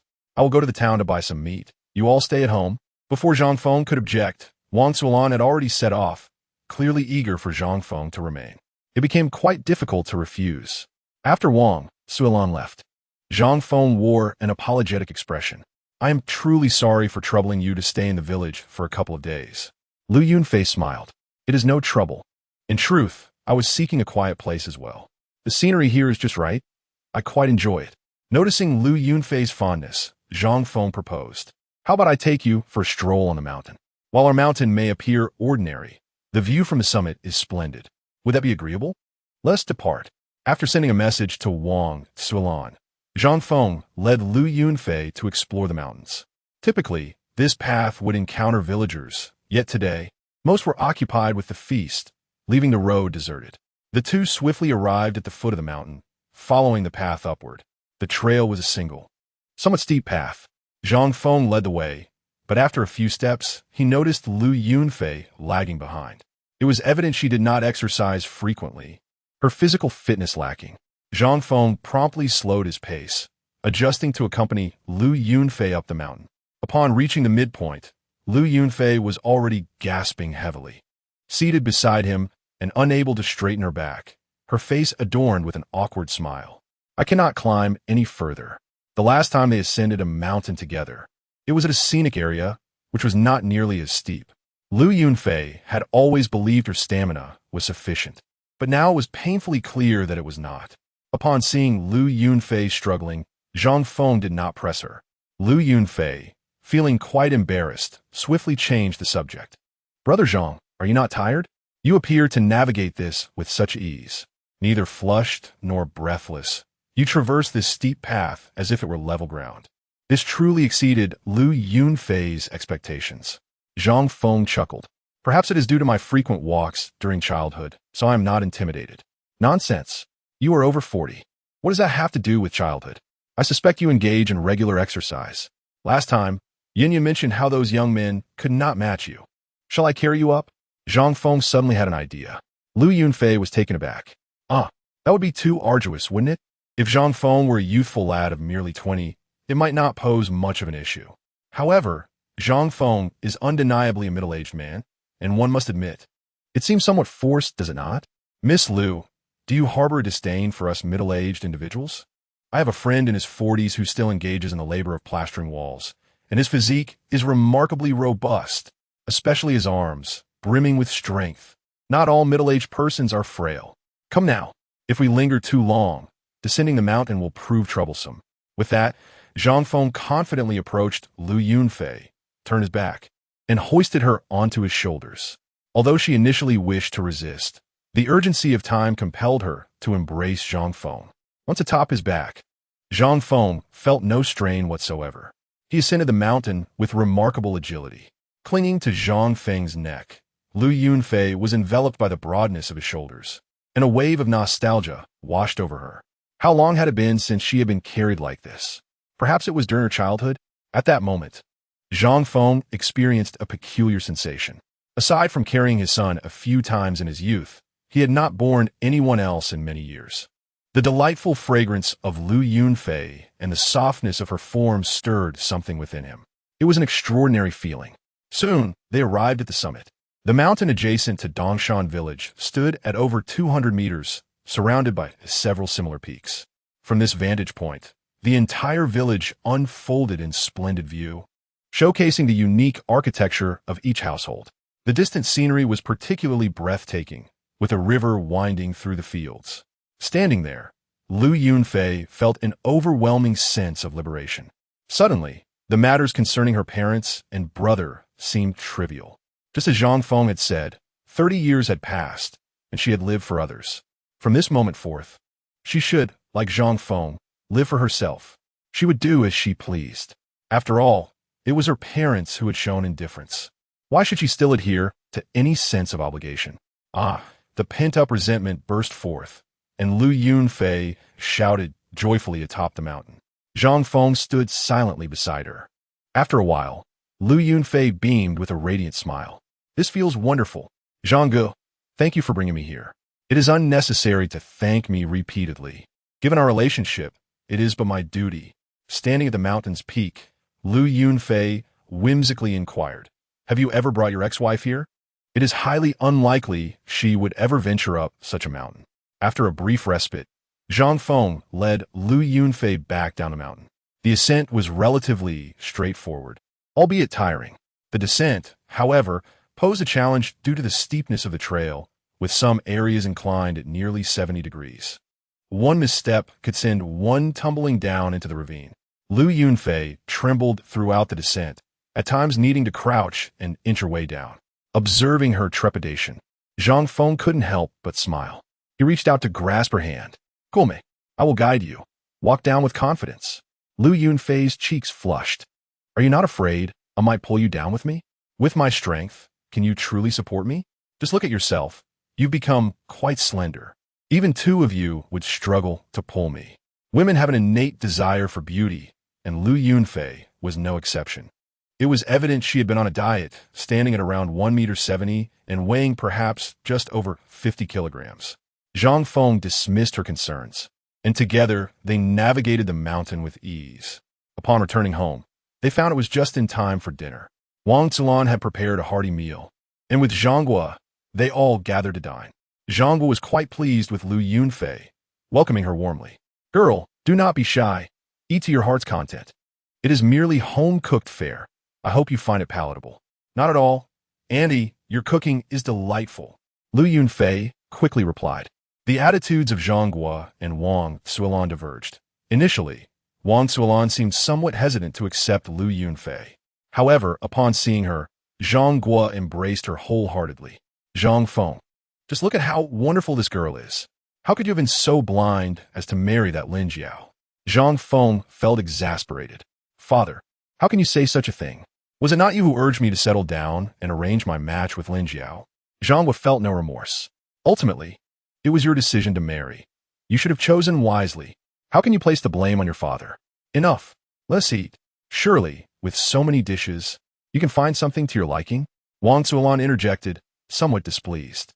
"If one cannot converse during meals, why bother dining together? We might as well eat separately in our own rooms." I simply stated, "What of it? Let's see how long you can keep talking." The family atmosphere was warm and cheerful. Lu Yunfei was experiencing such a lively family dinner for the first time, her face aglow with envy. The elderly couple had clearly begun to treat Lu Yunfei as one of their own. They chatted amiably as they ate. Son, when will you marry this girl? We ought to celebrate with a banquet. We could receive quite a sum in gifts. Zhang Feng replied nonchalantly. Well, there are many preparations to consider. Indeed, it is time to make proper arrangements. Girl, do not be misled by our son's age. He is quite the serious man. Throughout these years, he has never been frivolous. He is quite devoted. After marriage, you can rest assured. They had already begun to discuss plans for marriage, leaving Zhang Feng feeling somewhat helpless. What was initially a fleeting romance with Lu Yunfei felt as though it was evolving into something more substantial. Chapter 69. We must share a bed now. In the midst of the conversation, Zhang Feng broached the subject of Zhu Chang. Zhang Guo expressed his discontent towards Zhu Chang. That Zhu Chang, he is insufferable. He is arrogant even when sober, and utterly insufferable when inebriated. Son, do not let him get to you. Let him prattle on. He can do us no harm. Zhang Feng was unperturbed by such antics. He was simply curious. Was Zhu Chang's arrogance a result of newfound prosperity? Zhang Guo nodded. Essentially, yes. He has been making money from logging trees in the village. Ever since then, Zhu Chang has been flaunting his connections with city officials. He is merely a minor bureaucrat from the forestry department. How ridiculous his boasting is. Upon learning this, Zhang Feng began to understand the dynamics surrounding Zhu Mingyan. With an impressive older brother, it was only natural for the younger Zhu Chang to become inflated with pride. This eventually led him to pursue another man's widow, not anticipating the troubles that would ensue. However, given their current predicament, it was evident they had drawn the ire of someone. Despite Zhu Chang's current bravado, the future remained uncertain. Zhang Feng remained composed, for actions had consequences. By the way, son, how did you come to know of Zhu Mingyan's impending demise?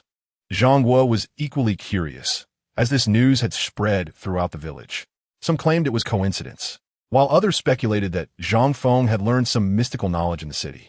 Some genuinely believed that Zhang Feng possessed the ability to predict the future. During his childhood, Zhang Feng had merely been intrigued by such matters, often visiting a local fortune teller. He casually fabricated a tale, stating, "Oh, it was just something I learned from a fortune teller in my youth. I didn't understand it then, but I've recently begun to grasp it."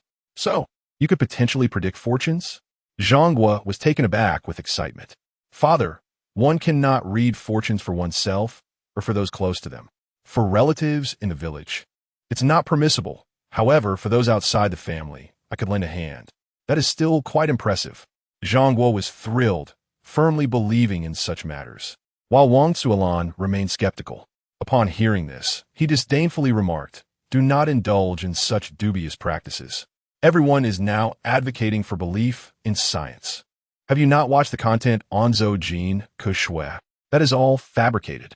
Zhang Guo expressed his displeasure. "You truly do not comprehend the essence of it. Am I not aware of what is real or fake? Do you remember old Li from the neighboring village? He is knowledgeable about these matters. He experienced ghostly encounters in his youth, and later could even predict births." All right. Wang Zuolan impatiently interrupted Zhang Guo, as she held disdain for such topics. She turned to Zhang Feng. "You will sleep in the west room tonight. Your father and I will occupy the east room." Zhang Feng suddenly realized the implications. If they were to stay in the house, they would have to share a bed at night. It was impossible for him to have Lu Yunfei sleep with his parents. He glanced at Lu Yunfei, who, although slightly flushed, said nothing. That evening in the West Room, Zhang Feng and Lu Yunfei found themselves in a muddled agreement to share the bed. Zhang Feng had missed the opportunity to adjust the arrangement, and he should have informed his parents that they were still conversing and not yet at the point of sharing a room. Now, it was too late to address it. Sorry, it seems we will have to share a room tonight," he awkwardly stated. "That's fine." Lu Yunfei shyly shook her head, showing no sign of resistance. Zhang Feng then began to prepare the bedding, retrieving the old quilts that had been washed and aired out, still clean despite their age. "That's all right. I am not one to be overly finicky. I understand these things," Lu Yunfei replied, recalling the hardships she had endured in the past. Such matters were trivial to her. As night fell, Lu Yunfei shyly remarked, "Zhang Ge, I need to use the restroom. Would you accompany me?" In the village, most toilets were pit latrines, and it was common to use a chamber pot at night, making Lu Yunfei reluctant to relieve herself indoors. Zhang Feng stood up. Cool me. I will take you to the restroom. He found a flashlight and handed it to Lu Yunfei. The village was enveloped in a tranquil darkness, and Zhang Feng waited outside the restroom for her to finish. Before long, Lu Yunfei emerged, her face flushed, clearly embarrassed. Nothing untoward had occurred.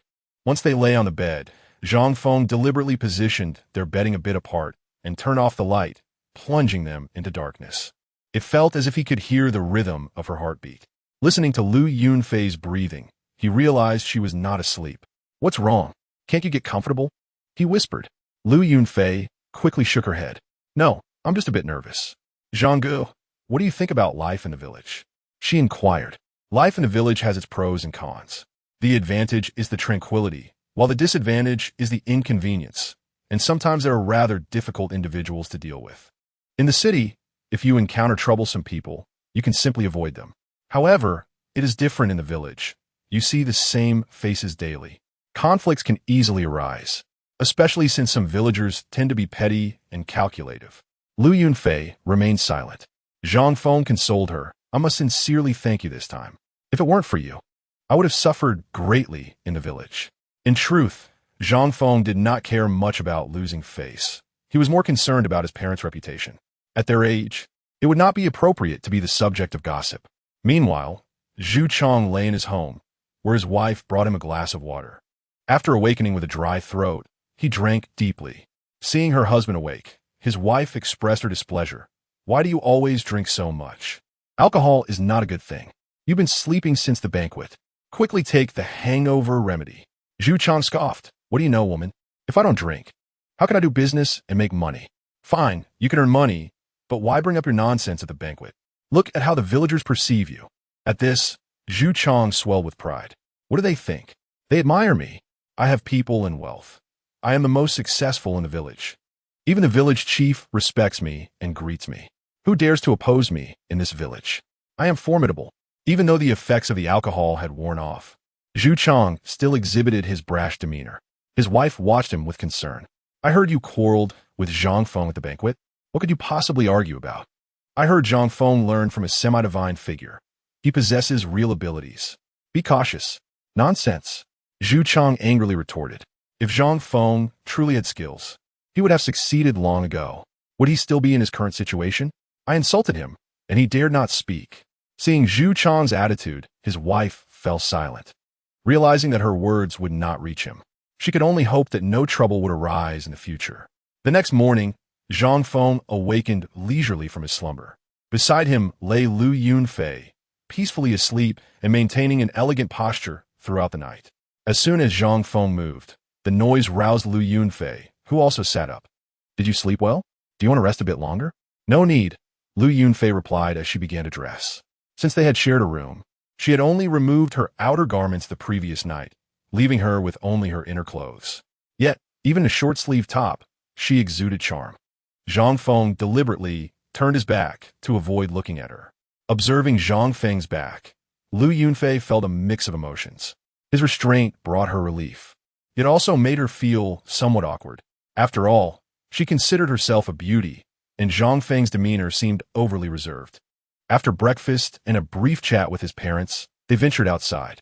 Upon returning to the apothecary, not only was Su Yinyun present, but Bai Yiran was there as well, gazing at Zhang Feng with gratitude. "Master, I followed your advice and gave my father chicken hearts. He was in a car accident a few days ago, but fortunately, he is fine. I believe it is due to your effective guidance. I came today to express my gratitude. How much should I give you?" 49. Upon hearing this number, Bai Yiran was taken aback. "Is that all? Won't that be too little? I conduct business. I set my own price. Just pay me." Zhang Feng naturally presented his payment code to Bai Yiran. She had no choice but to comply, repeatedly expressing her thanks. After completing the payment, Bai Yiran did not rush to leave, but continued to engage Zhang Feng in conversation. "Master, after this incident, will our family be free of troubles?" She appeared to harbor some lingering concern. Zhang Feng began to explain. "Miss, this calamity was brought upon by your sister. The matter of pregnancy seems simple to you, but in the realm of I Ching is far more complex. As the saying goes, Tai Chi begets the two opposites. The two opposites give rise to the four images. The 4 images lead to the 8 trigrams. Pregnancy is a mystical process, a significant and solemn event. The 49 days of pregnancy mark the second crucial time point. 7 signifies cycles. Double sevens indicate beneficial outcomes, with the infant already formed. Terminating a pregnancy at this stage is akin to taking a life. Your sister's actions are counterproductive, inviting disaster. With my methods, this calamity is averted. However, the more pressing concern is your sister. Your sister, having committed her first transgression, is bound to repeat it, thus inviting further misfortune upon herself. Unless her inner turmoil is resolved, she will inevitably attract more calamity. Moreover, having already transgressed, she becomes more susceptible to negative influences.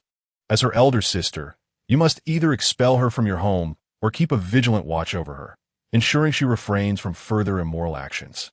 After contemplating this for a while, the realization struck. Why, Master, did you not share this wisdom with me sooner? Logically, such counsel should have been imparted while addressing the initial issue. Zhang Feng smiled slightly, responding that whether to divulge such information is contingent upon fate. Today, your willingness to stay after providing your payment indicates a connection, thus allowing you to receive guidance. Had you simply paid and departed, that would signify a lack of connection, and the opportunity for enlightenment would have been lost. This is the essence of the Tao. Each of your choices serves as a cause, leading to its resultant effect. Zhang Feng did not intentionally withhold information. Rather, this is how the Tao operates. Bai Yiran felt a wave of apprehension, grateful she had lingered to ask more questions. Yet, concern still gnawed at her. My sister insists I keep an eye on her, but how can I truly monitor her? Soon after, she found herself in a predicament, with her sister fleeing the scene. Had I not discerned the issue, she might have attempted to conceal it. Master, what should I do about my sister? Bai Yiran is a working individual and cannot devote 24 hours to keeping tabs on her sibling. Their parents are equally preoccupied. It is precisely these circumstances that have led to her sister's rebelliousness and indulgence, frequenting bars and nightclubs. Bai Yiran felt utterly at a loss. This decision rests solely upon you, Miss Bai. This is not a matter I can dictate. If I were to suggest you cast your sister out, would you truly heed my advice? Bai Yiran hesitated, acknowledging that, despite the suggestion, she would never actually expel her sister from their home. After all, she is family, and such an action is far from simple. From the outset, Bai Yiran had already determined her stance. Even if her sister errs again, she will find a way to cover for her. With this understanding, Bai Yiran's expression became markedly more earnest. Thank you, Master. I truly appreciate your guidance. With that, Bai Yiran departed the establishment. In an old, dilapidated apartment, Lin Jiao appeared haggard. This was the home Zhang Feng and Lin Jiao had shared upon their marriage, and time had taken its toll. Before her sat her confidant, Li Huiwen. So, old Zhou has vanished. A man of his stature could not simply disappear into thin air. Lin Jiao was on the verge of tears. How should I know? The barbershop has also changed hands, and I cannot reach him by phone. It is as if he has evaporated from this world. When I reported it to the police, they said we are not legally married, and thus cannot assist in finding him. Lin Jiao had initially believed she had secured a wealthy partner, eagerly anticipating a bright future, only to find herself in this dismal predicament. With old Zhou's disappearance, all her dreams were shattered, leaving her feeling as vulnerable as a child. Li Huiwen, observing her friend's distress, felt helpless. Why don't you consider remarrying Zhang Feng? Upon hearing this suggestion, Lin Jiao immediately shook her head. Remarrying is out of the question. It will never happen. What merits does Zhang Feng possess? Why would I contemplate such a union? A mere auto mechanic. He has achieved little in all these years. Furthermore, I cannot afford to lose face. I would sooner marry someone else than reunite with him. Witnessing Lin Jiao's obstinacy, Li Huiwen felt equally exasperated. She understood that a reconciliation would be in Lin Jiao's best interest. Zhang Feng, despite his flaws, possessed a good character and had gradually begun to earn a living. Even if Lin Jiao wished to remarry, it would not be a straightforward matter. Unfortunately, Lin Jiao failed to grasp this. What do you plan to do now? Lin Jiao, what will you accomplish by searching for him? Even if you uncover the truth, it will not change the fact that he would abandon you regardless. Why expend such effort to find him? Li Huiwen saw things clearly. unless Lin Jiao was willing to swallow her pride and plead with old Zhou or confront him outright. Neither approach would bear fruit. If old Zhou were inclined to soften and agree to marry Lin Jiao, he would not have disappeared. Ultimately, it would be Lin Jiao who would suffer the humiliation, rendering her the subject of ridicule. Li Huiwen contemplated speaking further, but decided against it. Despite their long-standing friendship, she understood Lin Jiao's character well enough to know that words would be futile. It was now up to Lin Jiao to decide her course of action. At that moment, Lin Jiao suddenly expressed a sense of resignation. If all else fails, I will seek out Li Rue. Li Rue? Upon hearing this name, Li Huiwen froze momentarily. It had been ages since she had heard that name. Li Huiwen and Lin Jiao had been friends since high school, where they knew a handsome and well-off young man named Li Rue. Many pursued him, including Lin Jiao. However, Li Rue had never regarded Lin Jiao as a suitable match. Despite her not being unattractive, she could have easily scored an 8 in her youth. Yet Li Rue was surrounded by beauties scoring 9 or even 10. By comparison, Lin Jiao seemed to lack any distinguishing features. What do you intend to achieve by seeking him out? Does he have any reason to assist you? Li Huiwen began to piece things together. When Zhang Feng failed to locate anyone, he had called Lin Jiao, who claimed to be with Li Huiwen, and even asked her to provide an alibi. Li Huiwen had assumed Lin Jiao was in some sort of trouble. Now, it became apparent that Lin Jiao had likely gone to find Li Rue. With the situation laid bare, Lin Jiao showed no signs of concealment. She spoke matter-of-factly. While Li Rue may not have had romantic feelings for her, he could not resist temptation, easily succumbing to her advances. Lin Jiao now wore a hint of pride upon her countenance. I anticipated this possibility, so I had a backup plan. It seems I was right. I have heard that Li Rue's family is thriving in business, and if I approach him with Zhang Xiaodong, perhaps we can secure some financial gain. Li Huiwen was taken aback by Lin Jiao's calm calculations. She had suspected her friend had questionable morals, but never to this extent. Lin Jiao had been plotting for this since 20 years ago. Hence, her underlying affection for Li Rue. Unfortunately, he had looked down upon her, compelling her to marry Zhang Feng, who, at the time, seemed to be a decent match. This explains why Lin Jiao had consistently treated Zhang Feng poorly after their marriage, preventing him from participating in their child's education, and even choosing to cheat when she realized Zhang Feng was earning less. Her true nature was such that she felt no attachment to Zhang Feng. Li Huiwen could not help but feel a twinge of pity for Zhang Feng, finding the entire situation utterly exasperating. Lin Jiao, you should reconsider. Li Huiwen resolved to distance herself from these matters. It seemed their friendship had reached its limits. Lin Jiao's actions had become so outrageous that continuing the relationship would serve no purpose, and it would be better to sever ties entirely. I have other matters to attend to. I shall take my leave. After Li Huiwen departed, Lin Jiao began to contemplate her next steps. After a few minutes of hesitation, she dialed her son, Zhang Xiaodong. Hello, son? Mom, what is up? I still have class soon. Please be brief. I have divorced your father. Upon hearing the news of the divorce, Zhang Xiaodong was taken aback. What? Divorced? Why? Do not concern yourself with the reasons. The divorce is finalized. Your father initiated the proceedings and is now seeking to divide our assets. Over the years, you are well aware of the circumstances at home, whether with your father or with me. Suddenly confronted with such a question, Zhang Xiaodong found it somewhat difficult to accept. After all, his parents had been married for 20 years, and now, out of the blue, the notion of divorce was introduced. Mom, who are you with? Lin Jiao reiterated her question, and Zhang Xiaodong, feeling quite helpless, replied, Mom, I'm already 21, not a child anymore. Why must it be about who I am with? If you are with me, then support me in my old age, and don't concern yourself with Dad. If you are with him, then don't call me Mom anymore. Lin Jiao directly compelled Zhang Xiaodong to make a choice. Zhang Xiaodong felt quite at a loss, but did not hesitate. Of course, I am with you. Since childhood, Zhang Xiaodong had shared a close bond with Lin Jiao. For over 2 decades, she had devoted her attention solely to him. In contrast, Zhang Feng had been preoccupied with work, leaving little time for parenting. Naturally, Zhang Xiaodong felt a deeper affection for Lin Jiao. However, he was not naive. He understood the complications that lay ahead. Mom, even if I choose you, I still have to care for Dad in his old age. Otherwise, it would be against the law. What do you mean by caring for him? Upon hearing Zhang Xiaodong's willingness to side with her, Lin Jiao did not conceal anything further. Upon receiving this news, Zhang Xiaodong felt as though he had been struck by lightning. He had never anticipated things would unfold in such a manner. As the time for class approached, Zhang Xiaodong, still in a daze, ended the call and headed to the classroom. However, his mind was far from the lesson. Instead, it was consumed by his mother's words. The shocking revelation that he was not Zhang Feng's son, but the child of someone else gnawed at him. Who could his biological father be? What would happen if he truly acknowledged this man as his father in the future? A cascade of questions swirled in Zhang Xiaodong's mind, refusing to dissipate. Even after class, he remained deep in thought.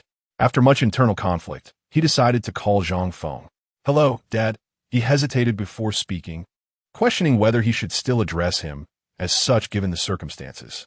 Zhang Feng was equally surprised to receive a call from Zhang Xiaodong. He had not informed him about the divorce from Lin Jiao, considering he was still a student facing impending final exams. Receiving such news now would undoubtedly disrupt his studies. Zhang Feng had assumed Lin Jiao would be mindful of this. "What is the matter, son? Are you short on living expenses? I can send you some more." Presently, Zhang Feng was financially stable, no longer limited to sending a mere 1,000 yuan. He could easily send 10,000. Zhang Xiaodong chuckled awkwardly. "Living expenses are sufficient. I just heard about your divorce from Mom." "Your mother said that? How irresponsible. Couldn't she have waited until after your exams?" Zhang Feng sighed in exasperation. However, since the truth was out, there was no need to conceal it. "Yes, we are divorced. Your mother cheated.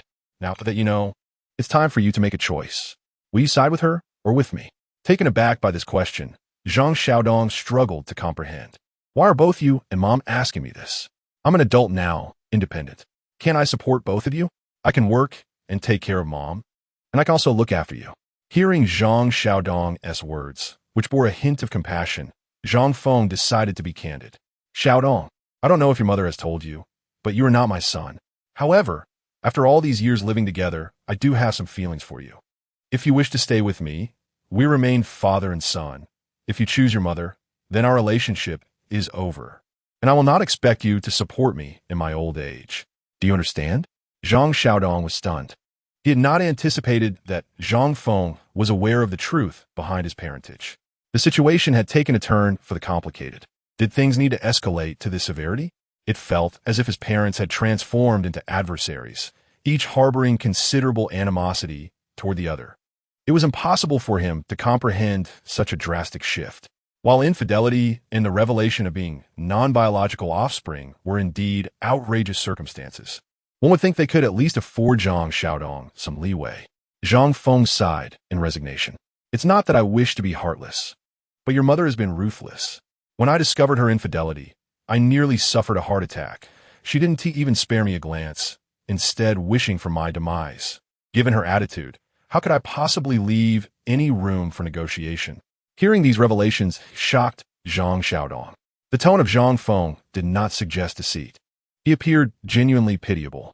Just as Zhang Xiaodong was grappling with his thoughts, another call came in from Lin Jiao, but he was unable to answer due to the line being busy. Zhang Xiaodong quickly said, "I'll hang up," and redialed Lin Jiao. "Mom, what is going on?"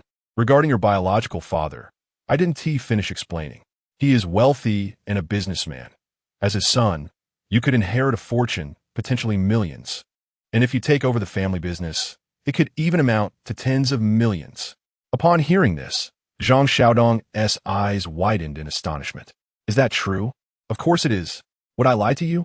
Originally, Lin Jiao wished to keep this information concealed, fully aware of its embarrassing nature. However, the time for concern about appearances had passed. With Lao Zhou gone and no one to support her, she felt equally humiliated. It was better to seek out Li Rue and acknowledge her son. "All right, I understand now." Having received the news, Zhang Xiaodong felt no further hesitation. "I choose to stay with my mom." The simple 4 words struck Zhang Feng like a dagger to the heart as he stared at the message on his phone. Zhang Xiaodong didn't even wish to call him. He had clearly articulated his sentiments earlier in the call, expressing that he had cared for him for 20 years. And now, just like that, their bond was severed. At that moment, Zhang Feng remained unaware that Zhang Xiaodong's decision was motivated by financial considerations. Had he known, his heart would have shattered even further. In the pharmacy, Su Yunyun, who had come from the back, noticed the distress on Zhang Feng's face and hurried over. "Uncle, what's wrong? You look unwell." Zhang Feng shook his head. "It's nothing. Don't feign strength. After living together for so long, I can see when something is amiss." She pressed him. "What is going on?" Not wanting to speak, Zhang Feng remained silent, prompting Su Yunyun to snatch his phone and look for herself. Upon seeing the message from his son, "I'm with my mom," her brows furrowed in concern. "Is this your son? How could he be so heartless? You've raised the ingrate." Nevertheless, she quickly added, "But don't worry, uncle. This is actually beneficial. You won't have to spend a dime on his wedding or house in the future." What a blessing, despite her lack of understanding of the true situation. Su Yunyun offered her cheerful consolation, warming Zhang Feng's heart. "All right, let us not concern ourselves with him. That's the spirit, uncle. From now on, your earnings will serve as my dowry," she exclaimed with a laugh. "What do you want to eat tonight? I'll go buy the ingredients." Observing Su Yunyun's lively demeanor brought warmth to Zhang Feng's heart.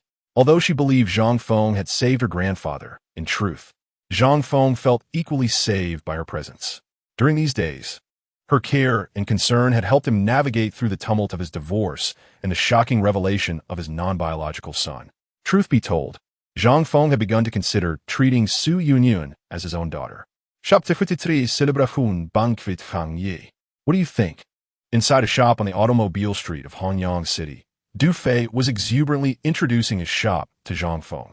It has been nearly 2 months since he embarked on his entrepreneurial journey, and Du Fei's progress has been nothing short of remarkable.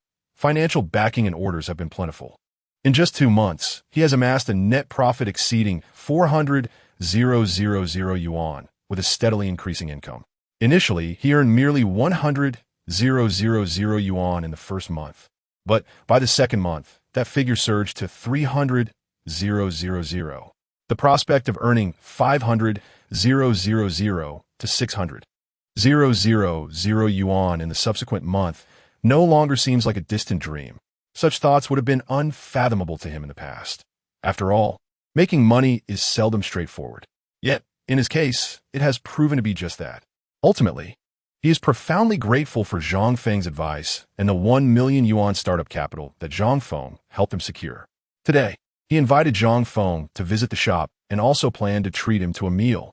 Zhang Feng briefly surveyed the shop, primarily assessing its feng shui.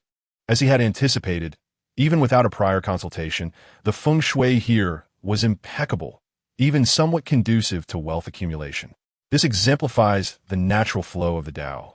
As long as one recognizes that Du Fei's venture will thrive, there's no need for further feng shui assessments. The mere gesture of his hand would suffice to invite good fortune. When one is in a favorable period, everything they do turns out right. Conversely, when one is facing difficulties, nothing seems to go well. Having completed his inspection of the shop, Du Fei invited Zhang Feng to dine, accompanied by Hong Ting Wang and several employees from the shop. Hong Ting, ever adept at socializing, also brought along her close friend, Tianwen. Before long, the group gathered in a private room at a nearby restaurant. As the waitstaff began to serve dishes and drinks, Du Fei poured himself a glass and joyfully raised it, proclaiming, "Allow me to say a few words. Although our shop has only recently opened, thanks to everyone's assistance, our business is flourishing. I extend my heartfelt gratitude to each of you, especially to our investor, Zhang Ge, and our sales champion, Hong Jie. This month, everyone will receive a bonus of 1,000 yuan, while Hong Jie will receive 10,000 yuan. Thank you all. Cheers." The current Du Fei is a transformed individual compared to the timid young man he was 2 months ago. Back then, he was hesitant and shy, even blushing in the presence of beautiful women, struggling to articulate his thoughts. Now, after gaining experience, he exudes the confidence of a business owner, his demeanor significantly more composed and mature. After the toast, he cheerfully urged everyone to enjoy their meal and drinks. Zhang Feng, unfamiliar with the shop's employees, found little to discuss and thus engaged in conversation with Hong Jie, who was seated beside him. It was at this moment that Wang Hong Ting seized the opportunity to introduce Zhang Feng. "Zhang Ge, this is my close friend, Tianwen." With this introduction, Zhang Feng recalled Wang Hong Ting mentioning her desire to introduce her friend to him. Given the circumstances, he felt it inappropriate to decline, extending a warm handshake. Miss Tian, it is a pleasure to meet you. Your attire is quite lovely and complements your elegance. This marked Zhang Feng's first encounter with Tian Wen. Unlike Wang Hongting, who typically donned revealing outfits, Tian Wen's aura was more refined and scholarly. Standing at 165 meters, her long hair was simply tied back in a ponytail, and she wore a minimalist, white checkered shirt complemented by round silver-rimmed glasses. Such an ensemble, though not common, exuded an air of rationality and literary charm, lacking the overt sensuality often associated with femininity. Zhang Feng was pleasantly surprised to see someone in glasses look so fitting. In response to Zhang Feng's compliment, Tian Wen remained composed and graciously smiled. "Thank you for your kind words, Mr. Zhang." After their brief exchange, the conversation stalled, prompting Wang Hongting to feel a bit anxious. "Is that it? Nothing more?" Noticing Wang Hongting's eagerness, both Zhang Feng and Tian Wen understood her intentions. She was clearly keen on playing matchmaker. Zhang Feng, maintaining a natural demeanor, remarked, "A gentleman's friendship is as light as water. Miss Tian, you clearly embody sophistication. It would be unseemly to be overly chatty." "Nonsense. What era are we in, still clinging to outdated notions of gentility?" Wang Hongting retorted immediately. "At this rate, when will you both even think about marriage and children?" "Zhang Ge, allow me to introduce you properly. My friend Tian Wen resides in the West District and works as a librarian. Her salary is modest, but she manages to support herself. She enjoys reading and watching movies. Unlike those women who are obsessed with clothing and cosmetics, she is easy to please. However, she doesn't venture out much." Wang Hongting's remarks elicited laughter from Zhang Feng. "What do you mean by easy to please? You make it sound as if she were a pet." Tian Wen appeared slightly displeased. "Hong Jia, you truly are like an older sister to me. Your words make me seem utterly worthless. By the way, Zhang Ge, what have you been up to lately? Are you really giving fortune-telling a try?" Wang Hongting expressed curiosity regarding his work. She had heard Du Fei mention it before, but found it hard to believe that someone who used to repair cars could suddenly venture into fortune-telling. Zhang Feng nodded. "Indeed, I engage in fortune-telling and occasionally assist with minor ailments." "That's impressive. How did you acquire such skills?" "Primarily through reading." Upon mentioning books, Tian Wen showed interest. "Are you studying texts like the I Ching? I've read a few myself. They seem incredibly mysterious and intriguing. However, I find a multitude of interpretations rather confusing. For instance, dream interpretation. Some texts suggest that dreaming of a small river indicates a tranquil state of mind, while others claim it symbolizes growth or new opportunities. It's challenging to discern which interpretation to heed." Zhang Feng chuckled lightly. "You have certainly explored a variety of perspectives, Miss Tian. Dream interpretation must consider the dreamer's identity, environment, and specific circumstances. If a dream contains only the river as an element, that is one interpretation. However, if there are additional elements, such as a boat or fish, the meanings diverge further. For a child, it might signify growth, while for an elderly person, the interpretation would differ entirely. The intricacies of fortune-telling are far too complex to be encapsulated in just a couple of books. Although Miss Tian has read extensively, the texts may not all be reliable, leading to your confusion, which is entirely understandable." Tian Wen's eyes lit up in realization. "Is that so? How fascinating."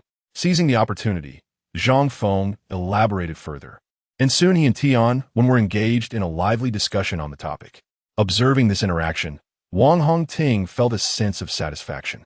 Chapter 74, Zhang Ji's assurance. The gathering hosted by Du Fei proceeded smoothly, with everyone indulging in delightful food and drinks while engaging in lively conversation. Du Fei discreetly pulled Zhang Feng aside. "Zhang Ge, here is 100,000 yuan. Please accept it." Taken aback by the money, Zhang Feng asked, "What is this for?" "You should be repaying Shen Guodong directly. After all, it was Shen Guodong who had initially facilitated the loan." Du Fei smiled. "Zhang Ge, I've already arranged to repay Mr. Shen in installments, including both principal and interest within a year. This 100,000 yuan is a token of my gratitude to you for your support." Realizing this was meant as a thank you for Zhang Feng's assistance, Du Fei continued, "Use this for your business. I have no immediate need for it." but I will reach out when I require funds. Du Fei, seeing Zhang Feng's hesitation, insisted. All right, just let me know whenever you need money. After parting ways, Zhang Feng contemplated the matter regarding Shen Guodong and decided to pay him a visit. It had been quite some time since they last saw each other. Following Shen Guodong's previous expression of gratitude toward Zhang Feng should indeed arrange a follow-up examination for himself to ascertain whether his health has truly improved. An hour later, Zhang Feng arrived at Shen Guodong's residence, only to find Shen Guodong's wife, Wang Yin, alone at home. She greeted him warmly. Zhang Ge, please have some tea. Thank you, but there's no need for trouble. I came to check on Shen Guodong. His health is fine, right? Wang Yin smiled brightly. As they sipped tea, Zhang Feng and Wang Yin engaged in casual conversation. With a hint of hesitation, Wang Yin inquired, Zhang Ge, do you still keep in touch with your ex-wife? What's the matter? Have you heard about her? That old flame of hers, Lao Zhou from downstairs, has left her. Wang Yin, also a resident of the community, was privy to local happenings, especially since she and Lin Jiao were neighbors. Lao Zhou was quite well known in the area, and his sudden disappearance had garnered much attention. Zhang Feng was not particularly surprised by this news, having known from the outset that someone like Lao Zhou would never genuinely commit to Lin Jiao. Her situation was, in many ways, of her own making, which elicited little reaction from him. This, however, piqued Wang Yan's curiosity. You seem rather indifferent, Zhang Ge. Once you come to terms with it, it truly doesn't matter. She can choose whatever path she wishes. It has no bearing on me. What led to your divorce? Zhang Feng recounted the circumstances surrounding their separation, but refrained from mentioning his acquaintance with Wu Hui, as that was a delicate matter. Wang Yin was taken aback. Did you really divide your assets so extensively? That is quite substantial. Indeed it is. Did Lin Jiao actually give you anything? She likely lacks the means, doesn't she?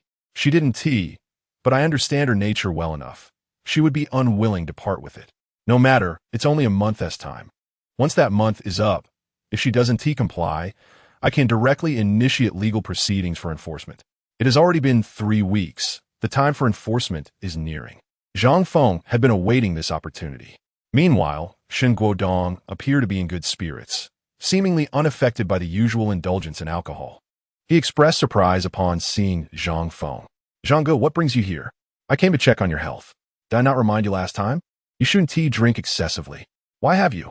Shen Guodong scratched his head sheepishly. Today was unavoidable. I had to accompany a superior for drinks. Which superior warrants such consumption? Should you continue this way, what will happen if your health falters again? Zhang Feng's concern was palpable, and upon noticing his displeasure, Wang Yin interjected apologetically. Zhang Ge, please don't be upset. We truly had no choice. No choice. Even Wang Yin acknowledges this? Seeing Zhang Feng's puzzled expression, Wang Yin decided to divulge the truth. Here's the situation. Our daughter has encountered some issues at school and is facing expulsion.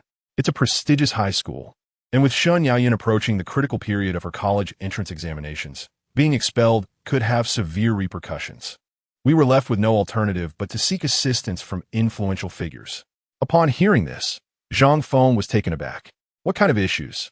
Where is Shen Yaoyin? As Shen Yaoyin had once been his savior, having called for an ambulance during a critical moment, Zhang Feng was determined to assist her in any way possible. Wang Yin hesitated, glancing at Shen Guodong.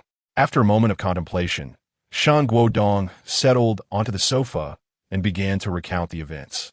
The situation is as follows. There's a girl in my daughter's school with some connections. Her relative holds a position in the education bureau. This girl has a rather unpleasant temperament and often bullies her classmates.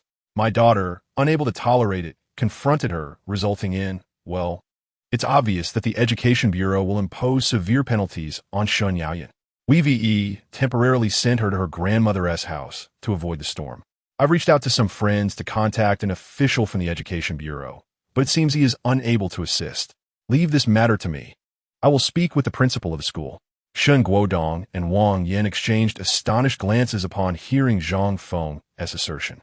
Zhang Ge, you can handle this? Do you have connections? Zhang Feng nodded affirmatively. Shen Guodong, overwhelmed with excitement, nearly leaped from his seat. Thank you. I never imagined you would be so capable. His emotions were palpable, especially as this matter concerned his beloved daughter. Zhang Feng placed a reassuring hand on his shoulder. Let us not rush. First, go fetch your daughter. I'll head to the school and investigate. We can communicate via phone as needed. With that, Zhang Feng departed, leaving the couple in a flurry of excitement as they escorted him to the building's entrance. Once Zhang Feng was gone, Wang Yin appeared anxious. Dear, do you think Zhang Ge can truly resolve this issue?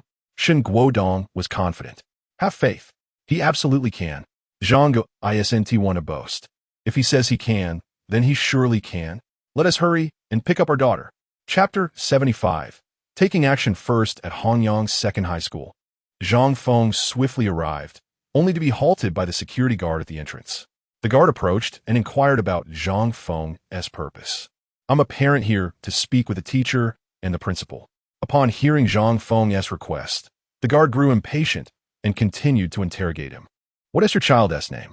Which teacher are you looking for? The vice principal or the principal? Shen Yaoyan. The moment Zhang Feng uttered her name, the guard regarded him with a peculiar expression. Please wait a moment. He retreated to make a phone call, returning shortly. You're looking for the principal, correct? His office is on the third floor of the administration building. Following the guard's directions, Zhang Feng soon found himself before the principal's office. He knocked on the door, and an authoritative voice beckoned him inside. Upon entering, Zhang Feng beheld a scene reminiscent of Wu Hui's office, albeit with furniture of slightly inferior quality.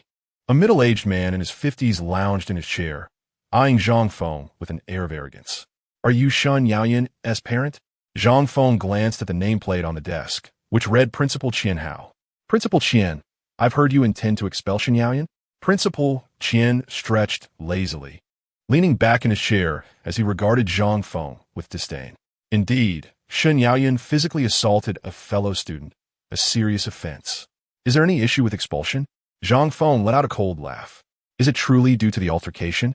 I suspect it has more to do with the connections of the student she confronted. Doesn't it?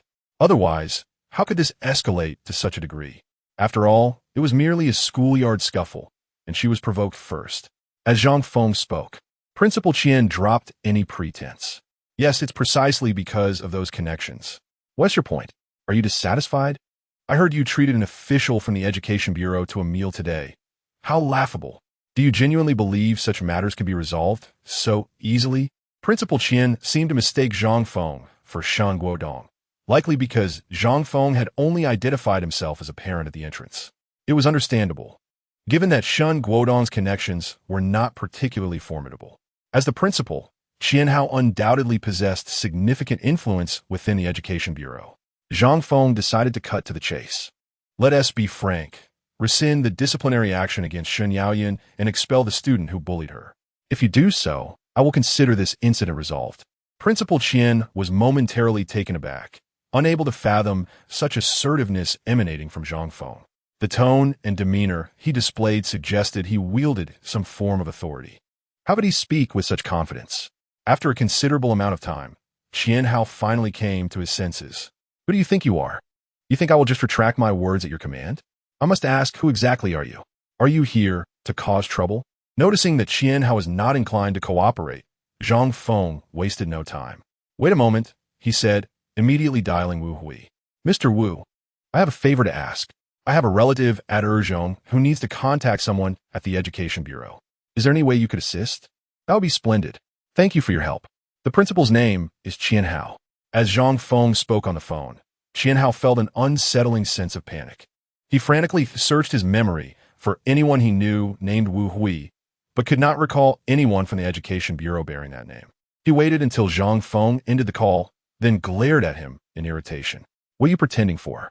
Is there really someone named Wu Hui at the Education Bureau? Do you think I can be easily deceived? While Qian Hao was venting his frustration, Zhang Feng had already settled himself comfortably on a nearby sofa, speaking with a relaxed demeanor. Don't be hasty, just wait a moment. I suspect the call will be coming through shortly. Zhang Feng's confident and ostentatious attitude threw Qian Hao into disarray, igniting an internal struggle. Given his extensive experience as a principal within the system, he deduced that for Zhang Feng to act in such a manner, he must possess significant backing. However, Qian Hao was unwilling to accept this notion. If it were indeed the case, then he had inadvertently offended a powerful individual, a situation he deemed implausible. Initially, Zhang Feng had only contacted low-ranking officials at the Education Bureau, individuals devoid of any real authority.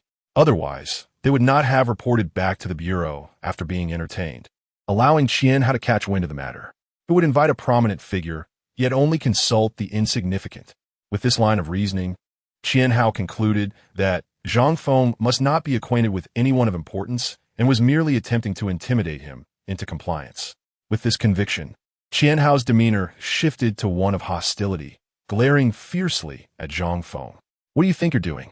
Do you believe this place is yours? Do you think you can sit on this sofa? With that, Qianhao picked up the phone and called for security. Security, come to my office. Moments later, the sound of scuffling footsteps echoed from outside. The head of security, accompanied by 7 or 8 guards, entered the office. Qianhao waved his hand dismissively. Get him out of here. The guards approached Zhang Feng without hesitation, brandishing electric batons and commanding him. Get up. Scram.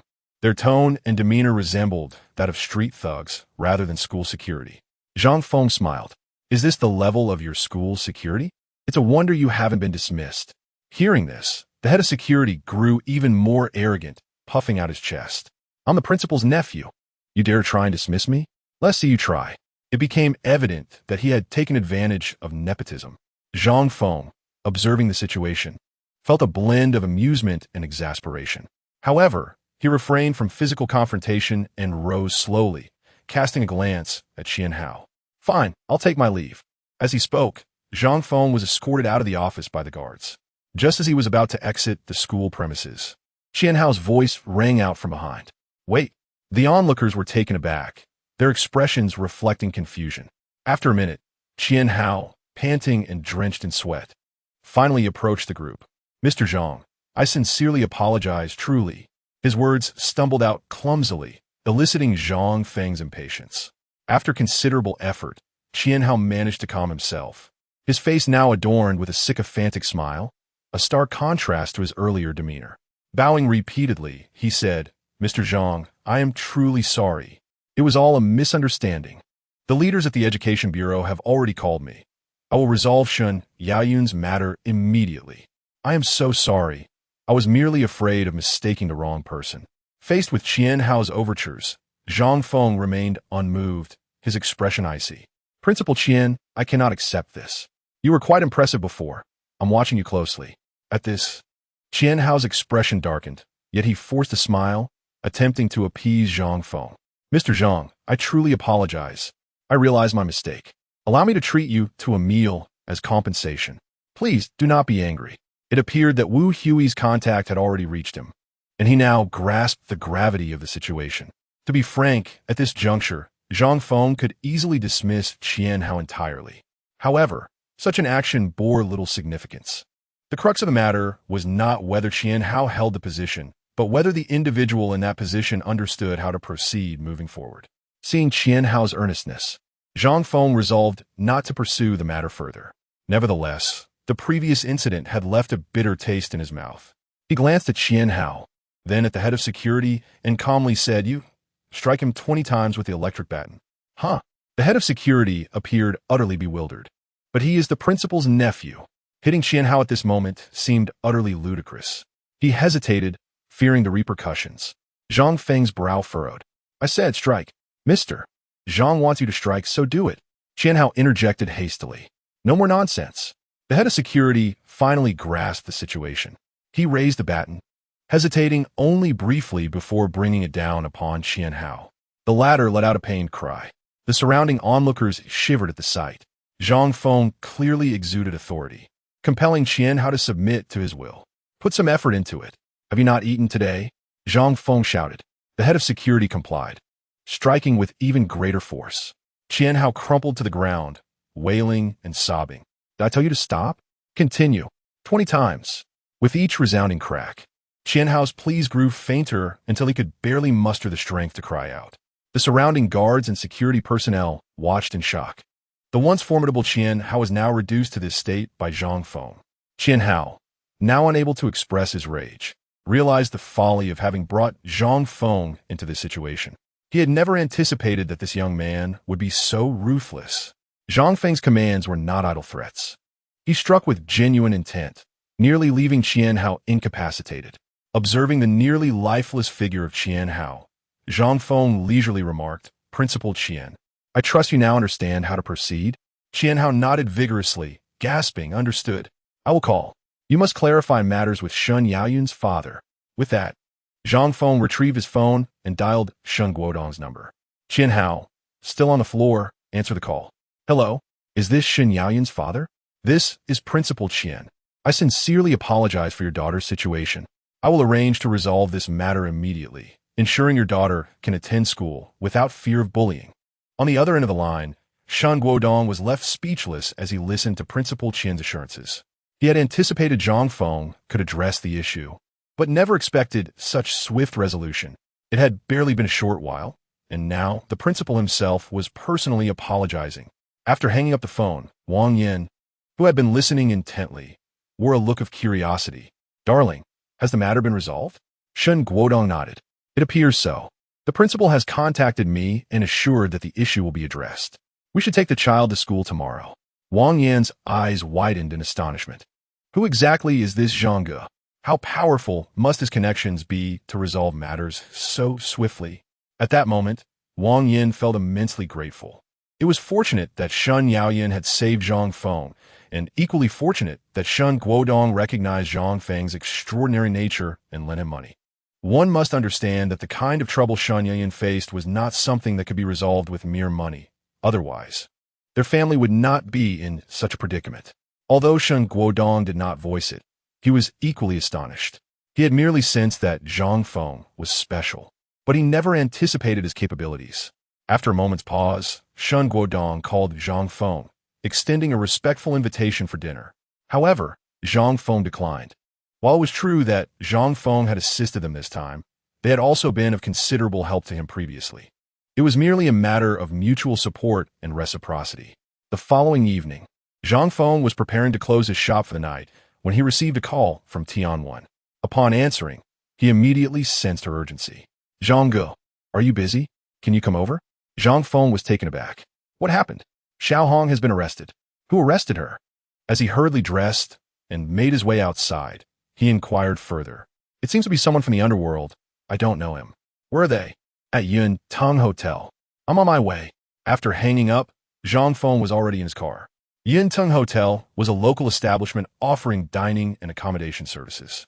Due to Wang Hongting's frequent exchanges of her body for clients to purchase cars to bolster her sales, she often booked rooms at various hotels. Yun Tong was one of her regular haunts. Given that it was someone from the underworld who had apprehended her, it was clear that some conflict had arisen. Zhang Feng sped through the streets, arriving at the hotel within 10 minutes.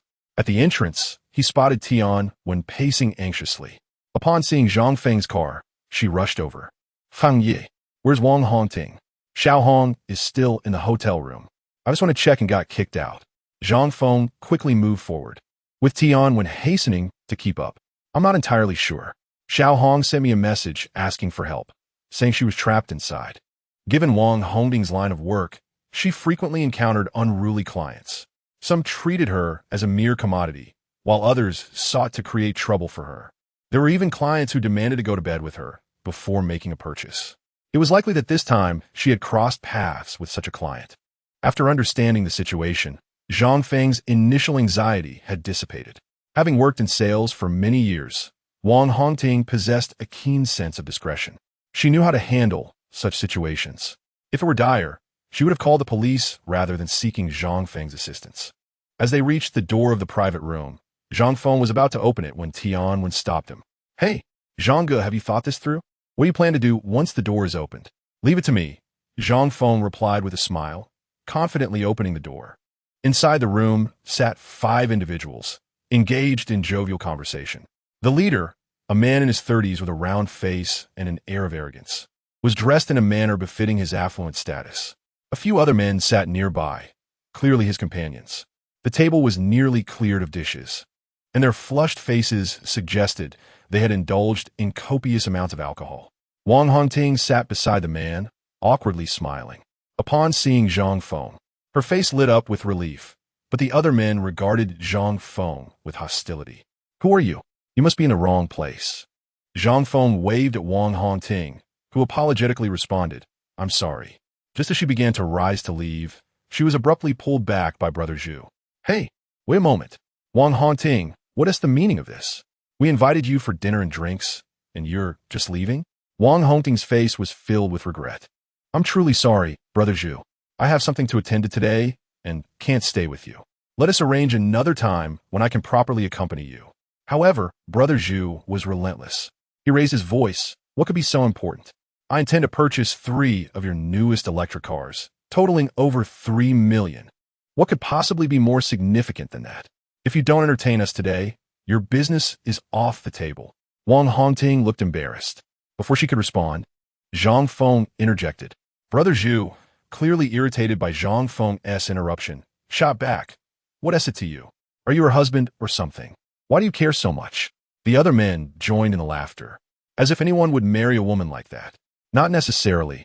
Perhaps he doesn't mind. He might even enjoy seeing his wife entertain others. The group erupted into boisterous laughter, which caused Zhang Feng's brow to furrow. Rather than engage in argument, he simply reached for Wang Hongting.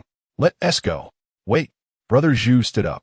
If you take her, how do we settle the bill for this meal? I'll take care of it, Zhang Feng replied without hesitation. He was not one to quibble over money, especially if it meant resolving the situation. However, to his surprise, Brother Zhu and his companions ignored him. Brother Zhu seized a half-broken bottle from the table, smashing it down with a loud crash. Do you think you could just walk away after a few bucks? I've set my sights on her, and no one is leaving. Wang Hongting quickly attempted to placate him. Brother Zhu, look, I'll stay with you, okay? The surrounding men also stood up.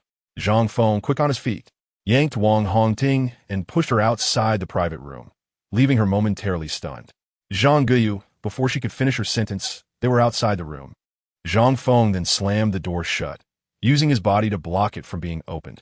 He turned to face the men, shouting, What are you doing? What does it look like? We're going to deal with you. Get him. The drunken men charged at Zhang Feng, fists swinging. Yet, as Zhang Feng observed the scene, he felt a strange sense of detachment, as if their movements were sluggish and lackluster. Effortlessly, he dodged their punches, landing a powerful kick on the foremost man, sending him crashing into the dining table, shattering dishes with a cacophony of sound. A sweeping kick knocked down 2 others. Brother Zhu, brandishing the broken bottle, charged at Zhang Feng, swinging wildly at his head. Zhang Feng sidestepped and retaliated with a punch, striking Brother Zhu squarely in the face. 2 of his front teeth flew out, and he staggered back, blood streaming down his face. At this point, the 4 inebriated men lay sprawled on the ground, struggling to rise amidst their agony, with one even vomiting. Brother Zhu crouched in the corner, clutching his mouth in distress. Tian had already retrieved her phone. Should we call the police? Wang Hongting was leaning against the door, incessantly calling out, Zhang Ge, are you all right? Fang Yi, please come out. Zhang Feng, realizing the gravity of the situation, calmly inquired, Do you need me to call the police? Zhuo Ge, squatting on the ground with his mouth covered, remained defiant. It was only then that Zhang Feng opened the door and stepped outside. Upon seeing him, Wang Hongting's face was filled with anxiety as she quickly examined him from head to toe. Are you okay? I'm fine. They are not, Zhang Feng replied, gesturing towards the direction where Zhui Ji's group lay in disarray, some appearing either drunkenly unconscious or knocked out. Wang Hongting finally exhaled in relief. Tianwen, visibly astonished, exclaimed, Zhang Ge, you are quite formidable. No wonder Xiao Hong asked me to find you. Wang Hongting smiled wryly, realizing she hadn't sought Zhang Feng out for that reason, and was surprised by his fighting prowess. Zhang Feng closed the door behind him. Has anyone called the police? Tianwen nodded. I have called them. Then we shall wait for the police to arrive. Zhang Feng knew this matter would inevitably require police intervention. Wang Hongting added, Yes. Wen, you have work tomorrow. You should go home and rest. Although Tianwen wished to stay, she ultimately decided to leave, reminding Wang Hongting before departing, All right, goodbye. Chapter 78. Booking a room once Tianwen had left, Wang Hongting looked at Zhang Feng with a hint of unease. Zhang Ge, you won't get detained because of this. Will you? What does detention matter? It's just a few days, Zhang Feng replied nonchalantly. Conversely, Wang Hongting felt a pang of guilt. I am truly sorry. I didn't expect it to escalate like this. It's not your fault. They were looking for trouble, he reassured her. Earlier, Zhang Feng had tried to avoid confrontation, but they had pushed him too far, ultimately resorting to violence. They deserved to be beaten, he concluded, pondering what the group was doing in the private room, as there had been no noise for quite some time. Perhaps they were too drunk to get up or too embarrassed to come out. Meanwhile, the hotel staff, having heard the commotion, were unaware of the situation inside the room. Upon arriving, they merely saw Zhang Feng and Wang Hongting chatting amicably, oblivious to the altercation that had transpired. It wasn't until the police entered that they realized a fight had occurred. The police acted decisively, inquiring about the events. Wang Hongting truthfully informed them that she had been harassed and that a fight had broken out. The officers quickly assessed the situation and decided to take everyone to the station for statements. Zhang Feng and Wang Hongting's statements were completed swiftly. They were then ushered into a waiting area at the police station, where they were largely ignored. After an hour, an officer approached them. Zhang Feng, Wang Hongting, right? Please come back tomorrow morning around 7 or 8. Wang Hongting was taken aback by the police's handling of the situation. Why this approach? The officer responded with a hint of exasperation. It's too complicated over there. Those individuals were genuinely intoxicated. Even here, they remain incoherent, either sleeping or mumbling nonsense. We have no choice but to let them sleep it off before we take their statements, and we will handle your matters based on what they say. Upon hearing the explanation, both understood. Looking at the clock, they realized it was already past midnight. After leaving the station, Wang Hongting suggested, "All right." At the hotel front desk, she confidently retrieved her identification. "How do you like to book a double room?" Make it 2 rooms, Zhang Feng interjected quickly. Wang Hongting flashed a knowing smile. "Zhang Ge, what are you afraid of? Are you scared of me?" Zhang Feng chuckled lightly. "I'm not afraid of you. It's just that 1 room might be inconvenient." "What is inconvenient about it?" "ISNT 1 room, just saving money?" "Since when did you, Zhang Ge, become extravagant?" Though Zhang Feng was not typically frugal, he spent little on himself, especially on clothing, preferring to buy inexpensive items. However, he was generous in other areas, such as investing in Dufay or treating others to meals. "Just 1 room," Wang Hongting insisted. "If you insist on 2, then you pay for the extra room." Her stubbornness, combined with the front desk staff's growing impatience with their argument, left Zhang Feng with no option but to concede to Wang Hongting's wishes, and they ended up sharing a double room. Upon entering, Wang Hongting immediately began to undress, seemingly unperturbed by the scantiness of her attire, revealing her alluring figure. "Zhang Ge, I'm going to take a shower." Go ahead," Zhang Feng replied, feeling a bit anxious. At over 20 years old, it was his first time sharing a room with a woman other than Lin Jiao. However, he soon relaxed. A few minutes later, Wang Hongting emerged from the bathroom, donning only a bathrobe that accentuated her collarbone. "Zhang Ge, do you want a shower?" "I think I'll wait until tomorrow."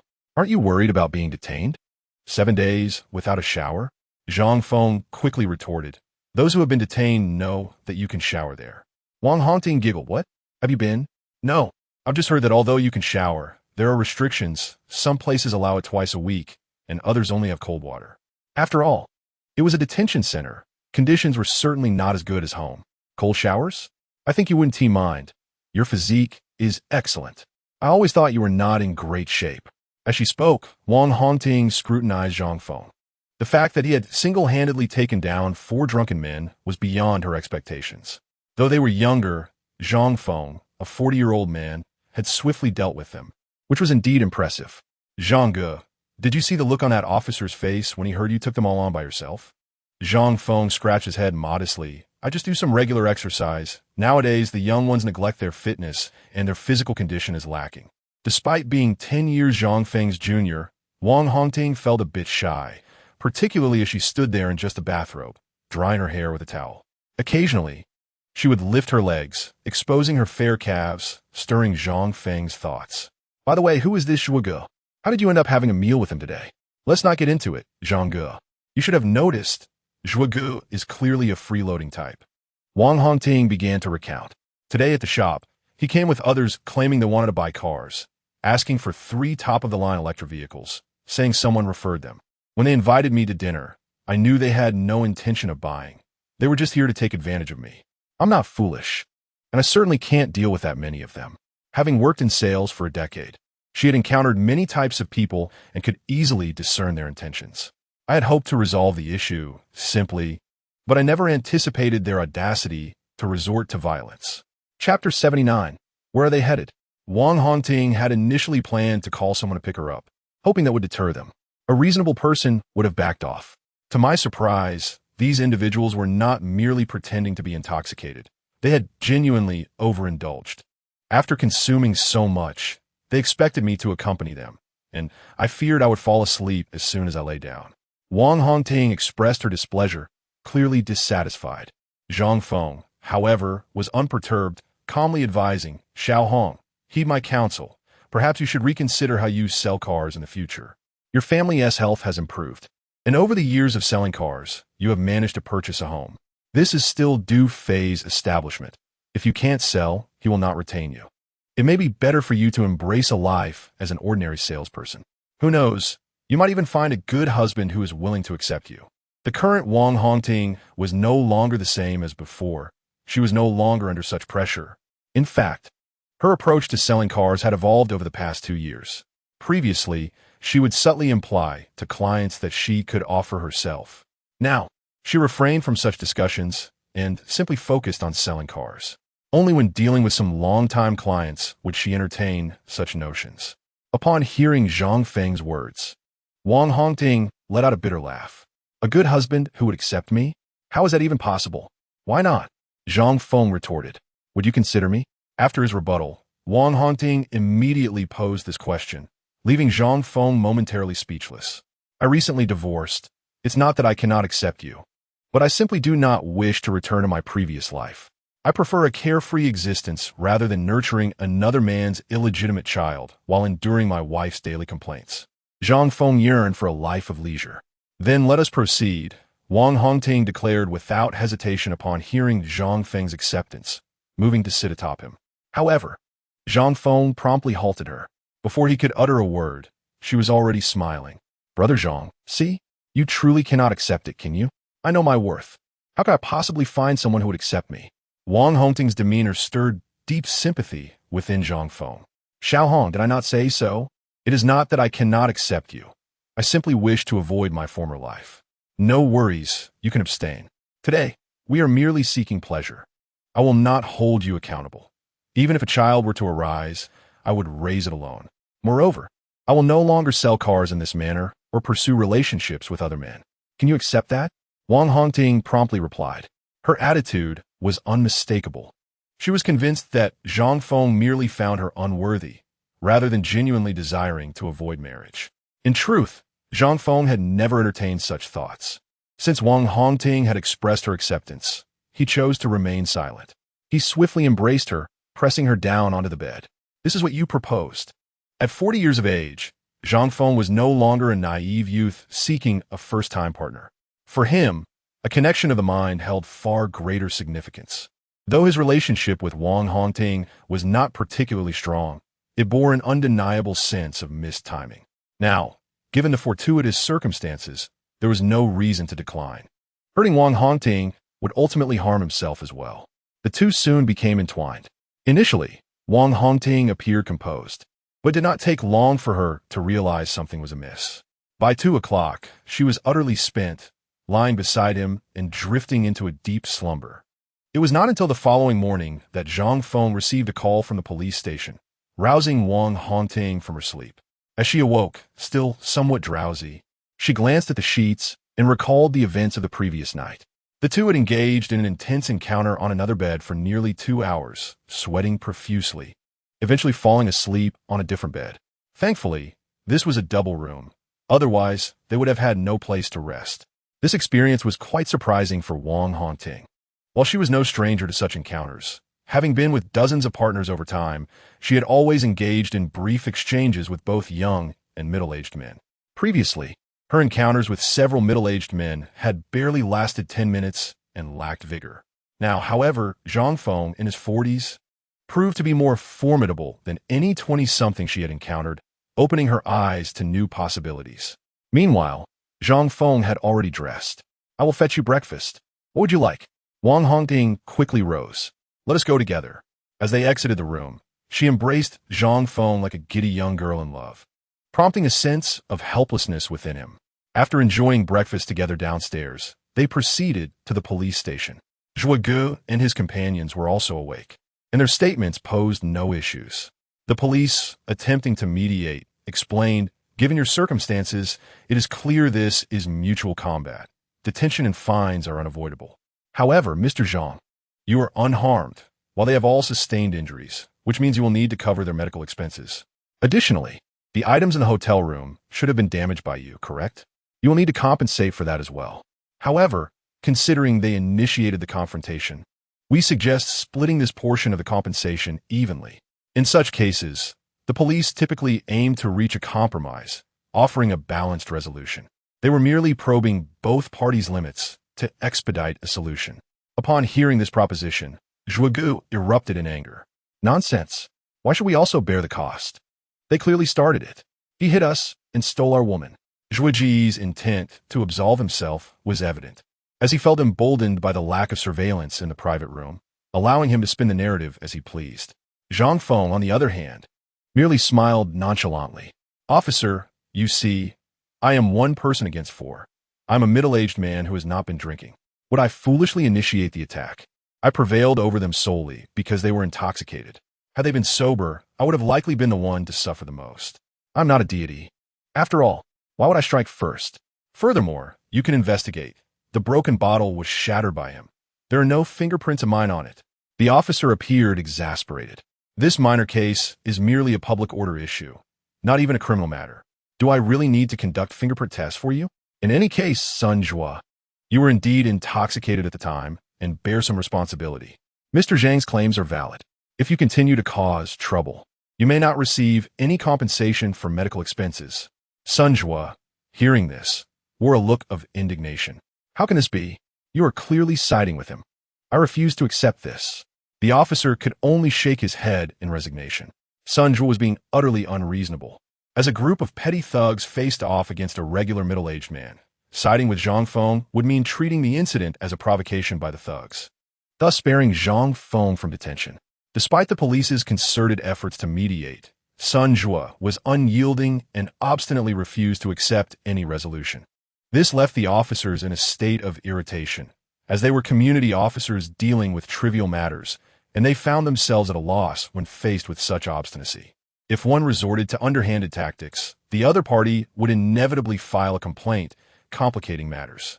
Conversely, if they refrained from any trickery, the opposing party would not fear them and would reject mediation outright. The only recourse was to persuade slowly, yet Sun Jua was not the type to be easily swayed. The young officer, realizing the futility of the situation, stood up. "Please wait here." He clearly intended to consult with his superiors.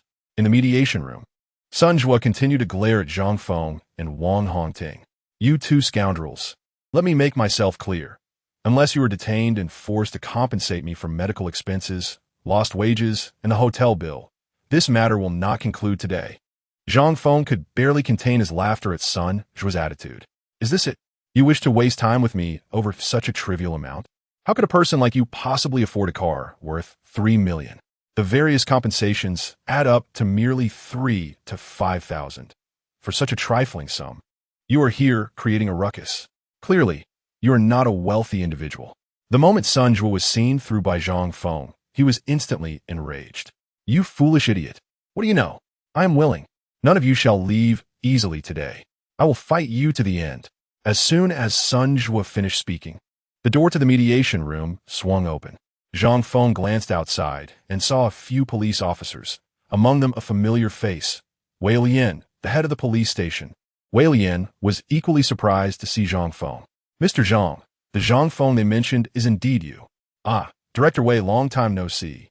Observing the scene, Sun Jua was taken aback. "The director? He is a high-ranking official. How could he know Zhang Feng?"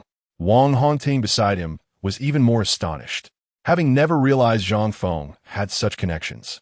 Wei Lian cast a curious glance at Sun Jua.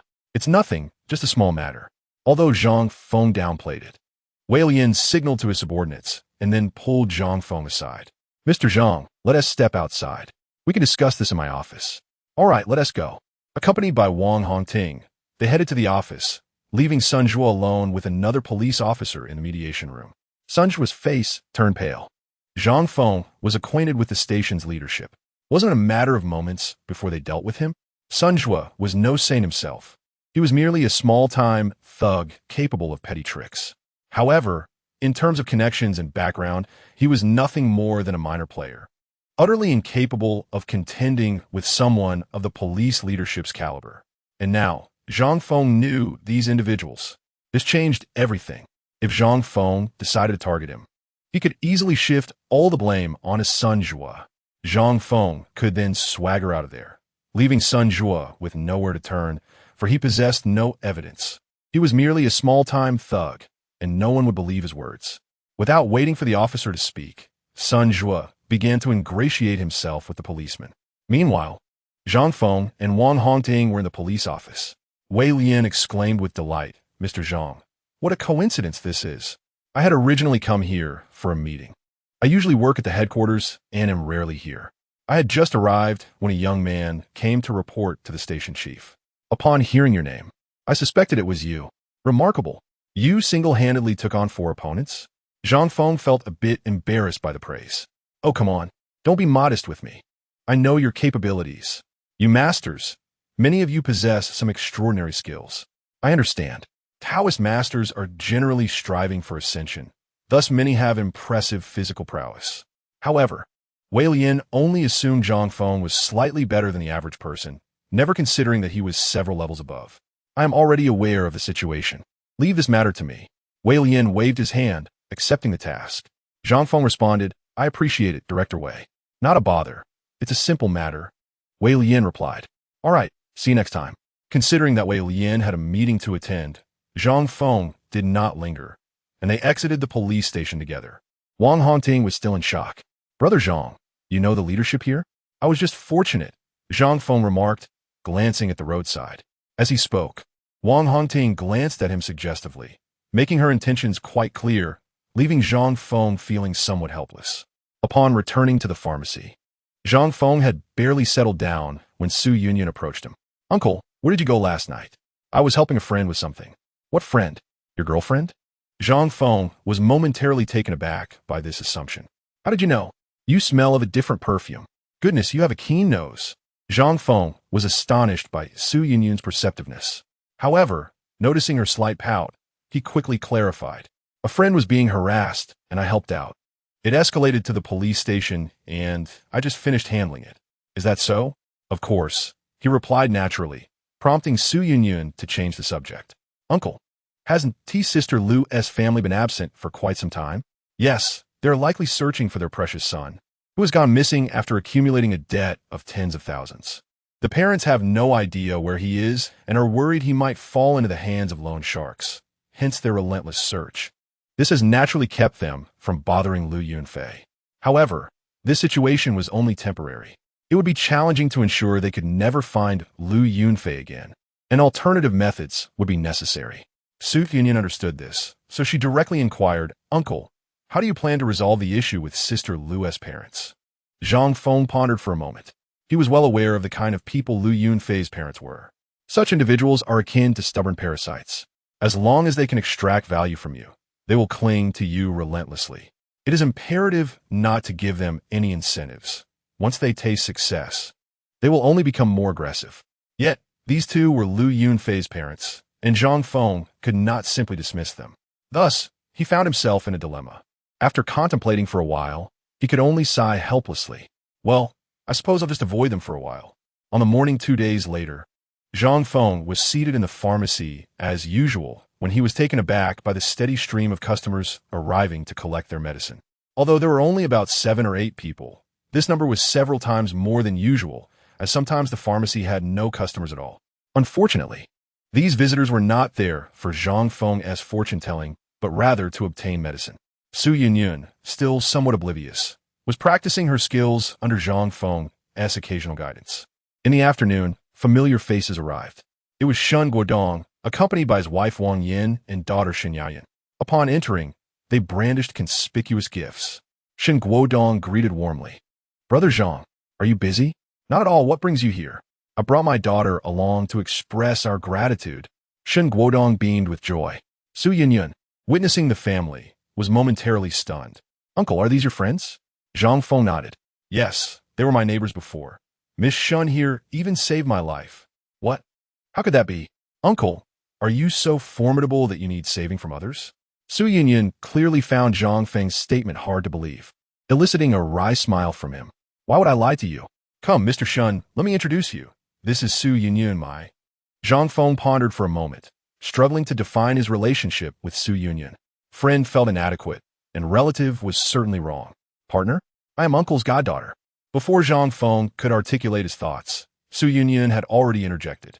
The term goddaughter startled Zhang Feng. What nonsense are you spouting? What do you mean nonsense? Our relationship is quite similar, isn't it? Zhang Feng was left utterly speechless. Beside him, Shen Guodong joined in the jovial banter. Zhang Ge, with such a beautiful goddaughter, you are indeed fortunate. Just think of the remarkable son-in-law you could attract. Zhang Feng chuckled along with him. Upon mentioning this, Shen Guodong suddenly recalled, Oh right, Feng Yi, you still don't have a place to stay, do you? After your divorce, the house went to Lin Jiao.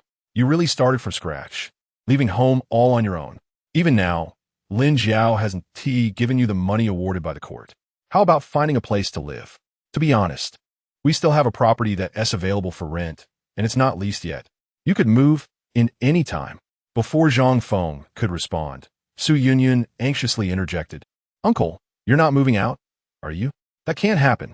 If you leave, what will we do? What if Lu Jie's parents come looking for you? Su Yinyun seemed quite agitated, bombarding Zhang Feng with her concerns, leaving him rather helpless. Oh, Shun Xiansheng is merely suggesting. I haven't said anything about moving out. Please don't rush, he reassured her. Shen Guodong teased. Haha, Zhang Ge, your goddaughter seems to care for you a lot. Zhang Feng replied, Care? She's just worried that without me, she won't manage the pharmacy well. He then turned to Su Yinyun. All right, go check on the old man's health. Shen Xiansheng and I have some matters to discuss. Fine, but I must warn you, you cannot move out. After this warning, Su Yinyun finally departed, leaving Zhang Feng and Shen Guodong's family in the pharmacy. At this moment, Shen Yaoyun felt emboldened to speak. Uncle Shen, thank you. I've heard that you helped resolve my issues at school. You are truly impressive. The people at school no longer dare to bully me. The teachers are particularly concerned, and they even apologize to me. The transition from being bullied by classmates to being treated like a star left Shen Yaoyun both astonished and delighted. Shen Guodong expressed his gratitude. Zhang Ge, thank you. Zhang Feng offered a wry smile. As the saying goes, great kindness requires no thanks. Besides, I previously mentioned that we are here to help each other. All right, let us not dwell on this matter any longer. Upon hearing this, Shen Yaoyun fell silent. Wang Yin, beside them, cheerfully interjected, We've already decided that our daughter will pursue a liberal arts major. After all, she's just a young girl, and her grades in this area are commendable. Once she graduates, my husband can help arrange a job for her, or she can directly take the civil service exam. Both options are quite good. Wang Yin and Shen Guodong had seemingly mapped out Shen Yaoyun's future entirely. Yet, upon hearing this, Shen Yaoyun remained somewhat subdued. Zhang Feng noticed her contemplative demeanor. What is the matter? If you have something to say, feel free to express it. Shen Yaoyun glanced at her parents, then at Zhang Feng, and resolutely stated, I don't want this. I find it meaningless. Wang Yin's expression shifted to one of irritation. What do you mean by meaningless? How would you like it to be? She retorted. Zhang Feng gently interrupted Wang Yin, looking kindly at Shen Yaoyun. Why do you say that? Shen Yaoyun hesitated before slowly articulating. After what happened at school, I've come to realize that this world is not as simple as I once thought. If I merely live according to my parents' plans, I will end up being a mere shell of a person. I want to live a life of significance. I aspire to work as a journalist, exposing those who suffer injustice. In that moment, a profound truth resonated in her words. There's a saying that only those who have weathered storms understand the importance of offering shelter to others. Shen Yaoyun had become one of those who had braved the storm and wished to extend her hand to assist others, a sentiment Zhang Feng could appreciate. However, immediately after Shen Yaoyun spoke, Wang Yin rebuked her. You exposing others? You can't even manage your own affairs. She continued, besides, you're still a girl. What will you do if you encounter difficulties in the future? Listen to your mother. Study hard. Find a good man to marry. That's more than enough. If Shen Yaoyun were alone with her parents, she might have remained silent. However, with Zhang Feng present, she felt emboldened. Mom, how can you think that way? If everyone thought like you, who would ever step forward to expose these wrongdoers? In the end, these villains would thrive while we, the victims, would continue to be bullied. Even if it's dangerous, I still want to pursue this. Though Shen Yaoyun was young, her awareness was surprisingly high. She understood that if no one dares to take a stand, who will? This realization deeply moved Zhang Feng. He spoke up, sister-in-law, the child is indeed correct. If everyone resists, wouldn't society remain shrouded in darkness? If you wish to expose these people, you must act wisely. Otherwise, rather than helping others, you might inadvertently cause them harm. Shen Yaoyun was taken aback. How could I harm anyone? Zhang Feng smiled gently. Do you not believe me? Let me ask you this. If someone sells counterfeit medicine, would you report them? Shen Yaoyun nodded immediately. Counterfeit drugs harm people. They should be caught. But what if the medicine they sell is effective? Zhang Feng posed the question again. Shen Yaoyun was left puzzled. If it's effective, how could it be counterfeit? An effective drug should be real, shouldn't it? At this moment, Shen Guodong comprehended Zhang Feng's intent and began to explain to Shen Yaoyun, my dear. Whether a drug is genuine depends on whether it has been registered with governmental agencies, providing various data and documentation. It's a complex process. Anything not registered is considered counterfeit and cannot circulate domestically according to national regulations. Even if it is effective, it must go through these processes before it can be administered. Shen Yaoyun was momentarily stunned. Then they should still be apprehended, right? After all, it's still counterfeit. But what if someone relies on that medicine to prolong their life? Zhang Feng pressed on. This time, Shen Yaoyun was rendered speechless. Zhang Feng could see that she had begun to grasp the complexity of the issue. Child, you are still young and lack experience. Many matters in this world are not simply black and white. Look at your father. Even after living over 40 years, he still encounters situations he doesn't know how to handle. If you go out to engage in such matters, you might soon find yourself exploited or deceived, possibly causing harm to others.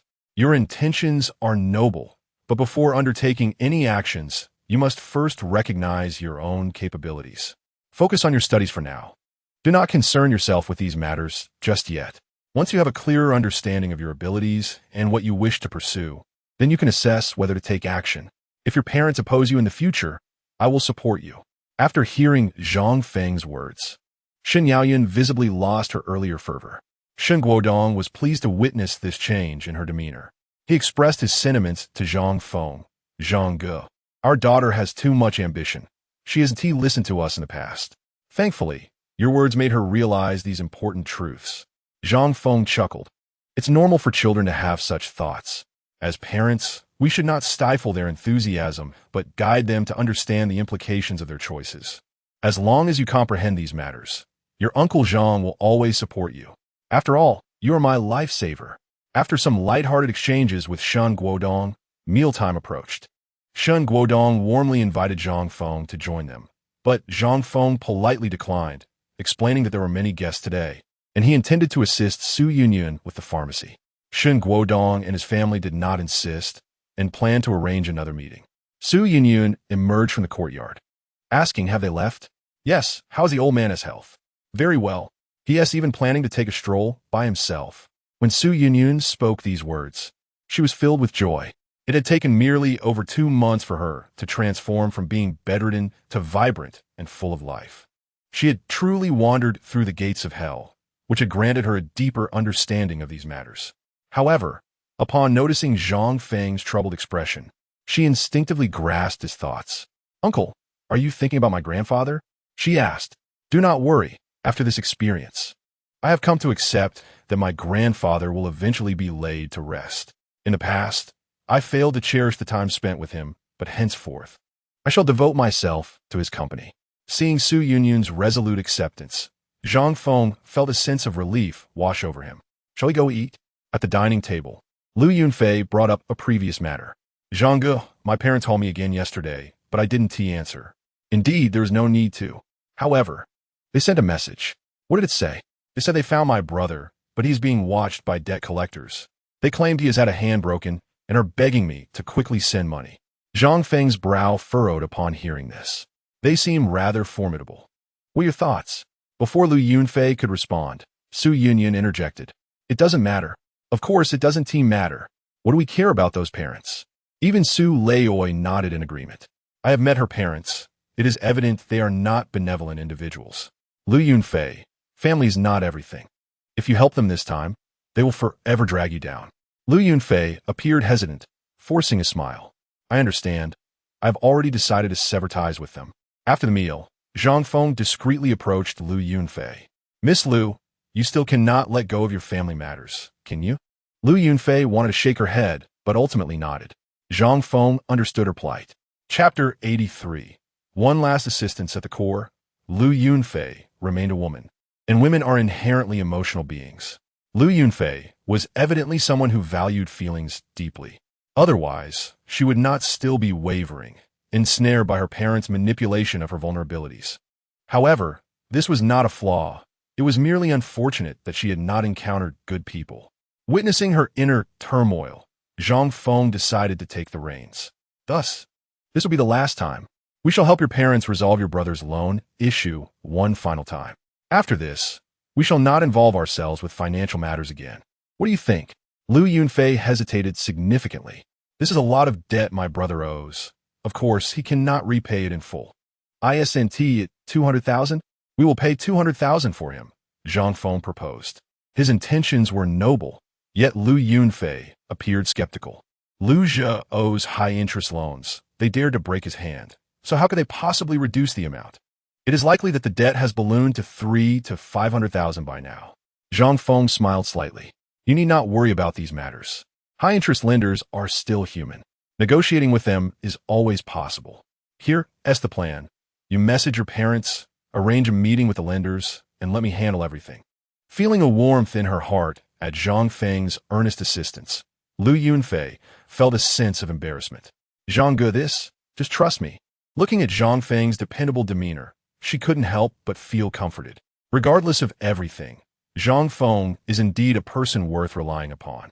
Then, I shall heed your advice. Zhang Ge, Lu Yunfei replied, retrieving her phone and contacting Lu Lei and Wang Shufan as Zhang Feng instructed. Upon learning that Zhang Feng intended to assist with the loan issue, both were taken aback yet exhilarated. After all, this meant they would secure the funds. They promptly agreed to meet that afternoon. Zhang Feng also prepared the necessary finances. When the time arrived, he drove Lu Yunfei to the address provided by Lu Lei. The high-interest loan company was located within a commercial park. Zhang Feng was quite familiar with this area. Ostensibly a business incubation hub, it was, in reality, a gathering place for various dubious enterprises. Here, low-end companies engaged in buying and selling for profit, consulting firms profiting from informational discrepancies, and high-interest lenders coexisted. Companies within this park were rarely legitimate. It would not be surprising if one suddenly collapsed. Navigating through the park, they arrived at a 3-story building that appeared somewhat aged, with much of its infrastructure showing signs of wear. They soon encountered Lu Lei and Wang Shufan, who were equally excited to see Zhang Feng and Lu Yunfei. Rushing to grasp Lu Yunfei's hands, Zhang Feng intervened. We have brought the money. Where is he? With a hint of distress, they replied, Lu Zhe is being held elsewhere. We met them 3 days ago. They urged us to gather the money quickly to redeem him. This situation bore a striking resemblance to kidnapping. Yet the mastermind behind it seemed astute enough to keep Lu Zhe confined elsewhere to avoid implicating themselves. The elderly couple appeared weary and distressed, clearly overwhelmed by the situation. Yunfei, please save your brother. Lu Yunfei glanced at Zhang Feng, who reassured her with a pat. Wait for me in the car. He then turned to Lu Lei and Wang Shufan. Take me to meet their boss. Lu Lei looked at Lu Yunfei, who was departing, wanting to say something but refraining. Let us go. He is on the 3rd floor. As they entered the dimly lit hallway, they soon arrived at a door on the 3rd floor. Without knocking, Lu Lei opened the door. Inside lay a spacious hall of approximately 80 square meters, featuring an office to the left, and a seating area with a coffee table to the right, along with some workstations. The room was sparsely furnished with ordinary furniture and potted plants, and in the southeastern corner stood a somewhat incongruous statue of the god of wealth. There were 7 or 8 individuals chatting in the room, who showed little reaction upon the entry of Lu Lei and his companions. Only a middle-aged man seated on the sofa stood up. "Ah, it's you. Have you gathered the money?" Lu Lei glanced at Zhang Feng, who stepped forward. "Are you the boss here?" "Indeed. How much does Lu owe?" "Let me see." He initially borrowed 200,000, and now, with service fees and penalties, the total is 530,000. The man spoke without a hint of shame, casually reporting how 200,000 had skyrocketed to 530,000 in a single month. Zhang Feng remained unfazed. "You know what kind of person Lu is. Expecting him to repay is nearly impossible. I have 20,000 here. Either you take the money and release him, or you can do as you wish with him. But I will not be giving you this money. What do you think?" Upon hearing Zhang Feng's words, the man's previously dismissive expression shifted, his brows knitting together. "What do you mean? Are you trying to haggle with me and threaten me?" Beside them, Lu Lei grew anxious. "Zhang Feng, this is not what we agreed upon. You promised to help us. How can you disregard my son's life?" Zhang Feng paid no mind to Lu Lei's protest, maintaining a calm dialogue with the man. "This is not a threat. I am merely proposing a solution. Although it may seem like you are working for nothing, it is still preferable to losing 200,000. With a crash, the man suddenly smashed the teacup he held on the ground, the sound of shattering echoing through the room. In the room, 7 or 8 individuals were drawn together, their expressions unfriendly. Lu Lei, feeling quite frightened, hurriedly retreated and concealed himself behind Zhang Feng. The man, nearly exasperated, exclaimed, "Do you not regard us as human beings? How dare you utter such words? Have you never faced consequences?"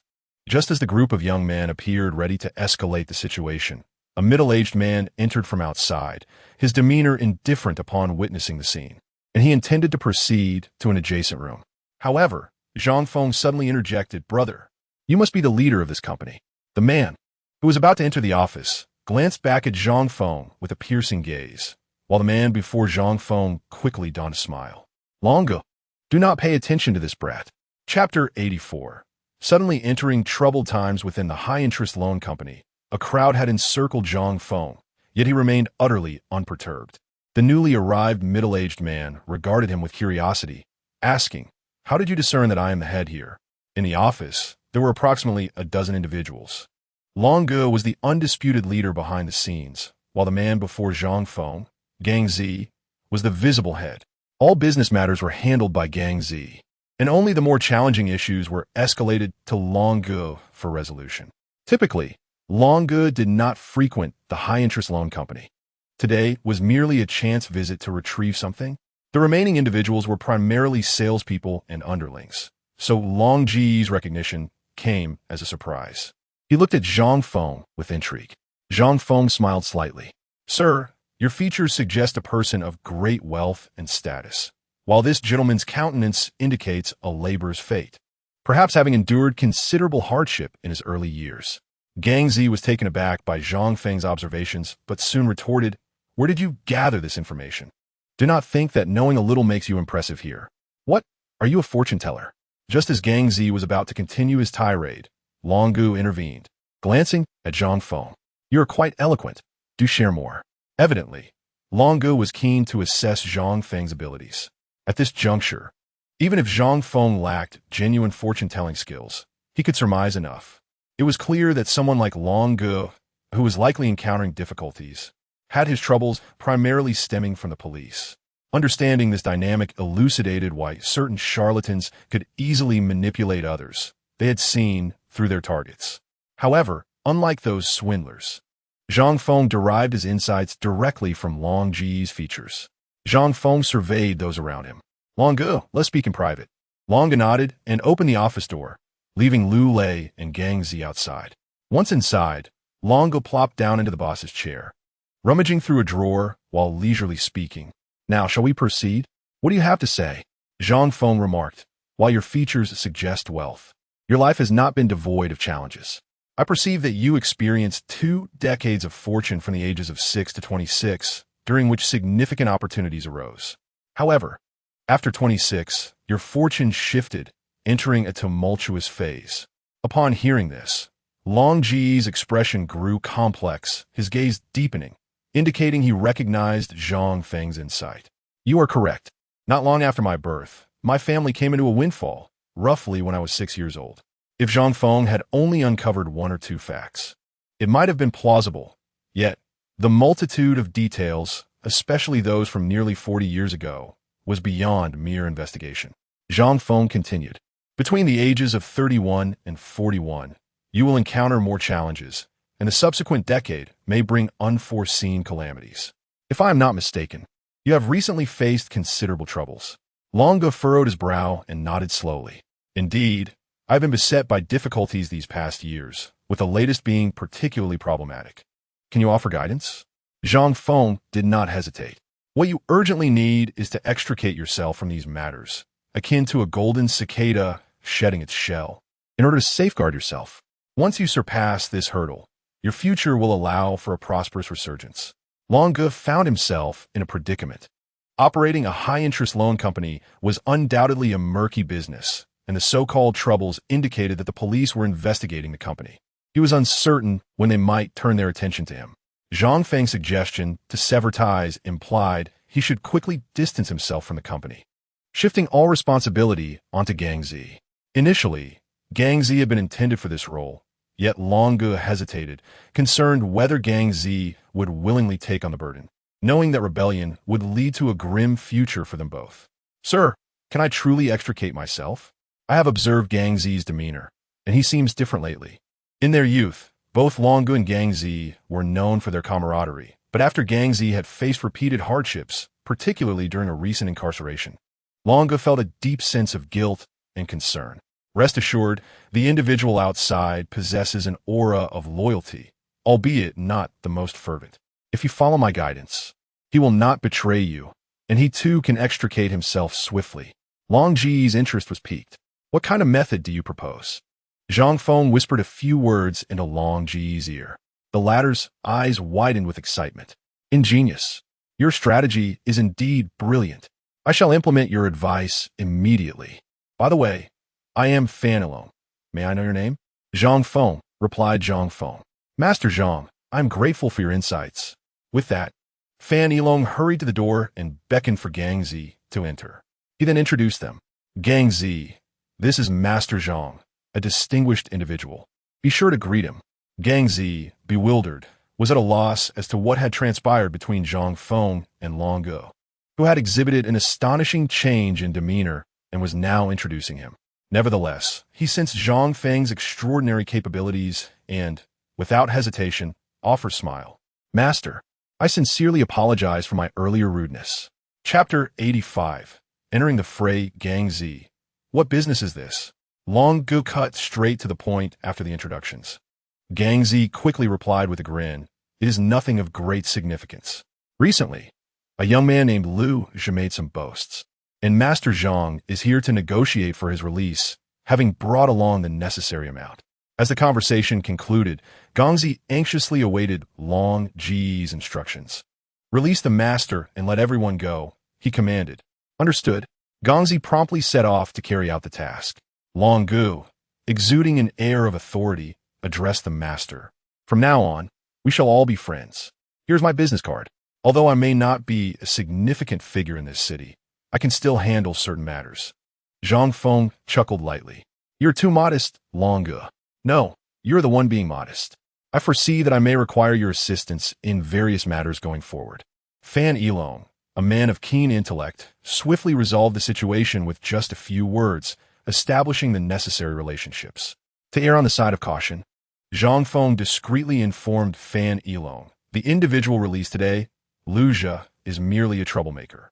I reluctantly intervened on his behalf. After this, he will understand.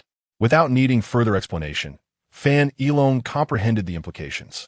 Those who engage in such dealings are often the lowest of scoundrels, whether they seek thrill or indulge in gambling. Their words are deceptive, and involvement with them leads one into an inescapable whirlpool. Having been released this time, Lu Zhe will surely fail to learn his lesson. Next time, Fan Yilong will not spare him out of consideration for Zhang Feng. It would not bode well for either of them. Should any issues arise, feel free to find me on Longxing Street. Upon exiting Fan Yilong's office, Lu Lei and Wang Shufan were anxiously awaiting outside. However, Gongzi's demeanor towards them had markedly changed, now imbued with respect and servility, leaving them somewhat taken aback. Upon spotting Zhang Feng, their faces lit up with joy. Fang Yi.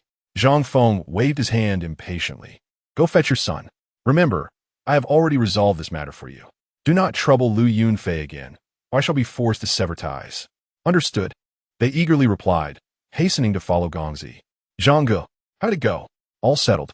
Upon hearing this, Lu Yunfei's expression shifted between surprise and confusion, with a predominant feeling of guilt. I am truly sorry, Zhang Ge. I have caused you unnecessary expense. Zhang Feng waved the suitcase in his hand. Expense? The money is all here. I didn't spend a cent. Lu Yunfei was momentarily stunned. How can that be possible? This is a loan shark operation. Anyone involved typically pays a steep price. How did Zhang Feng manage to resolve this at no cost? Zhang Feng smiled. I simply encountered a kindred spirit.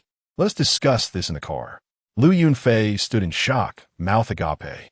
Zhang Ge, can you really discern so much merely by observing his features? The art of physiognomy is indeed tied to a person's age. The younger the child, the more difficult it is to predict their future, as many factors remain uncertain and tied to their family. However, as one ages, things become clearer. A person in their 40s or 50s has likely experienced many of life's tribulations, leaving traces upon their visage. A young person, however, possesses only the beginning of their story, while a middle-aged individual is merely awaiting the conclusion. Common fortune tellers often claim that fate is predetermined, but this is a misinterpretation. It implies not the outcome itself, but the events one is destined to encounter. Overcoming these events allows one to progress, while failure leads to dire consequences, unless the situation is utterly insurmountable.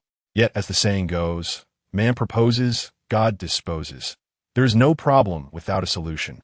What is deemed unsolvable often stems from the individual's limitations, or even the limitations of the fortune teller. A truly skilled fortune teller can provide solutions to nearly all issues. Typically, when a fortune teller reveals too much of their gift, they face difficulties, while an adept one remains unaffected. Just like Zhang Feng, whose inherited power comprehends the balance of yin and yang, rendering him invincible against the challenges of the world. Zhang Feng has long discerned the destinies of each individual. With this issue resolved, Lu Yunfei's fortunes will soar, leading her to a prosperous life. Zhang Feng intervened personally to assist Lu Yunfei, considering her well-being. Thank you for your help, Zhang Ge. I have made a decision. This will be my last act of assistance for my family, as I have done my utmost.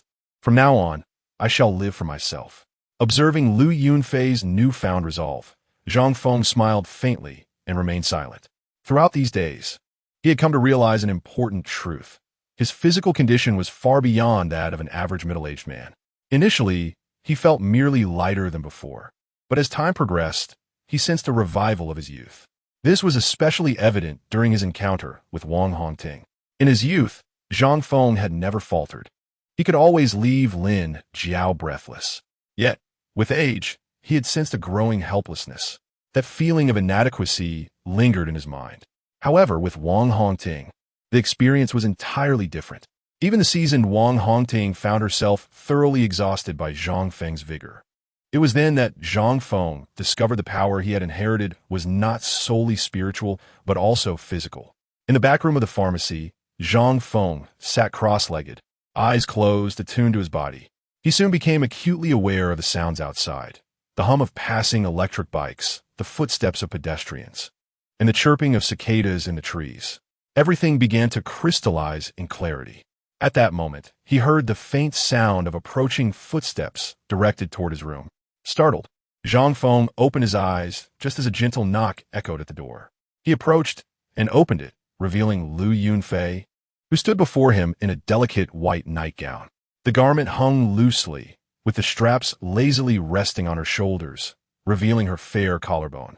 Her long, dark hair cascaded down, accentuating the grace of her neck. The moonlight and the glow of the room illuminated her features, highlighting her exquisite countenance and the rosy hue of her cheeks. She wore pink slippers, her petite feet appearing quite charming. Zhang Feng was momentarily taken aback. Is there something you need? No, not really. I just wanted to chat with you, Zhang Ge. Allow me to pour you some tea. As Zhang Feng turned to fetch a cup, Lu Yunfei effortlessly entered the room and settled on a nearby stool. When he returned with the tea, standing above her allowed him a view into the loose fabric of her gown, revealing an expanse of alabaster skin.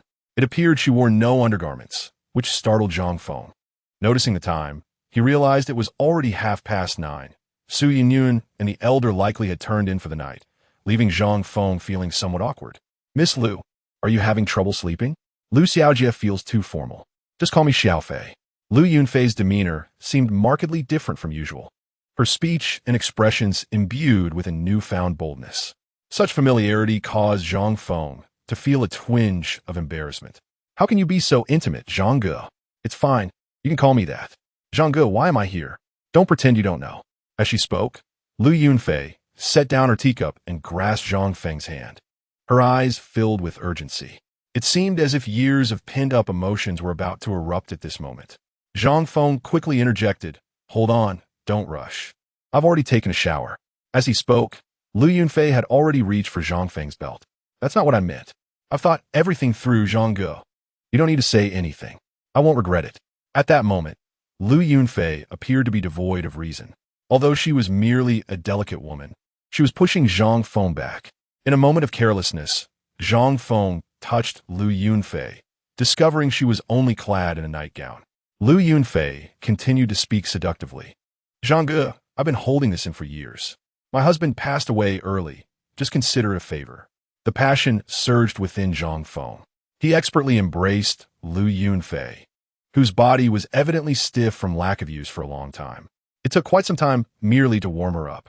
However, Lu Yunfei's body, also unaccustomed to stimulation, responded quickly. Before long, they were engaged in their intimate encounter. With a sudden cry, Lu Yunfei collapsed. Zhang Feng hurriedly covered her mouth. This was merely the backyard of a pharmacy, and the sound insulation was poor. At this rate, Lu Yunfei's voice would soon reach Su Yunyun's room. Lu Yunfei was utterly bewildered. She had heard that men of a certain age were often less capable. Yet Zhang Feng was an entirely different story. His strength surpassed that of both her young husbands combined, making it impossible for her to stifle her voice. After a night of fervor, Lu Yunfei awoke the next morning still feeling drowsy.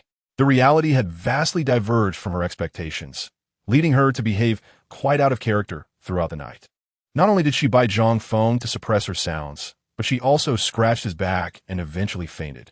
Upon awakening and recalling the events, she felt an overwhelming urge to find a crevice to hide in. However, as soon as she sat up, a wave of pain coursed through her body. After all, it had been far too long since she had engaged in such activities, and her body could hardly endure it. Zhang Feng, despite his enthusiasm, had not taken much time. Lu Yunfei simply could not hold on any longer and had to concede. "You're awake?" Zhang Feng greeted her as she rose. Lu Yunfei nodded, feeling a rush of embarrassment at the thought of Su Yunyun discovering their indiscretion. Zhang Feng had never anticipated that Lu Yunfei, usually so gentle and graceful, could possess such a side. Yet, it was only natural. She had been suppressing her desires for far too long. During breakfast, Su Yunyun observed Lu Yunfei's awkwardness with great curiosity. "Sister Lu, are you feeling unwell?" Lu Yunfei nodded. "Yes. Let Uncle take a look. Uncle knows how to treat illnesses." At the mention of Zhang Feng, Lu Yunfei's face reddened again. I understand." That day, Zhang Feng glanced at the time. It had been a month since he filed for divorce. As he had anticipated, Lin Jiao showed no intention of adhering to the judgment regarding the financial settlement. The ruling stated that the house was a joint asset, with Lin Jiao awarded 70% and Zhang Feng 30%. After which Lin Jiao was to pay Zhang Feng 90,000 yuan, making the house solely hers. Yet, Lin Jiao had been stalling on the payment. This judgment was already highly favorable to her. It was a ruling so generous that Wang Jia had essentially sacrificed herself to obtain it. Given that the time had passed, Zhang Feng contacted lawyer Dong Qianqian, determined to retrieve the 90,000 yuan. It was a matter of pride, not just a financial transaction. Upon learning of Zhang Feng's intentions, Dong Qianqian was not surprised. "Uncle, if you want the money, I can draft an application for you, and we can enforce it against them. Let's proceed with that. Dong Qianqian promptly prepared the necessary documents for submission to the court. To Zhang Feng's astonishment, the materials submitted in the morning elicited a response from the court by afternoon, requesting both him and Dong Qianqian to meet Lin Jiao. It was evident that Wu Hui's influence had expedited the process. Otherwise, such swift action was inconceivable. Zhang Feng drove to the law firm to pick up Dong Qianqian, and together they headed to Lin Jiao's place. The court officials had already set out as well. On the way, Zhang Feng glanced at Dong Qianqian in the passenger seat, who bore heavy dark circles under her eyes and looked utterly fatigued. "What's wrong? Have you been working overtime, esteemed lawyer?" Dong Qianqian nodded. "I've recently taken on a significant case, and it's been quite demanding. Esteemed lawyer, your health is your most valuable asset. Be cautious not to overexert yourself. Otherwise, the effort may not be worth the outcome." In the car, Zhang Feng urged the overworked Dong Qianqian to take care of herself. She smiled in response. "No worries, I'm still young. Youth does not equate to recklessness. How about this? You take a short nap, and I'll wake you when we arrive." Knowing Dong Qianqian's personality, he understood she would not heed any advice against resting. Dong Qianqian chuckled, leaned her head to the side, and began to doze off. After a while, Zhang Feng arrived at their destination and prepared to wake her. At that moment, he realized that Dong Qianqian's sleeping posture was rather unflattering. Dressed in a formal lawyer's outfit, buttoned shirt, blazer, pencil skirt, paired with black stockings and high heels, she had initially appeared quite dignified. Now, however, as she dozed in the passenger seat, her seatbelt had shifted across her chest, unceremoniously separating her curves. Her jacket had slipped down her arms, and her lovely legs were angled toward Zhang Feng. It looked less like someone napping and more like the aftermath of an intimate encounter in the car. Zhang Feng could only shake his head in exasperation as he unfastened her seatbelt and adjusted her clothing before gently nudging her. "Esteemed lawyer, we arrived." She mumbled, still unaware of her earlier indiscretions. Shortly after they exited the car, the court officials arrived as well. Together, they approached the neighborhood. Walking along familiar paths, Zhang Feng felt a sense of disorientation. It was the same community, though everything had changed. The court officials knocked on Lin Jiao's door, and it was Zhang Xiaodong, unsuspecting, who answered. Upon seeing so many court officials, Zhang Xiaodong froze momentarily. "What do you want?" "We are here to find Miss Lin Jiao regarding her divorce and property matters." At that moment, Zhang Xiaodong noticed Zhang Feng amongst the crowd. His expression shifted from shock to disdain. "Mom, the court officials are here." Zhang Feng observed the transformation in his son's demeanor with a heavy heart. This was his son, who had unequivocally stated through a phone call that he wished to side with Lin Jiao, even going so far as to block Zhang Feng afterward. After 20 years of raising him, he had turned into such an ungrateful wretch. Seeing him now stirred a complex mix of emotions. Dong Qianqian, noticing Zhang Feng's expression, gently tugged at his arm. Zhang Feng shook his head. "Isn't this just avoidance? Since things have come to this point, I cannot afford to be indecisive like a woman. I must act decisively." Zhang Xiaodong was now entirely disconnected from Zhang Feng. Moments later, Lin Jiao appeared from the room, her face adorned with a mask. Having begun to inquire about Zhang Xiaodong's biological father, Li Rui, someone had already tipped her off, and she planned to seek out Li Rui soon. In the meantime, she intended to maintain an air of ignorance, feigning confusion as she asked, "What is going on? Why are you looking for me?" The court officials displayed a demeanor of utmost respect. "Miss Lin, we have contacted you several times regarding your divorce case with Mr. Zhang Feng. It has been a month since the court's ruling, yet you have not transferred the funds into Mr. Zhang's account. We are here to discuss this matter with you today." Upon hearing this, Lin Jiao's displeasure grew. "Isn't it just a few tens of thousands of yuan? Why the urgent insistence? It's as if my life depends on it. I need time. In any case, I have no money." With that, Lin Jiao attempted to slam the door shut. The court officials promptly positioned themselves in front of the entrance. "Miss Lin, I'd understand that you are refusing to comply." Lin Jiao, still oblivious to the gravity of the situation, continued to regard them with disdain. "So what if I refuse? Go ahead, arrest me if you can. And you, Zhang Feng, you're a grown man, yet you fuss over such a trivial amount. What a spineless wretch. Don't think I'm intimidated because you brought so many people. I'm not easily frightened. I simply have no money. What can you do about it? At that moment, Lin Jiao resembled a shrew, her voice loud enough for those above and below to hear her outburst. Her behavior was hardly different from that of chronic debtors, a sight the court officials were accustomed to, and they remained unfazed. Zhang Feng, witnessing Lin Jiao's antics, could not help but smile bitterly. Lin Jiao, your current demeanor is utterly disgraceful. This remark only fueled Lin Jiao's anger. Zhang Feng, how dare you insult me? Even Zhang Xiaodong, standing nearby, glared at Zhang Feng in indignation. Don't speak ill of my mother. At this moment, Zhang Xiaodong was unwilling to even call Zhang Feng dad. Zhang Feng felt a deep sense of disillusionment, and without uttering another word, he merely waved his hand dismissively. The court officials intervened, presenting documents. Ms. Lin, considering your refusal to execute the court's judgment. Before they could finish, Lin Jiao snatched the documents and tore them apart. Don't show me these papers. I can't read them. What are you all doing? Let go of my mother. Lin Jiao, initially assertive and arrogant, was taken aback when the officials seized her, pinning her against the wall and producing handcuffs. Zhang Xiaodong was momentarily stunned and rushed forward to intervene. A nearby bailiff glared menacingly at him. Step aside. I warn you, obstructing law enforcement will result in your arrest as well. This threat startled Zhang Xiaodong, who, being merely a college student with little exposure to such circumstances, was now acutely aware of the gravity of the situation. He realized that the large number of individuals present was not merely for collecting debts. The majority were bailiffs. Anticipating trouble, as Lin Jiao continued to curse, her words were indistinguishable. The court officials, accustomed to such scenes, ignored her and proceeded to explain the situation. Ms. Lin, due to your refusal to comply with the court's ruling, all your assets are hereby seized. Moreover, due to your unruly behavior and disruption of public order, we have decided to impose an administrative penalty of 7 days of detention.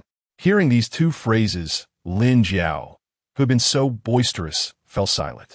Zhang Xiaodong was equally speechless, his expression one of shock. How can you do this? This is against the rules.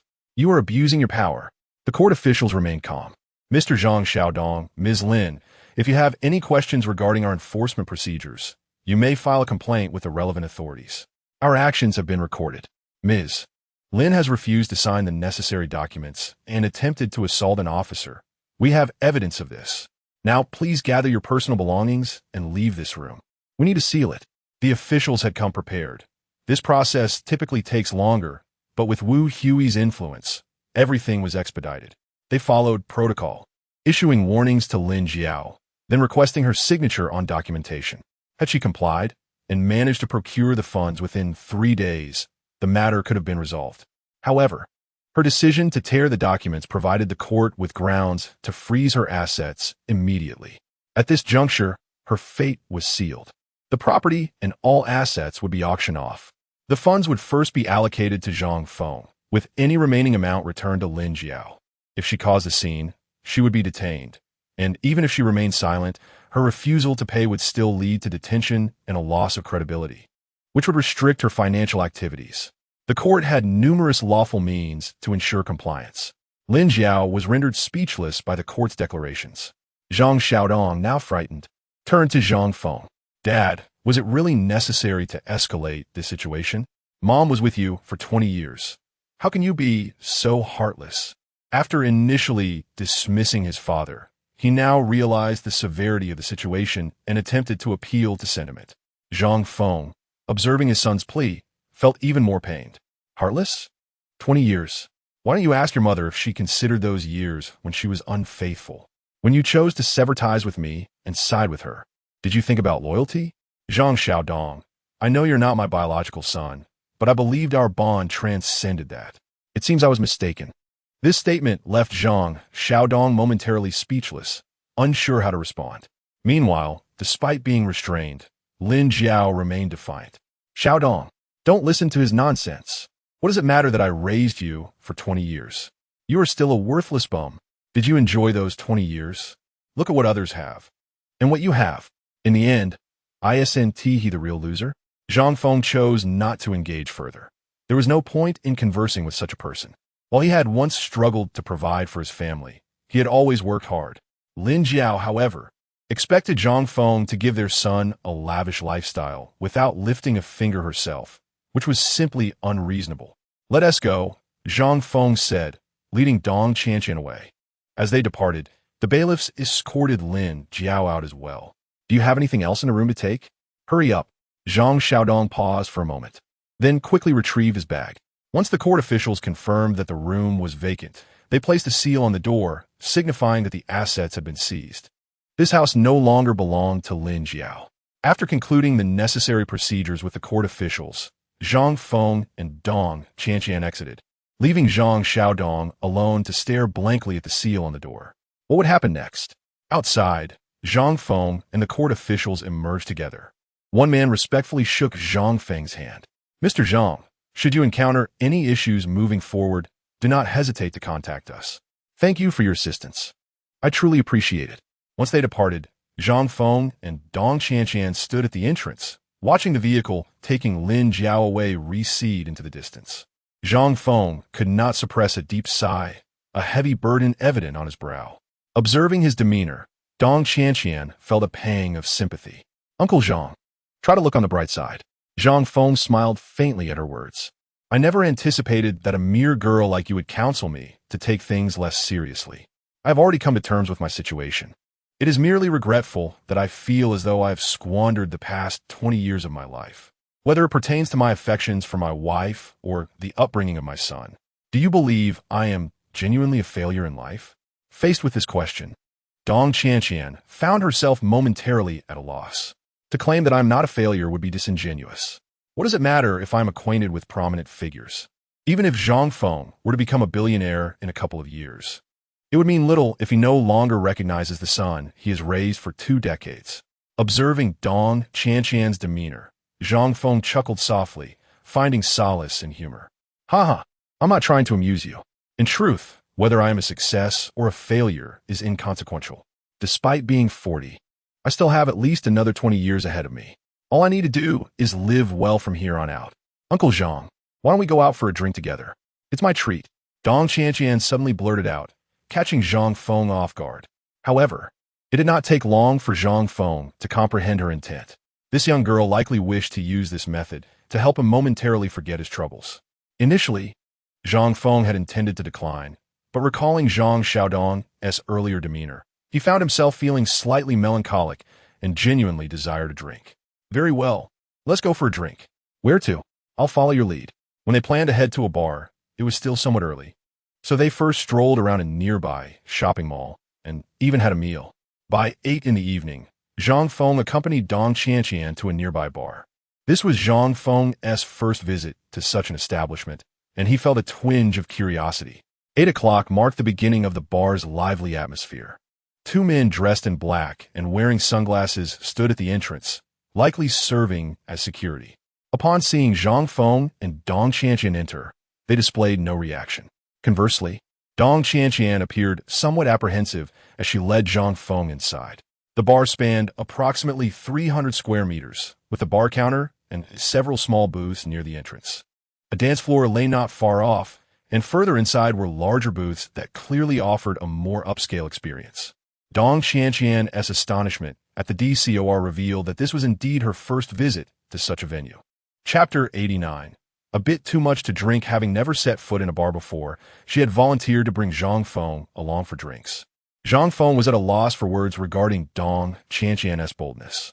Did she not fear being taken advantage of in such a place? Had he known, he would have simply taken her to a casual restaurant for drinks, where the environment would have been vastly superior. Dong Qianqian and Zhang Feng settled into a small booth off to the side, and a waiter promptly approached them. "Good evening. What would you like to drink?" Dong Qianqian hesitated. "I'll just have some alcohol." Her response elicited laughter from both Zhang Feng and the waiter.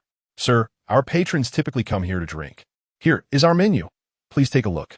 Upon seeing the price list in the waiter's hand, Dong Qianqian felt a jolt of anxiety. The minimum consumption for their booth was 480 yuan, and beers that typically cost 5 or 6 yuan outside were priced at over 20 here. The remaining drinks, with their bizarre names, were exorbitantly priced, some reaching thousands of yuan. This left Dong Qianqian utterly bewildered. Sheepishly, She handed the price list to Zhang Feng. "Uncle Zhang, please choose whatever you'd like. I'll cover it." As she said this, her voice trembled slightly. After all, if Zhang Feng truly chose something extravagant, she would find herself in a precarious situation. She could only hope he wouldn't select anything too costly. Observing Dong Qianqian's adorable demeanor, Zhang Feng couldn't help but chuckle. "You, a young girl just starting your career, shouldn't be worrying about treating others. Allow me to take care of it." He turned to the waiter. "Do you have any drinks suitable for a young lady with a lower alcohol content? Ideally something sweet." The waiter, displaying professionalism, responded, "I recommend our Pink Lady, made with gin, lemon juice, pomegranate syrup, and egg whites. It has a lower alcohol content and a delicate flavor. This drink offers the refreshing scent of gin, complemented by the sweetness of pomegranate syrup." "Then I'll have that. One for her, and bring me a bottle of whiskey. I'd like to sample a foreign drink." In his youth, Zhang Feng had enjoyed drinking, but after being with Lin Jiao, who disdained alcohol, he had given it up. Now, free from constraints, he could indulge in whatever he desired. As the waiter went to fetch the drinks, Dong Qianqian felt a twinge of embarrassment. "Uncle, truly sorry. I had no idea the prices here were so steep, and I offered a treat." "Ha ha, this is a good thing. Bars aren't exactly reputable establishments. If you were to frequent such places, I would be quite concerned for you. Just look at those people. They hardly embody the qualities a young woman should possess." Upon hearing this, Dong Qianqian followed Zhang Feng's gaze and noticed several young women in the dance floor and booths. Each one was dressed provocatively, flaunting their figures and smooth skin. Some swayed their bodies rhythmically on the dance floor, while others clung to men, engaging in suggestive movements. One girl in a booth, particularly uninhibited, wore a tiny white tank top and shorts, licking a bottle of alcohol with a sultry demeanor, drawing cheers and raucous applause from those around her. Witnessing such scenes left Zhang Feng feeling helpless. What a shame for such a lovely girl to be so reckless with her self-respect. This was not an isolated incident. Most of the women in the bar presented themselves similarly. If one of them were his daughter, Zhang Feng would undoubtedly experience a mix of emotions, anger intertwined with heartache. Shortly thereafter, their drinks arrived. Zhang Feng poured himself a glass and downed it without hesitation. Dong Qianqian, however, hesitated upon seeing her drink, uncertain about whether to partake. Zhang Feng encouraged her. "If you don't wish to drink, you needn't tea. This isn't exactly wholesome." Yet, having already ordered, she felt compelled to try it. After a moment's hesitation, she took a small sip, and her face flushed instantly. "This is surprisingly delightful," Dong Qianqian exclaimed, genuinely astonished. No wonder it commanded such a high price. There was indeed justification for its cost. Though the alcohol had a slight bite, it was sweet and refreshing. As she spoke, she took another sip. Zhang Feng smiled. "While it's tasty, don't overindulge. Take your time." "Uncle Zhang, how about your drink? Is it good? Mine is a stronger spirit. It lacks the flavors of yours, which you might not enjoy, but honestly, I find it less satisfying than the Erguo Tu and Lao Baigana I used to drink." Having grown accustomed to domestic spirits, Zhang Feng found foreign liquors rather unimpressive. As they conversed, music began to emanate from the dance floor. A beautifully dressed young woman took the stage, microphone in hand, singing along with the music. The swaying wine glass, lips stained like fresh blood, such an extraordinary beauty, an unforgivable sin. The girl sang remarkably well, accompanied by a talented band playing drums and guitars. Zhang Feng was pleasantly surprised. "She sings beautifully." Dong Qianqian nodded in agreement. "Indeed, it's quite impressive. I suppose I previously harbored biases against bars. They possess their own merits. At the very least, the drinks are delightful, the music is enchanting, and the atmosphere is rather pleasant. If the patrons exhibited higher standards, this could indeed be a wonderful place." Seeing Zhang Feng's favorable evaluation, Dong Qianqian's excitement was palpable. Right? The bars I've seen on television before were all upscale establishments. Everyone conversed quietly amongst themselves, sipping drinks and listening to music. To my surprise, the place was rather chaotic. Next time, we shall choose a more refined bar.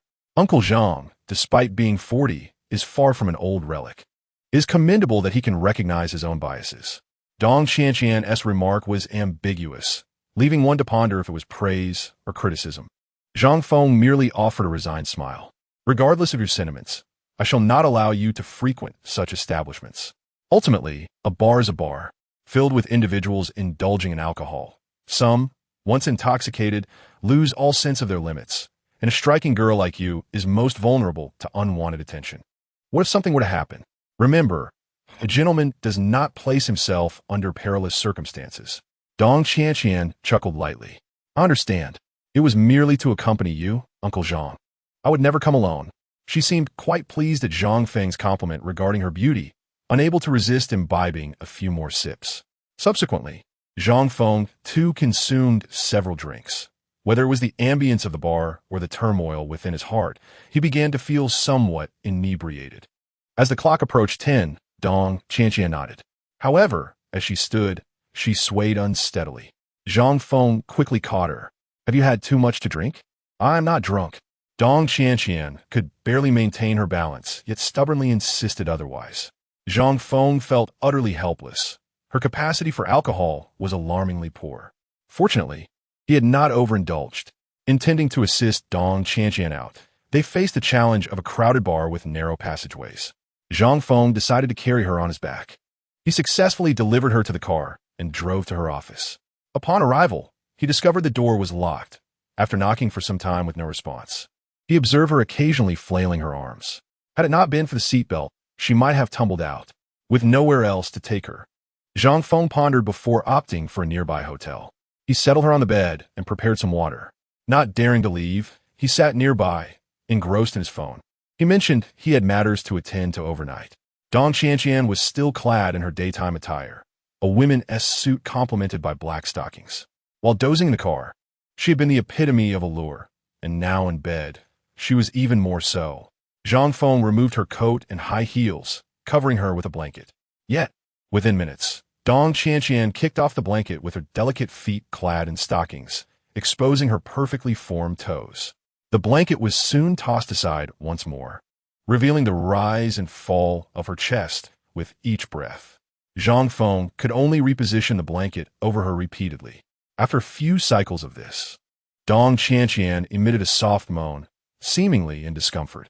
Zhang Feng assisted her upright, offering her a drink of cool water. Dong Qianqian instinctively gulped it down, likely parched from the night before. After finishing an entire glass, she collapsed back onto the bed, drifting into slumber. It was not until the following morning that she stirred, rubbing her eyes as a wave of pain surged through her head. You're awake? Zhang Feng, sitting nearby, greeted her while engrossed in his phone. Upon seeing Zhang Feng and realizing she was in a hotel room, Dong Qianqian froze momentarily, hastily glancing at her attire. Thankfully, her stockings remained on, and her undergarments were intact. Surely, she hadn't done anything inappropriate last night. A sense of worry crept in, as her memories of the evening were hazy due to the alcohol. Zhang Feng might have assisted her in dressing after whatever transpired. Does your head hurt? Ah, yes, it does. Take this. It's a hangover remedy. Upon seeing the medication Zhang Feng offered, Dong Qianqian shyly nodded.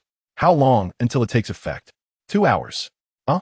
I have a meeting with a client soon, and my head feels like it's going to explode. Clearly, it was Dong Qianqian's first experience with intoxication, and she had yet to grasp the detrimental effects of alcohol. Well, this will serve as a lesson. Considering your poor tolerance, you should not indulge in drinking. Had it been anyone else with you, you would likely be preparing legal proceedings by now. Feeling slightly embarrassed, Dong Qianqian scratched her head. Thank you, Uncle Zhang. As they exited the room, she began to vaguely recall fragments of the previous night. Uncle, was it you who kept giving me water? Yes, why? Nothing. I hope you didn't stay up all night. Dong Qianqian remembered drinking several times and even visiting the restroom in the early hours, realizing now that Zhang Feng must have been there to care for her throughout the night. Zhang Feng appeared nonchalant. It was nothing, merely looking after you. But you're 40 years old. Staying up all night is detrimental to your health. To her surprise, Zhang Feng merely smiled. Do I look fatigued? Observing his vibrant demeanor, Dong Qianqian was taken aback. After consuming so much alcohol and foregoing sleep, he appeared unfazed, something even the young might struggle to achieve. She was bewildered by Zhang Feng's resilience. Soon, the displeased Su Yunyan appeared. Uncle, where did you go to indulge yourself yesterday? Su Yunyun inquired with a scrutinizing expression. Zhang Feng felt a twinge of guilt. What could I possibly indulge in? I can smell the scent of a woman on you. And you certainly drank. Su Yunyun had an uncanny ability to detect the faintest of scents. Zhang Feng could only confess, I went to see my ex-wife and, feeling disheartened, had a few drinks. After hearing the entire account, Su Yunyun relented in her inquiries. She understood that matters concerning his ex-wife and son required some emotional release. Next time, just let us know. Both Lu Jie and I can accompany you for drinks. Besides, it would be more convenient at home. If you drink too much, you can simply lie down. Zhang Feng waved his hand dismissively. That would be inappropriate. Your grandfather is still around, and I would not wish to disturb him. True enough. But your ex-wife's detention is a blessing in disguise. I feel considerably relieved. What are your plans moving forward? Regarding Lin Jiao and Zhang Xiaodong, Zhang Feng felt a sense of release. I shall do nothing. They're no longer my concern. Let them fend for themselves. As they conversed, a man entered the pharmacy. Is there someone here who can read feng shui? I can. Do you wish to consult? Zhang Feng assessed the man. Approximately 5 feet 7 inches tall and in his 30s, dressed in expensive clothing, suggesting he was successful. However, his demeanor lacked refinement, bearing marks of hardship on his face. He likely endured struggles in his youth before beginning to prosper. The man scrutinized Zhang Feng, pride evident in his voice. I purchased a villa and wish to seek your guidance. If you can help, please accompany me. By the way, how much do you charge for your services? Upon hearing the mention of payment, Zhang Feng shook his head. I see we have a connection, so I shall not charge you. Upon observing the man's demeanor, Zhang Feng quickly discerned the situation. This individual was evidently skeptical of such matters and had only sought Zhang Feng's assistance today as a mere formality, likely prompted by a friend or relative suggesting they consult a master for guidance. He intended to boast about it later, claiming that his villa had been evaluated by an expert who praised its auspicious feng shui.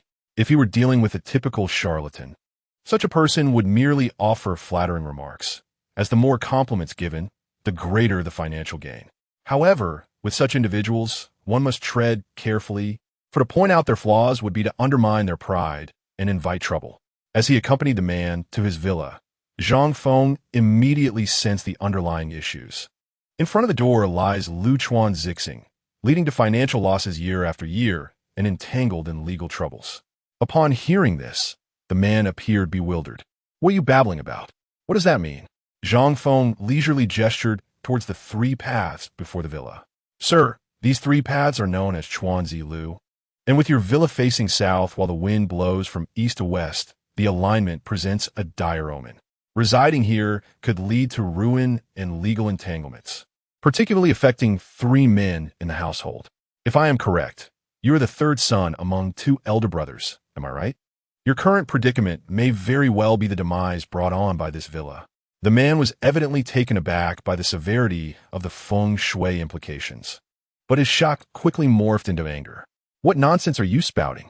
Do you have any idea how much I spent on this villa? How could there be such a serious issue? I gave you the opportunity to come and assess it, and now you act so arrogantly.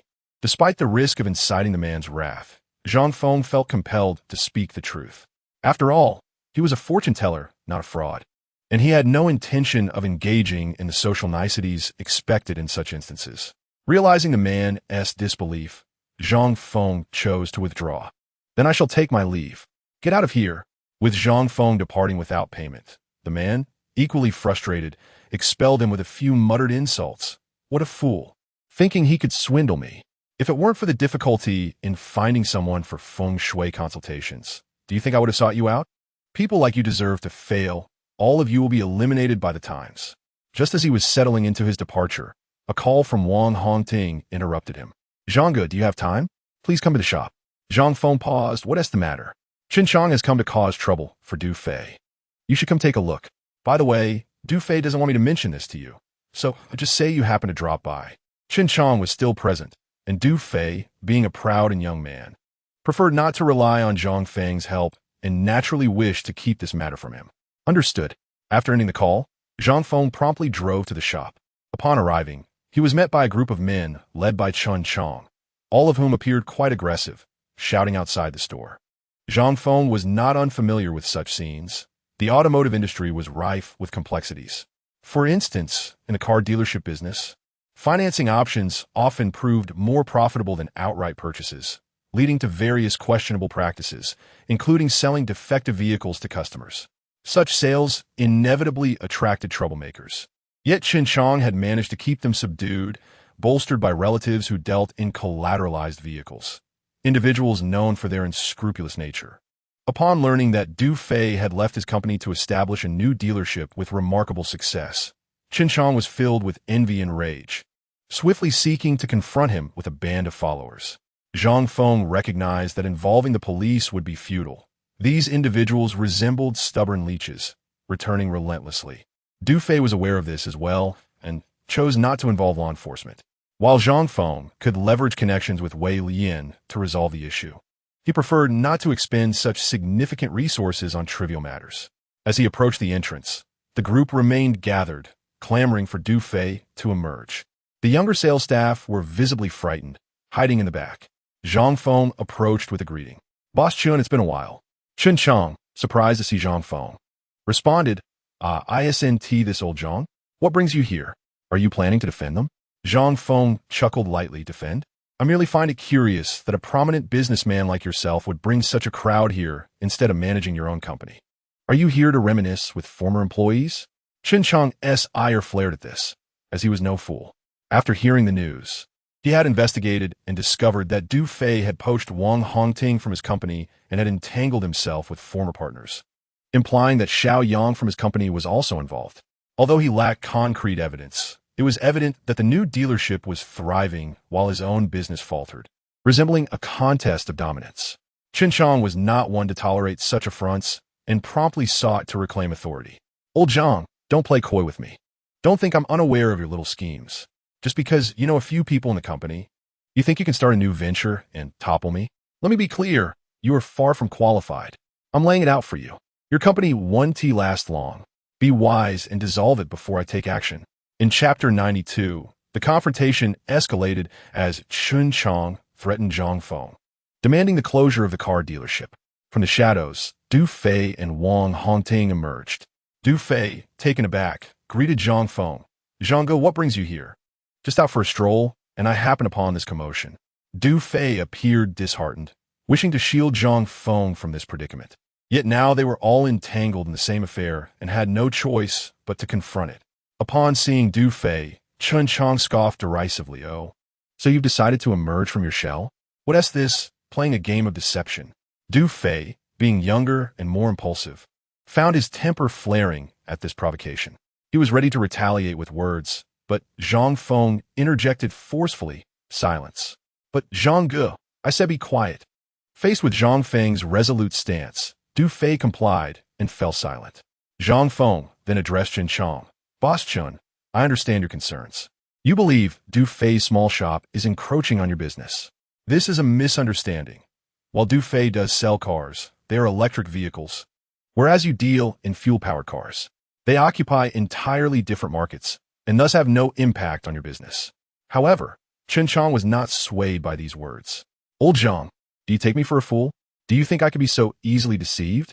Whether electric or fuel, they're all still cars, are they not?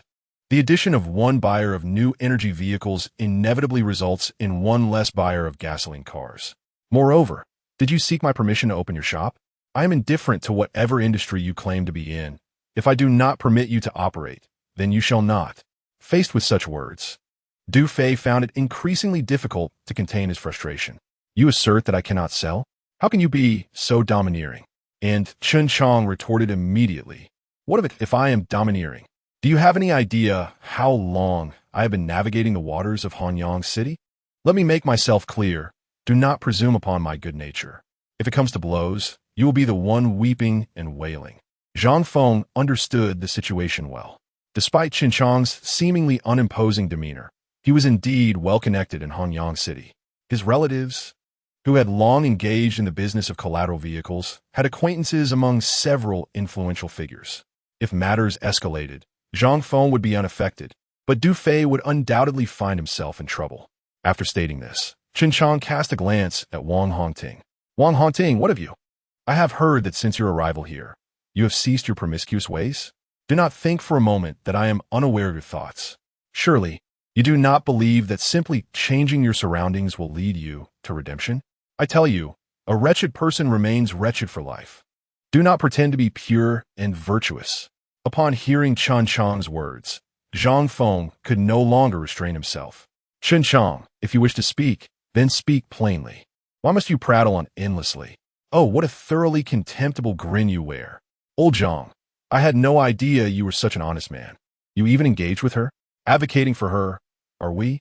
I thought you were a good man. How did she manage to ensnare you? Or are you merely pretending? I never realized you had such a history. At your age, be cautious. She may just drain you dry. Ha ha. In that moment, not only Qin Chang laughed, but also those he had brought along. Wang Hongting's countenance darkened, though she suppressed her anger. Originally, Zhang Feng had no intention of escalating the situation, but Chen Chang's relentless pressure forced his hand. Without further hesitation, Zhang Feng nodded, declaring, very well. Immediately, he retrieved his phone, ready to call Wei Lian. However, just as he was searching for a contact, a name appeared before him. Fan Yilong. Long Ge, the lone shark.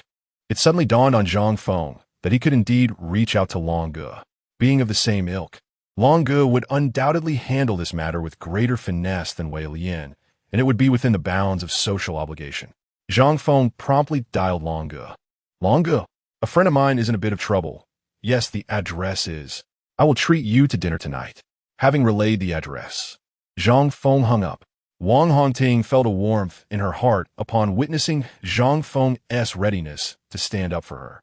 Meanwhile, Chen Chang showed no signs of fear. Instead, he wore a mocking expression as he gazed at Zhang Feng. Old John, you are quite bold. You dare to reach out to someone? But who do you think you can contact? Do you think I am unaware? After all these years, aside from your few ineffectual companions, who else can you possibly know? Are your parents, who toil in the fields, or your son, attending university, the ones you intend to summon? Come, let me see them all. Having worked at Chen Chang's company for nearly 20 years, the two men were well acquainted. Chen Chang knew Zhang Feng's character all too well, which is why he had refrained from raising Zhang Feng's salary over the years. Aware that Zhang Feng was easy to manipulate in valued relationships, every time the topic of a raise arose, Chen Chang would appeal to their camaraderie. Zhang Feng, reluctant to part with his colleagues and the company, had endured for so long. Were it not for the rift that had now emerged, Chen Chang would still be putting on a fade of benevolence before Zhang Feng. He certainly did not believe Zhang Feng could summon anyone of significance. Zhang Feng glanced at Chen Chang, then at those standing behind him, and said leisurely, Chen Chang, have you never heard the saying, those who mingle must eventually settle their debts? Do not assume that in Hanyang City, there is no one capable of holding you accountable. Chen Chang erupted into a fit of laughter, taking a long time to regain composure. There are plenty of people who can hold me accountable in Hanyang City, but unfortunately, you do not know a single one. What kind of individuals are they? Do you think a mere car repairman, like yourself, could possibly know them? Gulme, I am eager to see who you can bring. Chen Chang leaned back, exuding confidence. Du fait pour Zhang Feng d'azid, visibly concerned. Brother Zhang, it's all right. You need not speak. I know what I'm doing. Yet Du Fei remained apprehensive. Clearly, he intended to resolve the issue behind closed doors. Zhang Feng merely smiled. Do you truly believe this will suffice? Wang Hongting interjected, if you do not close your doors for just a couple of days, he will send people to your doorstep with banners, accusing you of swindling. At that point, you will find yourself at a loss for words. Chapter 93, Playing Around. The act of displaying banners is merely the beginning. Should he wish to undermine the competition, he has a plethora of underhanded tactics at his disposal. Spreading rumors, fabricating false customers to instigate trouble, or reporting your car shop for various issues, such as fire safety and management problems. Chen Chang had not survived all these years without acquiring such skills. Zhang Feng was equally well-versed in these methods.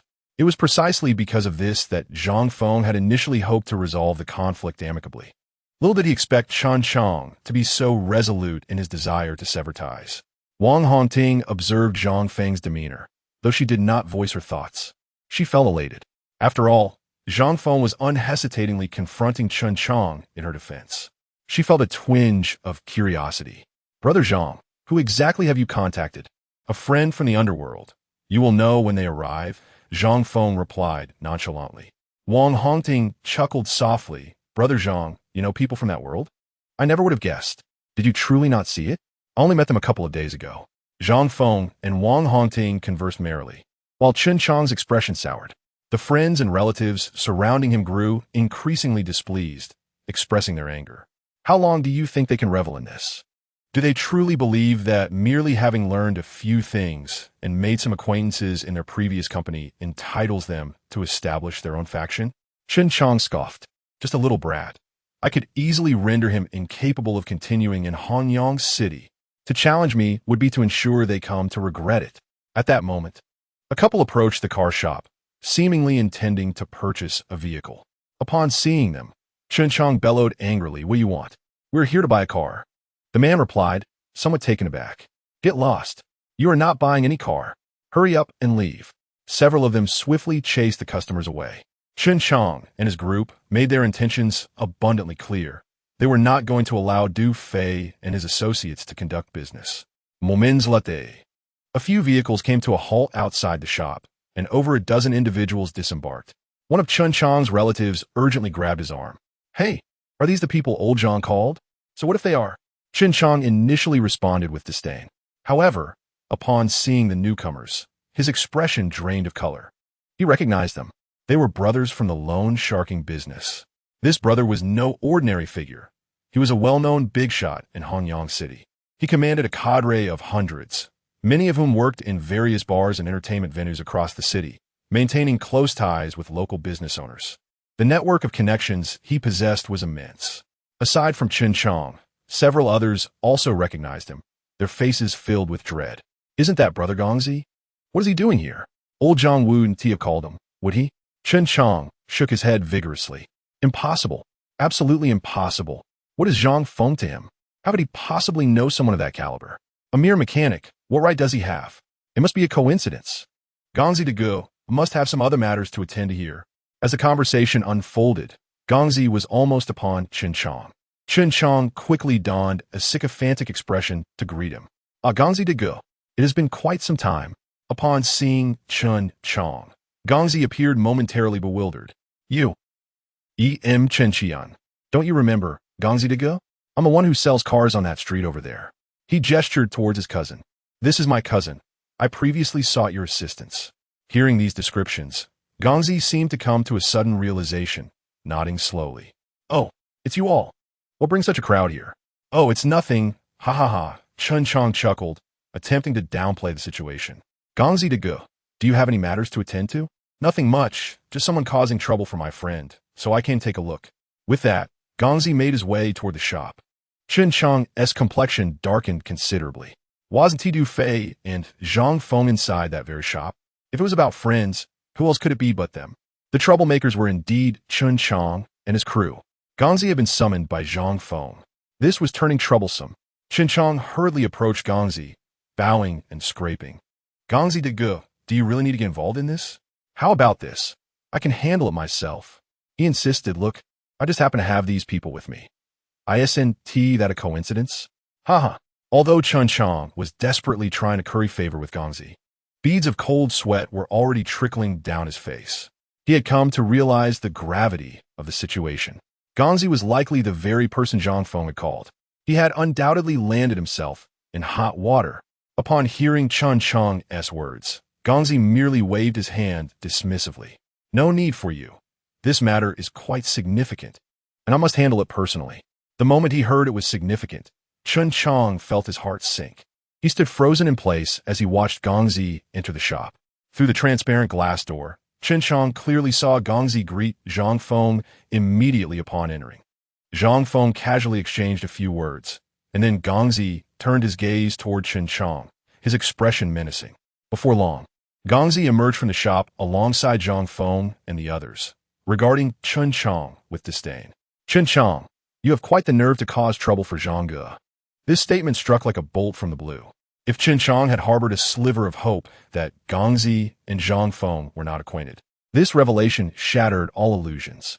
Zhang Feng and Gongzi were clearly familiar with one another. Moreover, Their relationship was evidently much more profound than mere acquaintanceship. Zhang Feng could summon Gongzi and his entourage with just a word, indicating a closeness far beyond Chun Chang's imagination. Regardless of how the situation had escalated, Chun Chang found himself devoid of the strength or justification to stand firm. He hastily began to apologize. Gongzi Laoj, it's a misunderstanding.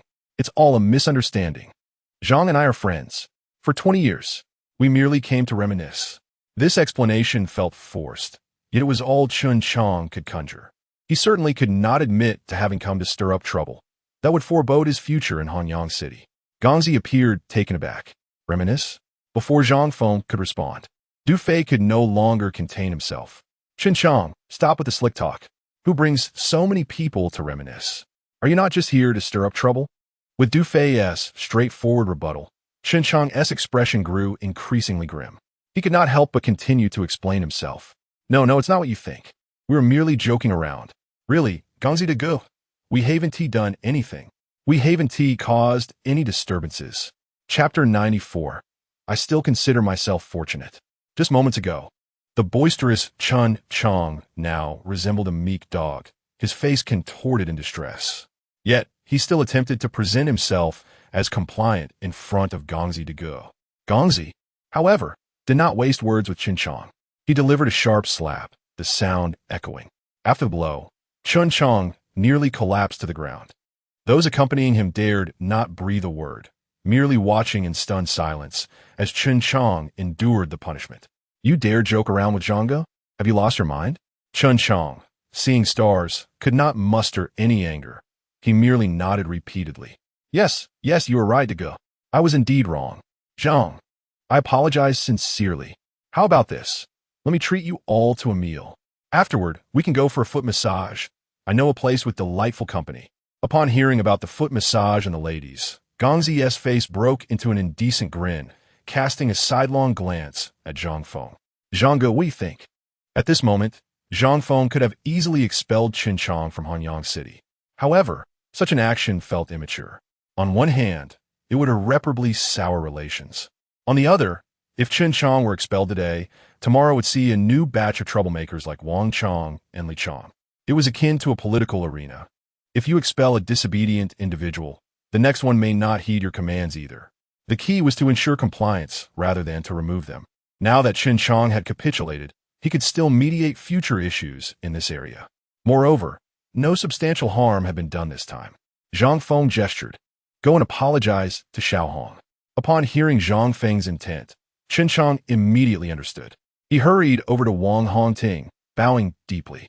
Sister Hong, I truly apologize. I spoke too harshly earlier. Here, this is a gift I prepared for my wife. If you don't mind, please accept it. Wang Hongting frowned deeply.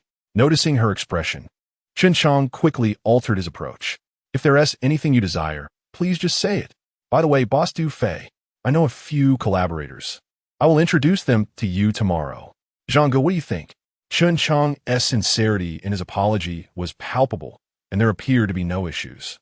Zhang Feng decided against making things difficult for him. All right, now get lost. Chun Chang quickly nodded. Thank you, Zhang. Zhang, how about you join us?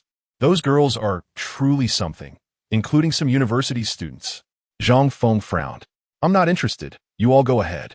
All right, Chun Chang responded, pulling Gongzi along as they rushed out. Although Gongzi seemed to be declining, he was in fact rather pleased. Thus, the group dispersed. Observing this scene, Du Fei was rendered speechless for a considerable time. Zhang, you're truly impressive. Who is this person you called? Why is Chun Chang so afraid? Nothing much. Just a friend, Zhang Feng replied, preparing to leave when he was halted by Wang Hongting. Hey, Zhang, since you've come all this way, why not stay a while longer? We can have a meal together. Wang Hongting was quite warm and inviting, making it hard to refuse. Listening to Du Fei and Wang Hongting, Zhang Feng began to grasp the situation at the shop. The business was thriving, and with the rise of new energy vehicles as a market trend, it had numerous advantages over traditional fuel vehicles, suggesting it was at a pivotal moment. Du Fei's venture was akin to a windfall. Such results astonished Du Fei. Zhang, you previously told me that if I listened to you, I could strike it rich. I never imagined it would reach this extent.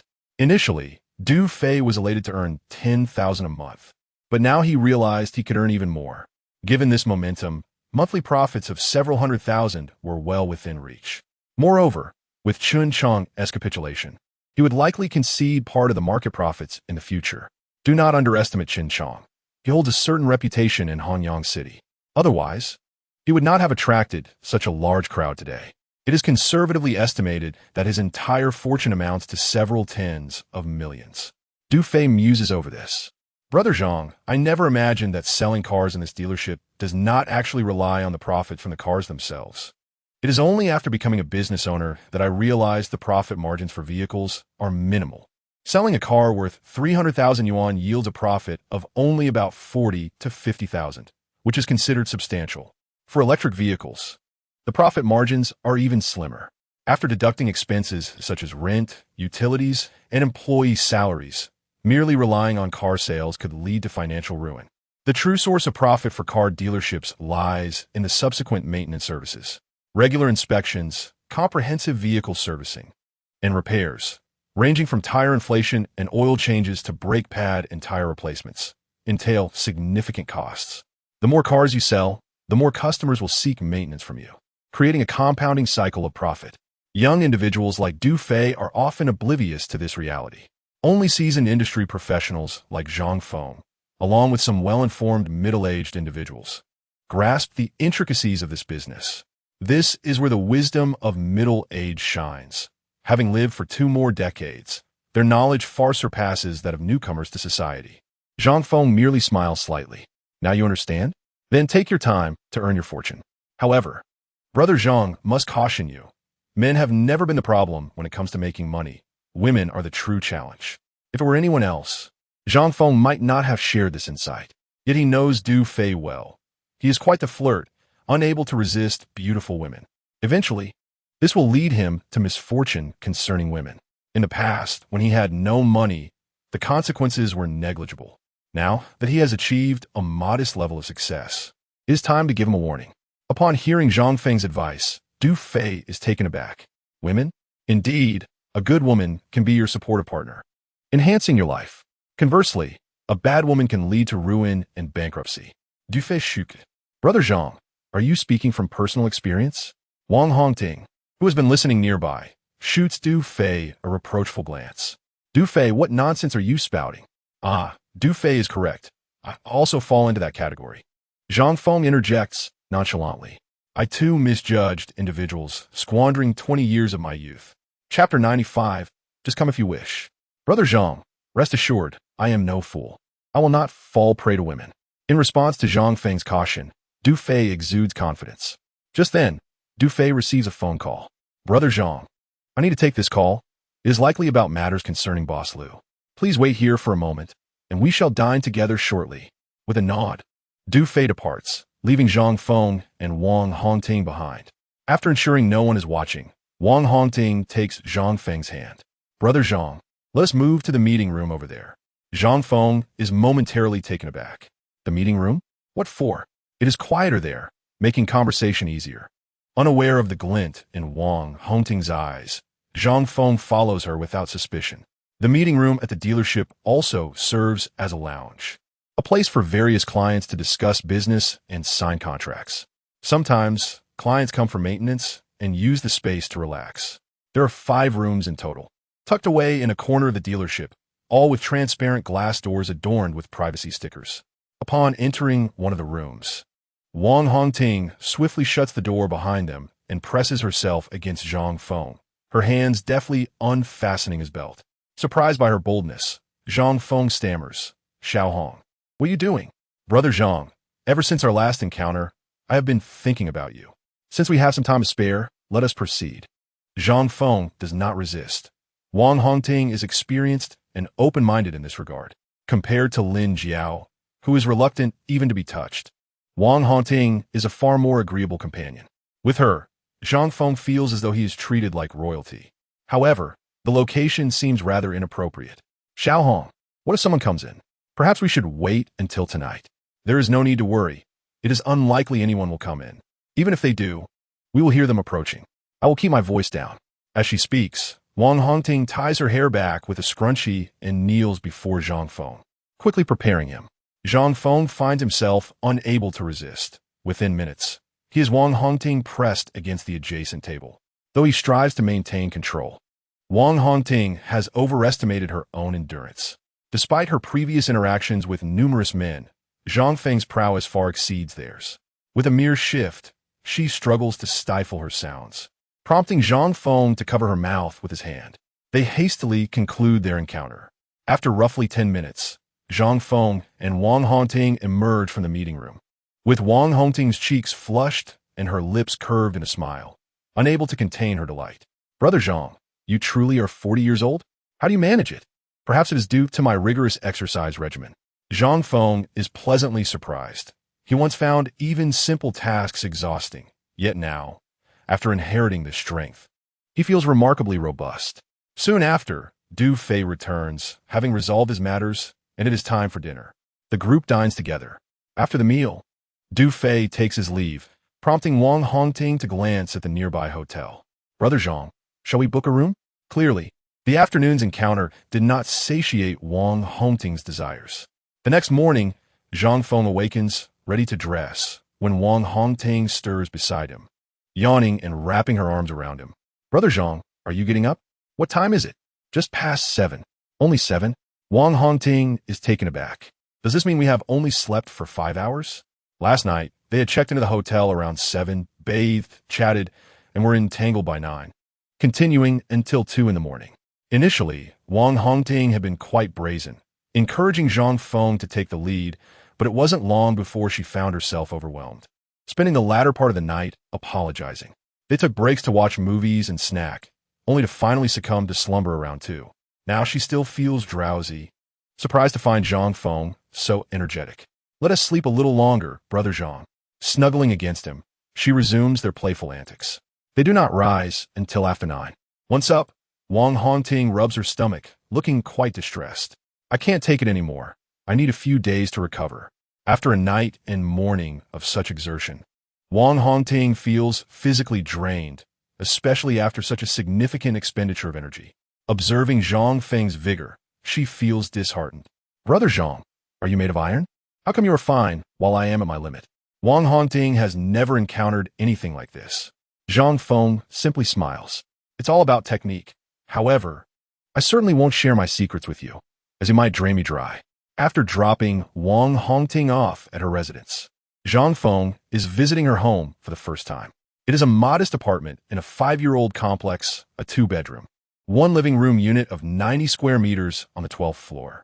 Wang Hongting purchased this apartment outright with her earnings from car sales, totaling 700,000 yuan. As Zhang Feng prepares to leave, Wang Hongting calls out to him. "Brother Zhang, since you are here, why not sit for a while and have a glass of water?" The two individuals had already established their relationship, and Zhang Feng felt no need for formality. Upon entering the room, he surveyed the space. The layout of the house was splendid, and the ambience was exceedingly warm. A small cat roamed about, while in the living room, one could easily spot the lingerie hanging on the balcony, all belonging to Wang Hongting. Black and white, of various styles, it would likely make any young person blush. However, having seen much in his life, Zhang Feng was unfazed. "Is this house solely for you?" he inquired. "Indeed," she replied. "Do you not find it too spacious?" "Of course it's spacious. I initially intended to bring my parents here to live with me, but they refuse and insist on staying in the village." Zhang Feng chuckled. "My parents are the same. The older generation becomes accustomed to one place and cannot adapt to a new environment. In the village, they can tend to vegetables and raise chickens, while here in the city, they feel constrained." Wang Hongting sighed. "If I had known I couldn't persuade them, I wouldn't have purchased such a large house. Wait a moment, I'll find something." She retrieved a key and handed it to Zhang Feng. "Fang Yi, this is the key to this place." Zhang Feng was taken aback upon seeing the key. "What is this? We cannot be visiting hotels every time. That would be excessively wasteful. In the future, you can come directly whenever you wish. It's much more convenient." Chapter 96. Tenderness. Clearly, Wang Hongting regarded Zhang Feng as family, even entrusting him with a key, which left him somewhat astonished. "No need for that. Since you're feeling unwell, allow me to give you a massage." Zhang Feng remained with Wang Hongting throughout the afternoon, which deeply touched her, even bringing her to the brink of tears. Noticing her emotional state, Zhang Feng was puzzled. "What's wrong? Are you upset?" Wang Hongting shook her head. "No, it's just that I didn't expect you to stay at my home for so long." The individuals she had previously encountered were all clients, who, after their brief encounters, lost interest in her, disregarding her feelings entirely, hardly sparing a word. In stark contrast, Zhang Feng was entirely different. He not only showed genuine concern, but also stayed to offer her a massage. His demeanor was a refreshing departure from the others. And for the first time, Wang Hongting felt she was not merely commodifying herself. Zhang Feng's actions were not without justification. As a middle-aged man, particularly one who had been married for 20 years, he possessed an innate ability to attend to a woman's needs. He understood what women desired, making interactions with such men far more comfortable, which explained why many women found themselves irresistibly drawn to middle-aged gentlemen. The charisma and inherent gentleness they exuded were unmatched by younger men. Seeing her this way, Zhang Feng embraced her in a comforting manner. "Look at you, acting like a little girl. If you wanted to stay, just say so, instead of pushing me away." It was evident that she wished for him to remain. Wang Hongting lay in Zhang Feng's embrace, reflecting wistfully. "If only I could marry you, Zhang Ge." "Why not? If you desire, you may marry me," he replied casually. However, Wang Hongting did not share the same sentiment. "Zhang Ge, you can't say that. Even if you are willing, I cannot truly do that. My reputation is already tarnished. I am grateful enough that you are willing to engage with me. Besides, you can certainly find someone better. As for me, I would be content just to enjoy your company. You, but my friend Tian, one would be far more suitable." Wang Hongting once again mentioned Tian Wan, whom Zhang Feng had met previously. It must be said that Wang Hongting had excellent taste. Despite being 29, Tian Wan was well-educated, possessed an exquisite figure, and was beautiful. Her character was impeccable, and her work in a library gave her an aura of intellect. Having never been in a relationship, she was an ideal candidate for marriage. During their last meal together, Zhang Feng had observed Tian Wen's extensive reading and her insights into topics such as feng shui and I Ching, which aligned perfectly with Zhang Feng's interests. Moreover, her family background was commendable. Her parents were educators, ensuring a solid foundation. "If you two were to marry, I would be satisfied," Wang Hongting mused, envisioning a future where Zhang Feng and Tian Wen were together. Zhang Feng felt a sense of awkwardness. "If I were to marry your friend, what would happen to you? I surely couldn't visit your home anymore." "Perhaps that would be for the best," Wang Hongting nodded. "We cannot remain in this situation indefinitely." Zhang Feng could see from her expression that she was being disingenuous. She likely did not wish to sever ties with him, but felt insecure, prompting her to suggest such things. "That is impossible. I would choose you over your friend any day." Seeing Zhang Feng's resolute stance, Wang Hongting was deeply moved and momentarily at a loss for words. After a prolonged silence in his embrace, she suddenly suggested, "Perhaps I should discuss with Tian Wen about allowing you to visit occasionally after marriage." This proposal astonished Zhang Feng. "What are you thinking? How could Tian Wen possibly agree to that?" Wang Hongting was pragmatic about such matters, yet Tian Wen's upbringing in a traditional, scholarly family made it unlikely for her to consent. After a moment of hesitation, Wang Hongting acknowledged, "You are right. My friend would never agree to that. It seems my plans are foiled." Just as Zhang Feng wished to remain with Wang Hongting, he received a phone call in the afternoon. It was Su Yunyan, requesting his assistance at the pharmacy due to a customer needing help. Zhang Feng had no choice but to leave. Before departing, Wang Hongting reminded him not to feel obligated to cater to her needs whenever he wanted to visit. After all, she was a 30-year-old woman, well aware of the dynamics at play. The more one tries to restrict a man, the more he tends to withdraw. Once the customer had left, Su Yunyan regarded Zhang Feng with a peculiar gaze. "Uncle, it seems you are becoming increasingly busy," she remarked. "In the past, you only occasionally stayed out late." Zhang Feng felt a flush of embarrassment, for he was not engaged in anything respectable. He had simply been spending time with Wang Hongting, rendering him unable to refute her claim. "Just some socializing." "Socializing? Uncle, be honest with me. Are you preparing to remarry? Have you already found someone?" Su Yunyan, perceptive as ever, pressed Zhang Feng for answers. "Do not speak carelessly. This is a personal matter, is it not?" Why are you so concerned? Of course I'm concerned. If you are seeing someone else, what will happen to Lu Jia? Are you planning to betray her? I don't care who you are seeing. You must cut ties immediately. If you're to marry, it should be Lu Jia. Faced with Su Yunyun's insistence, Zhang Feng could no longer keep his thoughts concealed. Yunyun, you are placing me in a difficult position. To me, both are dear to me. It is not as simple as severing ties. Neither his relationship with Wang Hongting nor that with Lu Yunfei followed a typical romantic narrative. His encounter with Lu Yunfei was one of fleeting indulgence, while his connection with Wang Hongting served to affirm his perception of her dignity. Unlike the youthful frivolities of the past, his mindset had evolved. Chapter 97. Selling for 500,000. Despite Zhang Feng's attempts to explain, Su Yunyun remained visibly displeased, choosing silence over confrontation. Shortly thereafter, a customer entered the apothecary, Chun Chang. He greeted with enthusiasm, "Old Zhang, your business seems to be thriving." Zhang Feng harbored no fondness for him. Chun Chang chuckled, "Old Zhang, don't be so harsh with your words. I'm here to make amends." As he spoke, he handed a bag to Zhang Feng. Glancing inside, Zhang Feng observed a substantial amount of money, approximately 300,000. With sincerity, Chun Chang continued, "Old Zhang, I admit I was remiss in my previous actions. You are a pivotal figure for our company. Without you, our business would not have flourished as it did. However, I never raised your salary and even considered dismissing you when I saw you aging. This is a token of my appreciation. It is rightfully your bonus." Zhang Feng had indeed contributed, if not with merit, then with toil. His exceptional repair skills had been instrumental in the success of Chun Chang's automotive shop. 30,000, though modest, was still a welcome sum for Zhang Feng. Noticing Zhang Feng's slight disdain, Chun Chang hurried to justify himself. "It's not that I'm stingy, but I've been strapped for cash lately. I introduced Du Fei to a business partner and had to lend Wang Hongting 200,000. You see, I have elderly at home and children to support. Expenses are considerable." Without hesitation, Zhang Feng accepted the money. He felt no qualms about this sum, as it was rightfully his, previously withheld by Chun Chang.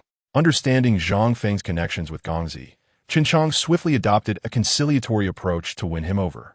Zhang Feng decided to overlook his past grievances. "Do you have any other matters to discuss?" Zhang Feng inquired nonchalantly. "Let's chat, old Zhang. How did you come to know Brother Gongzi? Did you read his fortune?"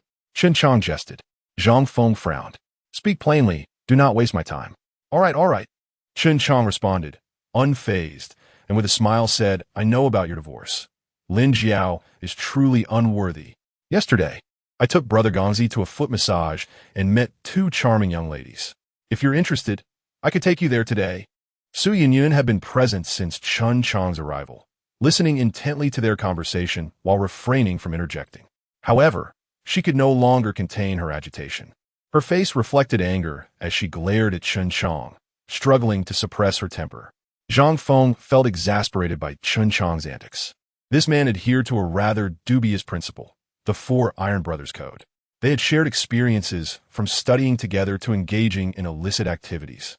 In his view, partnerships that included shared pursuits with women could solidify any business deal. He applied this philosophy universally, including with Zhang Feng. Zhang Feng, however, was disinterested in Chun Chang's invitation. "I'm not going. Haven tea, I already expressed this." Instantly, Chun Chang adopted a disappointed demeanor. "Old Zhang, why don't you enjoy life? This is a wonderful opportunity. Before your divorce, perhaps you had your reasons, but now that you're single, what is the fear? A man must indulge himself." "Oh, I see. Are you suggesting I'm picky about women?" "I've come prepared. There is a new girl at the establishment, a high school graduate, just 17. She's stunning and still a virgin. She is currently negotiating with a benefactor for a fixed price of 500,000. Many are already eyeing her. There is even talk of an auction. Should I assist you in negotiating?" Chun Chang, a notorious lecher, frequented such establishments twice monthly and was well informed about these matters. Initially indifferent, Zhang Feng felt a flicker of curiosity at the mention of the girl. Even Su Yunyun appeared intrigued. Was this young woman truly selling her virginity for 500,000? Suddenly, Su Yunyun interjected, catching Chun Chang off guard. He looked at her, then back at Zhang Feng. Zhang Feng probed, "Chun Chang, has something happened to this girl?" I'm not entirely sure. I only know she seems quite fond of her boyfriend. She has already consented to this arrangement. What? She agreed to this? Su Yunyun could not fathom it. She rushed to confront Zhang Feng, her expression filled with urgency. Uncle, this situation must be addressed. We cannot simply stand by. That girl is only 17. It was evident that Su Yunyun was deeply concerned for the girl. If she sold her virginity, her life would be irrevocably altered. Given Su Yunyun's insistence, Zhang Feng felt compelled to intervene. Chen Chang, take me to see her. Of course. I'll pick you up at 7. After setting the time, Chen Chang departed. Su Yunyun remained visibly anxious. What could have prompted a 17-year-old girl to agree to such a fate? Zhang Feng, seasoned by life's harsh realities, contemplated the girl's situation. It could be a familial crisis, a sacrifice for love, or a reckless choice to degrade herself. Chapter 98. Pimping the 18-year-old girl was at the cusp of blossoming into adulthood. Sacrifice for love was not unheard of, and she might simply be a spirited young woman seeking adventure, leveraging her beauty for profit. Such scenarios were common, even among younger girls. Recently, Zhang Feng had seen videos circulating online showing groups of young men and women engaging in promiscuous behavior. Su Yunyun, however, lacked such exposure and struggled to comprehend how an 18-year-old could willingly partake in such actions. As night fell, Chen Chang arrived to fetch Zhang Feng. Zhang Feng had initially considered leaving Su Yunyun behind, but ultimately decided to bring her along.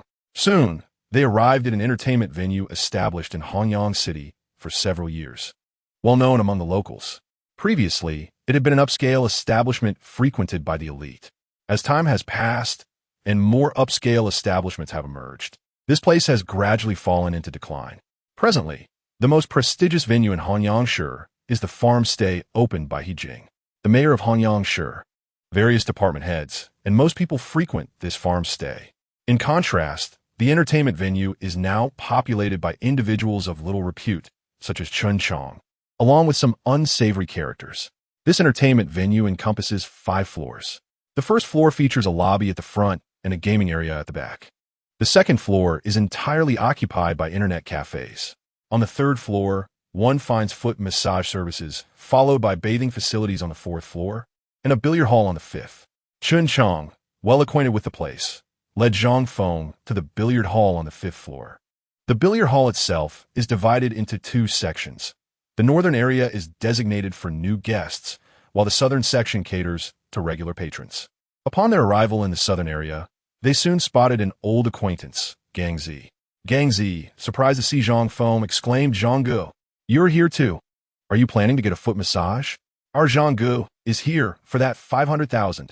Chen Chang chimed in to assist. Gang Zi's expression shifted to one of knowing amusement. Oh, is that so? Zhang Gu, why treat me like a stranger? You don't need to go through all that trouble. I'll just inform the boss here, and they'll take care of everything for you. No need for any payment." This unexpected revelation astonished Zhang Feng. Was Gang Zi truly that well-connected? After boasting, Gang Zi waved over to an individual playing billiards nearby. "Hey, Lao Sun." At Gang Z's call, a 30-something man rose from his game and approached. "Come, Zhang Gu, let me introduce you. Lao Sun, the owner of this entertainment venue. Lao Sun, this is Zhang Gu, a friend of Long Gu." Upon learning that Zhang Feng was associated with Long Gu, Lao Sun immediately changed his demeanor, eagerly grasping Zhang Feng's hand. "Oh, Zhang Xiansheng, it's a pleasure to meet you." Gang Zi wasted no time, getting straight to the point. "Lao Sun, Zhang Gu is here for that 500,000 girl." "Understood," Lao Sun replied. "She's in a room on the 3rd floor. Whenever you're ready, I'll take you there." It seemed Lao Sun had been well prepared for this encounter. However, Zhang Feng had no intention of exploiting the young girl. As he was accompanied by Su Yunyun, "Lao Sun, what is the story with this girl? Why does she want to sell herself?" At this question, Lao Sun hesitated, casting a wary glance at Zhang Feng. Gang Zi, growing impatient, urged, "Just tell him." Lao Sun nodded quickly. "Well, it's not much. This girl's boyfriend used to be a regular at our internet cafe. He spent all night there and somehow met her. Later, he won some money playing games in our 1st floor gaming area, but eventually lost, ending up owing us over 100,000. Unable to repay, he coerced his girlfriend into selling herself. The gaming area at Lao Sun's entertainment venue while appearing ordinary, harbors complex dealings. Some games may seem like fishing or lottery games, but they are in fact gambling operations, albeit on a smaller scale.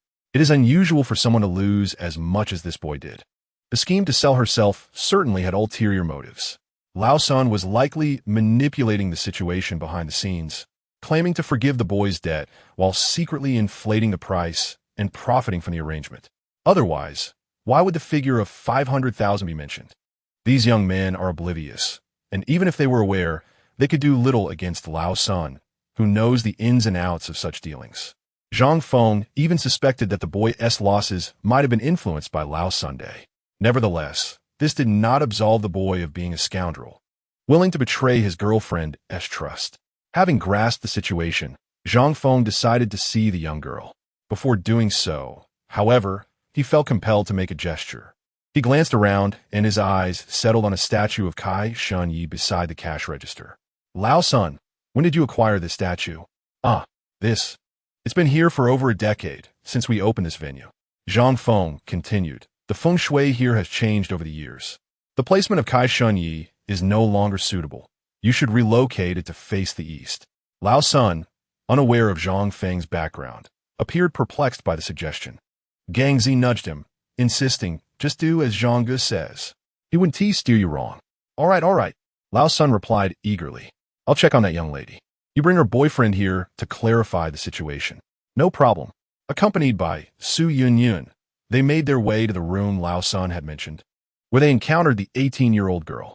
She was indeed beautiful, youthful, and radiant, but her face bore a troubled expression, aware of the gravity of her situation. Upon the door opening and seeing Zhang Feng and Su Yunyun, the girl was momentarily startled, but soon interpreted their presence as an invitation for a three-way encounter. Albeit with a hint of reluctance as she asked, Have you paid the money? Don't rush, we're waiting for your boyfriend, Zhang Feng replied. The girl's eyes widened in shock. Waiting for my boyfriend? What for? Surely you're not the type to want him watching while you play? Before long, the room became lively with the presence of the girl, Su Yunyun, Zhang Feng, Lao San, and the girl's boyfriend. The young man felt a mix of anxiety and tension, glancing nervously at his girlfriend. Zhang Feng inquired casually, What is your name? Lu Kai. And why did you let your girlfriend sell herself? Confronted with Zhang Feng's question, Lu Kai hesitated, stammering. Lao San slapped him on the head, urging, Speak up. The girl interjected, alarmed, Don't hit him. Lu Kai finally confessed, I owe money. Clarify. Who do you owe money to, and how did this happen? Zhang Feng pressed. Yes. Lu Kai, glancing furtively at his girlfriend, stammered, I lost 16,000 playing a fishing game, and the only way to repay was to have my girlfriend sell herself. Upon hearing this, the young girl's disbelief morphed into shock. How did you explain this to your girlfriend? I told her my parents were in a car accident and needed money, he replied. As Zhang Feng had suspected, Lu Kai was nothing more than a cad, deceiving the young girl and exploiting her affection for his own gain. Upon learning the truth, the girl, filled with rage, lunged at Lu Kai, shouting, You scoundrel! I believe your lies. After a moment of furious confrontation, she finally ceased, panting heavily.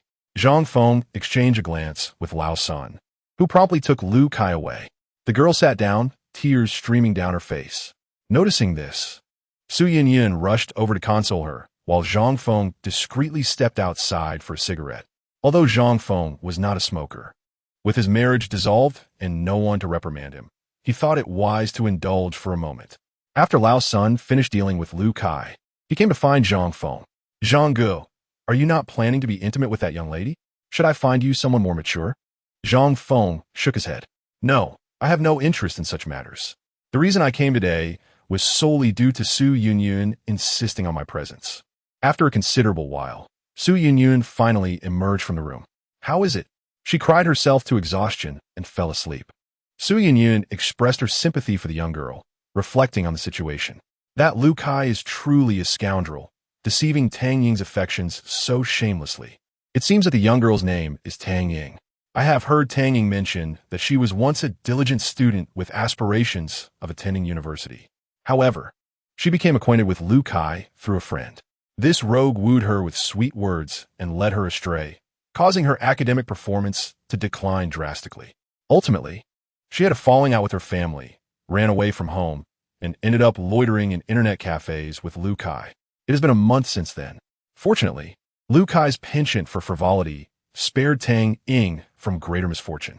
He is a quintessential internet addict, spending all his money on gaming and online activities, leaving him with nothing to afford a hotel room for Tang Ying. Moreover, Tang Ying is quite conservative regarding such matters, so she has not suffered too greatly. Zhang Feng felt a twinge of curiosity. Has she really been away from home for a month? Don't her family care for her? She comes from a blended family. Her stepmother brought along a younger brother, and both her biological father and stepmother neglected her when they saw her going astray. What about her biological mother? Her mother has gone away to another place, showing the same indifference, even changing her phone number without a word, clearly wishing to sever ties with Tang Ying. Currently, Tang Ying is viewed as a burden. At this age, when she should be preparing for university, she would require considerable financial support, naturally leading her family to shy away from her. In such a loveless environment, it is no wonder that Tang Ying fell prey to Lu Kai's sweet-talking so easily. Zhang Feng took a puff of his cigarette and sighed deeply. Indeed, she is a pitiable soul. Who could argue otherwise? I'm also pondering what should be done. Uncle, you are resourceful. What do you suggest? Upon hearing this, Zhang Feng chuckled softly. Solutions? There are many, but it ultimately depends on Tang Ying's willingness. If you truly wish, you could bring her to your home. Tang Ying's current state is one of being unwanted. Furthermore, her declining grades mean she would need to repeat a year to attend university. However, all her registration documents are with her parents, and interacting with them would complicate matters significantly. The best option is to help Tang Ying find a job, allowing her to become independent in society. Su Yunyun contemplated this for a moment. There is indeed space at home. However, I wonder if Tang Ying would like the area around Longxing Street. As for employment, what sort of job could a young girl like her find? Perhaps a position as a hotel server or a cashier in an internet cafe or supermarket. Regardless, it is certainly preferable to her current situation. Su Yunyun resolved to take action. I will assist her. Observing Su Yunyun's determination, Zhang Feng offered a wry smile. You have yet to take care of yourself. Nonsense. I am managing quite well at the pharmacy, am I not? Look, I still find time to help you with laundry and cooking. But can you afford your expenses?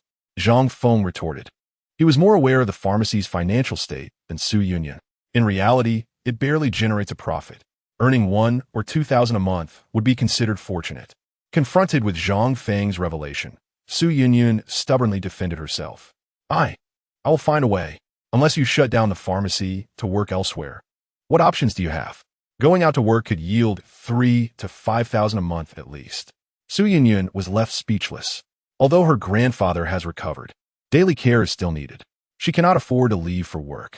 Seeing Su Yunyun's helpless expression, Zhang Feng suggested, why not have Tang Ying work alongside Lu Yunfei in selling clothes? Lu Yunfei has temporarily closed her clothing store to avoid her parents and has been renovating it for the past few days, now nearing completion. Once the renovations are finished, the store will reopen and Tang Ying could assist. Su Yunyun hesitated. Isn't Lu Jie's clothing store struggling? What salary could she possibly offer? Isn't it more suitable than your pharmacy?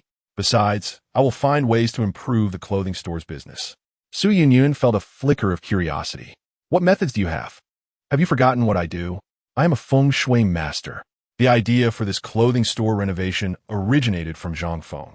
By adjusting the feng shui and modifying the interior, he plans to rejuvenate Longxing Street's atmosphere. Soon, Longxing Street shall blossom anew. Chapter 100. If you cannot perform well, depart.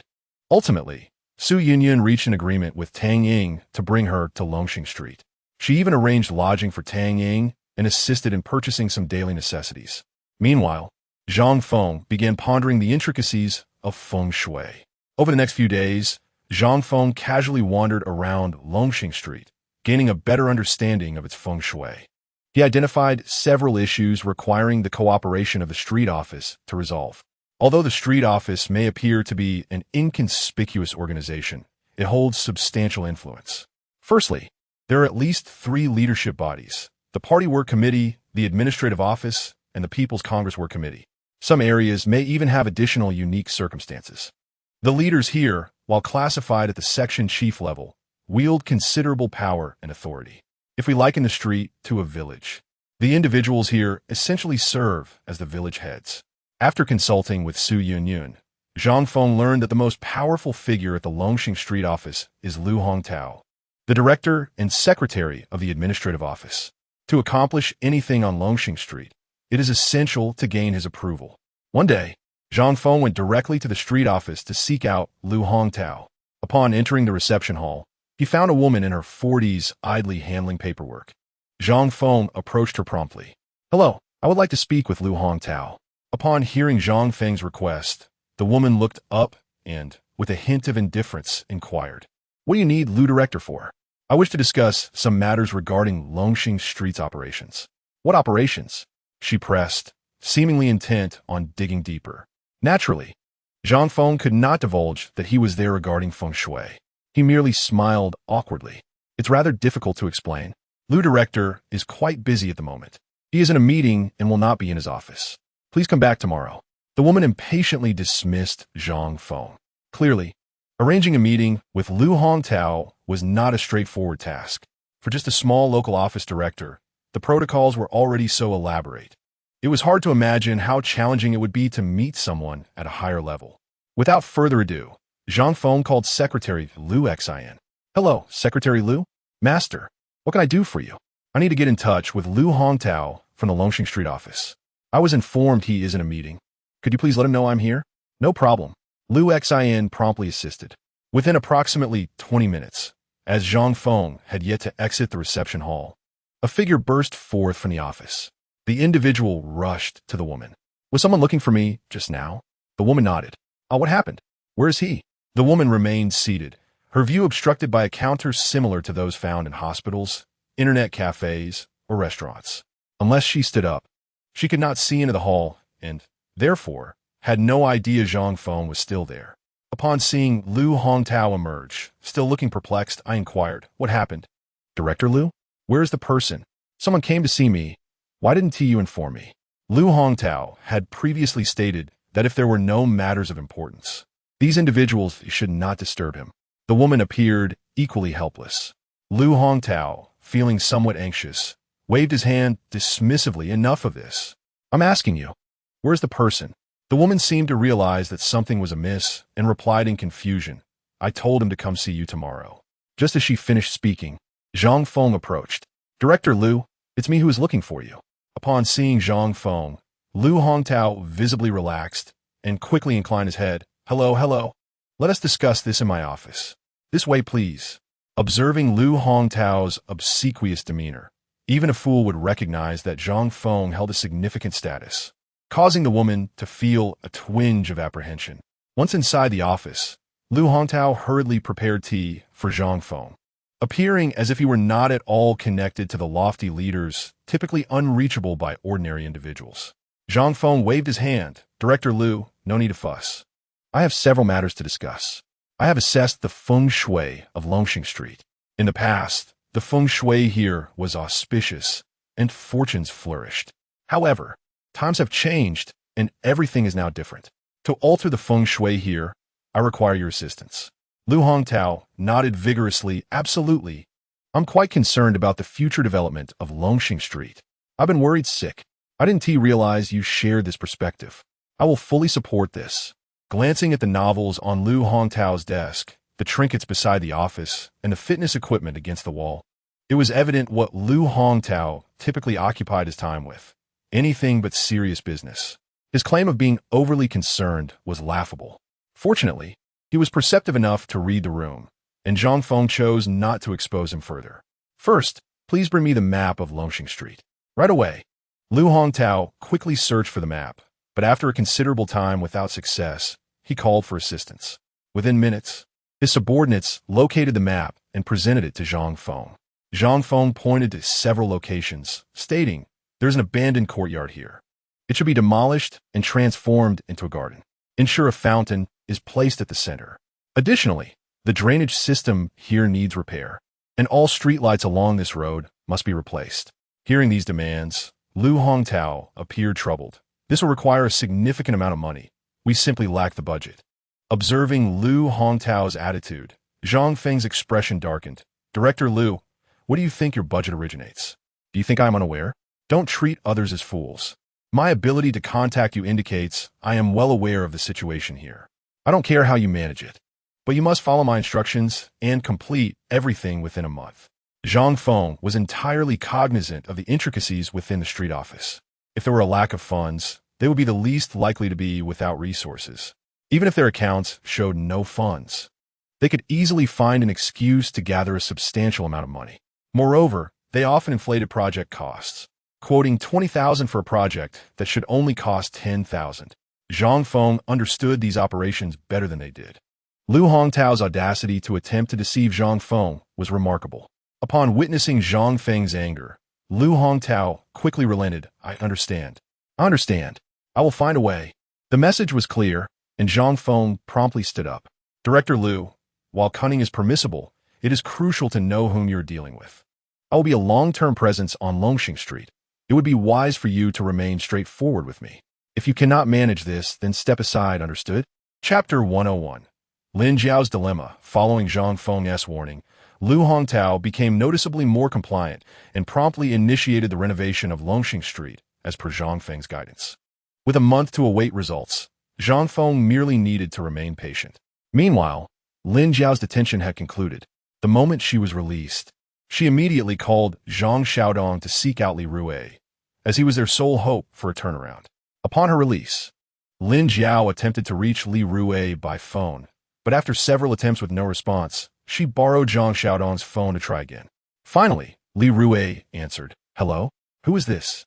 His cold voice sent a surge of excitement through Lin Jiao. Li Rui, it's me. Lin Jiao, don't hang up just yet. I have something to discuss. Li Rui was about to end the call, frowning slightly. What do you want? Do you remember 20 years ago? Get to the point. Li Rui displayed no patience for her sentimentality, speaking with a stark indifference. Lin Jiao gritted her teeth and decided to be forthright. 20 years ago, I was pregnant with your child. Now he is an adult, 20 years old. With a click, the call abruptly ended, followed by a series of beeps. Clearly, Li Rui did not believe her or simply did not care. On the other end of the line, the secretary nestled in Li Rui's embrace. Donned in an alluring uniform and black stockings, curiously inquired, Darling, who is on the phone? I thought I heard something about a child. Li Rui furrowed his brow and pushed the woman away forcefully, angrily retorting, It's none of your concern. Get out. The secretary, visibly understanding the situation, quickly adjusted her attire and left the office, leaving Li Rui alone. At that moment, Li Rui was overwhelmed by frustration. He had been a winner in life since birth, a typical rich second generation. Handsome and affluent, he had never lacked female companionship. In his youth, he had indulged excessively, becoming involved with numerous women, often without taking precautions. Consequently, while he wouldn't claim to have offspring everywhere, he certainly had a multitude of children. It was conservatively estimated that he fathered at least a dozen children, with over 30 women having claimed to be pregnant by him. At the time, Li Rui had been oblivious to the potential consequences. However, as he matured, he began to grasp the gravity of the situation, hastily opting for a vasectomy. Unfortunately, undergoing the procedure at 30 did not erase the ramifications of his past indiscretions. Old flames continually resurfaced, claiming their children were his and demanding accountability. He was acutely aware that these individuals would eventually seek to claim a share of his inheritance. He harbored no affection for these children, leading him to transfer all his assets to his sister. Though this maneuver prevented heirs from contesting his estate, the incessant phone calls and visits from sons and daughters became a source of exasperation for him. Now at 40, he was forced to confront the debts incurred during his 20s. Meanwhile, Lin Jiao remained oblivious to Li Rui's tumultuous lifestyle. After the call was disconnected, she contemplated the possibility of other reasons for his reaction and, after much reflection, exclaimed as if struck by a revelation, He must think you're trying to deceive him. A paternity test is necessary. With this thought, Lin Jiao hurriedly contacted an old classmate. Hello, Zhang Yun. I need to discuss Li Rui with you, our old classmate. Do you know if he could lend me some money? After hearing her request, Zhang Yun declined, and Lin Jiao hung up, then began reaching out to others. Each time she mentioned borrowing money, people promptly distanced themselves. After extensive inquiries, Lin Jiao finally learned the location of Li Rui's company and decided to accompany Zhang Xiaodong to wait for him there. Currently, the two individuals find themselves without a place to stay and with hardly any money. Lin Jiao squats down to beg, while simultaneously seeking loans from others, a situation that is utterly distressing. Upon hearing Lin Jiao's request for financial assistance, her former friends all refuse to lend her anything. Ultimately, Lin Jiao turns to her closest friend, Li Huiwan, only to discover that she has been blocked by her. Since the revelation that Lin Jiao had not given birth to Zhang Feng's child, Li Huiwan has been completely disillusioned with her friend, leading to a gradual cooling of their relationship, culminating in Lin Jiao being blocked entirely. After all, if a friend is capable of such actions, one cannot help but dread what else they might do in the future. Faced with this predicament, Lin Jiao is filled with anger and disappointment. These individuals, who once affectionately referred to one another as sisters, now flee at the mere mention of lending money. How could I have misjudged them so severely? Zhang Xiaodong, standing beside her, attempts to console her. Mom, don't be upset. People could be like this. Lin Jiao nods in agreement. Yes, I won't be angry. Once your father knows you are his biological son, we won't need their money. Let me tell you, your father is a millionaire. Our family is wealthy. Although Zhang Xiaodong is merely a child born out of wedlock, he still possesses inheritance rights. Hence, Lin Jiao is filled with hope for their future. Deep down, she is determined to make those who look down on her regret their actions. However, Zhang Xiaodong harbors concerns. Mom, what if my biological father doesn't care about being a biological father at all? Lin Jiao dismisses his worries with disdain. How could that be possible? Even a tiger does not eat its cubs. Who would abandon their own child? Zhang Xiaodong nods, hoping for the best. However, at this moment, he is more preoccupied with Lin Jiao's current situation. Their relationship with her family is strained, leaving her without anyone to turn to for help. In this light, Lin Jiao's life seems to be a complete failure. The only person she can rely on is Li Rui, but what if he proves unreliable? Zhang Xiaodong finds himself in a similar predicament. Both are self-serving individuals, and he chose to abandon Zhang Feng and Lin Jiao because she claimed to have a wealthy biological father. Now that Lin Jiao seems unreliable and unable to secure funds, Zhang Xiaodong must consider his own future, which fills him with anxiety. Though he may perceive Zhang Feng as inept, their circumstances are entirely different.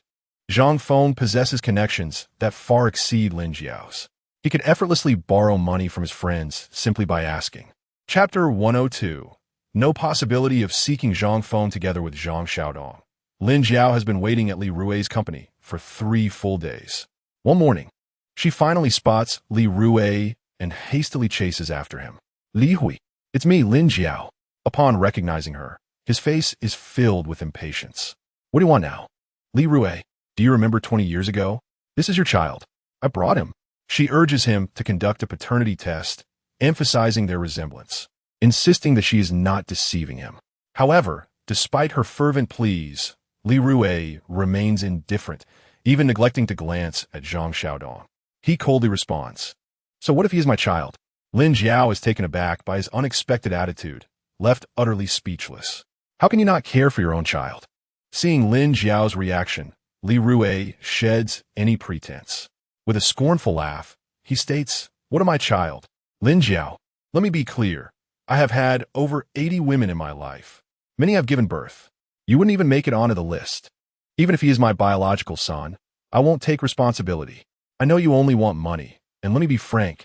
I have no money. All my assets have been moved elsewhere, and I am currently destitute. Li Rui's blatant disregard leaves Lin Jiao utterly shocked. She had underestimated his ruthlessness, failing to anticipate that he would transfer his assets to avoid obligations to a child he never wished to acknowledge. Get lost. With that, Li Rui pushes Lin Jiao aside. Zhang Xiaodong cannot accept this treatment, especially as Li Rui nearly topples Lin Jiao. Anger surges within him. What are you doing? You want to fight? To his surprise, 2 security guards rush over, warning him to cease his disruption. One guard swiftly shields Li Rui, urging him to retreat.